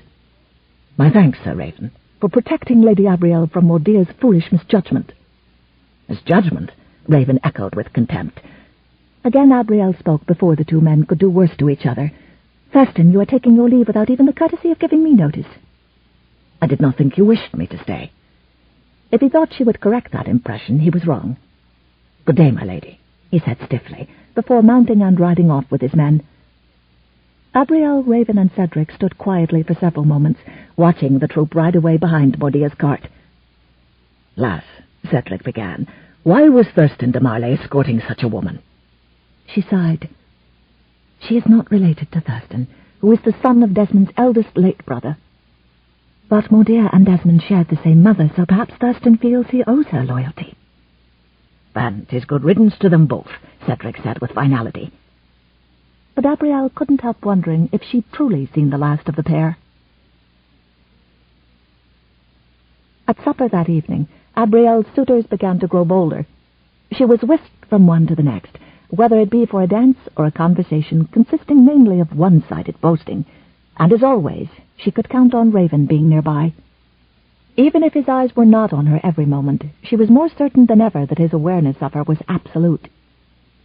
He was like a big tiger stretched out in the sun, she thought, all sleepy and content, but God help the poor fool who tried to slip past and steal the treasure he guarded.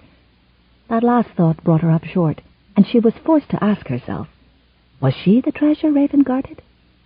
There was something appealing about the notion, as it had been so long since she'd felt truly safe and protected. But there was also the frightening possibility that his only reason for protecting her was so he would be in a position to grab what she had to offer for himself when the time was right. She found it to be all so endlessly confusing and exhausting. If he wouldn't go away, Abrielle wished he could at least be less enticing, so she could simply ignore him. How much easier her life would be if he were to grow horns, or awaken with a potbelly, or at least stop bathing. At last she was able to plead exhaustion and escape the great hall. But before she could reach her door, she was approached by Sir Colbert, one of the Norman knights who yet lingered, hoping to win her favor. "Lady Abrielle," he called, gasping as if he'd been breathing hard. "Sir Colbert, what is it?" "I was out walking this evening, and I heard crying by the serfs' cottages." "Crying?" "One of the children is ill. Do you know the art of healing?" "I do. Just let me get my cache of herbs." Though he opened his mouth to speak, she had already hurried down the corridor. When Netta had moved her to the master's chambers, she had transferred all of Abrielle's things, and it was easy enough to find the little leather bag. She ran back into the corridor to find Sir Colbert looking both ways, then giving a start and nodding at her with encouragement. "Come, my lady. I know the door that leads out through the ladies' garden. It will be much quicker to reach the village." Abrielle followed him gratefully, already worried about which little child could be ill. They were all in such a weakened state from lack of nourishment. She wasn't paying attention to which corridors Sir Colbert took, but at last she heard him unbolt a door and smelled the fresh, wet earthiness of the garden. She rushed out ahead of him, taking the garden paths quickly, her only goal to get beyond the half-wall fence, past the high walls of the castle, and over to the bridge leading across the moat. Several soldiers on guard watched her curiously, but none interceded. She was almost to the stream when Sir Colbert cried, "My lady!" When she turned to face him, she found him suddenly too close. He bent over and scooped her stomach first onto his shoulder. She cried out in surprise and then was jarred awkwardly as he began to run. "Put me down!" "My horse is right here, my lady. We will reach the village much faster." His shoulders slammed hard into her stomach, knocking the wind from her. Abrielle knew he had no intention of heading to the village. He'd lied simply to get her away, to get her alone, where she'd be helpless against him. And all it would take was one night of rape, and she'd be forced to marry him, regardless of his cruelty. It was her worst nightmare coming true. When she kicked him, he held her legs down. When she slapped and punched his back, he accepted it as if she could do him no harm. She opened her mouth for a loud shriek, only to hear him say, "Do not scream, or my man will be forced to harm your maidservant." Never, she thought wildly. Had they taken her from Abrielle's bedchamber so she wouldn't alert the keep about her mistress's disappearance?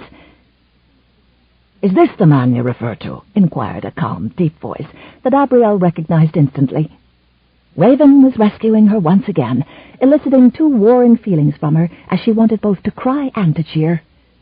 Sir Colbert stumbled to a halt, and she heard the faint cry of another man who she surmised was lying at Raven's feet.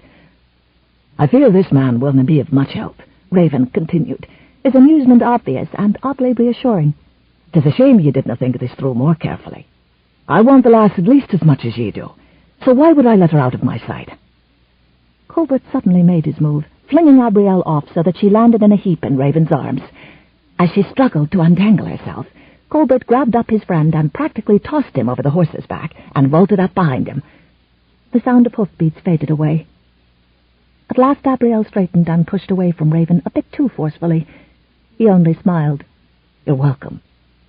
"You have my thanks," she added. "Again." And as he looked down at her in the moonlight, his smile faded, and the intensity in his eyes took her by surprise. "You look touched by fairy dust, lass," he whispered hoarsely. Unable to face the dangerous weakness he inspired in her, she turned and hurried back the way she'd come. She heard him chuckle, knew he followed her, but she didn't stop until she was all the way back in the corridor outside her own bedchamber.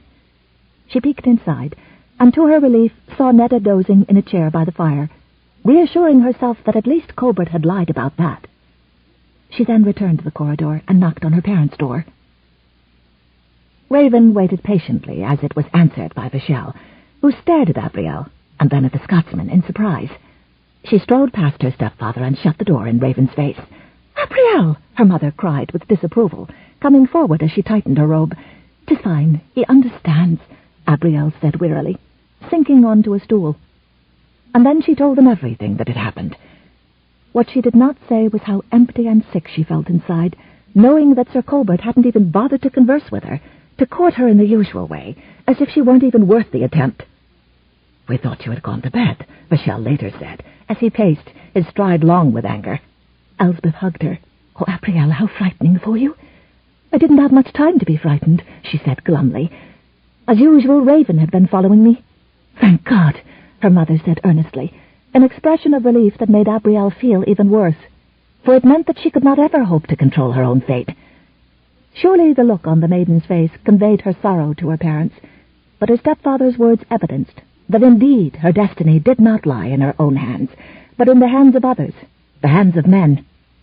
"I cannot allow this to go on," Michel finally said, coming to a stop and giving them both a somber frown. "Colbert may not have meant to actually harm you, but the next cur might be desperate should you refuse him. Abrielle, you have to marry soon, or you will remain in danger." "But, Michel, I have met no one who appeals to me. You know I wish to choose my own husband." "And she certainly doesn't want to live with an armed escort everywhere she goes," Elspeth added. "Why do we not just send every eligible man away?" Abrielle said brightly. "I could live in peace, for at least a while." "And have eager swains besieging the castle?" Michel demanded. "I think not. I had conceived of an idea to have this all done quickly. We will host a tournament, where all the noble young men gather to show off their skills and to win your favor." "But we've just sent many of them away," Abrielle said plaintively. "Now we want them all back?" "We do, but only the right men, of course.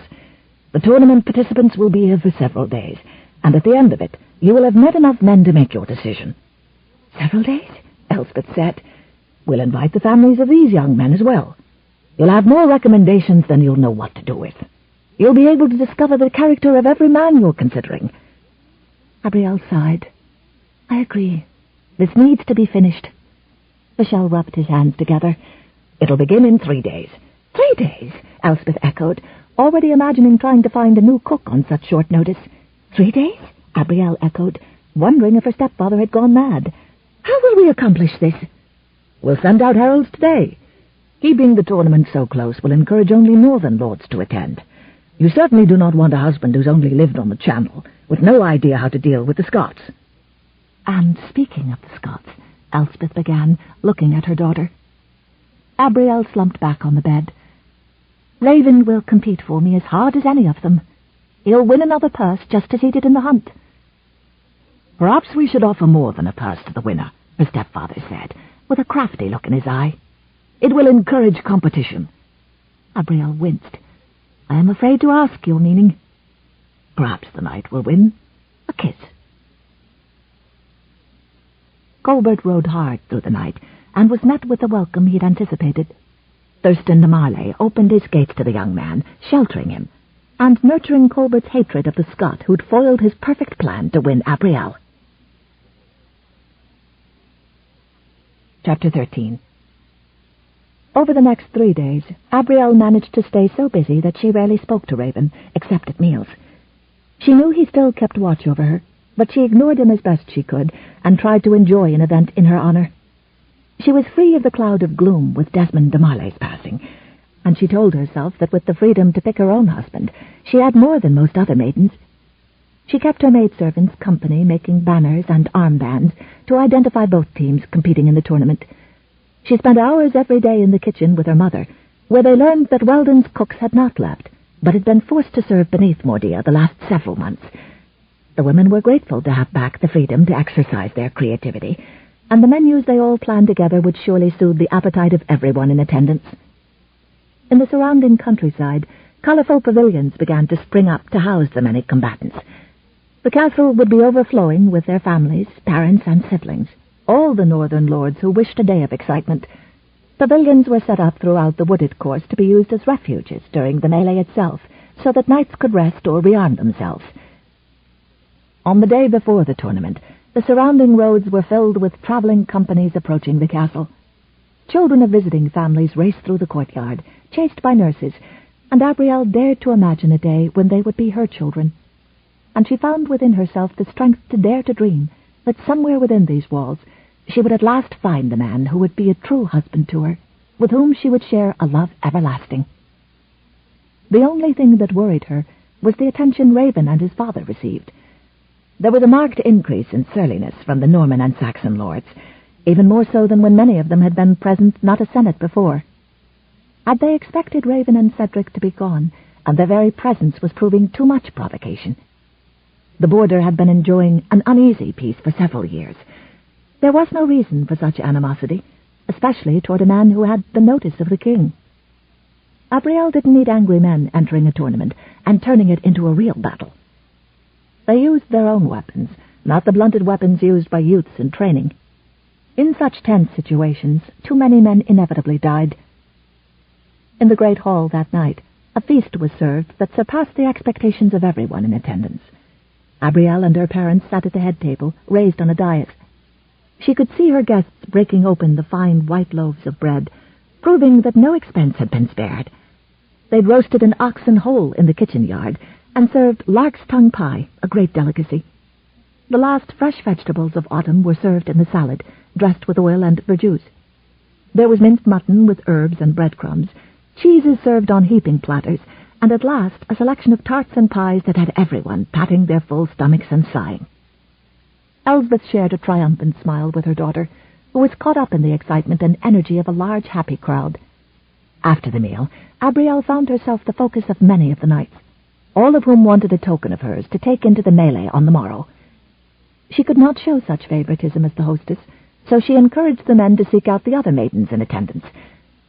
More than one man proved bold enough to ask Vachel why the Scot was being allowed to compete, and Vachel told the same story over and over again. Raven was an emissary of the King of Scotland, and had found favour at King Henry's court. Why should Vachel insult either king by dismissing him? Abrielle was dancing with a pleasant young man, who kept stepping on her toes in his eagerness, when the great double doors to the hall were thrown back. A gust of wind shivered the candle flames, and silence spread as all turned to see who was making such a late entrance. Thurston de Marley led a contingent of knights, a score strong from his own manor. Abrielle excused herself from her disappointed partner to go in search of her stepfather, whom she found sharing tankards of ale before the hearth with Cedric Seabern. End of Side 4. Change side selector switch. This book is continued on the next cassette.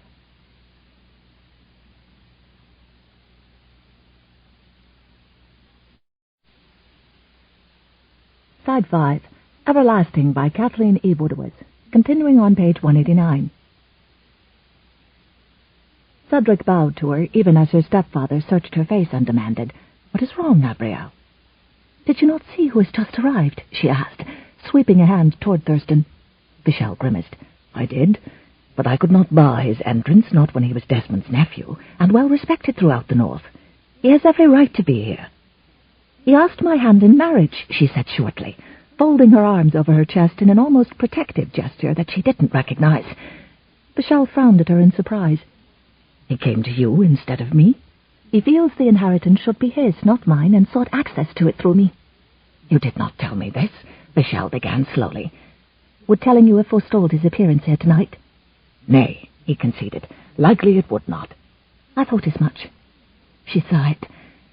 "I'd hoped this tournament would be a step towards simplifying my life, but it's barely begun, and already there is another man I must do my best to avoid." "Not to intrude where I oughtn't," said Cedric, a sparkle of amusement in his blue eyes. "But if you're half as deft at shunning this new arrival as you are my son, I'd say your worries are few." Coming from anyone else, Abrielle might have taken umbrage, but it was difficult to feel offended when Cedric's smile and his tone were so gently teasing. Still, she felt her cheeks warm. Teasing or not, she did not owe any man her notice. Perhaps the best way to get that message to Raven was through his father. "I assure you, dear sir, I only ignore your brave son as an act of kindness." "And I, in turn, assure you, lass, it's not as a kindness he's taking it." "Naturally. You see, this kindness is directed toward the countless other eligible ladies in the land. I wouldn't dream of monopolizing the time of a man who legend has it has turned more pretty heads than there are fish in the sea." The Scotsman threw back his head and laughed richly. "By God, the lad's met his match in ye," he told her, looking quite pleased it was the case. "I can't argue he's turned his share of heads, and now he's having to struggle to turn the only one that matters. Don't you worry, my lady, he's a quick study, and it will all work out right in the end." "I'm not sure exactly what you mean by right," countered Abrielle. "I fear you may be disappointed in the outcome. There is much between our peoples that would prove insurmountable, Laird Cedric." "And that be your only reason for not including Raven on whatever private list you're compiling?" His mouth curved beneath his moustache. "That, and of course your generous regard for the rest of womanhood." She shook her head firmly, since the laird was proving as difficult to discourage as his offspring. "Nay, there are other reasons. I will say only that we would not suit, and I do beg your pardon if that offends you." "Not at all, lass. You have to know your own mind." But he winked at her over his bushy moustache, as if he was privy to her thoughts. and it seemed obvious he assumed she secretly favored Raven. "You have to know your own mind," he said. Raven himself had insisted it was her opinion of the man she was to marry which mattered, and no one else's, though it would be much easier to determine what she was thinking if everyone would stop telling her what she should think.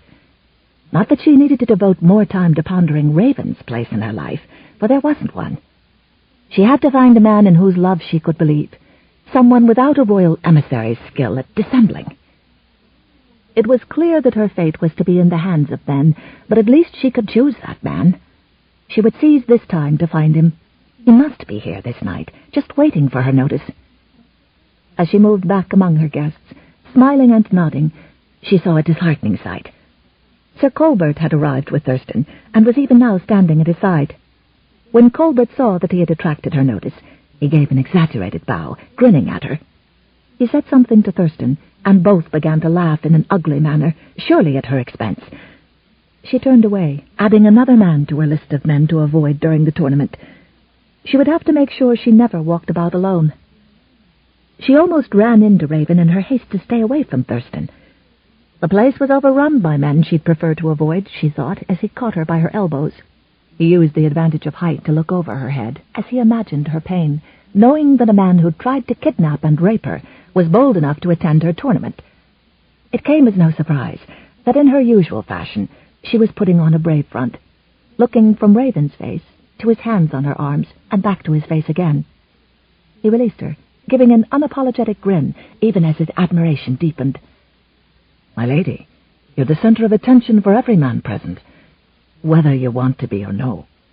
She rolled her eyes. "At present, I'd be ridiculously content if only you did not make me your center of attention. Surely there are beautiful maidens here for you to peruse?" "But none shines as brightly as he murmured, his gaze softening without losing any of its wry amusement. He watched her blush and was thankful for her smooth, fair skin. The color in her cheeks, or sudden loss of it, along with whatever shone or flickered in her sweet eyes, provided some insight into her true feelings, allowing him to see that she was not at all indifferent to him, no matter what she tried to make him and herself believe. "Forgive me, I must see to my other guests," she said, moving past him. "I understand," he murmured with a scant bow. "I know I'm but one of many awaiting your notice." He'd spoken more loudly than he'd intended, and saw he had the notice of others besides Abrielle. Never before had he felt the animosity of so many people, all directed at him because of the country where he was born. He was more trusted in King Henry's Norman court, where he was given free access to the king. Now he stood his ground and cocked a dark eyebrow at them, daring them to challenge him. But Vachel was calling for attention from his place before the hearth, and although Raven turned his head, he knew it was not wise to present his back to such dishonorable enemies. "Honored guests, daring knights, it is now time to choose teams for tomorrow's tournament. I have in this leather bag a collection of stones, painted either red or green, with armbands and banners to match, courtesy of the ladies of the castle." There were huzzas and raised tankards of ale toward the head table, and Raven saw Abrielle and her mother smile at each other. Vachel hefted the bag. "Please come forward and draw your stone." As one by one each knight pulled out a stone, there were good-natured cheers or jeers, and much slapping on backs. But when it was Raven's turn to pick, the hall turned silent, but for the whispers of the ladies.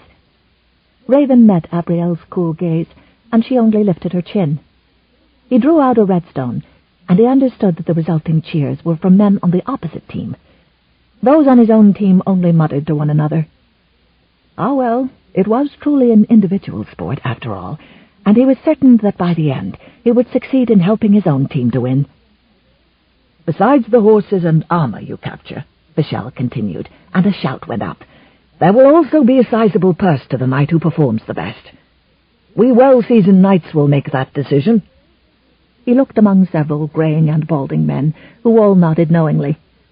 "And lastly, to this champion knight will be awarded an even greater gift, a kiss from your hostess, Lady Abrielle." The cheers and applause were deafening, and Raven lifted his goblet in toast to her, as did every other man in the hall. A kiss from Abrielle was in truth the only prize he wanted. He alone of all the men in the hall knew the precise softness of her lips, and the sweetness of her warm breath on his skin. Aye, it made him want her more, made him want her madly, made him burn for her. And it made him more determined than ever that this was a prize he would share with no man. In response to the cheers, Abrielle smiled and her cheeks coloured. She was by far the most beauteous woman in attendance. Though she was newly a widow and still clothed in black, the sombre colour only served as the setting for the riotous beauty of her copper tresses and the shining light of her blue-green eyes. Raven knew in that moment that every eligible bachelor in the hall was determined to win her kiss and her hand. They were, one and all, bound for disappointment, for they would have to defeat him for the honour. He had never approached an event wanting to win more than he did now. He had yet to impress her, so perhaps a feat of arms would at least draw her attention. Abrielle felt hot with embarrassment and pleasure as she looked out over the sea of men cheering her. She was trying to pretend that it was for her alone these men lusted, rather than her wealth, and for the most part she succeeded, determined to enjoy the tournament. As the minstrels began to play again, Vachel came to stand beside her and Elsbeth. "I think the tournament was a wonderful idea, my dear," Elsbeth said to her husband. "Only if it helps Abrielle," he reminded her. Abrielle slid her hand into his arm and gave him a gentle squeeze. "Your help is all I could ask for." "'Tis a shame that Raven Seabern will have no help." "What do you mean?" she asked, her gaze finding him in the crowd, where he stood alone with his father. "His position is precarious. You saw the reaction of those on his own team to his presence.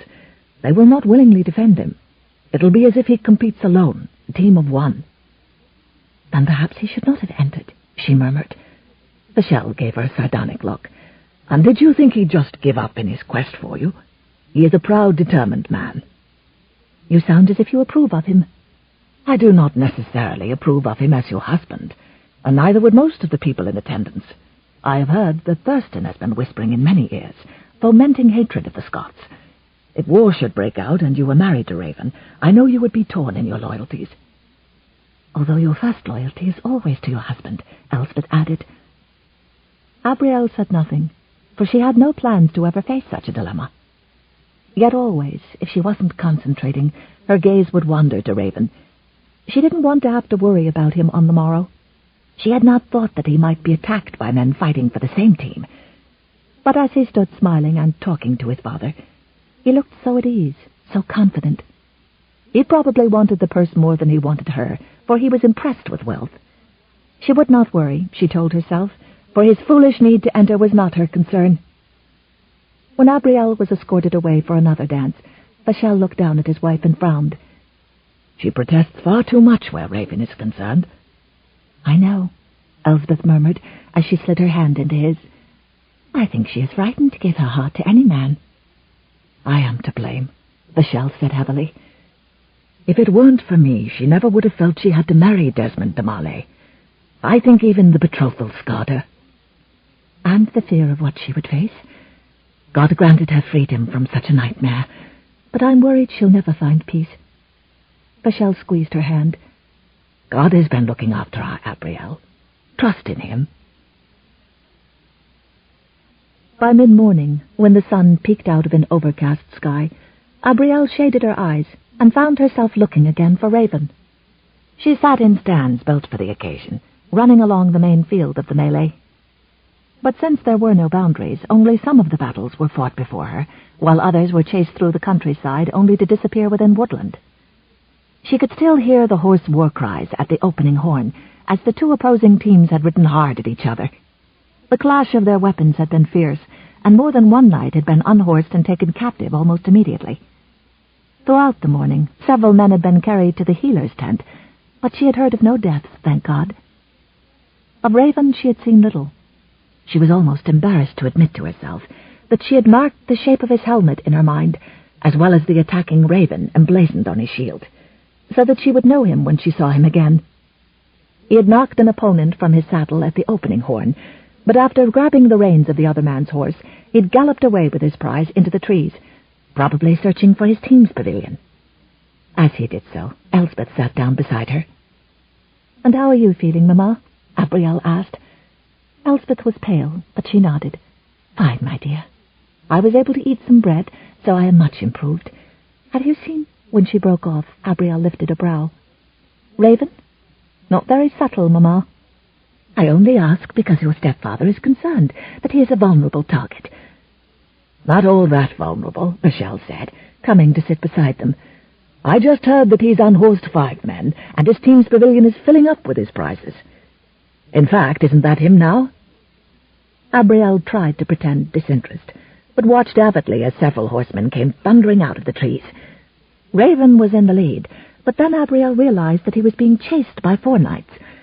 Others blocked his path, and as he wheeled his horse about, one knight's lance struck him a glancing blow across his hauberk, flinging him from the saddle. The crowd gasped and rose as one, and Abrielle knew many were hoping to see Raven captured, his tournament at an end. But he rolled to his feet and unsheathed his sword in one motion. While mounted knights milled around him, he fought savagely, parrying their sword thrusts, slashing toward their horses until they were forced to retreat one at a time or risk losing their mounts, or their own legs. At last one knight fell as he attempted to escape Raven's sword, and Raven snatched up the man's reins and vaulted into the saddle. To Abrielle's surprise, there were people in the stands who cheered his triumph and display of courage. Without thinking, she was on her feet, laughing and cheering with them. She told herself it was simply good manners. If she did not participate wholeheartedly in her own tournament, how could she expect anyone else to? Admiring Raven's skill on the field was not the same as approving of him, no matter what the swift and too frantic beating of her foolish heart might suggest. "Have you seen Faston?" she asked her stepfather, when the combatants had again disappeared into the trees.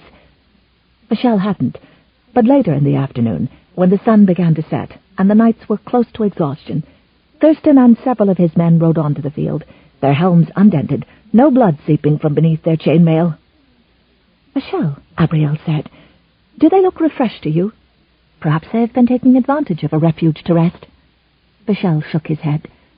"It is a trick some use in tournaments, to wait until most of the field is spent and then gallop on and defeat your opponents. It is a legal maneuver, but not very honorable." "Faston and his men are targeting Raven," Elspeth said, clutching Abrielle's sleeve. Raven had been riding away, leading a captured knight from the field, when Thurston and his men surrounded him. Raven proceeded to defend his captive from being taken, all while unhorsing several of Thurston's men. Though Thurston himself struck several blows across Raven's shield and helm, he did not make the attempt to challenge Raven alone. One knight raced at Raven from behind, and the crowd gasped and rose to its feet when the knight's sword was raised high. At the last moment, Raven sensed the attack and met it with his shield. The knight fell hard from his horse and lay still, heaped awkwardly on the trampled earth. At that moment, the horn sounded an end to the tournament.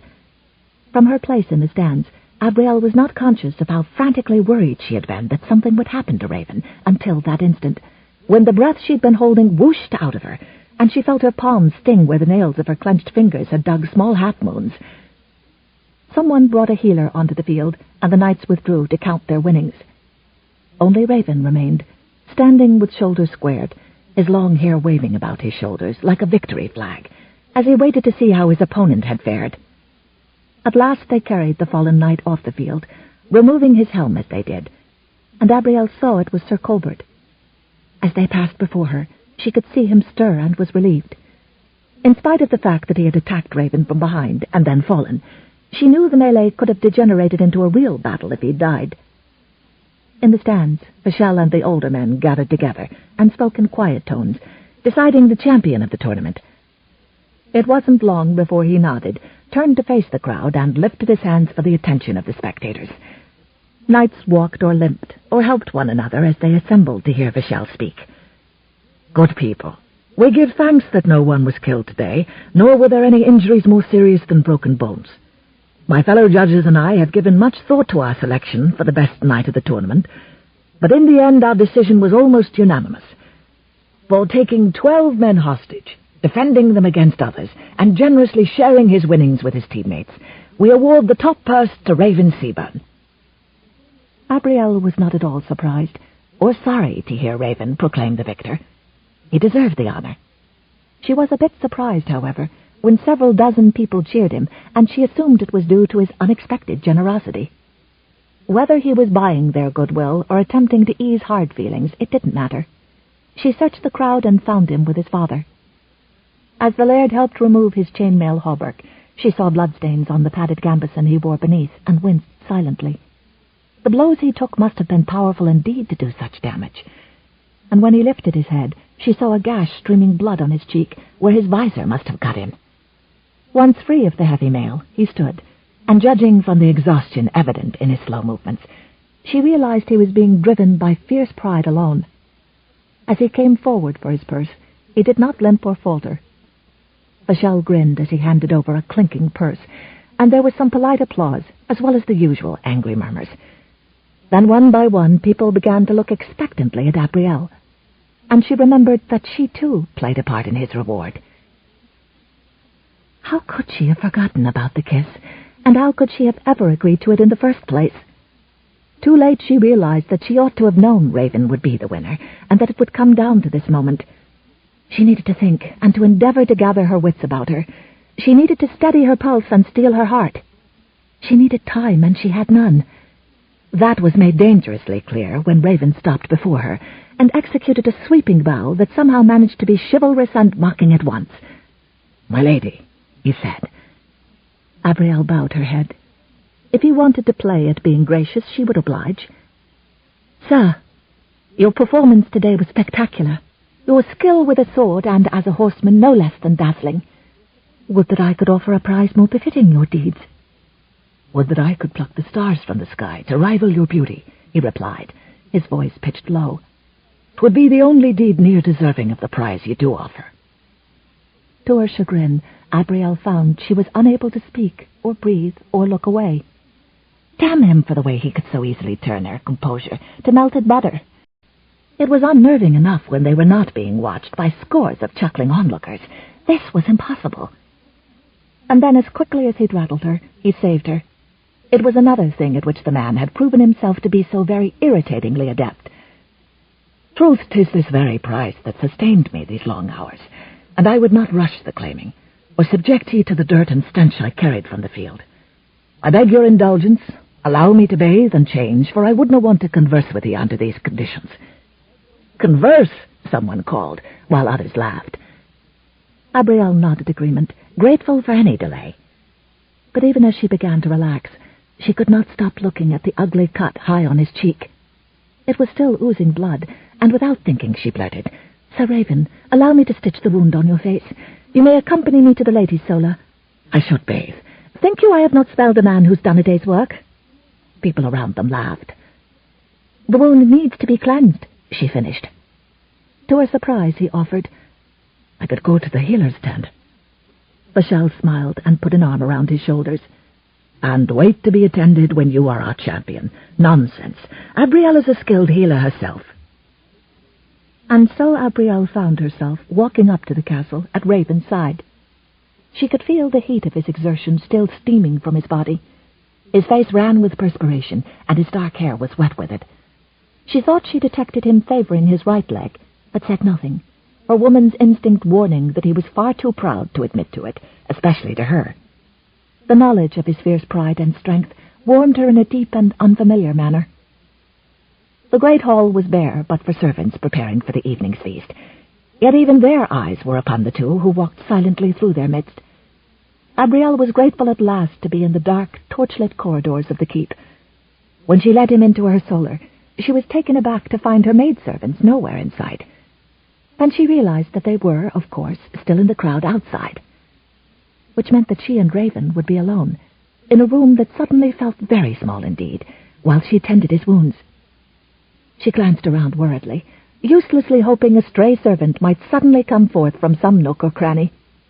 When none did, she was forced to accept the truth that she would simply have to take care of him on her own. To that end, she squared her shoulders, drew a deep breath, and reminded herself that she was a healer, and her sole reason for being there was to use her skills to do what she'd been trained to do, the same as she would for any man, woman, or child in need of her help. The fact that it was Raven Seabern in need, and that they were alone, mattered not. Then he closed the door and put his back to it, his face bloodied, his dark warrior's gaze seeking hers across the deserted room, and suddenly the fact that he was Raven Seabern and they were alone were the only things that did indeed matter. Chapter 14. "Where would you like me to sit?" Raven asked. Abrielle did not answer immediately. She did not need to stare at the sweat-damp fabric clinging to every sinew and bulge on his broad chest to know that being alone with him was worse than unwise. It was dangerous. Yet her imprudent gaze refused to be steered in any other direction. She was seldom as certain of anything as she was that she would live to regret it if she did not that very instant announce that she was very sorry, but there was no need for him to sit at all, since she had changed her mind and he would have to have his wounds tended elsewhere. But the blood on his face was now dripping onto his very distracting chest, and more dried blood was visible through the numerous rips and tears, and regardless of the danger she might be in, she could not in good conscience let his injury fester. "You may sit on the bench by the fire," she told him finally, using her most no-nonsense tone. "And if it doesn't pain you too much, you might swing the cauldron over the flames. There is already water inside." He did as she asked, and then began to unlace his gambeson. "What are you doing?" she demanded. He peered at her over the collar, his dark brows raised. "Did you not say you would treat my wounds?" She nodded at him, somewhat confused by his question. "You would prefer to tend them through my garments?" he inquired, eyeing her soberly, as if that were a perfectly acceptable choice. "Nay, I thought... I'm sorry, of course you must remove your garment." He began to do so, and winced. "You need help," she observed, starting toward him without pausing to think. "Mayhap," he agreed. "I could send for my squire. I can manage the unlacing, but the thing is stiff with blood in places and difficult to lift over my head." Abrielle bit her lip and weighed the awkwardness of undressing him against the risk of spending more time alone with him, sweaty and half-dressed, as they waited for his squire to be summoned and arrive. "No need," she said, deciding in favor of haste in the matter. "Since I'm already here, I can help in your squire's stead." She endeavored to sound brusque and efficient, rather than reveal her true state, which was one of fear, apprehension, and, she had to admit to herself, excitement. She didn't want to be alone with him like this, helping him disrobe, feeling all shaky and strange inside. She moved only close enough to touch him with outstretched arms, but he swung around, cutting that cautious distance in half as he lifted his arms over his head. Grasping the bottom edge of the loosened gambeson, she tugged upward. "Ouch!" It was far more bark than whimper, but more than enough to cause Abrielle to stop the moment the word was uttered. "I think," he said, sidling even closer, close enough for her to feel his breath on her neck when he gazed up at her, "that 'tis best we do this very, very slowly." As innocent as she was, Abrielle was woman enough to deduce that the sudden heaviness of his breathing was not due to pain alone. He was as disturbed by their nearness as she was. She heard it in his rough-edged burr and saw it in the heat in his eyes. "That is one approach," she acknowledged, swaying toward him just long enough to secure her grip on the garment. "But I am of the mind 'tis best to rip it off in one motion. Like this," she added, doing so. "God's soul, woman," he muttered. "I'm sorry to have caused you pain, but it really is best over and done with." She eyed him worriedly. "Did I hurt you overmuch?" His attempt to scoff ebbed into a cough. "Just a wee bit, lass, and as grateful I am for your care, no matter the cost. 'Tis an angel of mercy you are." He was left with only a linen shirt and the leggings worn beneath his chainmail. The shirt had a dark patch of blood across his ribs, and it stuck to his skin when he moved. He loosened the laces and was about to pull the shirt off when Abrielle stopped him.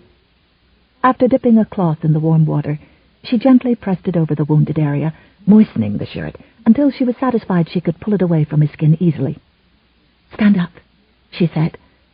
He obeyed, and Abrielle took the open front of his shirt in her hands. "I promise it won't hurt this time." Slowly, her touch whisper-soft, she floated the shirt away from his body, leaving him standing before her naked from the waist up. She had to close her eyes until she remembered how to breathe. Though there was a wide scrape across his ribs that even now continued to bleed slowly, she could only see the width of his chest and the smooth, curving slopes of his muscles. She knew he was looking down at her, but she did not dare meet his gaze. It was when a drop of blood from his face splashed onto his chest that she was brought back to herself. "You may sit now," she told him, her own knees feeling weak, and when she too was seated, she dipped a clean cloth into the heated water and pressed it gently to his face. "Hold this here while I see to your ribs. I do not think the wound there is so deep." "Aye, I took a blow from a lance. More of a scrape than anything. The bruise will be bonny." "It already is," she said dryly. She decided to pretend he was simply any other man, one of many she'd treated in the past. But the ruse just did not work. Touching his skin made her feel things she was sure no decent maiden should feel. She could hear his breathing as if it were her own, smell the tang of his smooth skin, and see the pulse beating in the intriguing hollow of his throat. She quickly stepped away and opened her cache of herbs. Grinding several together, she made a paste and spread it across the wound, before winding long strips of fresh linen about his torso to keep the area clean. "You can don your shirt," she said with great relief, when it was done. "Over my face?" he asked, the bloody towel still pressed to his cheek. She felt foolish and knew her own face was afire. "My apologies. I'm so tired that I cannot keep my mind on the task at hand."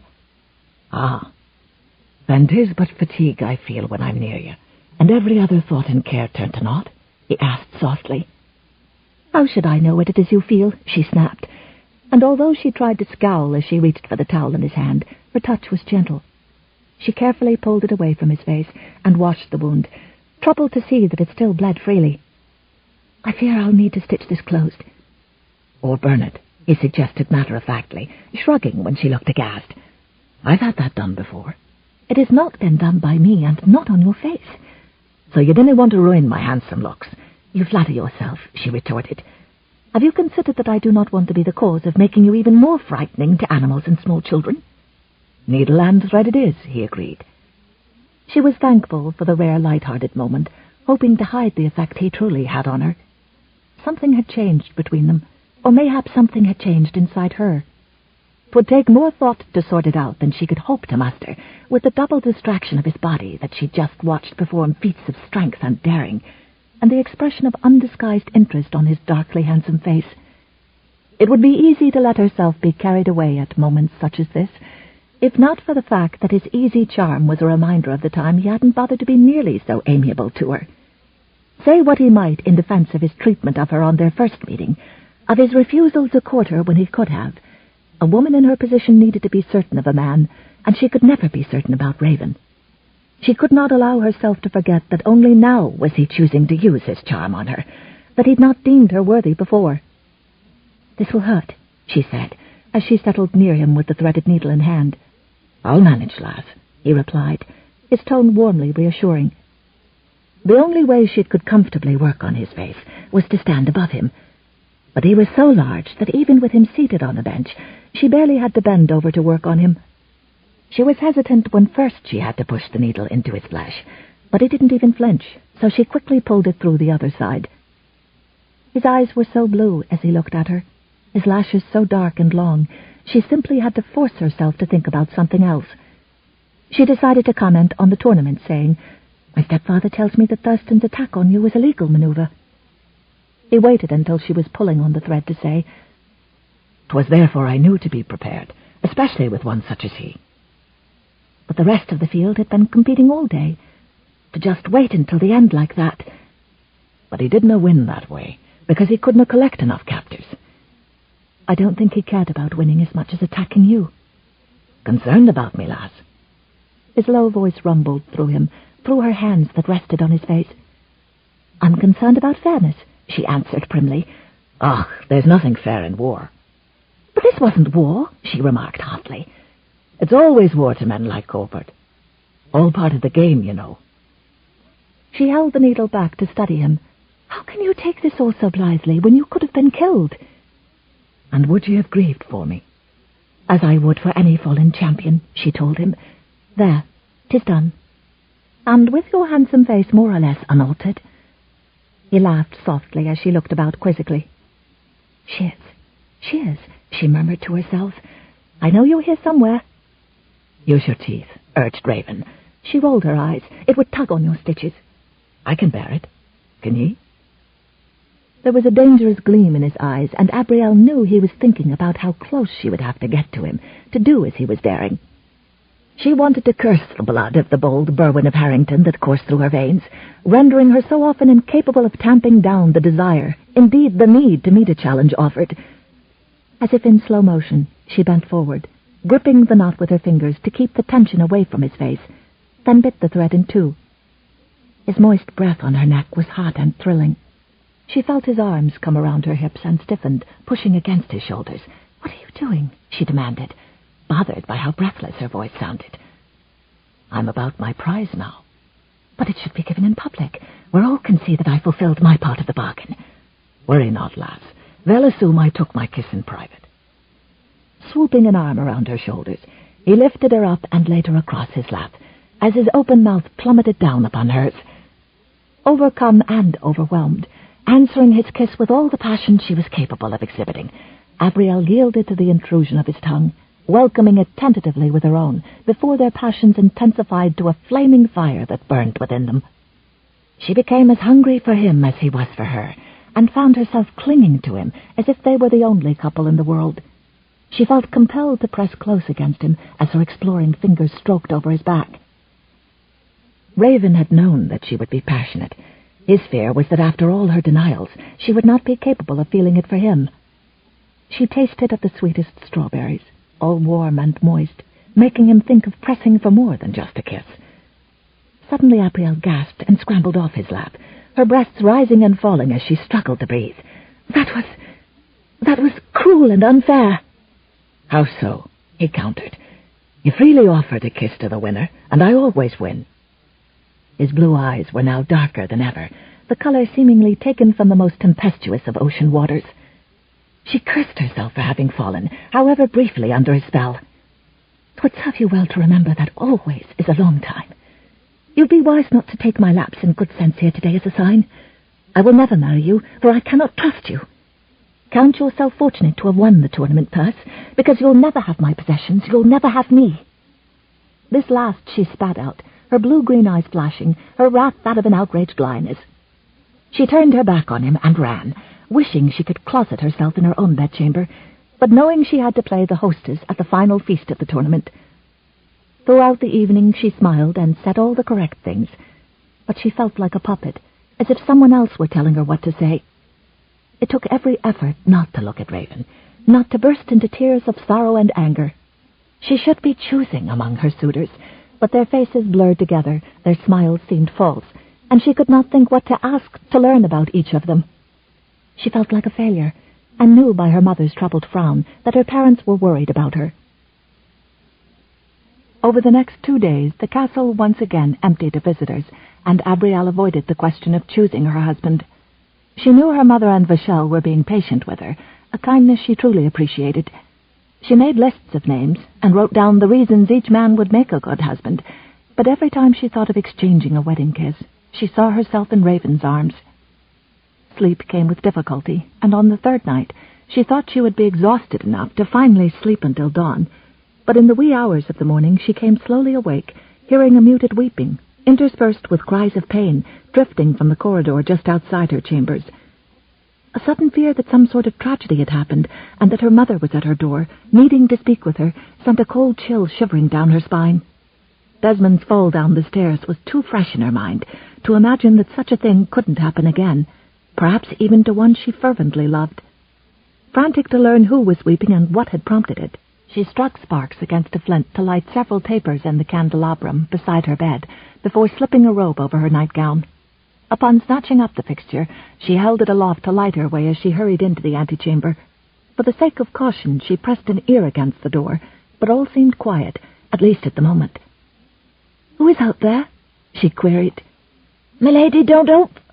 Recognizing her maidservant's voice, she set aside the candle holder, and then paused as she heard what sounded like a slap, followed by a muted groan.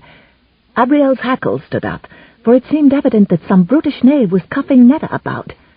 Appalled, she lifted the oak plank from its niches, and after hurriedly setting it aside, snatched the portal open. Her eyes immediately fell on Netta, who was garbed in a robe and nightgown. At the moment the woman was lying on her side on the floor. Blood trickled from the corner of her mouth and across her cheek. Standing behind the woman was an enormous oaf, whose face was badly scarred and heavily bearded. A voluminous bush of grey-streaked black hair flowed around his massive shoulders. An intensely foul odor drew her gaze askance. A startled gasp was wrenched from her as she espied a shorter, somewhat wider version of the huge lummox who towered over Netta, pressed against the wall beside her door. Like his companion, his grey-streaked hair was so wild and woolly that it was impossible to tell where his hair ended and his facial bush began. For barely an instant he grinned at her with rotting teeth fully in evidence, and then as she whirled about in a frantic effort to return to her chambers, he leapt forward to seize her. Retreating with a startled gasp, Abrielle sought to slam the door in the brigand's face, but he pushed it inward with such force that she was sent stumbling across the antechamber. Crashing into a chest near her bedchamber door, she experienced a sudden sharp pain as her head hit the stone wall behind it, nearly knocking her senseless. Stunned, she slithered over the top of the chest, past its decorated doors, and finally came to rest on the rug. From there she peered as if through a long tunnel at the short, rotund beast who sauntered near. Leaning his head aslant to align his face with hers, the man grinned at her in obvious amusement. "My name's Forden. Ifen ye be a-wondering." He threw a thumb over his shoulder to indicate the larger oaf standing over Netta. "That's Dunstan." "What do you want?"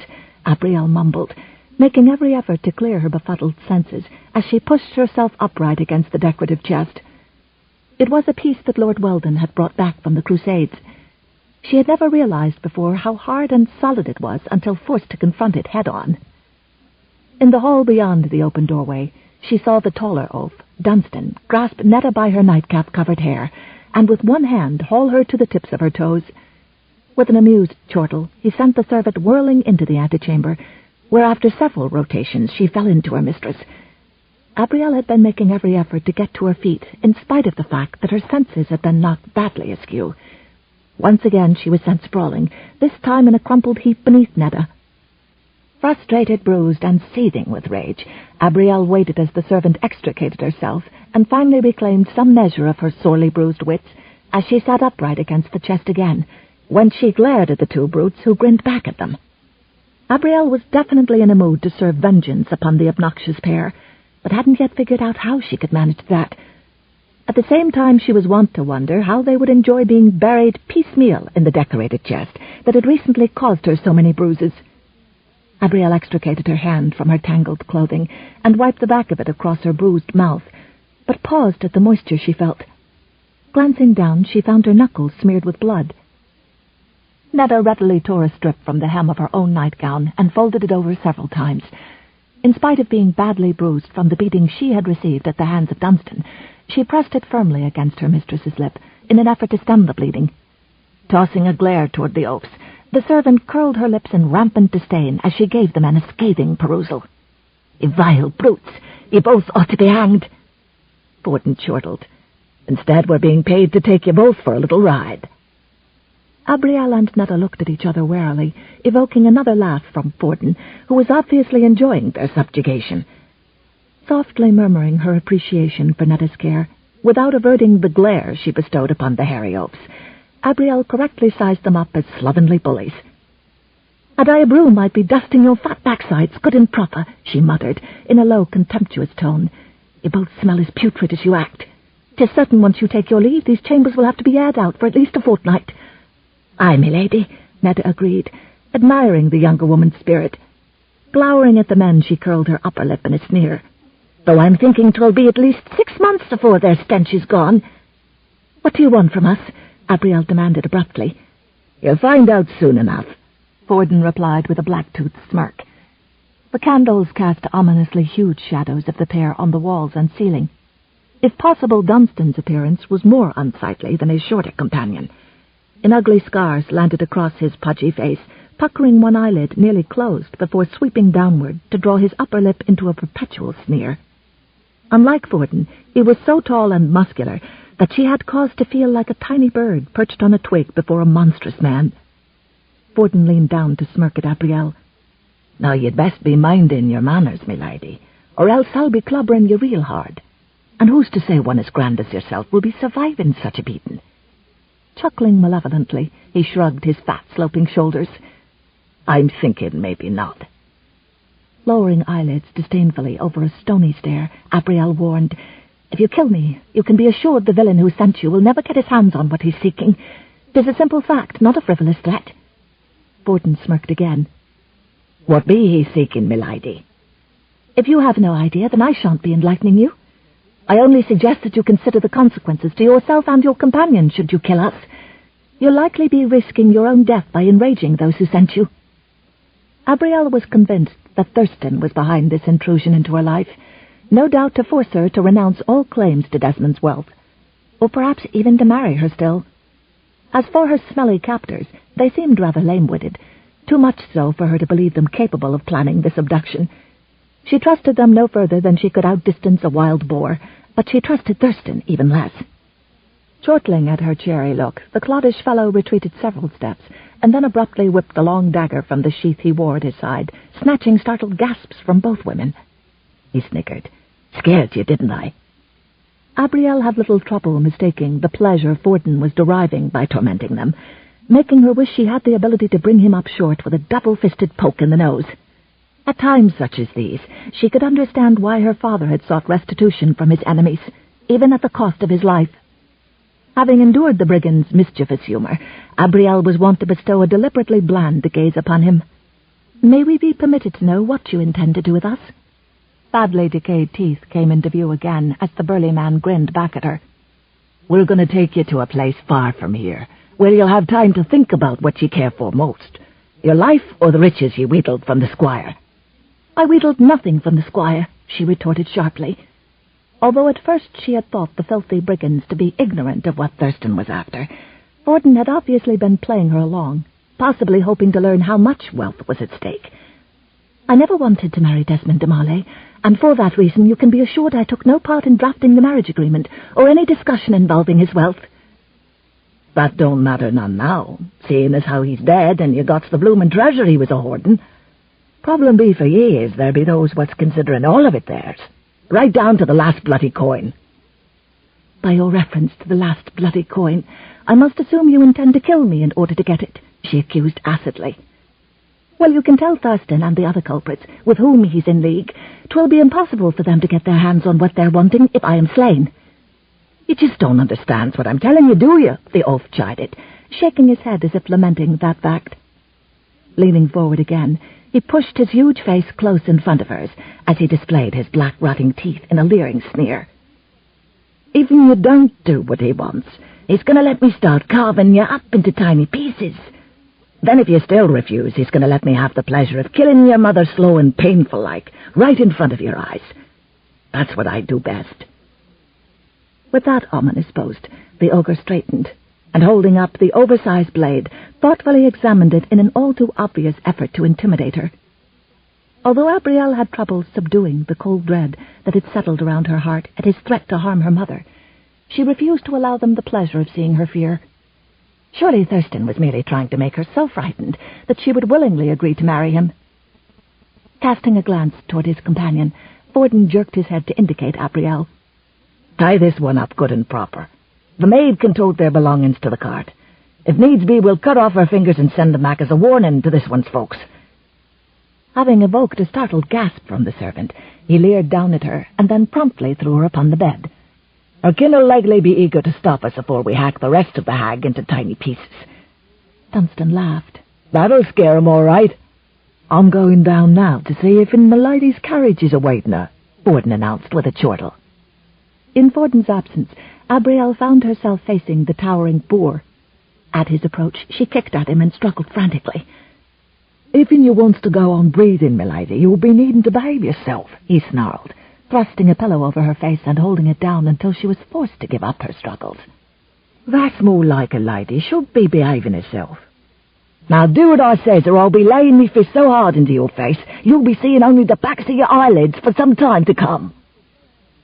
Abrielle found herself shoved face down upon the bed, and her wrists clasped in an oversized hand. She sought to thwart the man's efforts, but he braced a heavy knee in the middle of her back and held her down as he bound her wrists and ankles. At last he caught her arm and hauled her to her feet. Tied as tightly as she was, she had little choice but to stand submissively as he wrapped a quilt about her and pushed a dirty rag in her mouth. Leather cords were then wound several times around the quilt, securing it over her torso. Trussed up much in the manner of a plucked goose for a roasting, Abrielle was tossed back upon the bed, where she was forced to wait in apprehension. However, it wasn't long before she realized her bonds weren't nearly as tight as the man had likely meant them to be, giving her some reason to hope. Dunstan leaned toward Netta as he displayed black rotting teeth in a sinister grin. A lock of his long, frizzy hair fell forward over his shoulder, swinging past the servant's nose, causing her to wrinkle it in rampant distaste before turning aside. "We'll soon be taking you and your mistress for a long ride, and should the two of you misbehave even a mite, well, I'm here to make sure you both regrets it." For added emphasis, he held the sharp blade up close in front of Netta's face, until her eyes were fastened on the instrument. Then he twisted it, lending emphasis to the movement with an impromptu sound through the gaps between his teeth. Netta understood only too well that she'd be killed if she caused him any trouble. Reluctant to allow the brutish man further satisfaction in his quest to frighten her, she nodded once, no more, and gave him a level stare for good measure. Netta was instructed to pack a small satchel of warm clothing, slippers, and necessities for her mistress, and another for herself. In spite of the heavy muck clinging to the worn soles of his boots, he stretched himself out upon the counterpane. Taking no notice of its fine needlework, he crossed his ankles as he watched her pack. Casually he plied the point of his blade beneath his nails. Abrielle was sure his only intent was to keep their eyes fastened on the shiny blade, as if to lend emphasis to the threat the weapon might pose to them. Upon Fortin's return, Abrielle was swept from the bed and flung over the brawny shoulder of the taller brigand. Netta followed closely behind, forced to carry the satchels. Abrielle was carried ever deeper into the nether regions of the keep. Torches had recently been lit to provide illumination along the stone passageways, evidencing the fact that their abduction had been planned well in advance, perhaps according to Thurston's instructions. The iron door at the rear entrance of the keep had been made to withstand any siege an enemy brought against it. Lord Weldon had insisted upon its strength and durability during the planning and building of the stone structure. However, that premise would succeed only when such forces came from outside, not from within the keep itself. Abrielle was rudely dumped onto a pile of quilts across the corridor from the rear portal. Though she peered intently to see some hint of the moon or the stars beyond the opening, there were none to be seen. Yet prior to slipping into bed, she had sat for a time within the cushioned cubicle near her bedchamber windows, gazing through the protective iron grille at the wealth of stars visible in the night sky. A few moments passed before it dawned on her that a black shroud was hanging over the doorway, no doubt in an attempt to prevent anyone outside from espying the light. The presence of a lantern would have likely seemed strange in that area of the keep, which seemed to lend viable support to the idea that her kidnapping had been planned well in advance. Had Thurston been preparing for this event, even as he ate her food and competed in her tournament? The candles in the lanterns were snuffed prior to the covering being lifted from the doorway. Immediately moonlight filtered into the lower depths of the keep, lending a silver gleam to the bearded faces of her captors. Upon being swept over Dunstan's shoulder once again, Abrielle was carried through the portal and then dumped into a cart that awaited them, causing her to wince in pain in spite of the quilt that had been tied around her. Her displeasure was not the only one evidenced during that moment, for the shaggy, short-legged steed that had been harnessed to the cart had evidently been dozing until startled awake by the sudden jolt of her weight. He leapt forward, testing the length of his tether. Feeling decidedly bruised, Abrielle glared after the huge oaf, who gave her no further heed as he strode back through the opening. Next, Netta emerged, and was instructed to toss their satchels of clothing into the cart before climbing in. Then she was bound and gagged in much the same manner as her mistress. Dunstan and Fortin returned briefly to the interior to retrieve the tallow lanterns, and upon emerging from the keep, tucked them into the end of the cart, whereupon they mounted a pair of shaggy steeds. A third man emerged from the postern door with a pair of pillows and quilts that he tossed into the cart before closing the door. He proved solicitous enough to tuck the pillows beneath the women's heads before covering them with a quilt. Upon freeing the horse, he climbed into the driver's seat and slapped the reins, setting the cart into motion. As his two companions set off down the narrow lane, meandering away from the keep, he followed. Abrielle grimly wondered if she would ever see her family again. She tried to find comfort in picturing their faces and reminding herself how worried they would be when they discovered her gone, and how they would spare nothing to find her and bring her home safely. But as time passed, and the uncomfortable journey wound on and on, their beloved images faded to make room for another, this one with deep blue eyes, high sharp cheekbones, and a haunting smile. He would not be smiling when he heard the news of her abduction. Imagining how he would react made her shiver and gave her courage. Whatever else he was, at this blackest of moments, Raven was a strong, unwavering gleam of hope for her to cling to in the darkness. Chapter 15. Gathering clouds drifted over the moon and the stars, leaving Abrielle much perplexed by the direction in which they were journeying. What vexed her even more was the potential brevity of their lives should they fail to find a way to escape. Considering the several layers in which she was now bound, it was difficult to imagine they would be able to escape their captors before they reached their destination. She wondered if by now her mother realized she was gone and was raising up a hue and cry. She could imagine the hectic scene as Vachel prepared to lead a party in search of her. Then, unbidden, her thoughts turned to Raven. Something told her he would eschew waiting around to be part of any organized search, but he was far too stubborn and independent. In the hours past, she'd envisioned him riding to her rescue, black hair flying behind him as he leaned forward in the saddle, pushing his stallion to the limit. A welcome sight he was, even in her dreams, and even if another rescue by him would make her further obligated to the man. At that moment, with her muscles cramping and throat parched, she didn't care who found them, as long as she and Netta were safe. Though it required an equal measure of unrelenting persistence and stubborn tenacity, Abrielle and Netta finally managed to slip their wrists out of their cords, making them both grateful for the carelessness of the huge oaf who had tied them. Abrielle wiggled around to face her servant and pressed a single finger across her own cloth-bound lips, warning her companion to remain silent. A nod sufficed as assurance that Netta understood. Abrielle then slid her arms within her enveloping quilt, and upon grasping her nightgown, drew it up until she could reach the hem, whereupon she began tearing off narrow strips from the bottom. The blanket sufficed to muffle the rending of the cloth, but when the driver peered over his shoulder and canted his head in some bemusement, as if trying to determine what he was hearing, Netta began to feign low snores underneath the edge of the quilt. Issuing a contemptuous snort, the man faced forward again. Moments later, the first lace-trimmed scrap fluttered over the side of the cart. Another plainer piece, supplied by Netta, was tossed out a short time later. Hopefully their rescuers would realize that tattered pieces were being left as a guide to their destination. Several more scraps were flung out fairly close together as they swept past adjoining lanes leading to distant cottages awash in silvery moonlight. When the way proved fairly straight again, lengthy intervals passed before other remnants fluttered out, except when the driver turned the cart onto another road, and the path needed to be marked fairly quickly. Night turned into day, and open fields and pasture were left behind for forest growing close to the road. By the time the cart was drawn to a halt in front of a ramshackle cottage at midday, both women's nightgowns had been shortened well above their ankles, yet their robes would be long enough to hide their newly tattered condition. Abrielle and Netta quickly bound each other's wrists. The men seemed oblivious to the trail that had been left, for the women were laid over the shoulders of their original captors and carried forthwith into the decrepit structure. Some time in the past, the cottage's tiny windows had been boarded up by wooden slats, most of which now hung askew, allowing wedges of light from the midday sun to penetrate the narrow cracks. The last vestiges of stiff animal hides hung from nails driven into the upper corners.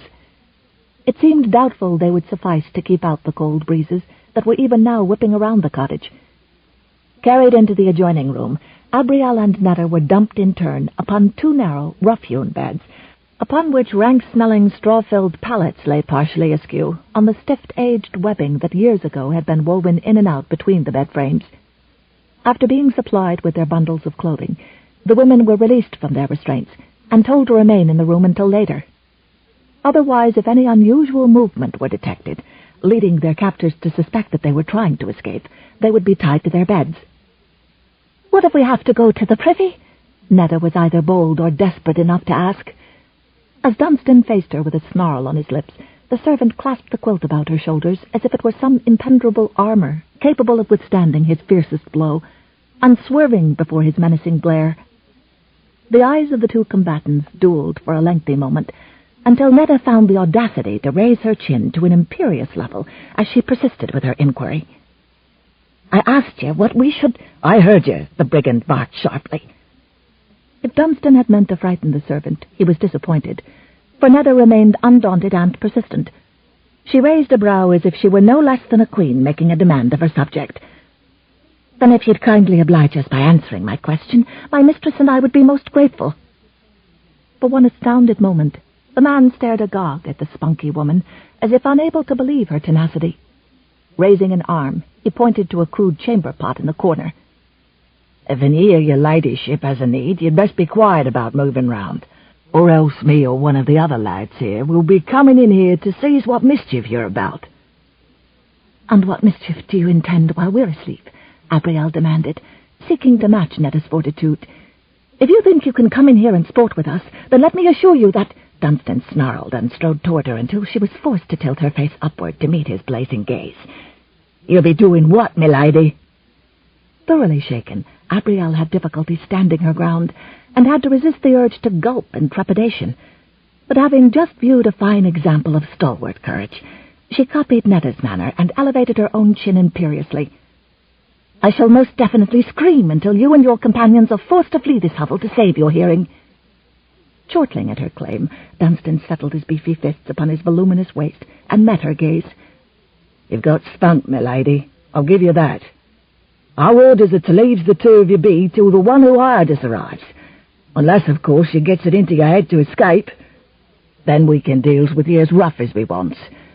So as long as the two of you behaves yourselves right nice-like, then Forden and the rest of us will be leaving you alone. Do you ken what I'm saying to you, milady?" "In spite of your badly mauled diction, I understand completely," Abrielle retorted. Lifting a slender hand, she flicked her fingers as she shooed the oath toward the adjoining room. "If you don't mind, we would like some privacy now. And be sure to close the door behind you as you take your leave." The brigand glared as his mouth sagged slowly open at her audacity to order him about. In spite of his assurances that he wouldn't harm them unless they tried to escape, he raised a clenched fist as if seriously tempted to clobber her. Abrielle merely lifted her finely boned chin to a higher level, and looked at him with what she hoped was a bland expression. It would not have been to her advantage to let the man see just how much he frightened her. "I thought you said you weren't supposed to harm us unless we attempted an escape," she dared to remind him. "Let me assure you that if you do injure me, I shall complain most stridently of your abuse, so be warned." "Who are you to be warning me?" Dunstan demanded incredulously. He bent toward her again and narrowed his beady eyes into an angry squint.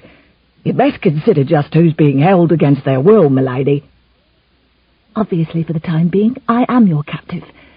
However, should you forget yourself and dispense with me ere you've completed the task you were given, I can assure you that everything I personally inherited from Squire de Marley will be added to the coffers of my parents. Sir Vachel has numerous knights who will rally to his aid post-haste if you seek to intimidate him.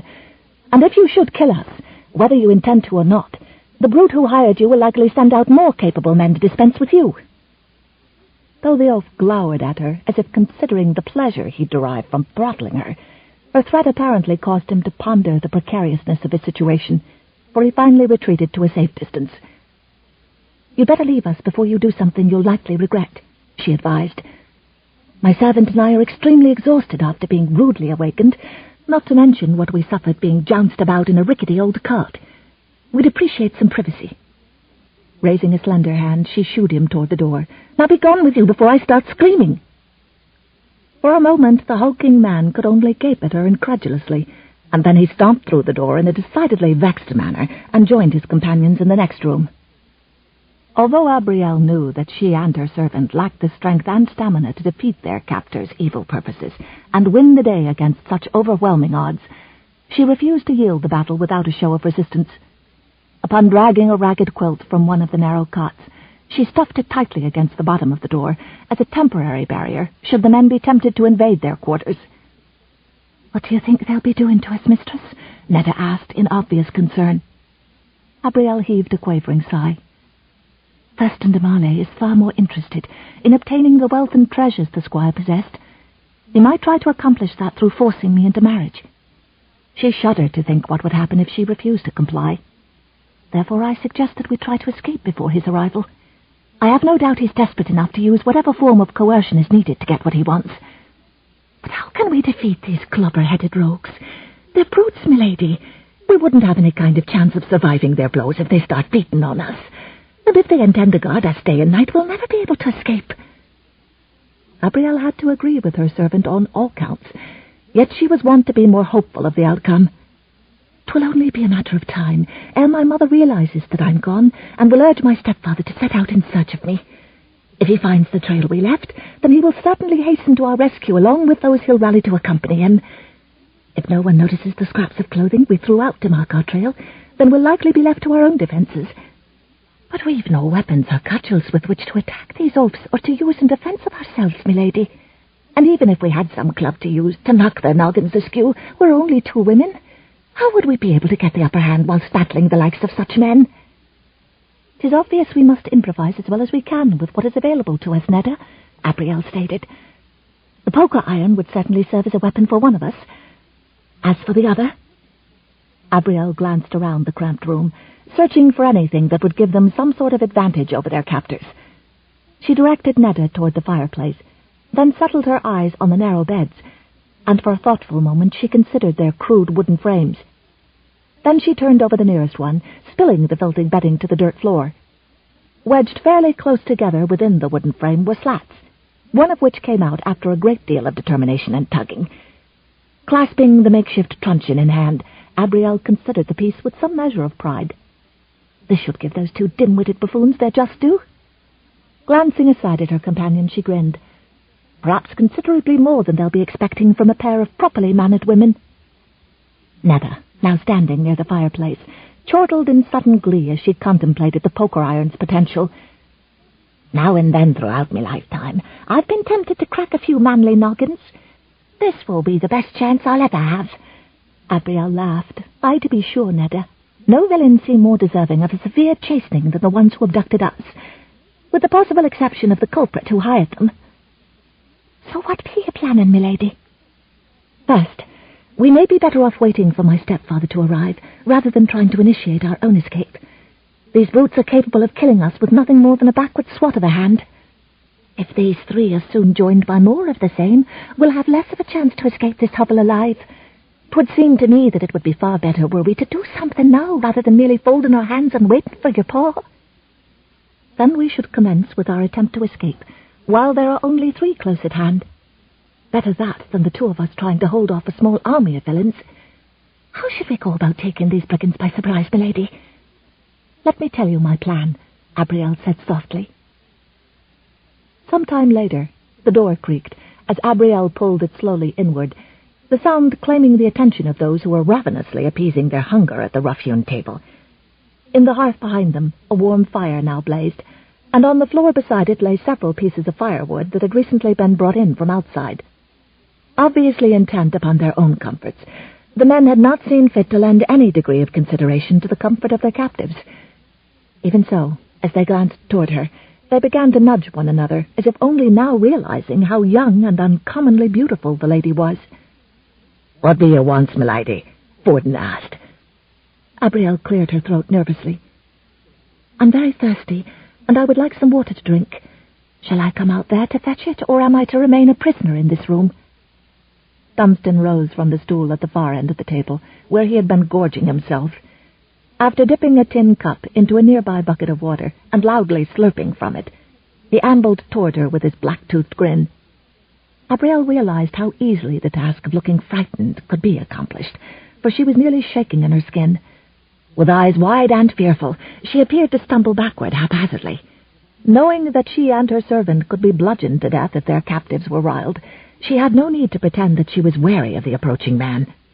Indeed, for a frightening moment, her legs seemed to lose their stability as she retreated farther into the room. Upon reaching the portal, the brutish oaf shouldered the rough-hewn door aside, causing it to bump Nedda, who was standing close behind it. The movement of the plank as it rebounded on its leather hinges seemed so natural that the brigand never even looked back as he reached behind him to push the barrier closed. In the adjoining room, the men exchanged humorous quips about their companions' intentions that dissolved into loud guffaws. As they did, Nedda lifted the poker high above her head and brought it down with brutal force upon the burly man's pate, rendering him totally unconscious even before his legs began to buckle beneath him. Between the combined efforts of both women, they managed to lower his huge, slithering form to the dirt floor, where he lay completely oblivious to the world and those within it. Between the two of them, they managed to drag the unconscious man behind the bed at the far end of the room. Together they lifted the cot and placed it over his sprawled form, taking care to adjust the filthy quilts in such a manner as to hide the oaf from those who might be inclined to follow him. Abrielle took a deep breath, feeling as frightened as she had been on her wedding night while awaiting Desmond's entrance into his chambers. Nevertheless, she braced a heavy bed-slat against the wall, where it would be easily accessible should she be required to act in Netta's defense, or perhaps her own. Launching into her performance, Abrielle cried out with as much emotion as she could muster. "Oh, please, please don't hurt me!" She ripped her sleeve, and then feigned a frightened scream as she ran to the door. Snatching it open, she thrust out a hand as if in desperate appeal, and began pleading with the pair who were still ravenously filling their gullets at the table. "Oh, please, please, you must help me. My family will pay handsomely for my safe return." The driver of the cart chortled as he pushed himself to his feet. "I'll help you, milady." Swaggering arrogantly across the room, he began rolling up his sleeves as if readying himself for a fight with his companion. Shouldering aside the door, he strolled into the room. Once again Netta gave the rough wooden barrier a gentle push, sending it swinging closed behind him. In the next instant the maidservant lifted the heavy poker high above her head and brought it down with mean intent upon yet another manly noggin. The driver's eyes rolled back into his head as his knees gave way beneath him. In total oblivion, he sprawled face down. Netta hit the wall with the poker iron and then sailed a small chair across the room as Abrielle watched in amazement. After creating scuffling sounds with her slippered feet, the imaginative maid collapsed upon the bed with a frail cry. Just as quickly she rose again with a loud snort and began to thump the thin mattress repeatedly with the weighty iron. "Richard, Dunstan!" Borton called out from the adjoining room as he pushed himself hurriedly to his feet, in his haste overturning the heavy bench upon which he had been sitting. "What's happening in there? You'd best not be scuffling over me lady." "Oh, no, please, stop your fighting," Abrielle cried, doing her best to feign hysteria. She decided a scream would be of timely benefit, and promptly released one that made Netta clasp her hands over her ears and roll her eyes heavenward, as if praying for some divine reprieve. Abrielle snatched open the door, and from there pleaded as if in fretful anguish. "Stop them, please! You must do something! They're killing each other!" Her ploy proved convincing enough to bring the rotund Forden scurrying toward her. Breathing heavily, he waddled across the threshold, and then, once inside, paused in sudden confusion as he glanced around for his companions. In the next instant, Netta delivered the lummox his just due, much as she had done his two cohorts. As he fell, he turned toward her in disbelief, his eyes glazing over, his huge body too close. He fell forward much like a gigantic tree after a sizable wedge had been chopped away from its massive trunk, landing on Netta. Abrielle screamed as her maid fell beneath the man and lay still. "Netta!" But the dear woman didn't stir. From the chest down, she was beneath Forden's unmoving bulk. Abrielle fell to her knees and tried to push the body away, but she could not move it. "Netta! Netta, wake up!" She would never forgive herself if her plan to rescue them had caused the woman's injury. To her horror, she heard the outer door slam open in the next chamber. Had Thurston finally arrived? "Abrielle!" called a blessedly familiar voice. She stumbled from the inner room shakily, and espied Raven striding into the hovel, with sword clasped in hand. Her relief made her weak in both her knees and her senses. Advancing in reverse upon his heels, Cedric Seabern wielded a double-edged axe with proficient ease as he glanced from side to side, wary of any foe who might have been lurking nearby. Considering the various weapons tucked within their belts, it was obvious the pair had come prepared to do battle with a small army of miscreants. "Oh, thank God!" she cried. "Netta has been hurt. Please come help me." Raven followed her while his father remained on guard at the door. Abrielle fell to her knees and pushed, while Raven pulled Forden off of Netta. The maidservant groaned, and her eyelids fluttered. "Water, please," Abrielle said over her shoulder. A moment later, Raven pressed a tin cup into her hand, and she placed it at Netta's lips. Some dribbled down her chin, but then she began to swallow heartily. Abrielle's relief was almost overpowering. "Netta, dear Netta, what ails you?" The woman groaned. "My leg, milady. It hurts something fierce." "It might be broken," Raven said solemnly. "You need the services of a healer." "You must get milady back to the keep," the servant said between grimly pressed lips. "I'll only slow your progress." "Netta, we cannot leave you alone," Abrielle cried. Turning to Raven, she asked, "Have you men?" They're on the way with your stepfather, but for now 'tis just us. Cedric appeared in the doorway. You need to get the women away, lad. He kicked one of the captors, who didn't move. Who knows when these ones will awaken? Is this all there are? The brigands were waiting for someone else to arrive. No doubt the man who enlisted their services, Abrielle said, allowing Netta to squeeze her hand. Although I have no proof as yet, Thurston may well be the culprit. 'Tis my belief that he resented the fact that my agreement with Desmond left me the keep and most, if not all, the wealth that once belonged to Lord Weldon. But we canna ken that for sure, Cedric said. Any number of young bucks could have taken it into their heads to have you for himself. To that end, I'll remain behind and hide myself well in the forest. When I know the identity of the men behind this terrible deed, I'll meet with Sir Vashel and come to the keep, bringing these villains with me. And I'll remain with you, Laird Cedric, Netta said faintly. But you need healing, Abrielle cried. And you need to be safe, milady. I'll not be in mortal danger. I can wait a few hours. And I'll make her a comfortable litter while we wait, Cedric offered. Let those villains ride in the bumpy cart, Netta said, with a faint show of determination. I have enough bruises from that. Are you certain? Abrielle said, looking between her maidservant and the two men. 'Tis the best way, milady, Netta said kindly. We'd best be getting these brigands into the cart, lad, Cedric suggested. Otherwise they'll be the devil to pay should we be caught by those yet to come. After binding and gagging all three men, Cedric lifted one over his shoulder, as his son hefted another in the same manner. Leading the way into the adjoining room, he was wont to chortle. Raven, me lad, should I ever forget what I've seen here today, kindly remind your old not to get into a row with these here lasses. I'm thinking me poor pate wouldn't be able to stand the abuse. Netta cast a glance toward the elder and spoke stiffly. You needn't worry, me lord. 'Tis only brutish culprits I'm inclined to lay low. Then I'll be thanking me good fortune you didn't mistake us as part of that vermin, the laird said with amusement, as Abrielle ran ahead to open the front portal for the men. Over his shoulder, Cedric advised, Take this as a warning, lad. Treat the women kindly, or they'll be of a mind to raise a crop of lumps on your pate.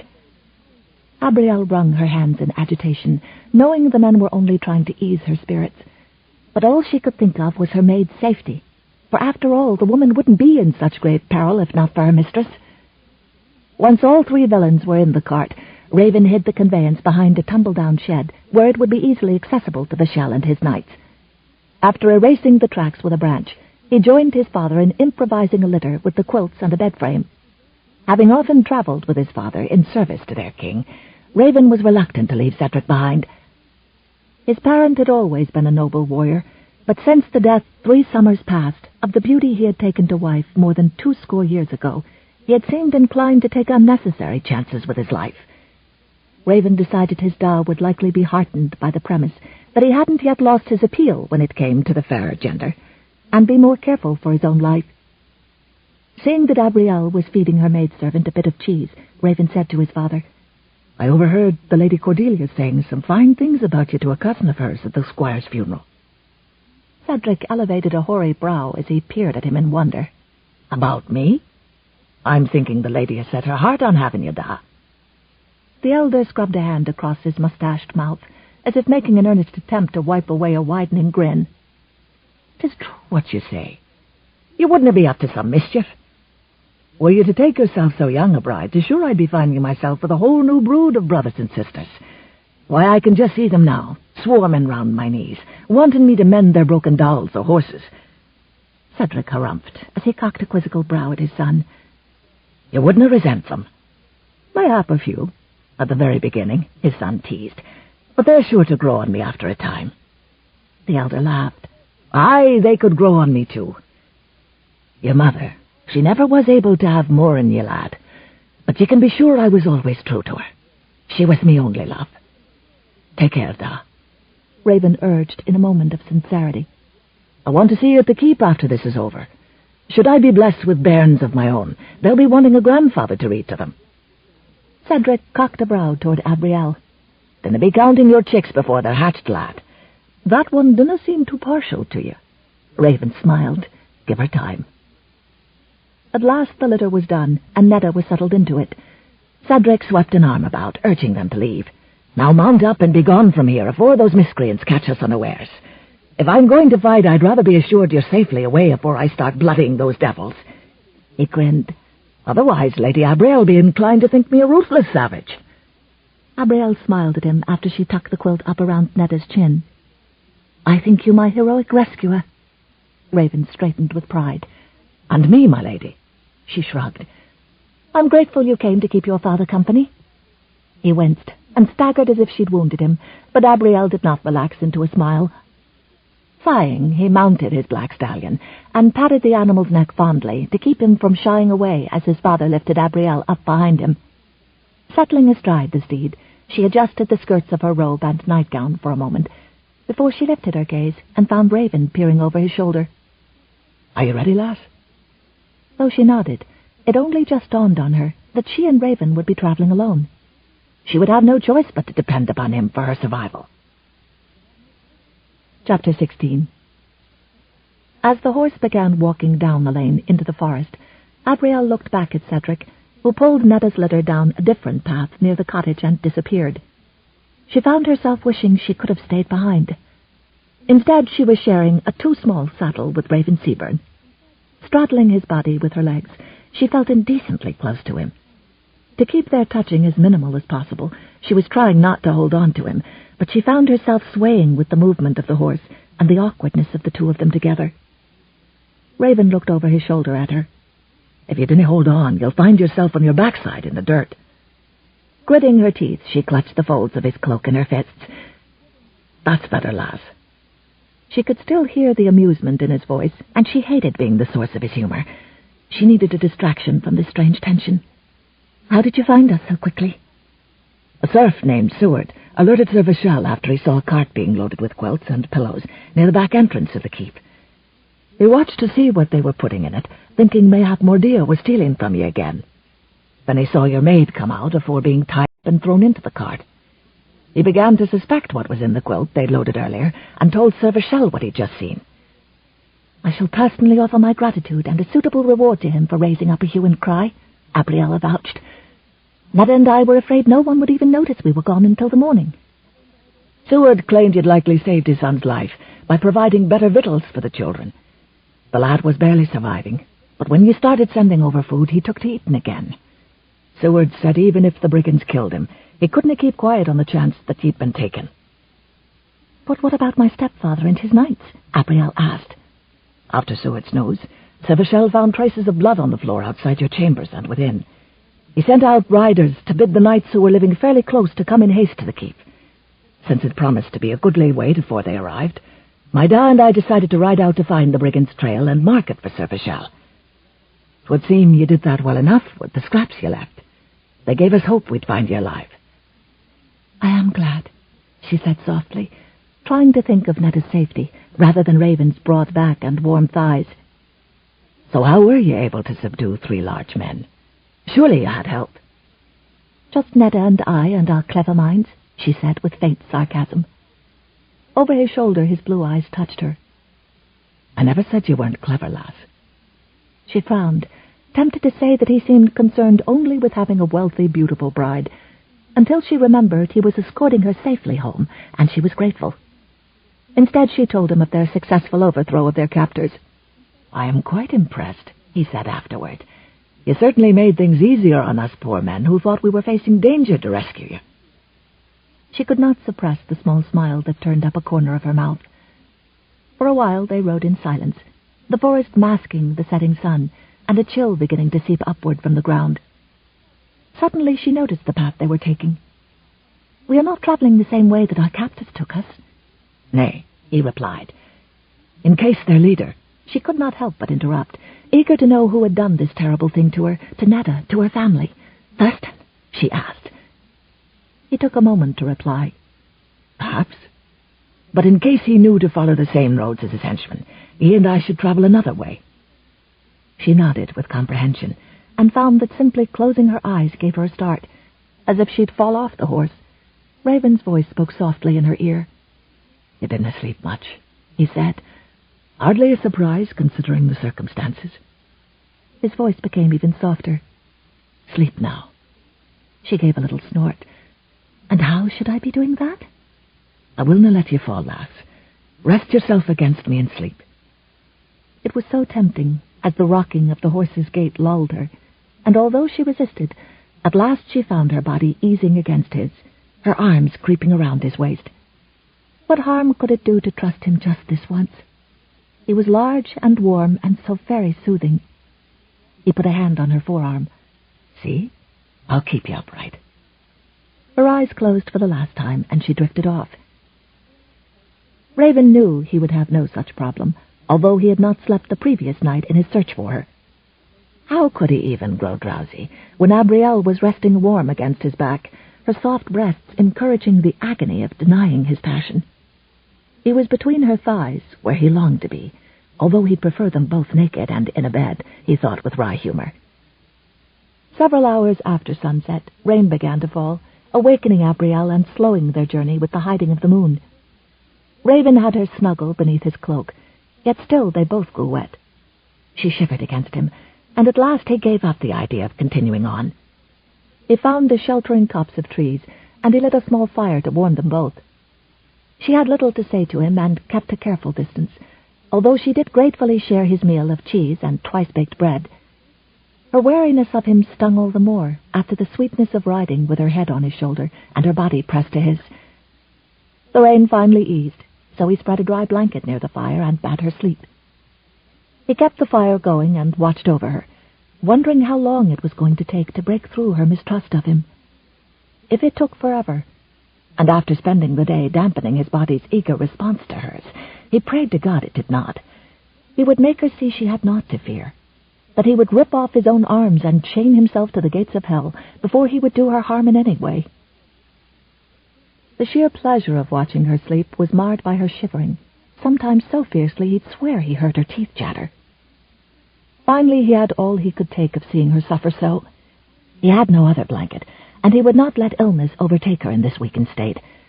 Before he could think better of it, he carefully lifted her blanket and slid in behind her, chest to her back, his thighs hugging hers, giving of his warmth. It was just for a while, he told himself, just until his body heat seeped into her and let her go into the deep sleep she needed. If he was lucky, he could slip away before she opened her eyes in the morn, and she'd never need know. He would not allow himself to think of his desire, or dwell on the feel of her breasts against his back, or her delicate hands curled around his arms. The last thing he wanted was to give her more reason to be suspicious of him. For this night, he wanted only to see to her comfort. There would be other days to press his suit. With a grateful sigh, Abrielle relaxed deeper into sleep, and he did the same. End of Side 5. To continue, turn the cassette over.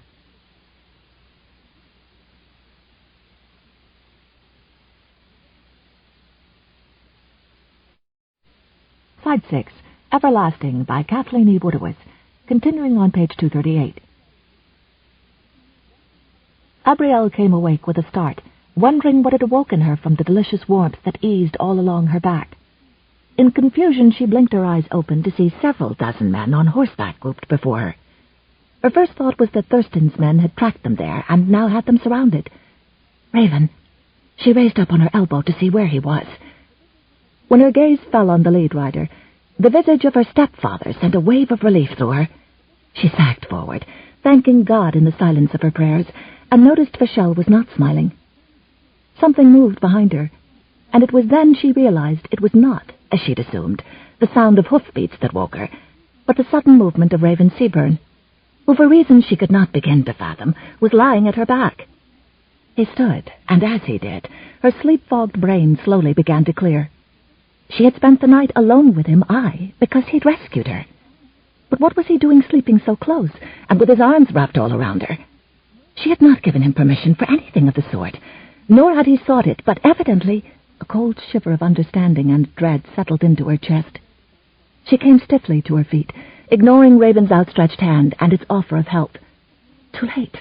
All too late. Oh, why had she ever let her guard down around this man? She noticed that Vachel was watching her with somber eyes, and she saw behind him several of his knights whispering together.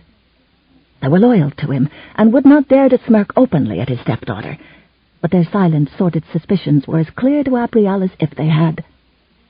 And what else should she expect? After all, they'd found her in Raven's arms, squashed together under a single blanket as if... A thought began to dawn on her as she pondered how this had come to pass. Her thoughts a jumble of confusion and betrayal and sadness. She turned to Raven and met his steadfast gaze. In a forthright manner, he told her, "You were so cold in your sleep, lass. I couldn't have just let you catch your death." Her stepfather looked between them. "What has become of Cedric and Netta?" he asked. Raven responded, "My father remained behind to learn the identity of the men who paid the brigands to kidnap Lady Abrielle. Netta is injured, so she stayed with him so that I could return Lady Abrielle more quickly to the safety of the keep." His words echoed hollowly now, for of course he had not kept her safe. "When my father and I first arrived, Lady Abrielle and her maidservant had already knocked their 3 captors unconscious." Although Vishel's lips quirked slightly with amusement, he straightened in the saddle and spoke coolly.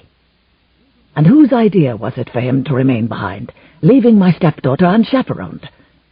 "'Twas Cedric's idea," Abrielle whispered in surprise. Raven stood so close beside her that she felt him stiffening, heard the affront in his voice as he said, "My father knew you would need to know the identity of the man threatening Abrielle. Yet it was his idea to leave the 2 of you alone," Vishel pointed out. Into the silence they heard someone whisper, "The Scots planned it." Abrielle wished she were anywhere but in this gloomy forest just after dawn. But she found her gaze drawn to Raven, and she saw his anger and bitter pride. "Someone dares to slight my own father before me?" he demanded. Uneasy rumbles were heard among the knights, but no one spoke up. Abrielle found it interesting that Raven seemed angrier that people would accuse his father than himself alone. She knew father and son were close. Was it possible, she had to wonder bitterly, they had planned this entire escapade? Certainly others would be quick to suspect the Scotsmen of hiring the brigands in the first place. She pondered the notion briefly and dismissed it, believing they had too much honor for such a dastardly deed. She was less quick to discount the possibility they had deliberately taken advantage of the situation once it fell into their laps.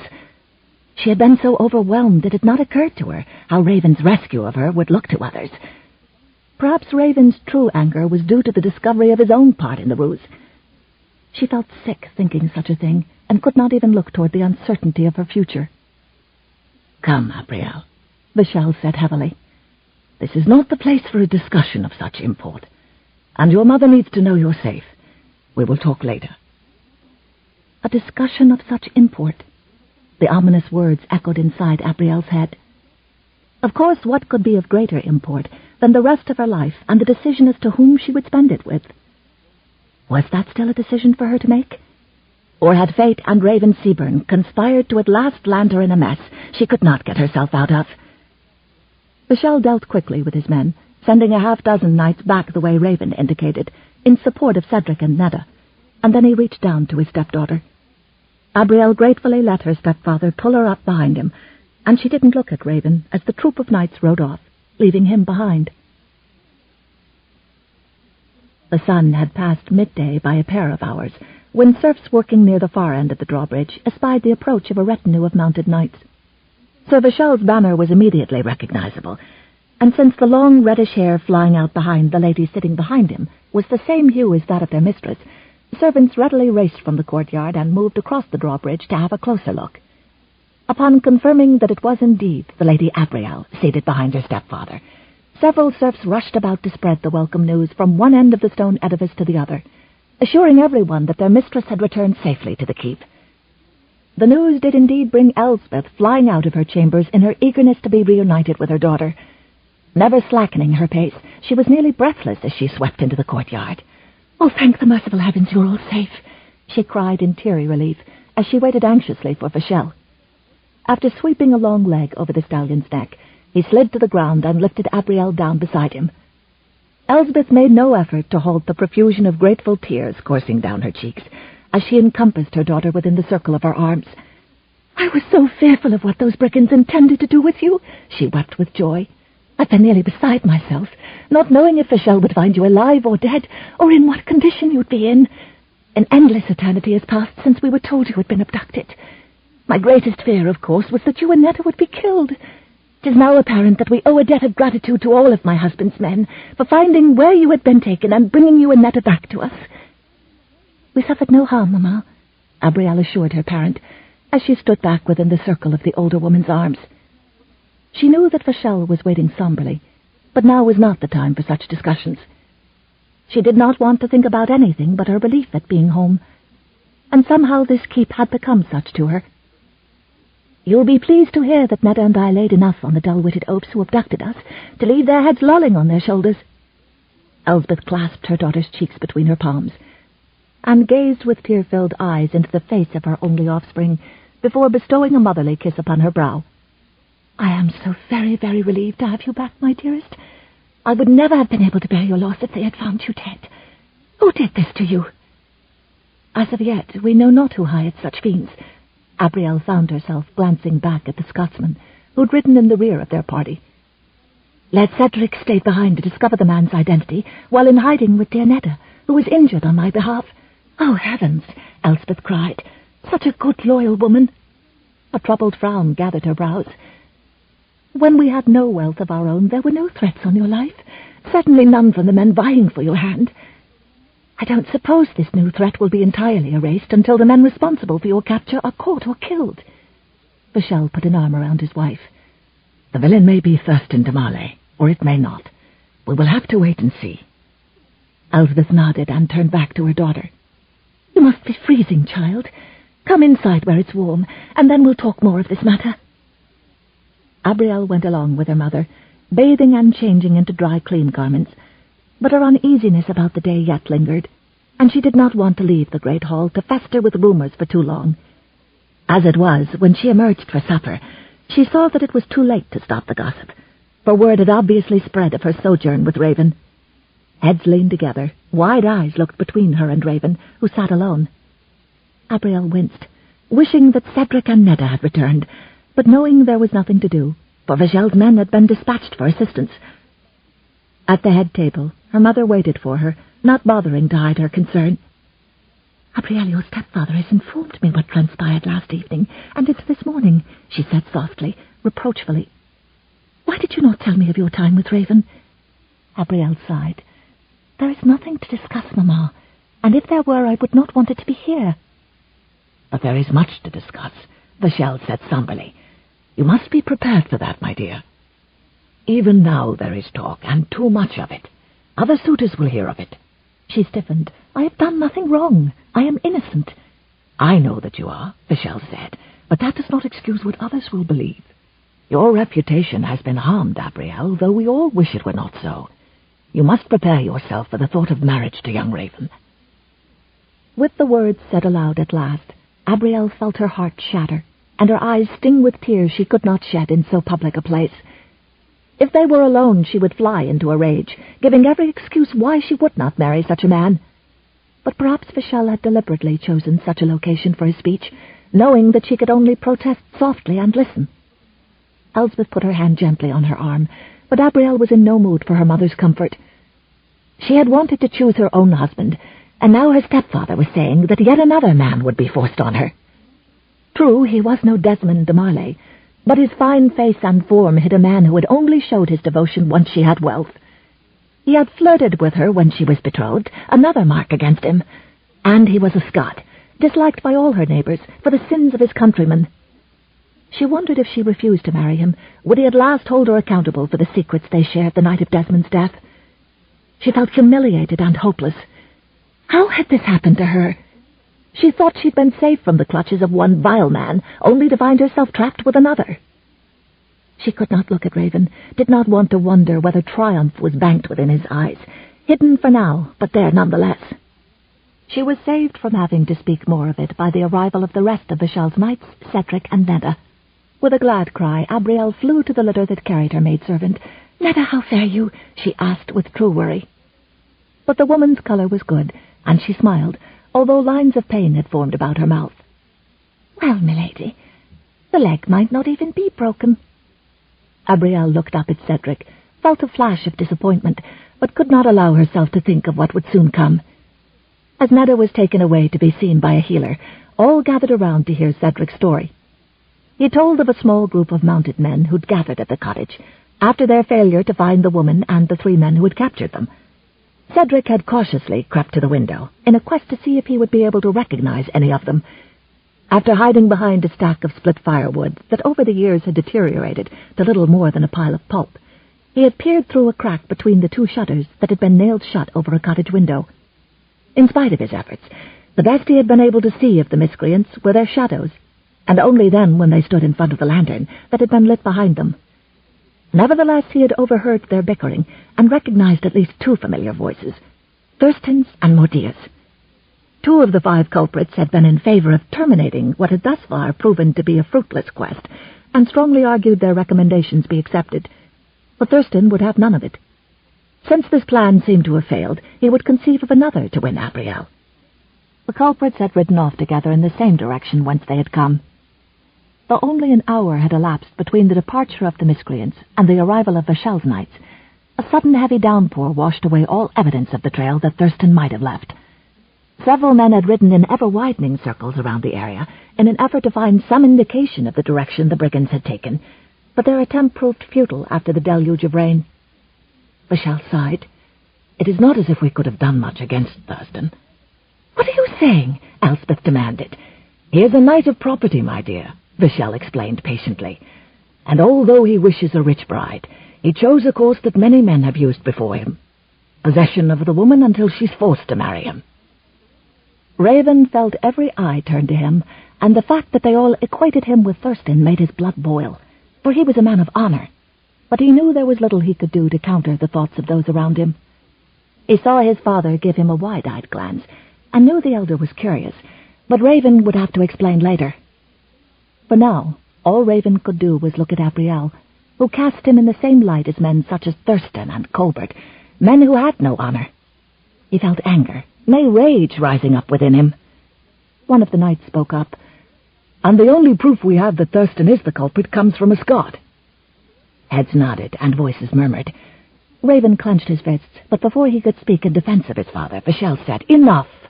Lad Cedric is a valued man in his country. He and his son are both spoken of highly by our own King Henry. I will not hear another slur against a valued guest in my stepdaughter's home." Mere moments later, Vachel approached Raven. "We need to speak in private."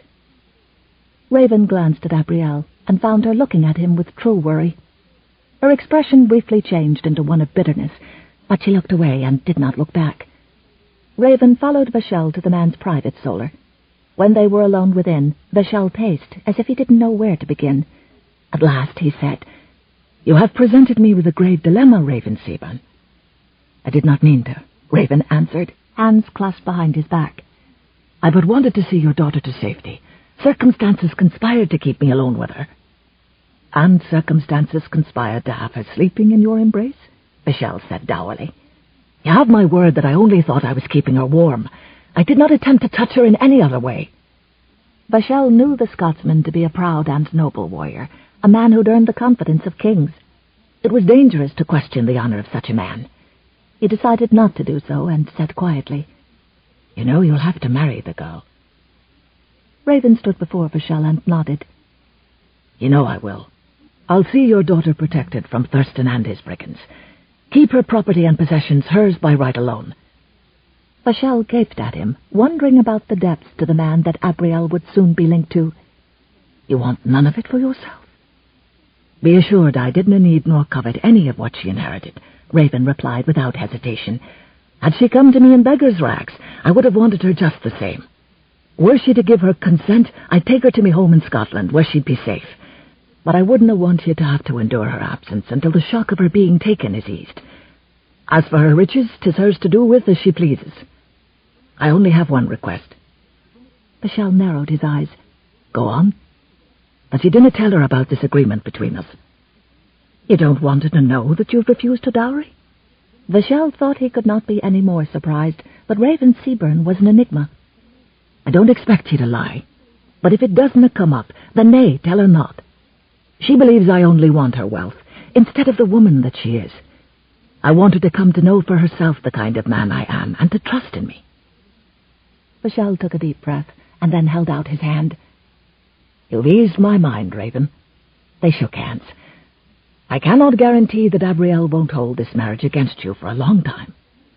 Raven spoke firmly. "I trust I will win her over. If any man can prove himself to her, you can. You have my blessing. But as for the blessing of her mother," with a grim smile, Raven said, "Lady Elspeth will be just as difficult to win over as her daughter. But I intend to succeed." Chapter 17.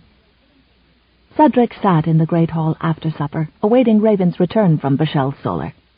Having heard of the dilemma his son faced, he was hoping for the best. As he knew his son well, he did not doubt that he would approach the situation with determination and aplomb. He'd heard the talk around the keep this day, the rumors and the speculations swirling among serfs and knights alike, and he'd learned long ago to let most of what was said in ignorance roll off his broad shoulders. He took pride knowing his son's back was strong enough to do the same. Raven finally appeared, his expression resolute, as Cedric had anticipated it would be. He put a hand on Raven's shoulder. "Care to walk the courtyard with me, son? 'Tis a fine, cool night." Raven nodded, and when they were outside, they could hear the distant sounds of soldiers settling into their barracks, of horses nickering, and the chirping of insects.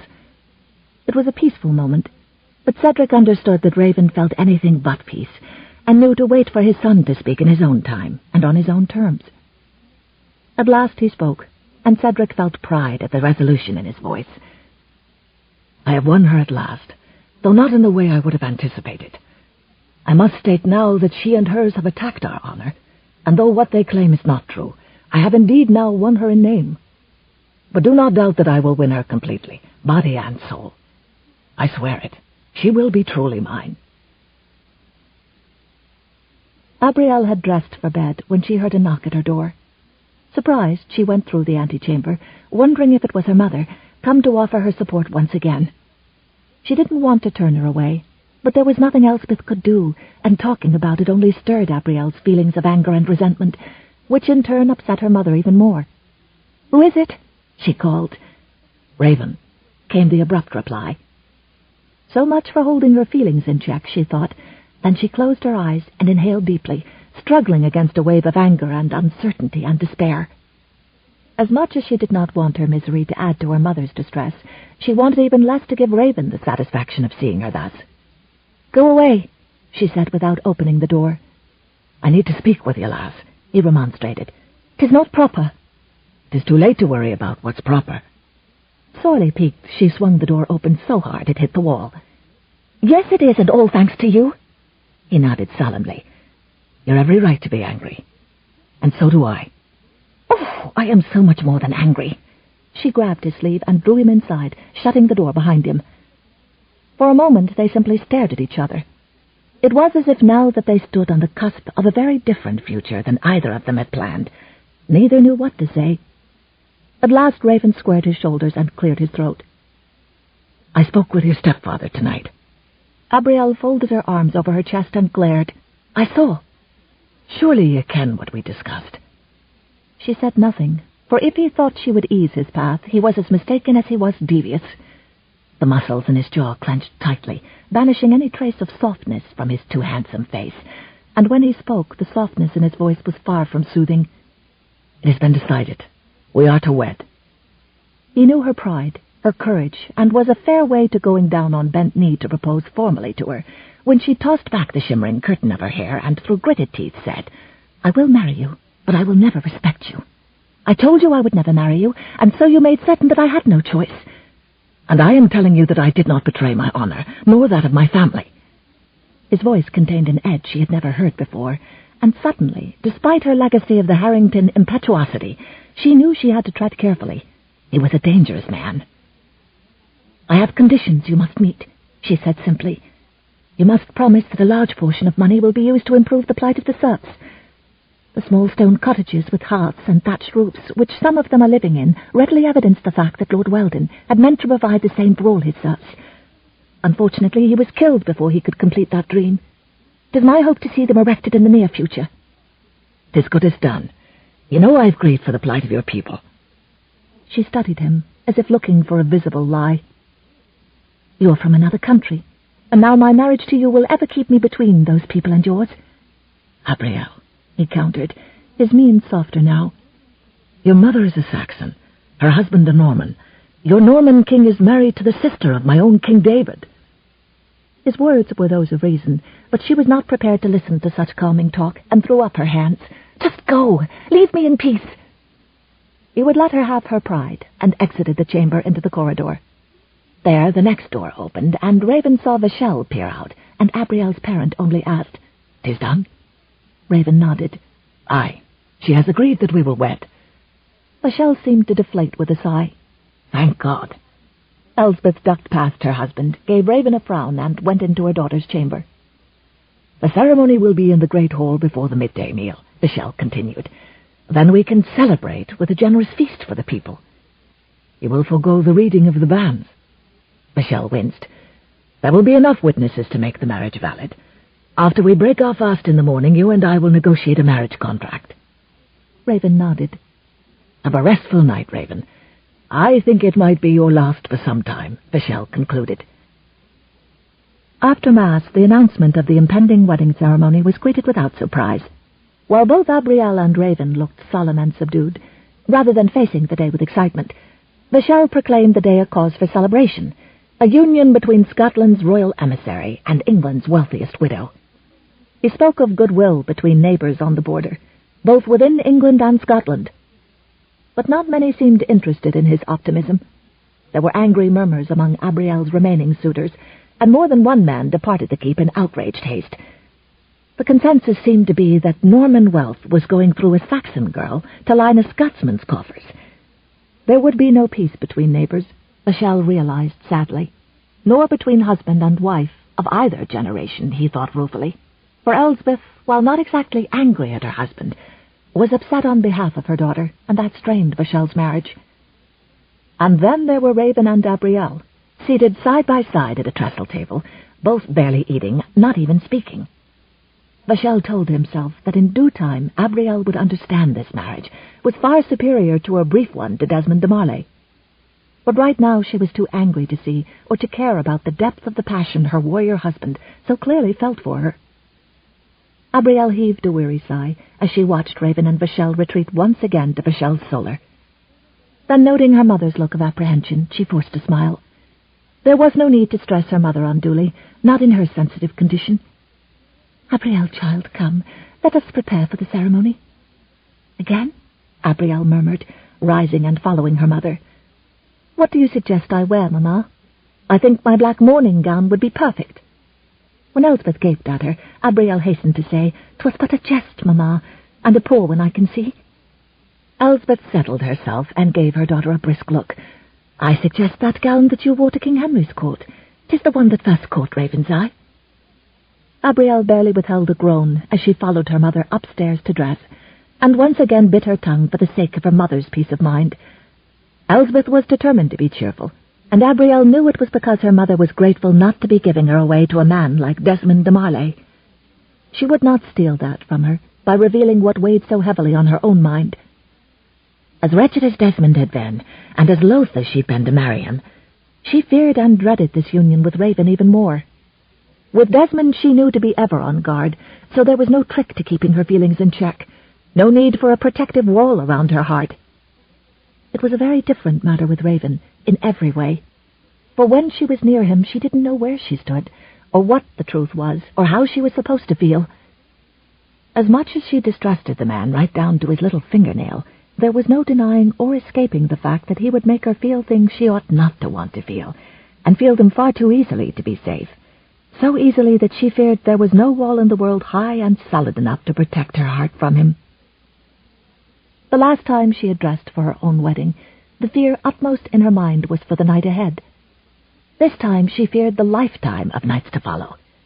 She was deathly afraid that if she let her guard slip for even a sliver of time, Raven would slip in and steal her heart and soul, and make her need him, and leave her bereft in the end. The marriage ceremony was held before the remaining guests, small in number though they were, and a large contingent of serfs and servants, all of whom seemed glad for their mistress. But Abrielle's dear friend Cordelia could not attend, making Abrielle even angrier with Raven, because this haste was necessitated by him. The same priest who'd performed her first marriage ceremony, was it only a fortnight ago, was there to attend her once again.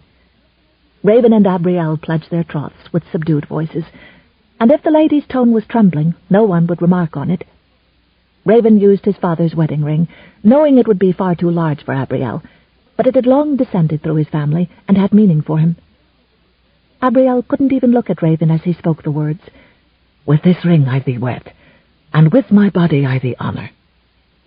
Her own ring to him had been her father's, which Elspeth had insisted she use.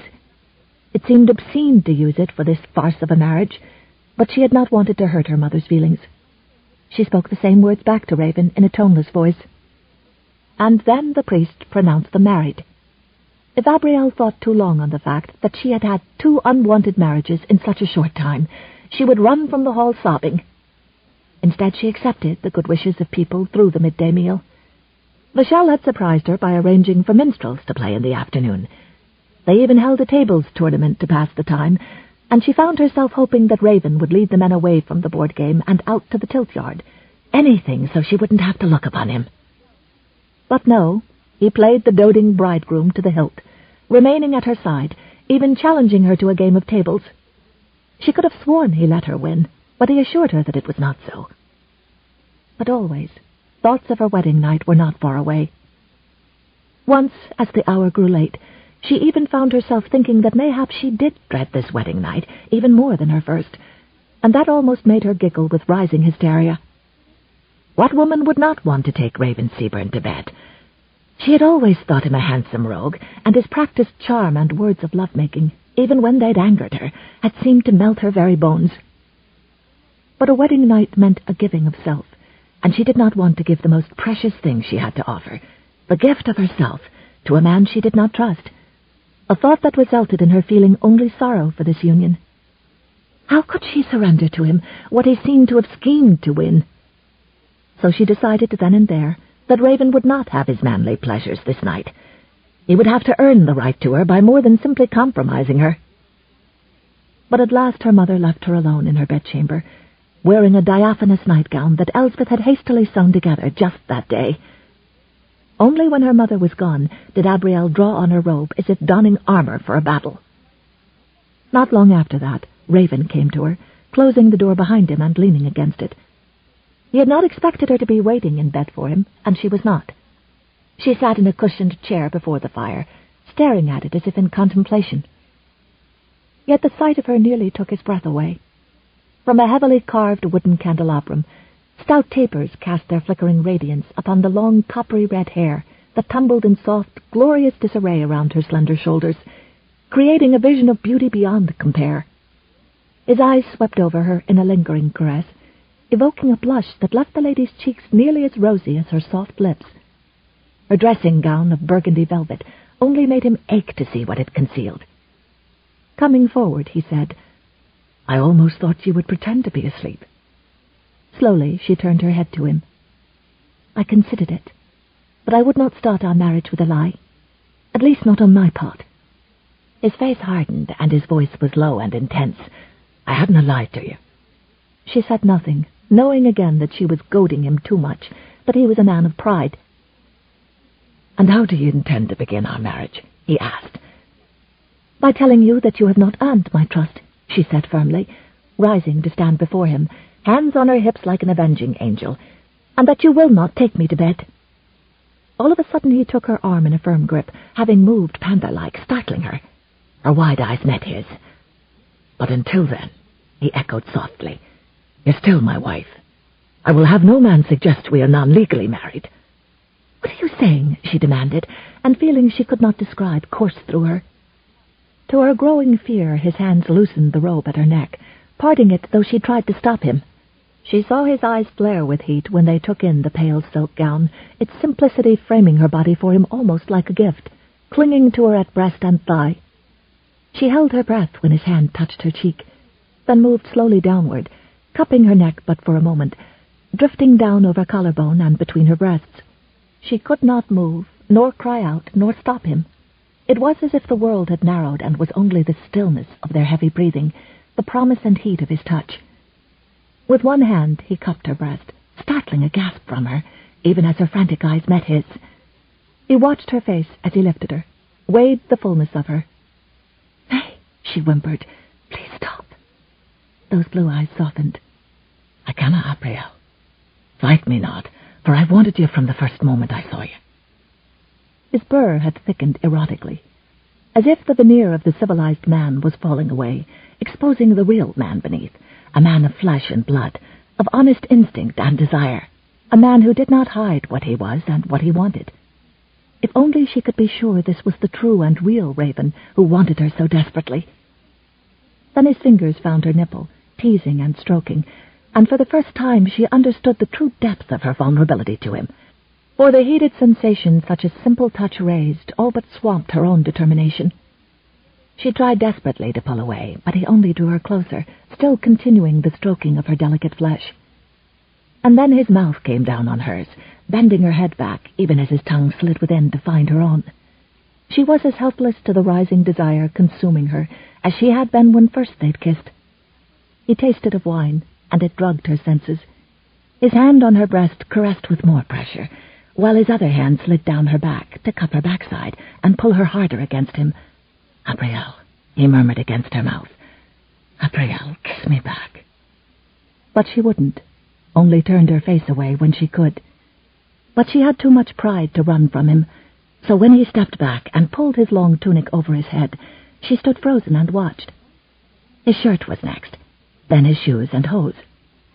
All that kept him from nakedness were his braids, the low-slung garment that covered his loins. But even that he dispensed with, and she found herself backing away from the threatening manliness of him.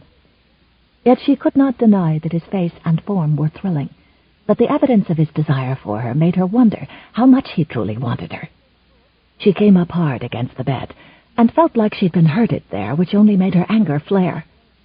But then he was upon her, pushing her back onto the soft quilts, laying his long, heated, well-muscled body over hers.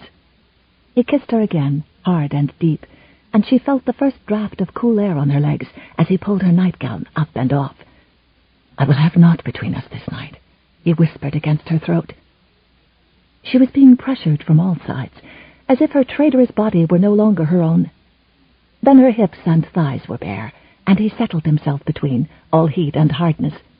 She gasped and squirmed, but he did not force himself into her, only held her still with his lower body while pulling her robe down her arms. Effortlessly he lifted her up to slide it off her, and even though she struggled against him, he at last pulled her gown over her head. And then they were naked against each other, flesh to flesh. She went still, feeling his arousal at the very gates of her womanhood. But instead of pressing home, he murmured unintelligible words against her neck, and then lower, until his mouth closed over her breast. The hot flame of heat enveloped her, made her no longer herself, but his. She moaned against the exquisite torture, undulated her hips against his, because she could not keep still. At last he slid home, to the very core of her, stretching her through pain until it was done. "Easy now, lass," he murmured against her lips, then took her mouth with another overwhelming kiss. Raven knew she was a virgin, but he was beyond himself, could only give in to the need to move, to sink deeper into her and pull away. Her cries were of pleasure, not pain, and he let himself go, thrusting over and over until he felt the tautness of her, then her trembling release. He barely lasted another moment, the climax sweeping over him with a power he had thought unimaginable. When at last his passion eased, when he could remember how to breathe, he lifted himself up on his elbows and looked down at Abrielle, who was flushed and perspiring and staring at him. "You're mine now," he told her, and at his words she burst into tears. With a groan, Raven rolled off of her and tried to gather her close, but she would not have his comfort. She felt betrayed by her own body, for the pleasure it had taken from Raven had not been under her control. He had won this first battle. She rolled away from him, her slender shoulders quivering, the quiet sobs hiccuping through her body. Raven stared at the ceiling and wondered if he'd made a terrible mistake marrying a woman who didn't trust him, who didn't want to trust him. Had lust overcome his good sense? Had he thought he could make this marriage work? But then he reminded himself that this was only the first night, with a lifetime more of them to come, and he resolved that one thought would guide his marriage from that time onward, that he would not give up on his bride. Chapter 18. As Abrielle slowly opened her eyes as the rays of the morning sun fell upon her, something seemed wrong, but she couldn't remember what, until she realized to her horror and consternation that she was naked. With a gasp she sat up, holding the quilt to her chest, but she was alone. The clothing that had been dropped haphazardly was now folded in a neat pile on the chair. With a groan she fell back on the pillow. She was a married woman, no longer a virgin, but he had taken that last choice from her. She threw back the bedding, and was only angered more at the spot of blood on the sheets. After foolishly covering it back up, she drew on her robe and paced. What was she to do? How was she to face Raven? He was truly her husband now, in every way. He had made sure of that. But she could not spew her wrath at him. What would that accomplish but misery for all involved, including her parents? Nay, the deed was done, and she would have to live with it. Many women married men they had not chosen. She was just another one. She would smile and pretend to others that everything was fine.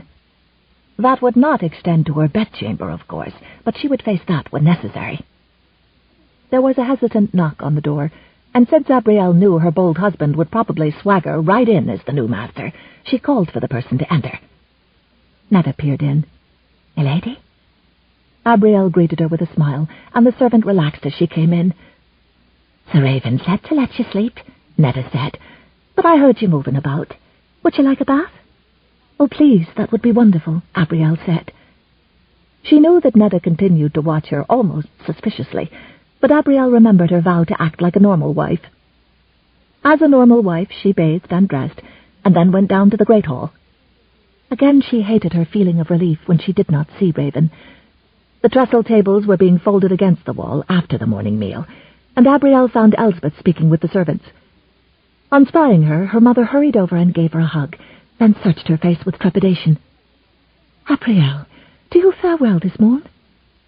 She was a normal wife, Abrielle reminded herself, and forcing a smile on her face, she said to her parent, "Aye, Mamma, I am well. I am simply a wife now, which is nothing unusual." Was all her mother said in reply, for she knew her daughter well, and readily surmised that indeed she did not fare well, regardless of her claim. A bit too brightly, Abrielle looked about the hall. "I see I have slept through the meal. Forgive me for not being here." "Nonsense. Yesterday had to be trying for you." Unspoken was the query, asking if the same could be said for the wedding night, but Abrielle pretended ignorance. Elsbeth sighed. "I'll have someone fetch bread and pottage for you.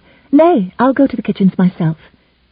Clearly her daughter was not herself, though understandably so. "You do not ask where your husband is," Elsbeth said slowly. "I assume he is about somewhere, enjoying his status as the new master of the keep." Abrielle winced as her bitterness peered through her masquerade. "Forgive me, Mamma," she said before her mother could speak. "I will become better at my new role, I promise." Elsbeth put a hand on her arm. "Every woman must learn the role of wife, my dear.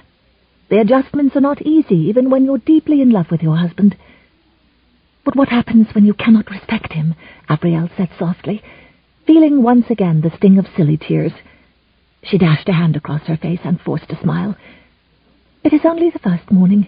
Things will be better," she assured her mother, though she could not foresee how that could be so, when she neither trusted nor respected the man whose ring weighed as heavily on her hand as their marriage weighed on her heart. Abrielle spoke to the kitchen staff, consulting on the meals for the day, leaving her mother in charge of examining the food stored in the undercroft for the coming winter.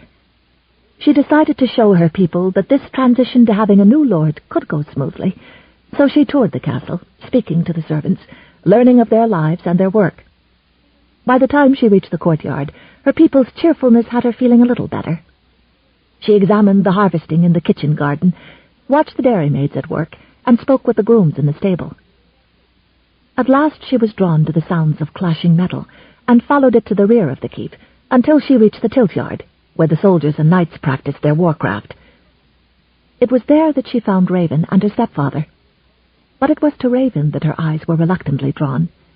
He was wearing a sleeveless leather jerkin that fell to his mid-thigh. His bare, muscled arms gleamed with sweat in the sun. He was speaking to a group of men, all of whom carried swords. Then Raven began to demonstrate as he spoke, sparring with Michel, who comported himself as well as any younger man. There seemed to be no animosity here among warriors, and for that Abrielle was grateful. The knights looked upon Raven with respect, and she saw more than one man nodding in approval at whatever maneuver he had performed. Raven may have caused dissent in the countryside, but at least here among men he must command he was respected. Yet only yesterday, these same men had smirked at Raven when he'd been found alone with Abrielle. Did marriage so easily satisfy their sense of honor? Would that she could be so easily reconciled to her fate. But then they were not the ones who'd been deceived and used and had what was their choice to freely make stolen away, and a tarnished substitute forced on them instead. Suddenly Raven's gaze fell upon her, and the smouldering intensity there froze her. He came striding toward her, still carrying his sword, and she couldn't move, couldn't even dream of escape. All she could think about were the things he'd done to her in the dark of the night, and the pleasure she hadn't wanted to feel sweeping over her. Even now her traitorous body grew warm as her blush spread to every part of her skin. To her shock, he slid one arm about her and pulled her to him. Her hands landed on his chest, but she couldn't push him away, not before all the men he would command.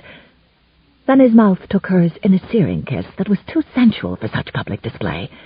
She felt helpless and aroused and angry with both herself and him, especially when she heard the cheers of the men echo on the tilt-yard. When at last he lifted his head, she whispered, "You brute! How dare you handle me like this?"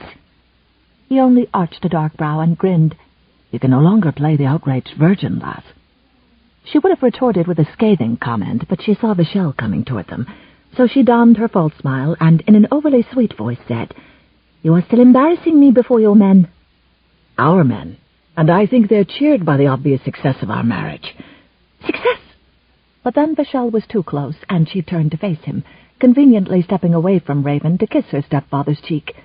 "Good morning to you, Vachel." He blinked at her display of affection, then warily said, "And to you, my dear. You look radiant this morn." As if a night in Raven's bed was supposed to change her for the better, she thought darkly.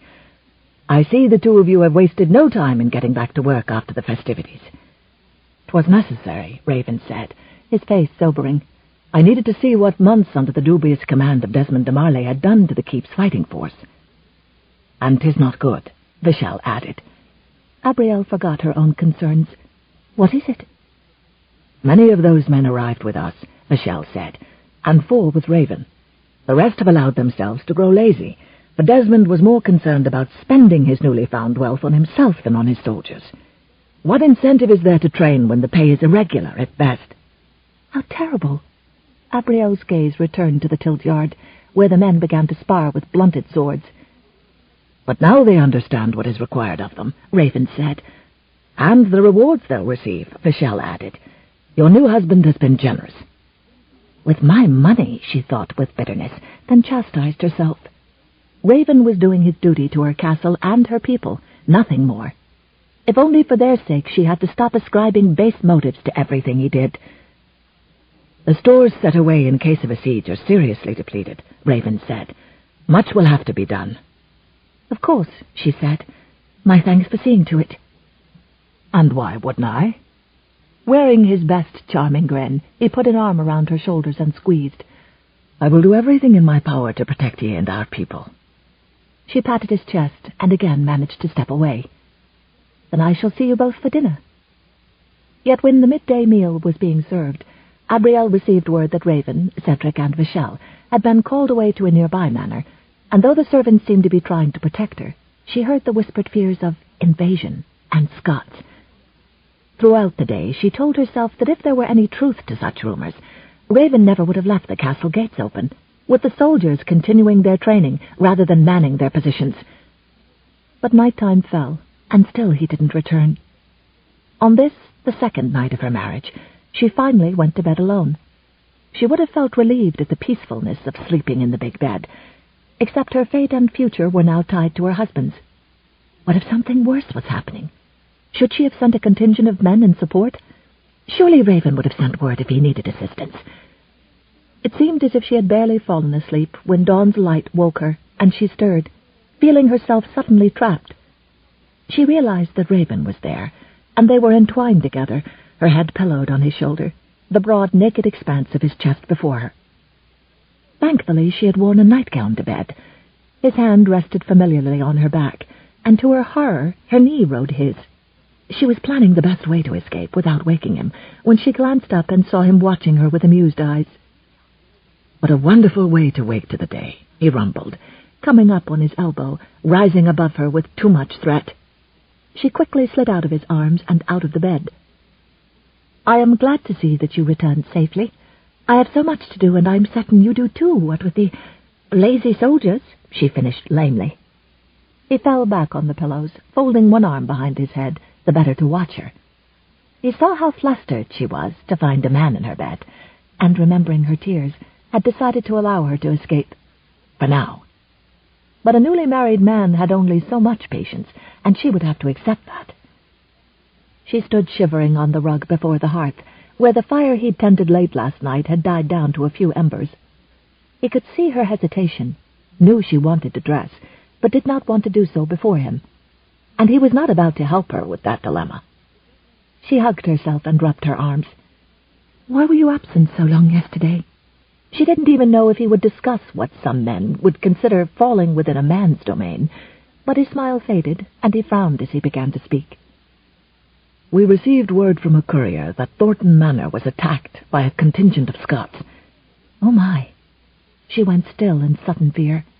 What would happen to her and her people should a war break out, when they now had an enemy as their lord? His expression eased. "Fear not, lass. It wasn't an invasion, but a half-dozen poor Scots, chasing their cattle and not realizing how close to the border they were. They crossed inadvertently." She closed her eyes with relief at the news he'd brought, thankful that an invasion had not taken place. "I wasn't meant to be summoned, of course. The courier didn't realize he wasn't supposed to alert everyone in the area.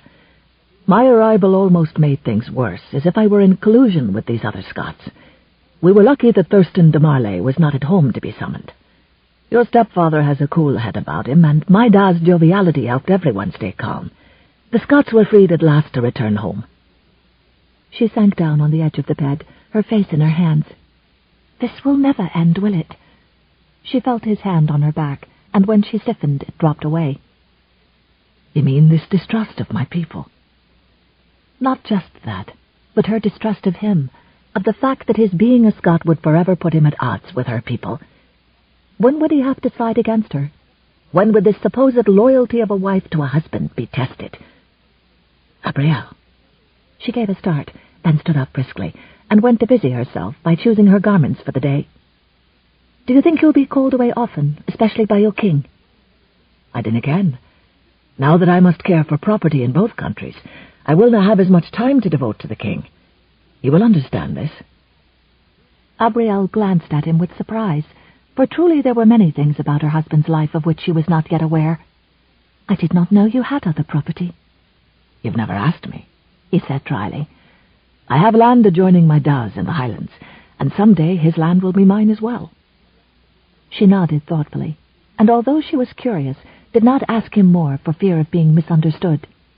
She believed that if he wanted to tell her about his home, he would do so, but since he'd not seen fit to mention it till now, and had been so eager to acquire her property, she suspected his own was modest. She did not care overly about his holdings, as they were not her concern. "Will we be visiting?" "Aye, I want to show you everything that's now yours too." Nodding, she stood indecisive, her hands smoothing over her garments. She told herself that more than once she'd moved away from the only home she'd known, what with her mother's marriage to Vachel, and then her own betrothal to Desmond. She would accept whatever she had to and remain strong. Hesitantly, she began, "I don't suppose you would be leaving the chamber any time soon?" "Nay, I am still too tired from a long tent stay." When she glanced over her shoulder at him, he was stretching languidly, and she watched wide-eyed at the way his muscles seemed to ripple over his bones. She had never seen him with a day's growth of beard, and it made him seem like a rakish scoundrel, one who took his pleasure in bed whenever he wanted to, and from what she'd felt before she left the bed, he wanted to now. She felt somewhat confused, for he had just willingly shared a military matter with her, and she had not expected him to so easily confide in her, as if he truly trusted her. He had his own property, and surely he'd been well compensated by his king. She wondered if he could actually desire her more than her wealth, but didn't know what to think. She could not remain in her nightgown all day. Thank heaven she had bathed yesterday evening, for she could not imagine doing that in front of him. It was bad enough when she had to turn her back and pull the nightgown over her head. She fumbled with frantic fingers for her shift, knowing she was naked, waiting with dread for him to approach her from behind and demand her submission once again. But at last the shift covered her, and she felt a little less frightened as she donned her kirtle and the braided belt that hung low about her waist. Only when she was settling a veil over her hair did she hear his approach. She stiffened and glanced over her shoulder.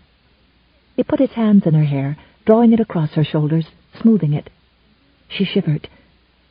"Must you cover such beauty?" he murmured, and to her surprise he put his face against it and inhaled. "The smell of you makes me long to be in your bed, in your arms. I thought about it all day." Even his words made something inside her shift uncertainly. I must wear a veil. I'm a married woman now. You've seen to that." And there was the conflict between them, what she had to force herself to remember. He had made this marriage happen, giving her no choice about accepting him as her husband. He ignored her challenging words, whispering, "Then don't braid your hair beneath the veil. Let me imagine touching it all day long." His nudity and his sweet words were far too confusing. She hastily put on the veil and secured it with a band about her forehead before fleeing the bedchamber. Abrielle found herself wishing that another emergency would call Raven away for the day, because he seemed to be everywhere she went. When she visited the serfs' village, they hastened to tell her that her new husband had been coming by every day, and that she just missed him, and what a good man he was. When Abrielle went to speak to the laundry maids in the courtyard, she saw children gathered around Raven as he examined the horses. One little boy, so thin but moving about with vigor, took to following Raven for the rest of the day like a little shadow. Never once did her husband show his impatience. In fact, when she came upon them unawares, she heard Raven tell the boy that he could be Raven's second squire and could begin his training on the morrow. At supper, even her mother sang Raven's praises. Abrielle felt like she was being assaulted on all sides. Michelle, Cedric, and Raven were hefting tankards to one another, toasting whatever success they'd had that day, while several knights approached by ones and twos as if tempted to join in. Married not 2 days, and Raven was winning over everyone. But her, she insisted to herself, deciding to retire to bed early and feign sleep. Raven watched Abrielle's quiet departure, and although he continued to respond to his father, his mind was much on his young wife. He had allowed her to escape their bed this morn, and now she was in full retreat, as if she hoped he wouldn't notice her. Did she not yet know that he noticed everything about her? It took all his will to concentrate on his duties, when he wanted to follow her about all day like a lovesick swain. Her gentleness with the abused serfs moved him. Her loyalty to her stepfather and her willingness to aid him, though it might have cost her her sanity, astounded Raven. Falling in love with her had happened so easily, so completely, that he could not imagine his life without her. He wanted her to feel the same way toward him. But her fears and doubts and mistrusts were strong, and he knew it would take much to overcome them. She would consider his love a burden, so he chose not to tell her. It took all of his control to allow Abrielle time to settle into bed. Then he set down his tankard and rose to his feet, yawning quite deliberately. Michelle eyed him with amusement, but it was Cedric who said, "Lad, you must be exhausted. 'Twas a dreadful tiring day seeing to the horses and chickens." Several men openly laughed, and Raven took that as sign that they were beginning to accept him. "Well, now, someone had to see to keeping you housed and fed. Have a good night, all." There was much good-natured laughter as Raven left the hall, and he was in a cheerful mood when he finally approached his rooms. In the antechamber, candles had been left lit to guide him, and he blew them out one at a time as he went through. In the bedchamber, he closed the door quickly to keep in the heat. There was a deep feeling of satisfaction as he stood there and looked on his sleeping wife, buried beneath quilts, with the firelight flickering over her. He removed his garments quickly, folding and setting them aside. When he lifted the bedclothes and slid beneath, the warmth and the scent were all hers, and if possible, he wanted her even more, with a painful need. She didn't move, but he sensed a faint tension in her. and he guessed she did not sleep. Gently he moved against her, his hand reaching. He encountered the curve of her lower back and realized that she lay face down, as if protecting herself. He began to pull her nightgown up her body, wondering how long her pretense would last.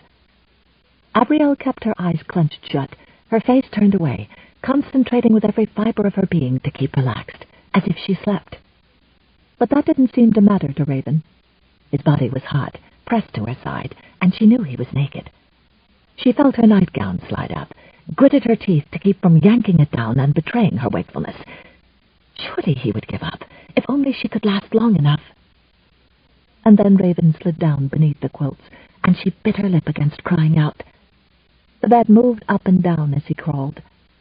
To her horror, she felt his mouth on the back of her knee, and the shock and excitement almost made her jerk. But nay, she held on to her control, even when the moist wetness of his mouth slid up the back of her thigh to the base of her buttocks. How could she continue to make herself lie still if he was going to? His mouth left her, but her absolute relief was short-lived, for she felt his kisses move up her other leg and begin to climb up the hills of her body. A squirm of mortification and languid heat escaped her now, and she felt his low laughter where his face was pressed to her back. And then he slid on top of her, his loins cradled against her buttocks, his face buried in her hair. She should have been smothered by the heaviness of him, but he held himself gently against her. "Ah, you left your hair unbraided for me," he murmured. Curse it all, in her haste to feign sleep she'd forgotten. And then he was moving against her, rubbing slowly, easing one hand beneath her to capture her breast. The sensual haze that descended on her made her forget why she even fought him. All she could comprehend was how gentle he was, how loving. And when at last he eased her onto her back and kissed her, there was nothing she could do but kiss him back, clinging to him, opening her thighs to him, groaning when he made them one by thrusting home. Again he gave her a woman's ultimate pleasure and took his own. But afterward, when he eased from her and she was left with the cold reality of what she'd done, she found herself crying again. She wanted him, but she was too afraid to trust him, to trust that he would stay with her as husband even when Scotland called him. And where that mistrust had once led her only to anger and resentment, it now made her heart ache in a way she had not known was possible. My God, could she be falling in love with him, she wondered, then firmly told herself no, and right after that repeated it to herself for good measure. No, she absolutely was not falling in love with her husband, and firmly refused to do so. He might be able to woo her body to surrender, but she would never willingly give him her heart, and at that she cried even harder. Chapter 19. Raven would not peacefully abide the tears of a weeping woman. He sat up in bed, flung the covers aside, got to his feet, and stood over his wife. "Abrielle, this cannot continue," he said sternly. "I can no longer seduce you by force. I will not take ye again like this. 'Tis time for you to come to me." His easy assumption of his domineering role in her life did more than put Abrielle into a high temper. It caused her tears to dry up as quickly as they'd come. She flung the quilts back from her side and jumped to her feet, facing him across the bed. "You'll be waiting a long time, Raven Seabern. You may have taken my wealth, but you won't have my heart and soul to crush when you leave." "Why?" He hesitated, momentarily distracted and captivated by the sight of her bunched nightgown sliding over her curves.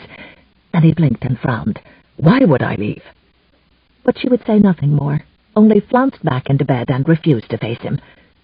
Raven wanted to spin her around and make her tell him exactly what she meant, and he wanted to scoop her into his arms and back into bed, no matter that he barely finished making his pledge not to take her again until she came to him, or that he thought himself sated from their lovemaking.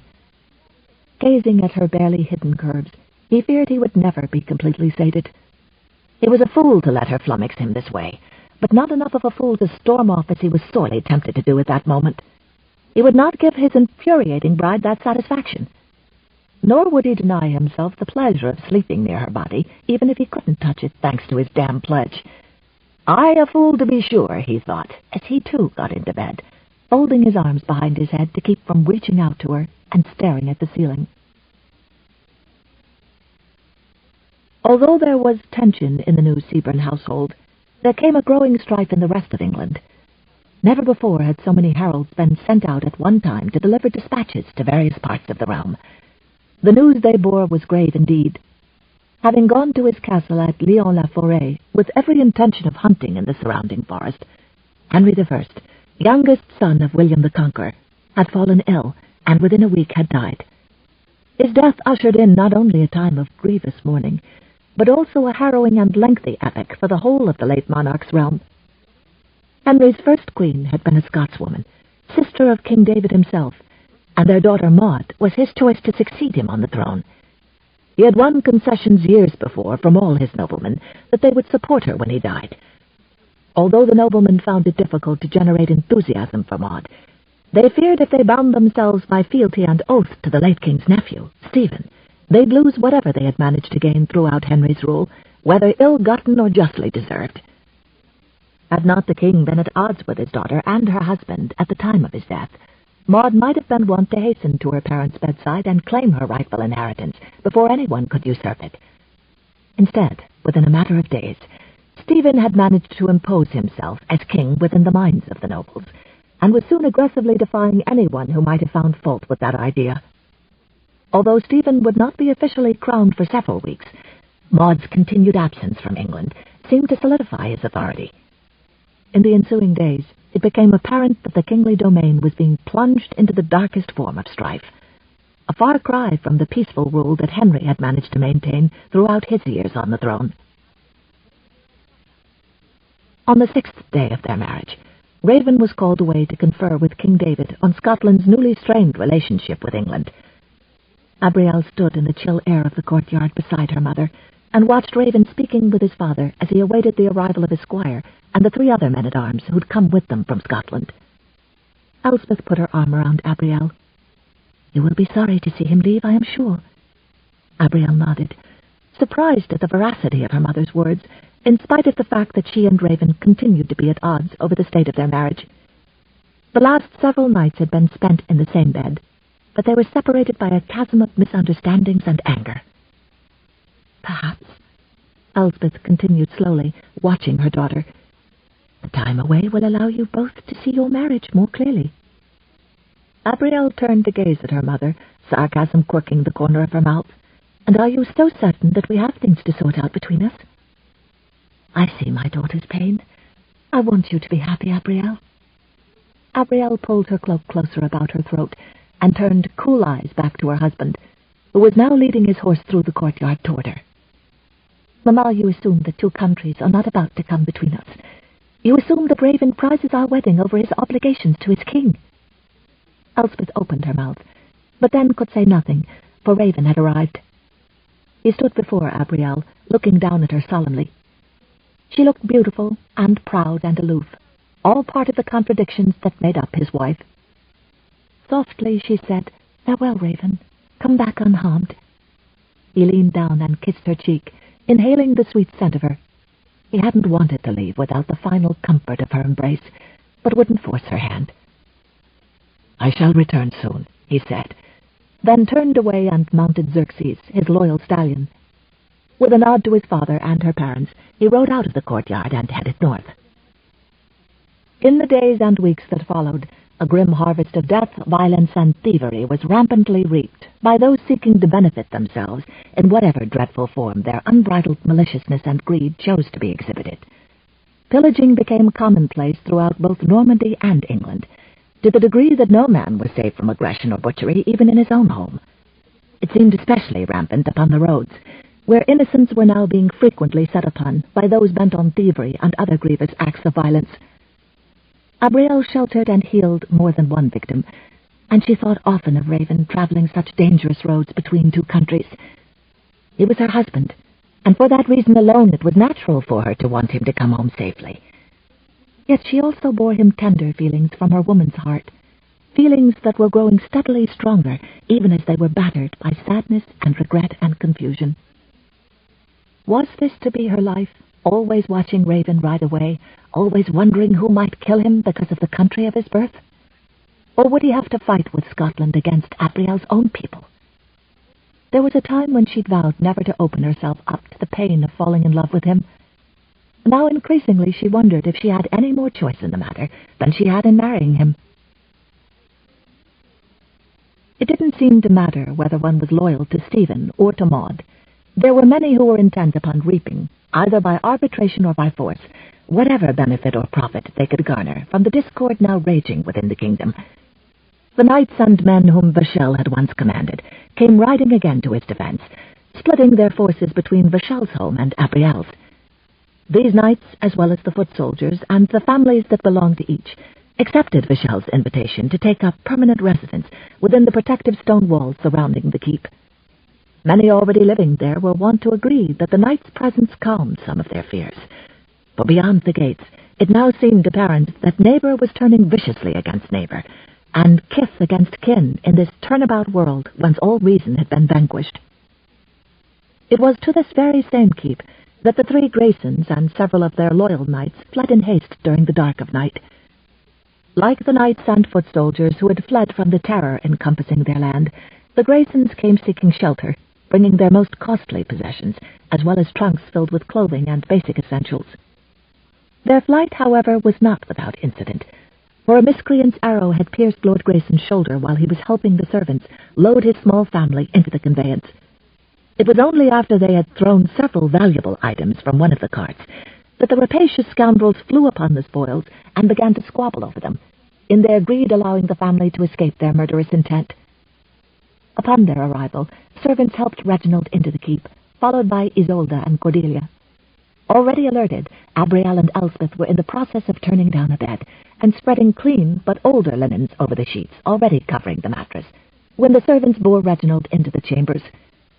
Isolde and Cordelia were clearly distraught over the wounding of their loved one, but were encouraged when Vachel assured them that his lordship possessed a hearty stamina, and was not one to be easily undone by a culprit's arrow. The women were then urged to return to the antechamber, where they would remain until the arrow could be extracted. Abrielle sent a servant to bring mulled wine for the women, hoping it would suffice to soothe many of their qualms, and perhaps help to relax them as they kept vigil together. But Abrielle herself went into Reginald's bedchamber. She had never removed an arrow, unlike Cedric, so she was going to assist him as needed. With the further assistance of copious tankards of strong ale for the patient, Cedric was able to remove the arrow and then sear the wound with a red-hot poker iron. Afterward, a bleary Reginald gratefully offered him a tankard of ale. By the time Elspeth, Cordelia, and Isolde entered the chamber, Cedric and Reginald were chortling together as if they had just shared some wildly humorous tale. Cordelia's gaze seemed naturally inclined to meet the vivid blue eyes of the elder Scotsman, and in response he gave her a wink and a lopsided white-toothed grin, readily bringing a blush to her cheeks. "'Tis certain I am that the stars have come out to shine upon me this eventide," he avowed with a deep chuckle. "If now, then it must be the radiance of milady's smile I'm seeing afore me." "To be sure, sir." Cordelia gave a winsome dip of her head. "You likely saved my father's life, and for that I will always be grateful. Indeed, I should like to commend you for your proficient removal of the arrow, as well as Abrielle for her capable assistance." "My humble gratitude for your generous praise, milady," Cedric replied, inclining his head briefly in appreciation. Abrielle simply squeezed her friend's hand, happy beyond words to have her companionship in such dreadful, trying times. Isolde slipped her hand within her husband's as she asked in wifely concern, "How are you feeling?" His lordship grinned up at her. "Rather mellow now, with the worst of it behind me. 'Twas to my great benefit that lad Cedric was here to tend me. I've suffered worse from physicians who've tended simpler wounds. The laird is certainly a good man to have around." Cedric swept her a clipped bow. "I'll be leaving you in Abrielle's capable hands. My new daughter by marriage is a fine healer. Now I must be off. There's still training to be doing on the tilt yard this day." "Be careful," Cordelia urged, as he hastened through the door. "We would see you again soon." Casting a glance over his shoulder, he gave the young beauty a wink. "I'll be coming back, milady, mark my words." As Isolde and Elspeth began to fuss over a drowsy Reginald, Abrielle left them with crushed herbs to use in a poultice, before Cordelia drew her into the antechamber. The two friends hugged each other for a long moment, until at last Cordelia backed up a step, gripping her friend's arms as she examined her face. "You don't look all that different now that you're Raven's bride." Abrielle sighed. Oh, Cordelia, it did not feel like a true wedding without you. I trust it was a true wedding night, Cordelia offered with a sly grin. Abrielle groaned and turned away. Even friends should not discuss such intimate things. Cordelia pulled her back to face her, her own smile dying. Abrielle, when I last left, you were treating Raven as just another suitor, one you'd already asked to leave the castle. The next letter I received was the awkward announcement of your wedding, without any good details. I wished you to have the news with haste, so I did not take the time to write more. He is a bonny lad, as the Scot would say. So why do I see shadows in your eyes when you talk about him? And do not say that you're simply worried about him in his absence, for I shan't believe it. Abrielle had never withheld anything from her friend, so she briefly sketched the details, from their discovery alone together to the wedding. So, 'twas not a joyful ceremony, I take it, Cordelia said dryly. But surely he's a far better man than Desmond de Marley. Who could hurt me far worse than Desmond ever could have if I allow myself to become vulnerable, Abrielle whispered, hugging herself. You know that from the start I have not been able to trust his motives where his courtship of me is concerned. Abrielle, you are a wondrous woman whom any man would be glad to marry for herself alone. Raven is lucky to have won you, regardless of the manner, and I am sure he knows it. I wish I could believe that, Abrielle replied. But even if I did, it is so much more complicated than that. He's a Scot, Cordelia. If we go to war with them, has he demanded that you change your allegiance? Well, nay, but then you and he will work it out. Countries may be fighting, but husband and wife do not need to. So torn about her emotions was Abrielle that tears stung her eyes. 'Tis not that simple. If I let myself love him, and he has to leave me over a coming war, how will I bear it? Abrielle, none of us can predict the future. If we all base our deeds on things that might happen, we would cower in our beds without any decision being made.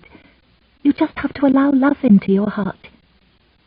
I know not if I can, Abrielle whispered at last.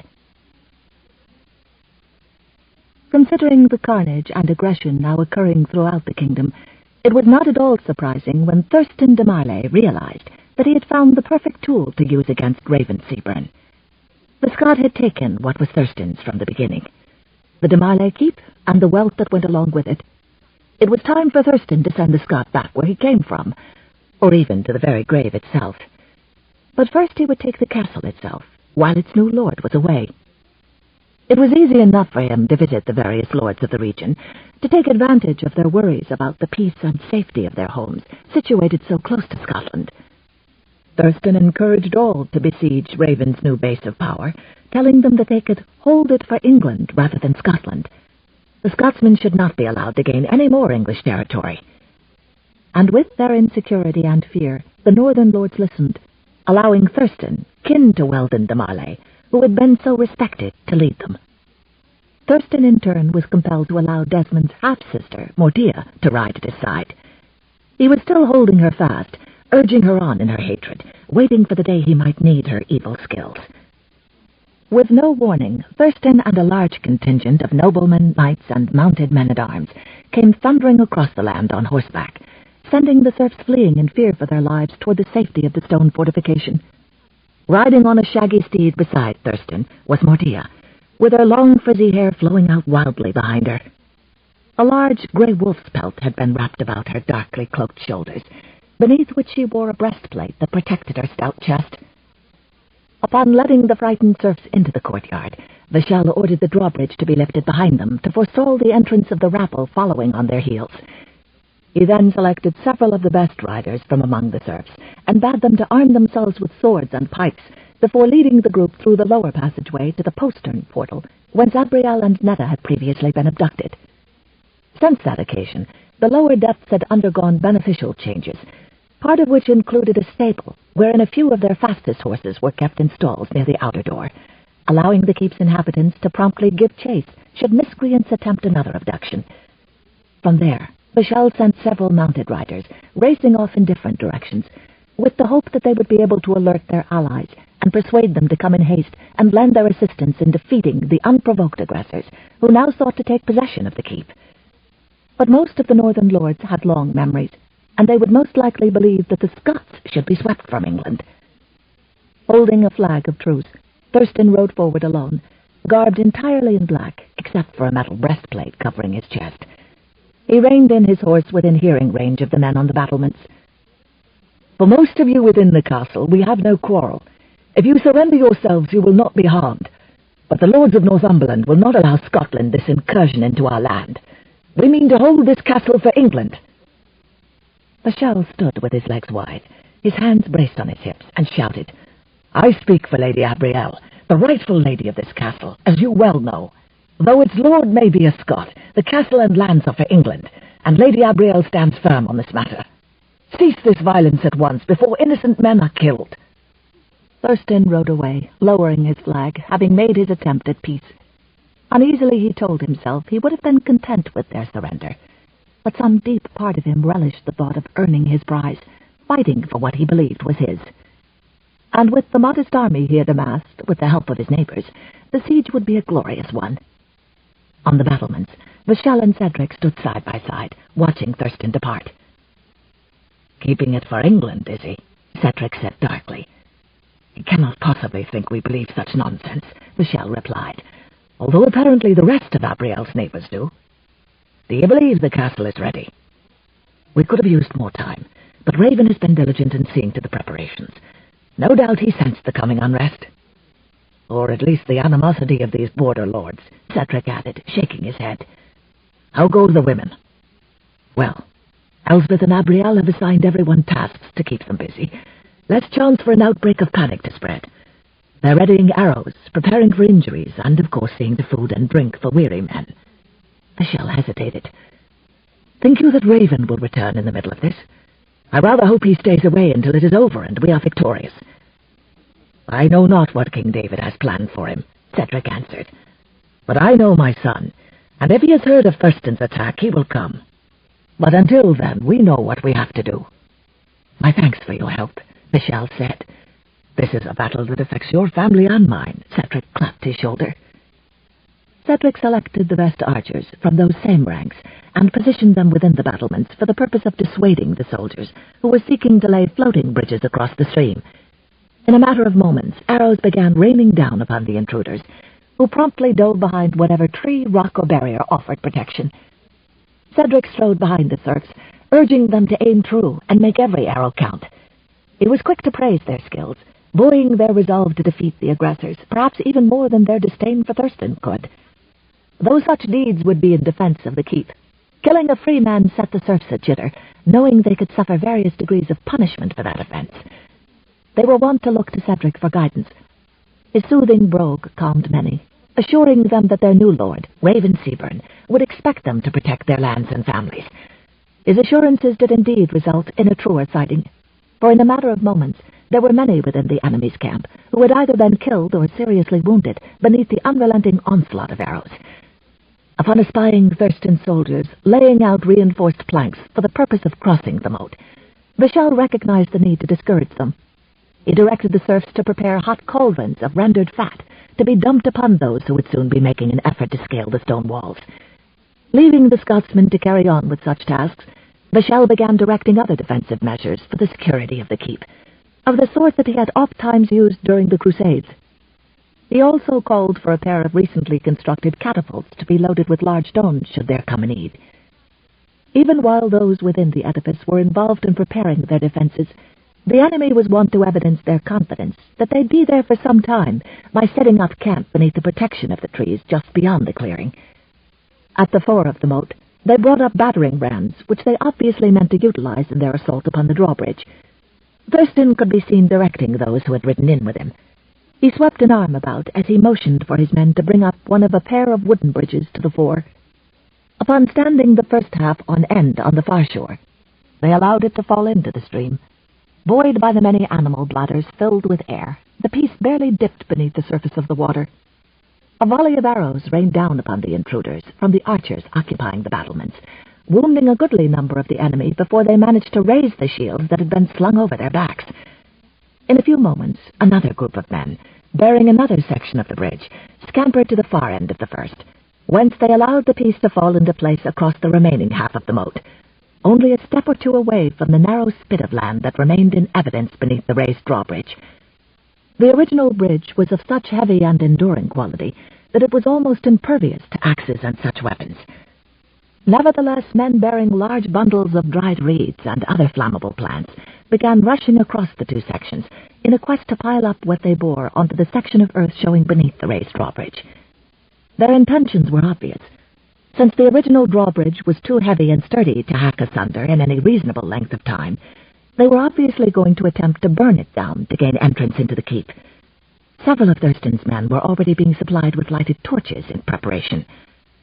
Vachel sent a half-dozen serfs scurrying in haste to the kitchen to bring back cauldrons of scalding water. By the time they returned to the battlements, the brigands were already igniting the dried bundles that had been heaped up against the bottom of the drawbridge.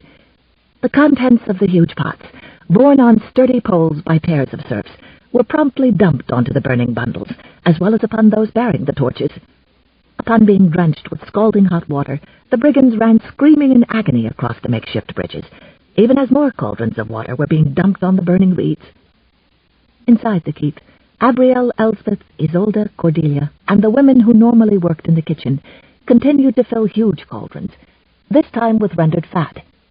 The fire beneath the cauldrons was nearly roaring with the intense heat they had created, but it hastened the melting of the lard until the latter began to bubble and spit. Slightly smaller kettles were then filled, and borne by strapping serfs to the battlements. The contents were dumped forthwith upon those in the process of scaling the ladders. Agonized screams readily accompanied the descent of those drenched by the scalding oil, and though others sought to take their places, recurring waves of fat cascaded down upon anyone who tried. Only by diving into the moat could the aggressors find any relief from the agony of their seared flesh. But some were so badly burned that they were unable to pull themselves onto dry land or attempt to tread water. Many slipped beneath the surface of the water without notice. Long poles with cross planks affixed to the ends served to provide the serfs with some degree of safety as they pushed the ladders away from the niches into which they had been temporarily lodged. Maidservants also scurried to throw bucketfuls of water onto flaming arrows that had lodged in wooden areas of the keep.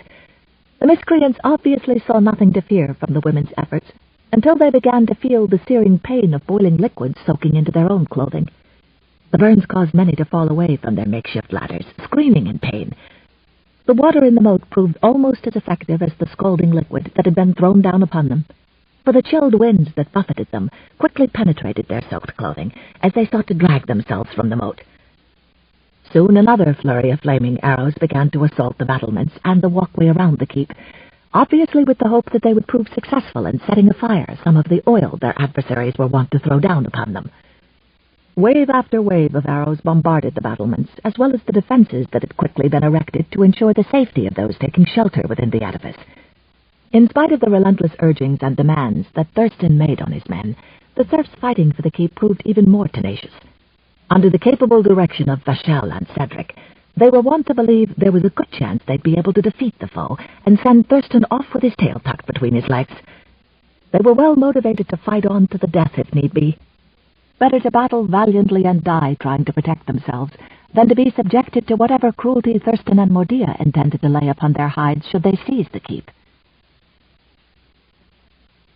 End of Side 6. To continue, change side selector switch and turn the cassette over.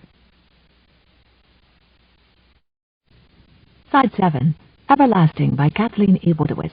Continuing on page 286. At last night fell, and darkness forced a suspension of hostilities. Both sides saw to their wounded and rearmed themselves. Inside the castle, optimism reigned, for few had been seriously hurt. Supplies could last for many weeks, if not months. 3 more days passed in much the same way, Thurston's forces attacking, Vachel and Cedric leading the defense. On the 4th evening, Abrielle's optimism had become merely a show for her people, who had been fed and calmed.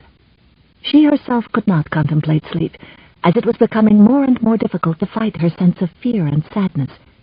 She went out into the courtyard and climbed up into the battlements above the curtain walls. There the stars were pinpricks of light across the sky, and the moon hung low like a white grin laughing at them. Vachel was patrolling the walkways with the soldiers, bolstering spirits, keeping a grim eye on the enemy encamped some distance away. When he espied Abrielle, he came to her and swept his own cloak about her. She had not even realized that she was cold, until she was enfolded in comforting warmth. "You should be resting, my dear," Vishal said. "As should you?"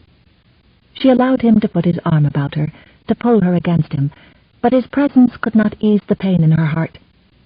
"Innocent men on both sides are dying because of me," she whispered, her throat raw, her eyes surprisingly close to tears. "Nay, that is not true, daughter. Men are dying because of the greed of one man, who has swayed many fools to a false cause. They cannot see beyond their fear." She leaned near the embrasure to see out over the dark countryside. Dozens of campfires dotted the horizon. "How long do you think this will go on?" He shrugged. "Until the northern lords come to their senses and see Thurston for his true motives." At night, with the sound of battle a distant memory, there was a deceptive peace over the land. All Abrielle could hear was the murmur of male voices carried on the wind, the babble of the stream below, and the faint clash of weapons. She stiffened at the same moment as her stepfather. "What was that?" she asked. "Battle," he said grimly. "But at night? And it is not near our walls. Does someone attack our enemies?" One by one, soldiers came to stand against the battlements, to peer into the distance, to speculate with cautious voices. Abrielle's eyes hurt from the strain of trying to see, but she thought the sounds were getting closer. More than once, she saw fire glint off metal, heard several shouts, and then came the thunder of a horse's hoofs, and the shout of a man's voice as he neared the castle. Abrielle did not need to see who had shouted, to know in her heart who it was moving through the darkness and danger to reach her side, and she cried out, "Raven!" Chapter 20. Not an hour before, Raven had worked himself through the lines of his enemies. He had crept by stealth past campfire after campfire, and patrols that were looking toward the dark horizon rather than to the earth itself. And through it all he kept his mind sternly focused on the moment at hand, never letting his thoughts stray from his next footstep, his next handhold, not daring to think of the one thing he wanted to think of most, his very reason for being there, lest it cause him even a second of delay. He had come ahead of the regiment he'd summoned, none loyal to Stephen, 'tis true, but willing to fight in injustice and settle the uneasy countryside. Raven had left his own men-at-arms a league distant, knowing he could get through the enemy lines more easily and quickly alone. Get through he must, and would, no matter who stood in his way, for on the other side of the wall that was now in sight lay what mattered to him most in the world, more than he'd known was possible, and 1,000,000 times more than she was willing to believe. Abrielle. He would not see her harmed, nor any of those she loved, and it angered him enough to make him even more dangerous than his reputation, just to think of what this siege had already put her through. When he was within sight of the castle walls, lit by torches, he heard the first shout of warning, and then the echoing cries of alarm. He had been discovered.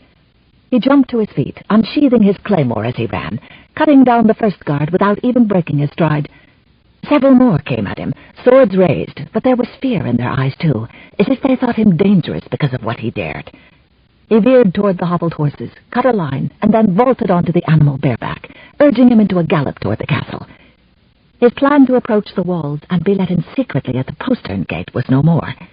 He was leading too many enemies for the guards to risk opening the door. If he had to ride away, he would fail Abrielle, which he would not accept. Just as the castle walls rose above him, a man ran out of the darkness, startling the horse, which reared wildly. Raven was already tumbling backward to the ground as he heard a woman scream. After landing heavily, he rolled to his feet, claymore still clutched in his hand. Thurston de Marley was alone before him, sword held with purpose and skill. "Raven Seabern, you must win your way past me to enter this keep. We claim it for King Stephen." "'Tis obvious my wife disagrees with you on the ownership of the castle," Raven said. He could hear soldiers gathering around him, noises and shadows in the dark. "So you'll attack me in force, will you?" "Nay, right now let this be between you and me," Thurston said, then raised his voice. "The rest of you stay back.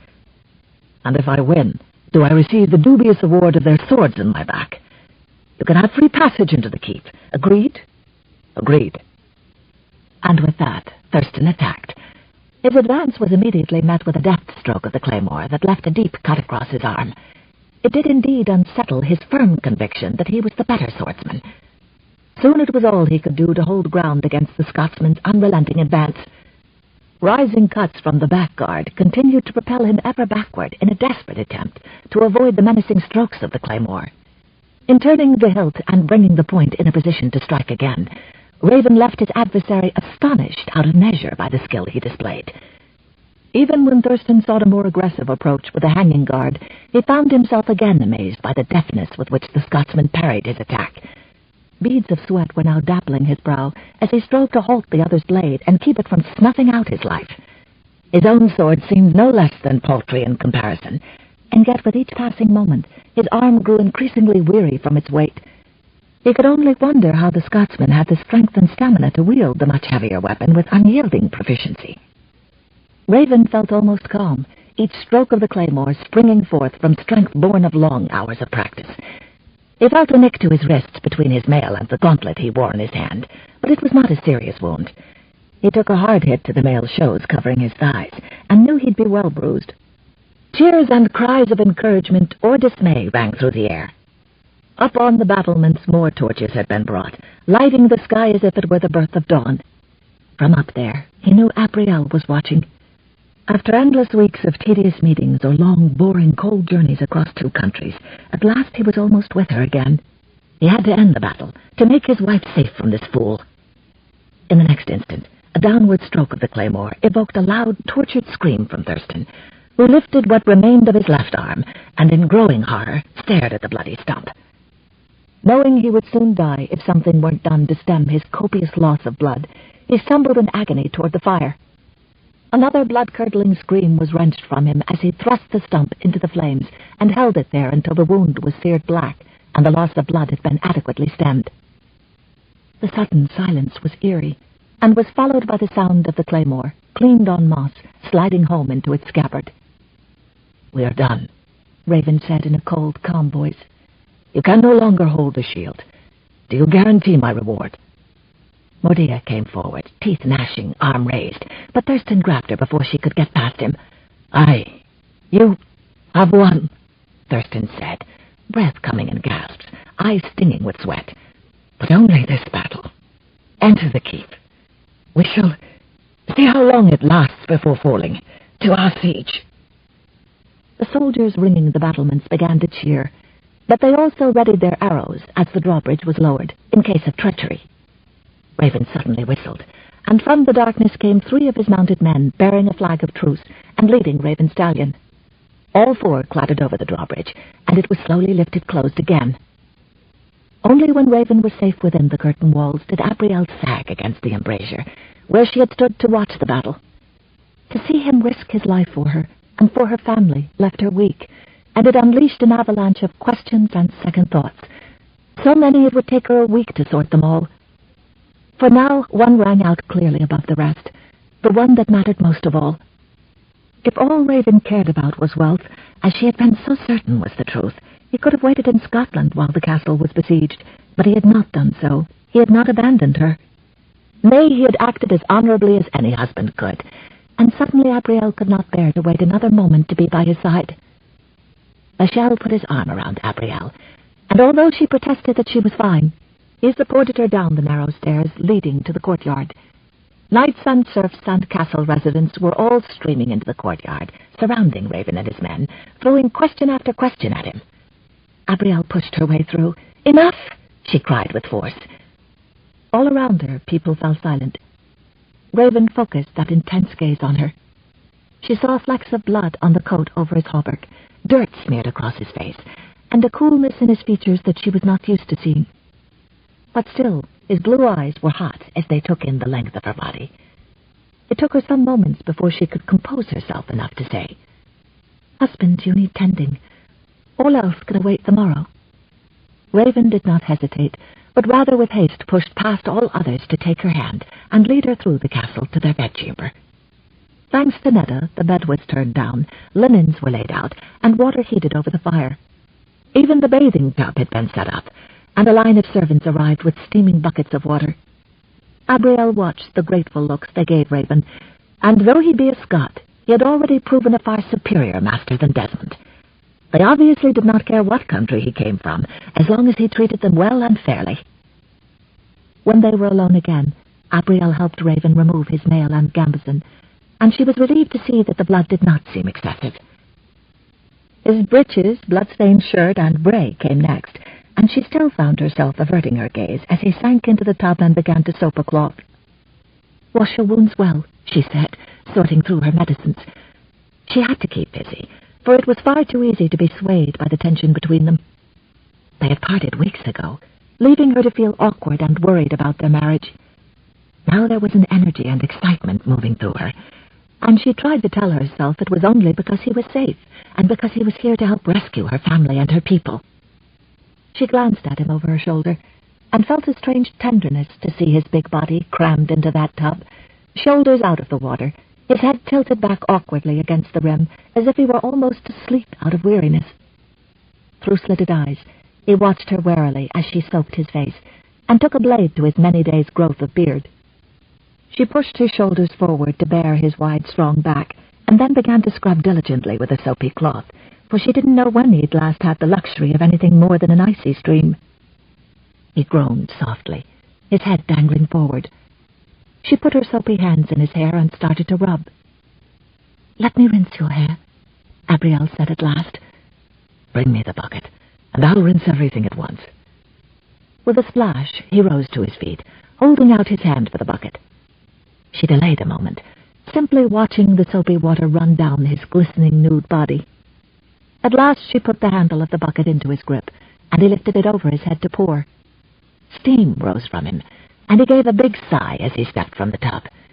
She held out a linen for him, and he took it, beginning to dry his body. "Your wounds," she began. He interrupted. "They're not worth bothering about." To her shock, he went to the bed and fell into it, rolling onto his back as he closed his eyes. She came to stand over him, his glorious nudity a threat to her concentration as she tended to him. There was a slice near his wrist that still oozed blood, and a dark bruise at his thigh with raw scrapes where the chainmail had abraded his skin through several layers of garments. While he slept the deep sleep of one exhausted, she used her herbs to cleanse his wounds and speed the healing. After blowing out the candles, and leaving only the fire in the hearth, she changed into her nightgown and crawled into bed. He rolled onto his side, and she was able to draw the quilts up over him.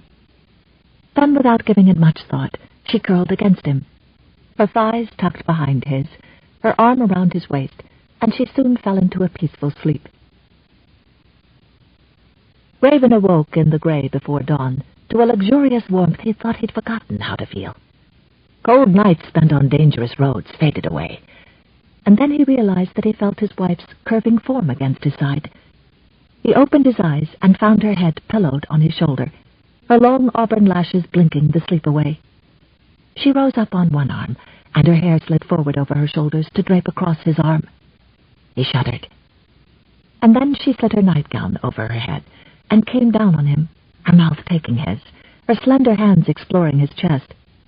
Raven groaned and gathered her against him, cupping her buttocks as he pulled her over him.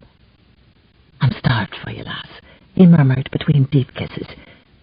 "And I for you, my husband."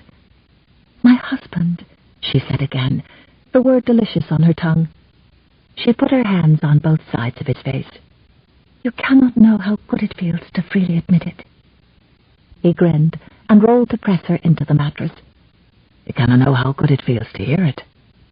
Nearly as good, in fact, as—" His hands wandered boldly, his purpose clear and arousing. He kissed every part of her as if relearning her body, making her skin flush, setting her limbs a-tremble. In his arms, Abrielle felt truly a wife at last, and she gloried in it. And when he came into her, she gasped at the very brightness of his possession. "Oh, Raven," she whispered, arching her back, offering her tender breasts to his greedy mouth. With his lips and tongue he aroused her. With his manhood he stroked deep inside her, until the passion that always existed between them burst in her mind and through her body, and in her heart. At dawn, the household gathered in the great hall to break their fast and plan their counter to the siege. But first they had to hear Raven's report on the doings of those who called themselves royal. "Betwixt Maud and Stephen," he began, "there's not much to be greatly admired. Maud has her prideful temper, and when the occasion has mattered, Stephen has never proven himself a skilled warrior or an arbitrator.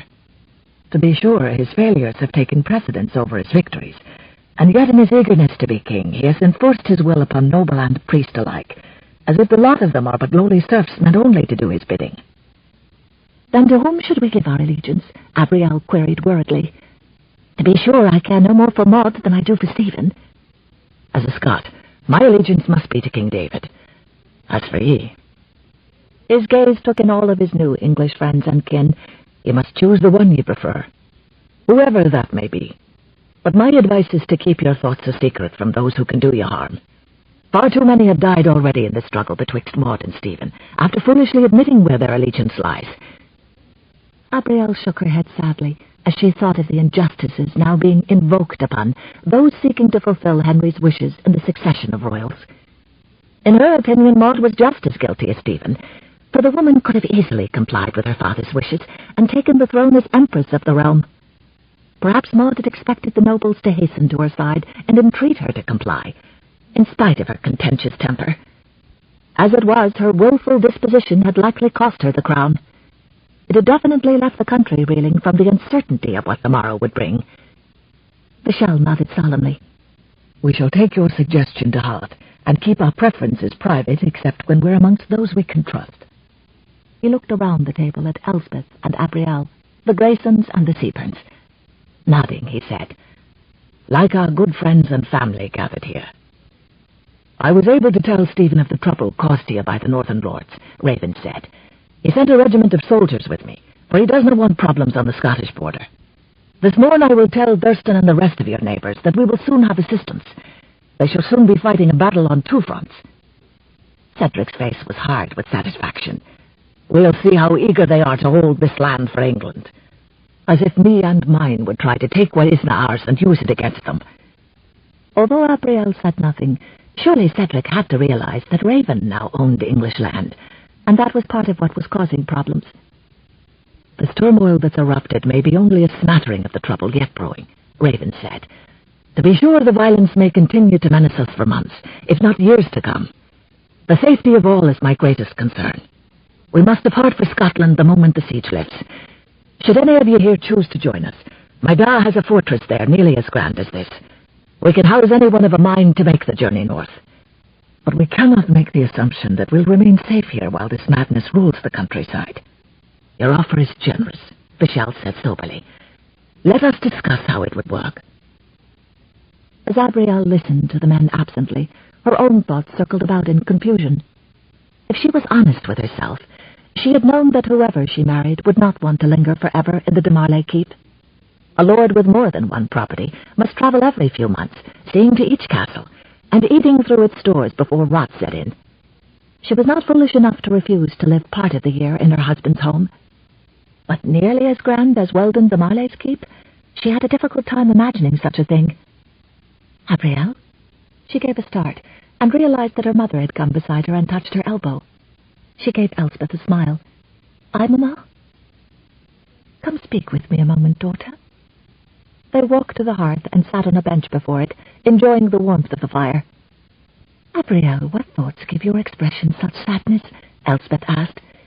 "You and I will not be parted right away. For reasons of safety, we will journey with you and take up temporary residence in Scotland. Oh, Mamma, glad I am for such tidings. And I know that Vishal and Raven will make certain that our homes are well protected while we're gone, but..." Suddenly she was speaking past the lump in her throat. "I feel caught between this misguided Englishman and my loyalty to my husband. Just when my people have begun to accept him, we journey to his household, where I will be a Saxon in Scotland, my place with Raven now in reverse. Such is the lot of a wife, my dear. Ever we must move with our husbands, learning to fit in among his people. Think you that it was easy for me, a Saxon widow, to marry a Norman? Nay, I know it was not. Your behavior has surely been a guide for me. And trust that you have learned well. I believe in you. It is obvious this morn that there is a new understanding between you and your husband." Abrielle tried not to blush. "'Tis true, Mamma. I am learning to accept this marriage, and appreciate it. And him." Now Abrielle's face was truly hot, and she could only stammer. Elspeth smiled. Suddenly they heard the sound of a horn being blown from the courtyard. Raven threw open the double doors to the great hall and went outside. Several minutes later he returned to say, "To the royal courier. He has been granted passage through the siege lines. The soldiers are lowering the drawbridge to allow him entrance. I will escort him inside." He turned and disappeared through the doorway. "Whatever could it be?" Elspeth asked, her hand protectively over her belly. "Will the new king help us?" "Raven did say that royal soldiers were not too distant," Abrielle offered. A moment later, Raven escorted a somberly dressed man into the great hall. To everyone's surprise, Raven pointed out Vachel, and the courier approached him. "Sir Vachel de Gerard," the courier said, and held out a leather-bound missive. "I come bearing an important dispatch for you from His Majesty King Stephen. Should I await a reply?" "Perhaps you should, since I have no idea what this is all about," Vachel acknowledged. Isolde drew the man away to offer him food, then swiftly returned to gather around with everyone else. Vachel unrolled the parchment and began to read the contents silently, as Elspeth looked on with growing apprehension. Raven watched the couple curiously, and then happened to glance aside at his young wife, whose smile seemed unusually radiant and hopeful. He canted his head inquisitively in an effort to claim her attention, but she was far too busy watching the astounding wonder that soon swept over her stepfather's face. "What is it, Vachel?" Elspeth asked with a hopeful smile, unable to mistake her husband's mounting elation. Vachel's lips widened into a grin as he met her gaze. "'Twould seem, my dear, that His Majesty has decided to bestow a title of some rank upon me, and to grant me lands of my own for my loyal service to his country, as well as my efforts during the Crusades. Upon the receipt of such an honour, I shall be known as the Earl de Vennes." He swept into a low bow before his wife. "And you, my dearest Elspeth, will soon be known as the Countess de Vennes, a most fair and wondrous lady of the peerage." "Oh, my!" Elspeth's smile could not have been any brighter as she clasped her slender hands to her rosy cheeks. "But what in the world brought about this honour?" Vachel flicked the back of his fingers lightly against the parchment as he replied, "According to this decree, His Majesty was recently reminded of my loyal service to the crown by none other than Abrielle." Fixing his smiling gaze upon the younger woman, he raised a brow questioningly. "What I'm now wondering is how you managed to accomplish such a feat without leaving the keep prior to being kidnapped." Grinning back at her stepfather, Abrielle shrugged nonchalantly. "I merely wrote a missive to His Majesty pointing out that your gallant service during the Crusades had been overlooked.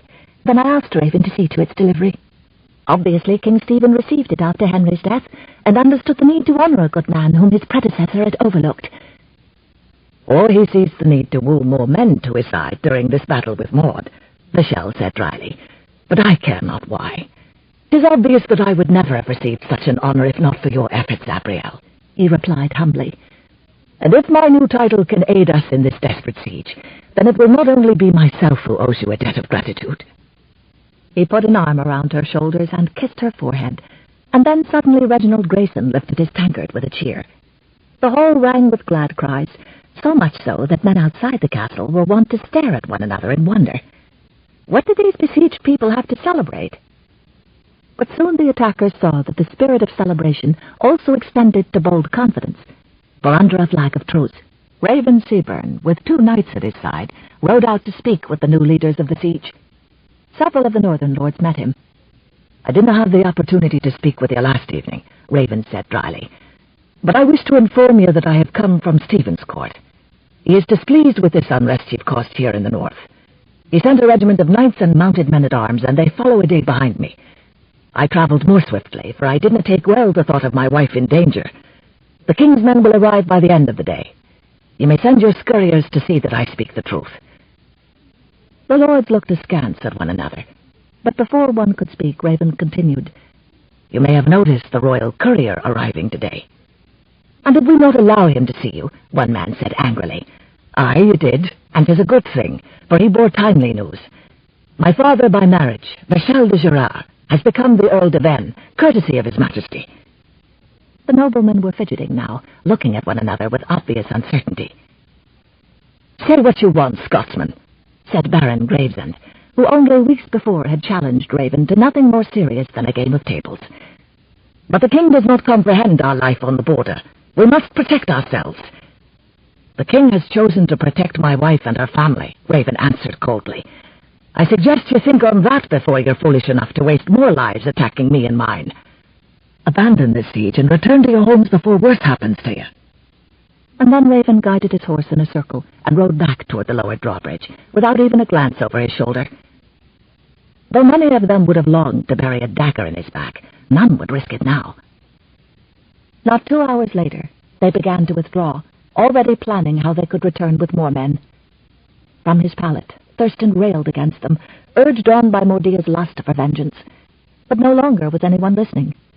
This falling from power ate away at him, clouding his judgment and making stronger the hatred he felt for Abrielle, her husband, and the families cherished by them both. Chapter 21. By the next day, a royal regiment 100 men strong gathered in the courtyard and clustered in the great hall, straining the capacity of the keep. But Raven could not yet send them away, for word came from his couriers that the northern lords did indeed think to defy the king, beginning to gather a larger army in their quest to expel the Scottish presence in Northumberland. Preparations began for the great journey to Scotland, and notice was sent to the surrounding lords that Raven and his family were departing. Since most of Vishel's knights and their families were unwilling to venture to the Highlands of Scotland, both Abrielle's and Vishel's castles would remain under their protection. But Raven did not assume that Thurston had forgotten his vengeance. He sent men to keep watch on Thurston's manor, and instructed them to send word if his small army moved out in force. Thurston, slow to recover, used that time to try to persuade his allies to yet take the castle and keep it from Raven Seabern. But the men he had assumed shared his vision of revenge, now insisted that all they'd ever wanted was Raven's departure.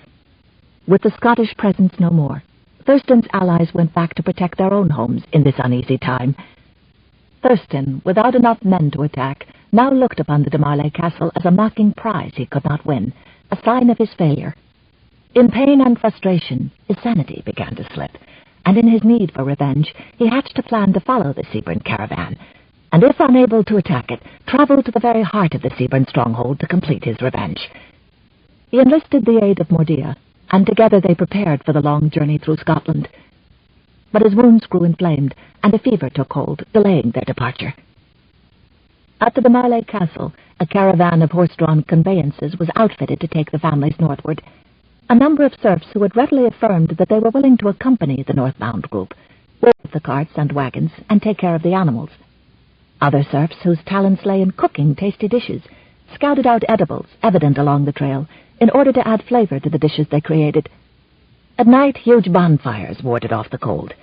Guards were posted and urged to be wary of anyone who might be wont to approach their encampment.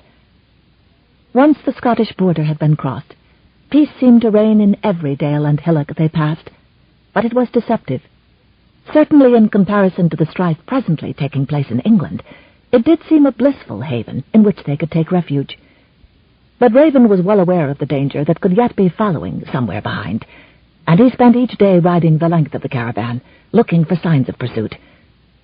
A fortnight into the journey, his courier caught up to report that after a week's delay for Thurston's recovery, his small army was on the move, but no one knew if more men and supplies would be joining him. Cedric sent another courier to discover the current size of the force. During this time, Abrielle watched the tenderness and care Vishel showed toward Elspeth, and reflected on the obvious fact that their allegiances to either Norman or Saxon never interfered in their marriage. Seeing them together gave her confidence that she and Raven could do the same, and helped quell her fears over a Scottish and Saxon union. Other fears, most she could see now of her own making, faded as well. Where once she might have thought herself undesirable, now she knew that Raven wanted an equal partner in marriage, a woman grown, not a girl full of frustrated fantasies of what marriage should be. Nay, her married life was no fantasy, not with men constantly on guard all day, or taking turns patrolling their encampment each night. Her precious moments alone with Raven occurred only when he snatched a few hours' sleep in between guard duties. Surely if they could survive this, they could bear whatever lay ahead for them in the scores of years she hoped they would have together. Finally, Raven announced that they were nearing his home. He and his father pushed the caravan hard that final day, exhausting the horses in a last effort to reach the Seabern estate before Thurston could arrive. The enemy's couriers had been spotted moving through the trees, so his force could not be far behind. To Abrielle, the revelation of the Seabern's keep was humbling, and more than sufficient to prevent her from ever jumping to conclusions about her husband again. It was a massive fortress with numerous towers and high walls for protection. If anything, the structure was even more impressive than the one that Lord Weldon had designed and built for himself. Abrielle stared at her husband's home. Her home. And what a magnificent home it would be for their family. Mortified, she remembered how she'd once thought he needed her wealth. Though she felt a fool for doubting him, she reminded herself that he'd given her every reason to suspect his motives. But now all she saw was a man devoted to his family, who kept them safe on a many-week journey. Moments later, he drew the conveyance to a halt before the drawbridge, and upon alighting, briskly lifted her down. "Welcome to our humble keep, my lady." Though his words were an attempt at light-heartedness, she could see his cold eyes scanning the forest several hundred yards distant, as if any moment soldiers waving swords would swarm at them. "I never dreamt your ancestral home would be so grand," Abrielle said, trying to be as brave as her husband. "Why didn't you tell me how beautiful this valley was?" He gave her a tight smile, pleased at his wife's reaction to his family's home, despite the tension felt by them both. "Come see the interior, lass." She looked over her shoulder, into the dark of the forest they'd just left. "Of course," she replied, knowing he wanted them all inside as quickly as possible. Up on the battlements, soldiers patrolled, and off in the distance she saw dozens of serfs moving across fields and lanes toward the keep, carrying baskets and sacks. Raven saw where she was looking. "I sent word ahead for the last of our people to gather in the castle before we seal the gates." She nodded, trying not to think of the fear those poor people must be feeling. She had brought this on them, she thought with despair. If she and Raven hadn't married, Thurston would not be bringing his evil into this peaceful valley. The villagers themselves herded their children before them, ignorant of the cause of their summoning, but understanding that Laird Seabern would keep them safe, whatever they had to face. Cloaked against the chill breeze, no one noticed a hooded figure slipping among them when they passed a wooded copse. The person carried a basket like all the others, and patiently waited in line to pass through the postern gate before stepping into the dark shadows of an unlit corridor to disappear. Inside the great hall, Raven and Cedric were the recipients of greetings from various knights and castle servants. Bows and curtsies were offered with wishes of good fortune for the marriage of Abrielle and Raven. The head cook promised a feast the bridal couple wouldn't soon forget, but all understood that such celebrations would have to wait. When at last Abrielle had a moment, she gaped at her surroundings, the intricately carved mantel over the hearth and the many fine tapestries keeping out the draughts. Shields and portraits of ancestors lined several walls of the great room, evidencing a fine lineage of handsome men and women of extraordinary beauty. Her gaze seemed naturally drawn to a painting of a fairly regal, auburn-haired beauty that hung in a place of distinction beside a painting of a young man who looked very much like her own husband. "My father and mother," Raven said, coming up behind her and putting his hands on her shoulders, his voice full of both love and pride. "It could be a portrait of you," Abrielle replied, awed by the close resemblance he bore to the man in the painting. "Your mother was a rare beauty, to be sure." "My da loved her as he has no other. 'Tis only been of late that I've seen a warm sparkle come into his eye for another. But of course he's one to think she's much too young for an old man." "If you mean Cordelia," Abrielle replied, "he probably has more of a chance at winning her heart than any suitor half his age. If you haven't noticed by now, Cordelia has a mind of her own.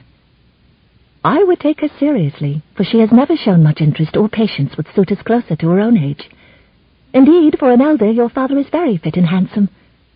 Raven chuckled as he dipped his head in agreement. "He's been known to best me more than a time or two. But what do you think Lord Reginald would be saying to such a match?" "He seems to enjoy having Cedric around, especially after his injury. I think if your father were to wed Cordelia, it would serve only to deepen the amity between the two men." "You think so?" he asked dubiously. "Have I ever given you cause to doubt me?" she asked with feigned innocence. His smile was slow in coming, but as it did, she thought surely the sun had come out from behind the darkest clouds. For one brief moment she did not see his burden of responsibility and command, but sober knowledge settled into his gaze once again. Darkness fell before Thurston's men could reveal themselves, and although the castle residents and guests knew that they might find themselves surrounded come morning, for now they shared a simple meal together in thanksgiving for their safe arrival. Conversations were subdued, and people ate in haste, needing to gather their families close in the night. After Cedric and Raven toured the castle grounds one last time, Cedric rested before the hearth to clean his battle-axe. Lord Reginald Grayson approached him and cleared his throat. Laird Cedric, the Scotsman interrupted. Reggie, haven't the two of us progressed beyond the use of titles these past months? You've called me Cedric almost from the time we met. Feeling a rising warmth in his cheeks, Reginald offered an awkward smile. I suppose I have, Cedric.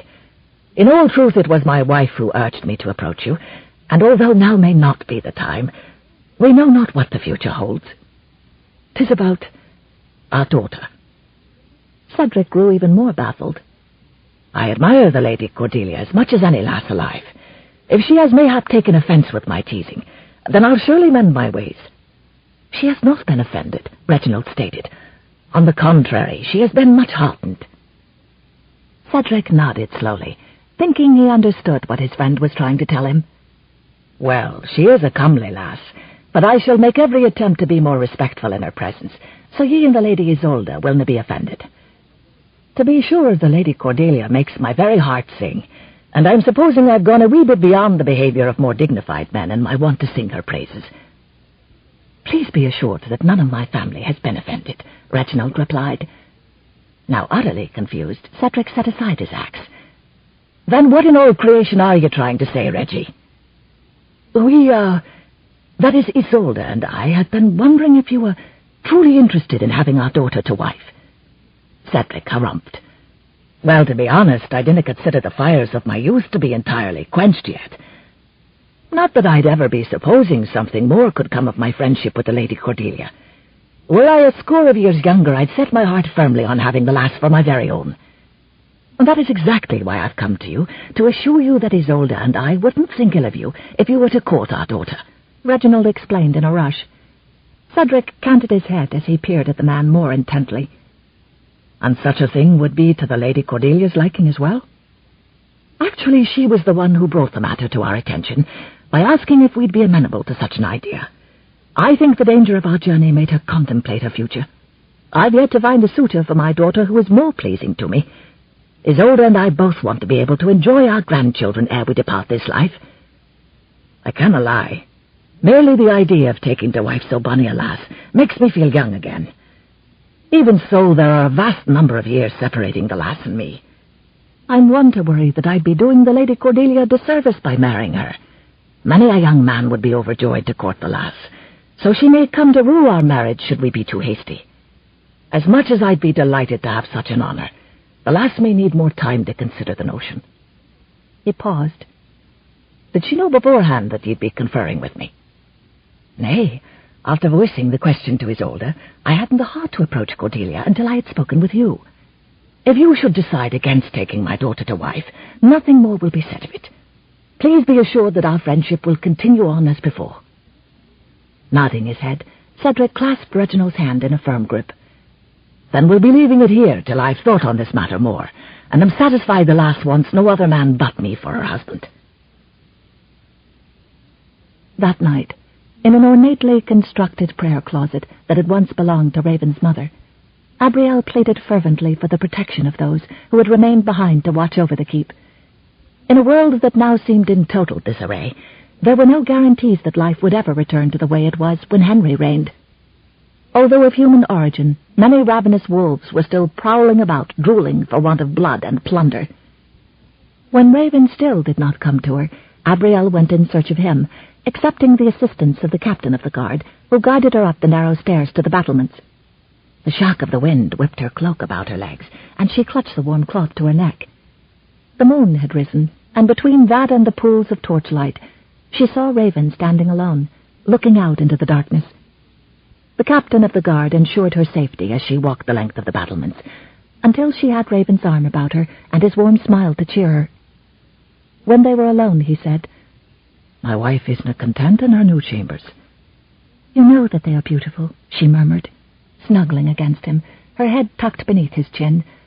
"All of our guests and family are settled, and though you need rest, still I find you here." He shrugged. "I cannot help it." His soothing voice rumbled deep inside her whenever they touched. I trust my people implicitly, he continued, and I ken that all is done as done, I wish. Yet the Marley is out there somewhere, waiting, choosing his time. Would he be foolish enough to attack at night?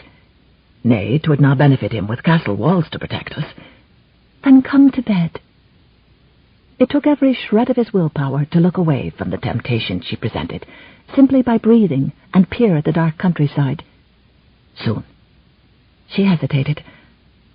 I had not thought to have this talk in such a strange place, but perhaps you need to hear it now. What if I were to tell you that I'm with child?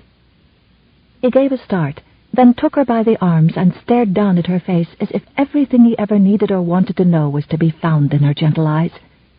For a moment he did not trust himself to speak, around the swelling in his throat.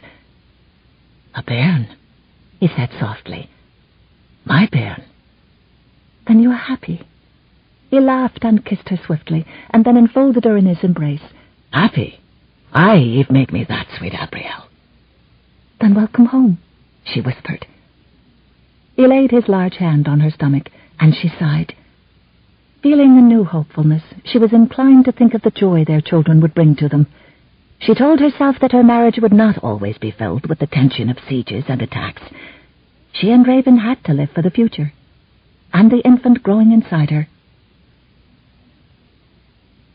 Before dawn, a horn sounded to alert the household, all of whom were already up preparing for the grim day. Those not in the courtyard rushed outside, only to see soldiers running at them, waving them back, their faces harsh with fear. The first volley of fiery arrows lit the sky, rivaling the coming sunrise, raining down on the courtyard from where Abrielle and the women had just fled. Chapter 22. Under a dark sky that the sun didn't pierce, the sight of flames flying in the sky made one stare in horror. The terrible screams of frightened people jolted Abrielle back to life, her heart lurching painfully. Although the women were urged back inside, and Isolde dragged Elspeth within the keep, Abrielle could not go.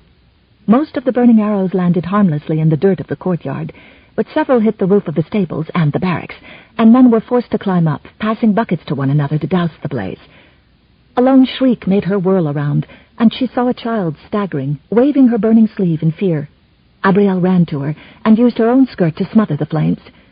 She handed the dazed child to her sobbing mother, and then ran about the courtyard, stamping flames wherever she saw them on the ground. In minutes the fires were extinguished, and she waited in shock, wondering when the next volley would be launched. "What is happening?" she demanded of Raven's captain of the guard as he rushed past her. "Why have they stopped?" The man turned briefly. "They don't have the men or equipment to force their entrance, so they are using your fear against you, my lady. They want you to wonder when the next attack will come."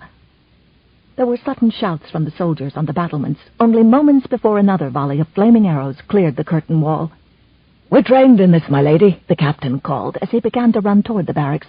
"Our own archers even now fire constantly on the enemy, who must dodge or hold their shields above their heads. Fear not!" At least the children were now safe inside, Abrielle thought, glad she didn't have to hear such a piercing scream again, one that had frozen the very marrow in her bones. She was not the only woman to remain in the courtyard, smothering flames with blankets, shouting and pointing when a fire started where they couldn't reach. Men were stationed at the wells, constantly bringing up water and filling buckets. Overhead the clouds roiled, but no rain fell to aid them. The air was oppressive with the hesitation of the storm and the heat of the flames that sometimes resisted death. An hour later there was a larger gap between the launching of the arrows, and Abrielle had a moment to stare about her. The dovecote had gone up in flames, and no one had been able to save the poor birds. A pile of hay near the stables still smoldered. Women and men sagged wearily wherever they could sit during a moment's respite. Faces were blackened, garments charred, and hair singed. "Abrielle!" She heard her husband's stern voice. "What are you doing?" he demanded fiercely. "Go inside at once."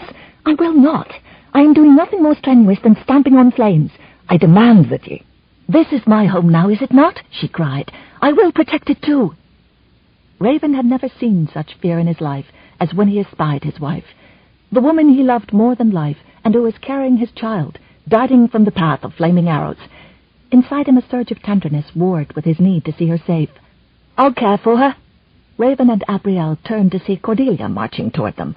Wisps of blonde hair stood out from her dirty face, and she dragged a singed cloth behind her that she'd obviously been using to fight the flames. "Can you take her inside? Raven demanded. "I shall try," Cordelia said firmly. "Now go do what you need to." With a nod, Raven loped away toward the stairs leading to the battlements. Abrielle folded her arms across her chest. "I shall not go." "I know," Cordelia said wearily, "but promise me you'll take care, and you'll stay near me at all times." "I promise," Abrielle said, looking up at the sky with dread. After a moment she said softly, "How long can this continue?" "Until they run out of arrows." Cordelia leaned against an empty horse trough. "But if they planned this all along, then they came prepared." "Do not say that." Abrielle stared up at the clouds, her anger flaring. "Why does it not rain?" To her horror, more arrows streamed out of the sky, a trail of flames behind them. Her vow to stay with Cordelia came to naught when they both scattered to put out fires. Abrielle beat at flames with the small rug she'd taken from inside, coughing when she inhaled a blast of smoke. But she had a moment's clarity in which she realized that there were fewer arrows than when they'd first begun. Raven's archers were surely hitting their targets. All the keep had to do was outlast Thurston's supply of men, and then it would be over. "The roof!" a soldier shouted from the battlements. All eyes looked up in shock and fear, but those on the ground could not see the top of the keep. Yet Abrielle realized that only the roof on fire could motivate such tired men, who suddenly ran across the walkways overhead connecting the battlements to the keep. Abrielle had never prayed so hard in her life. But she could not continue to watch the sky when she heard a familiar voice scream. She stared wildly around her, only to see Cordelia frantically beating at her own skirt, where flames licked along the hem and rose higher. Abrielle started to run, but before she could even take 2 steps, Cedric appeared through the haze of smoke and knocked Cordelia to the ground, smothering the flames with his own body. Abrielle swayed and sat down on a bench near the garden. Weeping, Cordelia clung to Cedric, letting him rock her, before at last she straightened and wiped at her wet, dirty face. To Cedric she had never looked more beautiful. "Lass, are you well? Are there burns?" "Nay, you saved me in time," Cordelia said, hiccuping on a sob as she gave him a wobbly smile. "What a brave, fine lass you are," he said, grinning. "Now take Abrielle and go inside. Surely there will soon be wounded who need your attention." "The roof is being attended to even as we speak," he said. "Now go." Although there was a somberness in his manner that boded ill, Cordelia gulped and nodded, meeting Abrielle's exhausted gaze. Abrielle forced herself to her feet, knowing that she was so tired she might do more harm than good in the courtyard. "I will go." Leaning on each other, the two good friends slowly trudged up the stairs and into the great hall. To their surprise, there were only a few servants about. Elsbeth came out of the kitchens, and on seeing them hurried over. "Where is everyone?" Abrielle asked. "Oh dear, are you hurt?" her mother demanded. "Nay, I am sure I look far worse than I feel." "Isolde has led women up into the sewing room to look for heavy cloth to put out fires," Elsbeth interrupted, looking askance at Cordelia. "She fears for you." "I shall go to her." "Abrielle, you will remain here?" "Aye, I will, and this time I mean my promise." Cordelia nodded and hurried away. "And the servants?" Abrielle said. "Most are trying to help in one way or another. Would you assist me in setting out bread trenchers for the stew?" "But, Mamma, surely I can be of more use to the injured." "The Seaberns have their own healer. Even now she has set up her medicines in the chapel, but thankfully there are only a few injuries so far." Elsbeth stared into her daughter's eyes. "But you, my dear, need to rest and eat." Abrielle frowned at the way her mother was hovering over her, and then the truth dawned. "You know, do you not?" "About the babe. Aye, I guessed. I imagine a man like Raven would not need long to give his seed life." Abrielle sighed. "We wanted to tell you all in a special moment where we could celebrate." "And celebrate we shall, for 'tis a joyous event. I shall be a grandmother at the same time I become a mother all over again." Abrielle felt a smile tug at her lips. "Rochelle will become a father and grandfather all at once." Shaking her head, Abrielle groaned with a faint amusement. "Now you are feeling better," Elspeth said. "Now come, the trenchers are near the kitchen. Help me set them at the tables." 2 other women emerged from the kitchen to help as Abrielle took a stack of bread and began to walk to a far table. For a moment she could almost forget that outside the sky rained fire and that people battled to save her new home. The few women working with her did not speak, concentrating on their tasks with the dull lethargy of exhaustion. And then an unholy scream echoed through the hall, the sound like a demon from hell. Abrielle whirled and had only a moment to see a heavy woman rushing at her, wild black hair fanning back from her distorted face. The witch, Mordia, Desmond's sister, had come for her vengeance. Outside the keep, Thurston de Marley broke in two the shaft of an arrow that protruded from his chest, distantly surprised that he didn't feel any pain. He watched the flames on the roof spew higher, and waited for the cries of lament to begin over the death of Abrielle Seabern. His revenge was so close at hand that he could taste its bitter sweetness. Abrielle only had a moment to fling up her hands, but her meagre defense was useless against Mordia's insane strength. Her taloned fingers closed about Abrielle's neck, cutting off the very air she needed to breathe. Abrielle clawed desperately at the woman's hands, but could not pry them off. Mordia shook her like a dog. "Ye won't give birth to another heir, not when my Thurston deserves all ye stole from him." Women screamed and fled for help, but not Elspeth. Seeing her daughter in the grip of a madwoman focused her mind, replacing terror with grim determination. No fear could exist for long in a mother's heart when her child was in danger. Snatching up a pitcher, she ran at Mordia from behind, lifted the pitcher high and brought it down on the woman's head, shattering the vessel into 1,000 pieces. Mordia staggered and fell, taking Abrielle with her. Raven burst through the great double doors, just as Abrielle rolled clear of Mordia's slack arms and came to her knees, coughing violently. Elspeth started to sob, pulling at her daughter as if to get her far away from such a source of evil. But Mordia did not move. Raven swept Abrielle into his arms, lifting her right off the floor in his need to hold her close to him. He felt the frantic thudding of her heart, and his own. "Are you all right, my love?" She nodded, her coughing finally fading, her hand at her sore throat. "I'll be bruised, but none the worse for wear, thanks to my mother. Please put me down so I can go to her." Elspeth stood alone, hugging herself, crying, and the two women fell into each other's arms and sobbed loudly. More and more people streamed from the doorways leading down corridors, gathering around and whispering. Raven rolled Mordia onto her back and saw her sightless eyes staring at the ceiling. "She's dead." With a gasp, Elspeth lifted her head from Abrielle's shoulder. "But I didn't mean to kill her. Mamma, you were saving me. Her death was an accident, yet she was an evil woman who was bent on destroying anyone she could." Elspeth nodded several times, her tears slowing until she heard her husband's voice. Then she sank into Vichelle's arms and cried again. "How did Mordia enter the keep?" Abrielle asked hoarsely. Raven rose to his feet and put his arm around her, speaking with grim certainty. "The serfs entered just before we closed the gates. 'Twould have been easy enough for her to disguise herself, especially with the cloak she's wearing. I blame myself. Thurston's forces hadn't yet arrived, so I assumed that he had no one near enough to pose a threat." He closed his eyes for a brief moment. "I could have cost you your life, Abrielle." "Nay, think no more of it," she said firmly. "The siege is not yet finished." "They send in fewer and fewer arrows. Their stores are surely depleted, and more men lie on the ground than yet stand, the victims of our archers. I say that we tell de Marley that his plan did no work and see what he does." "We could offer him her body," Abrielle said, glancing with a shudder at the dead woman. "She was almost an aunt to him, and I'm coming with you." "Abrielle, "How can I be in more danger at your side than I've already experienced here?" And he could not disagree with that. On the battlements, Abrielle received her first view of the countryside, spread out below the castle walls. She felt sick upon seeing the several dozen men lying in heaps, only a few barely stirring. But when she turned and caught her first sight of the castle roof, a corner of it still ablaze as men worked frantically, she could no longer pity the brigands who were foolish enough to follow Thurston's cause.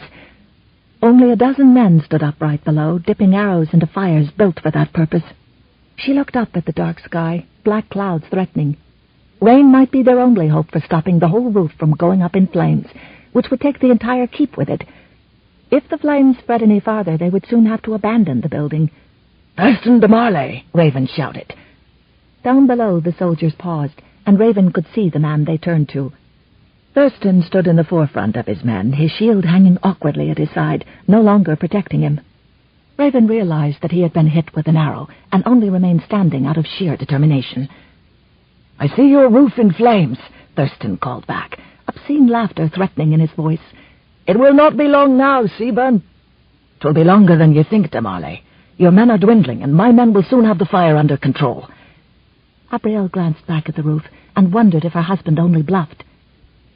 "I offer the body of the woman you considered an aunt, the woman you sent in alone to do your work for you." Thurston let the point of his sword lower into the earth, and he almost staggered as he leaned against it. "She failed?" "She did," Abrielle cried indignantly. "I am here, Thurston, and I yet thrive." His head hung for a moment, all of his plans falling into ruin around him. But he gathered the last of his strength and shouted, "You're a traitor, Abrielle of Harrington!"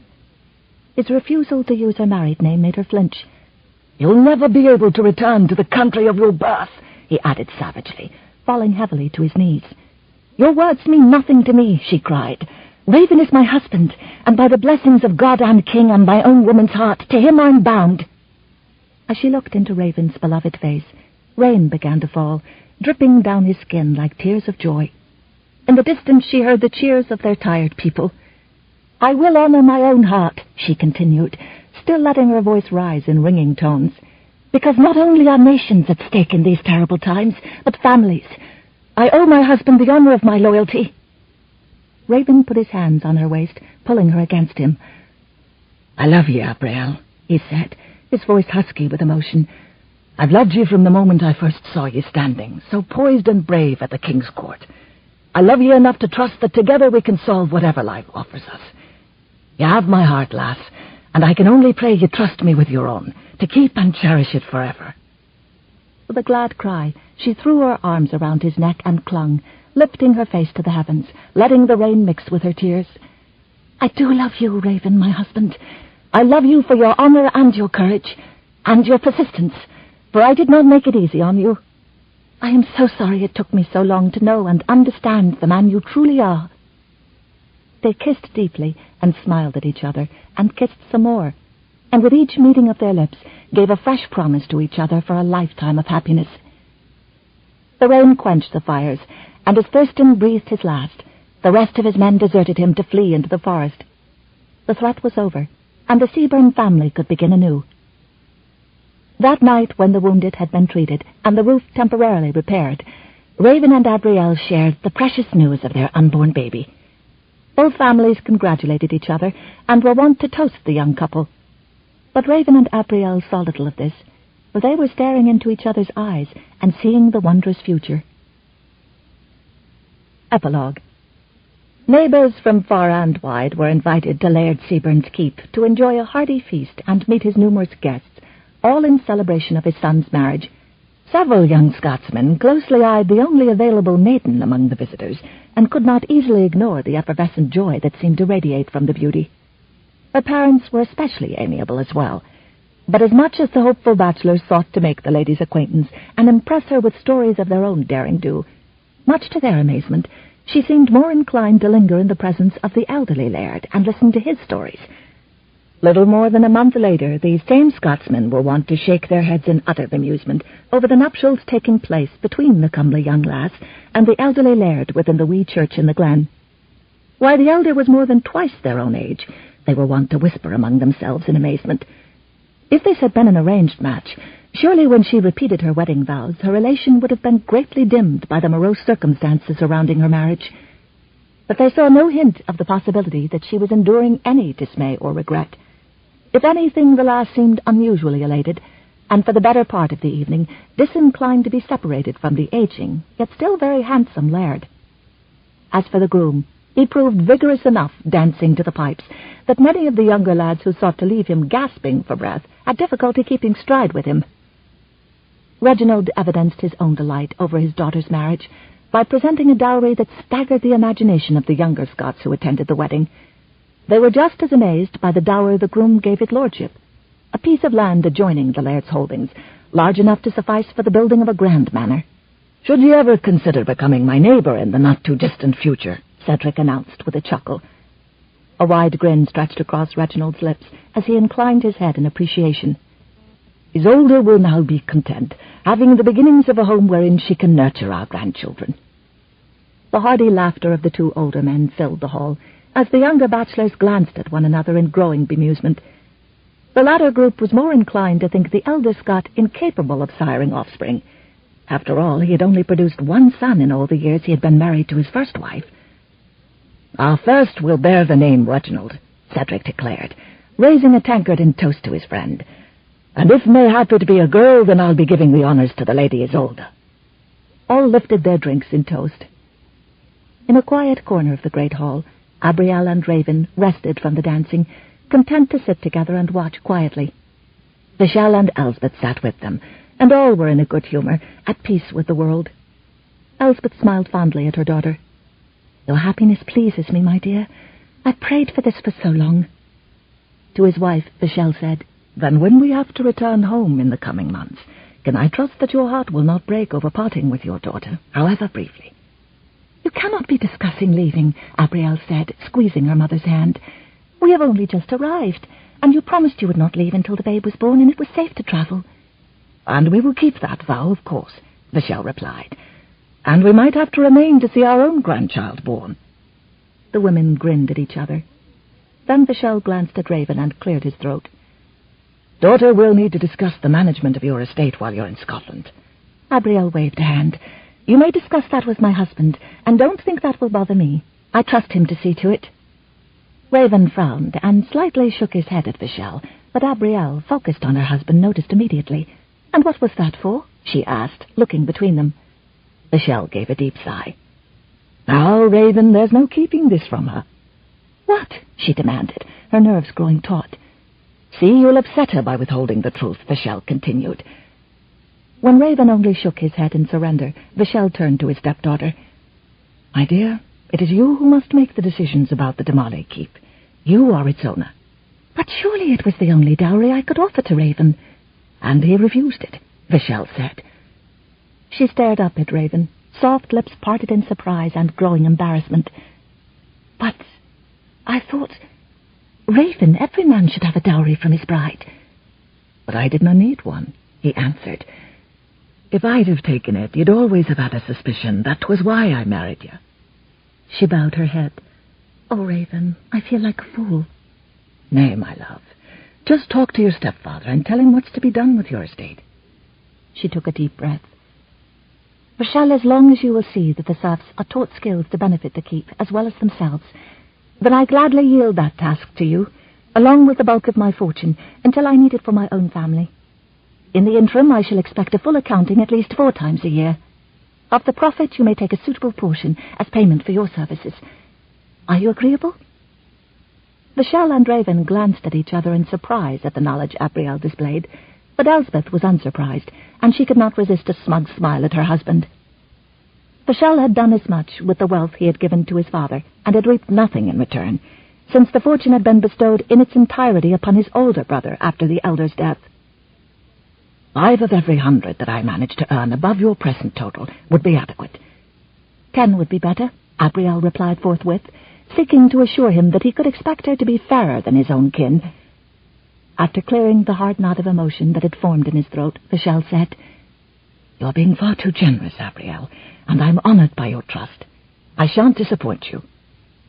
Abrielle looked at Raven, feeling so happy and full of peace.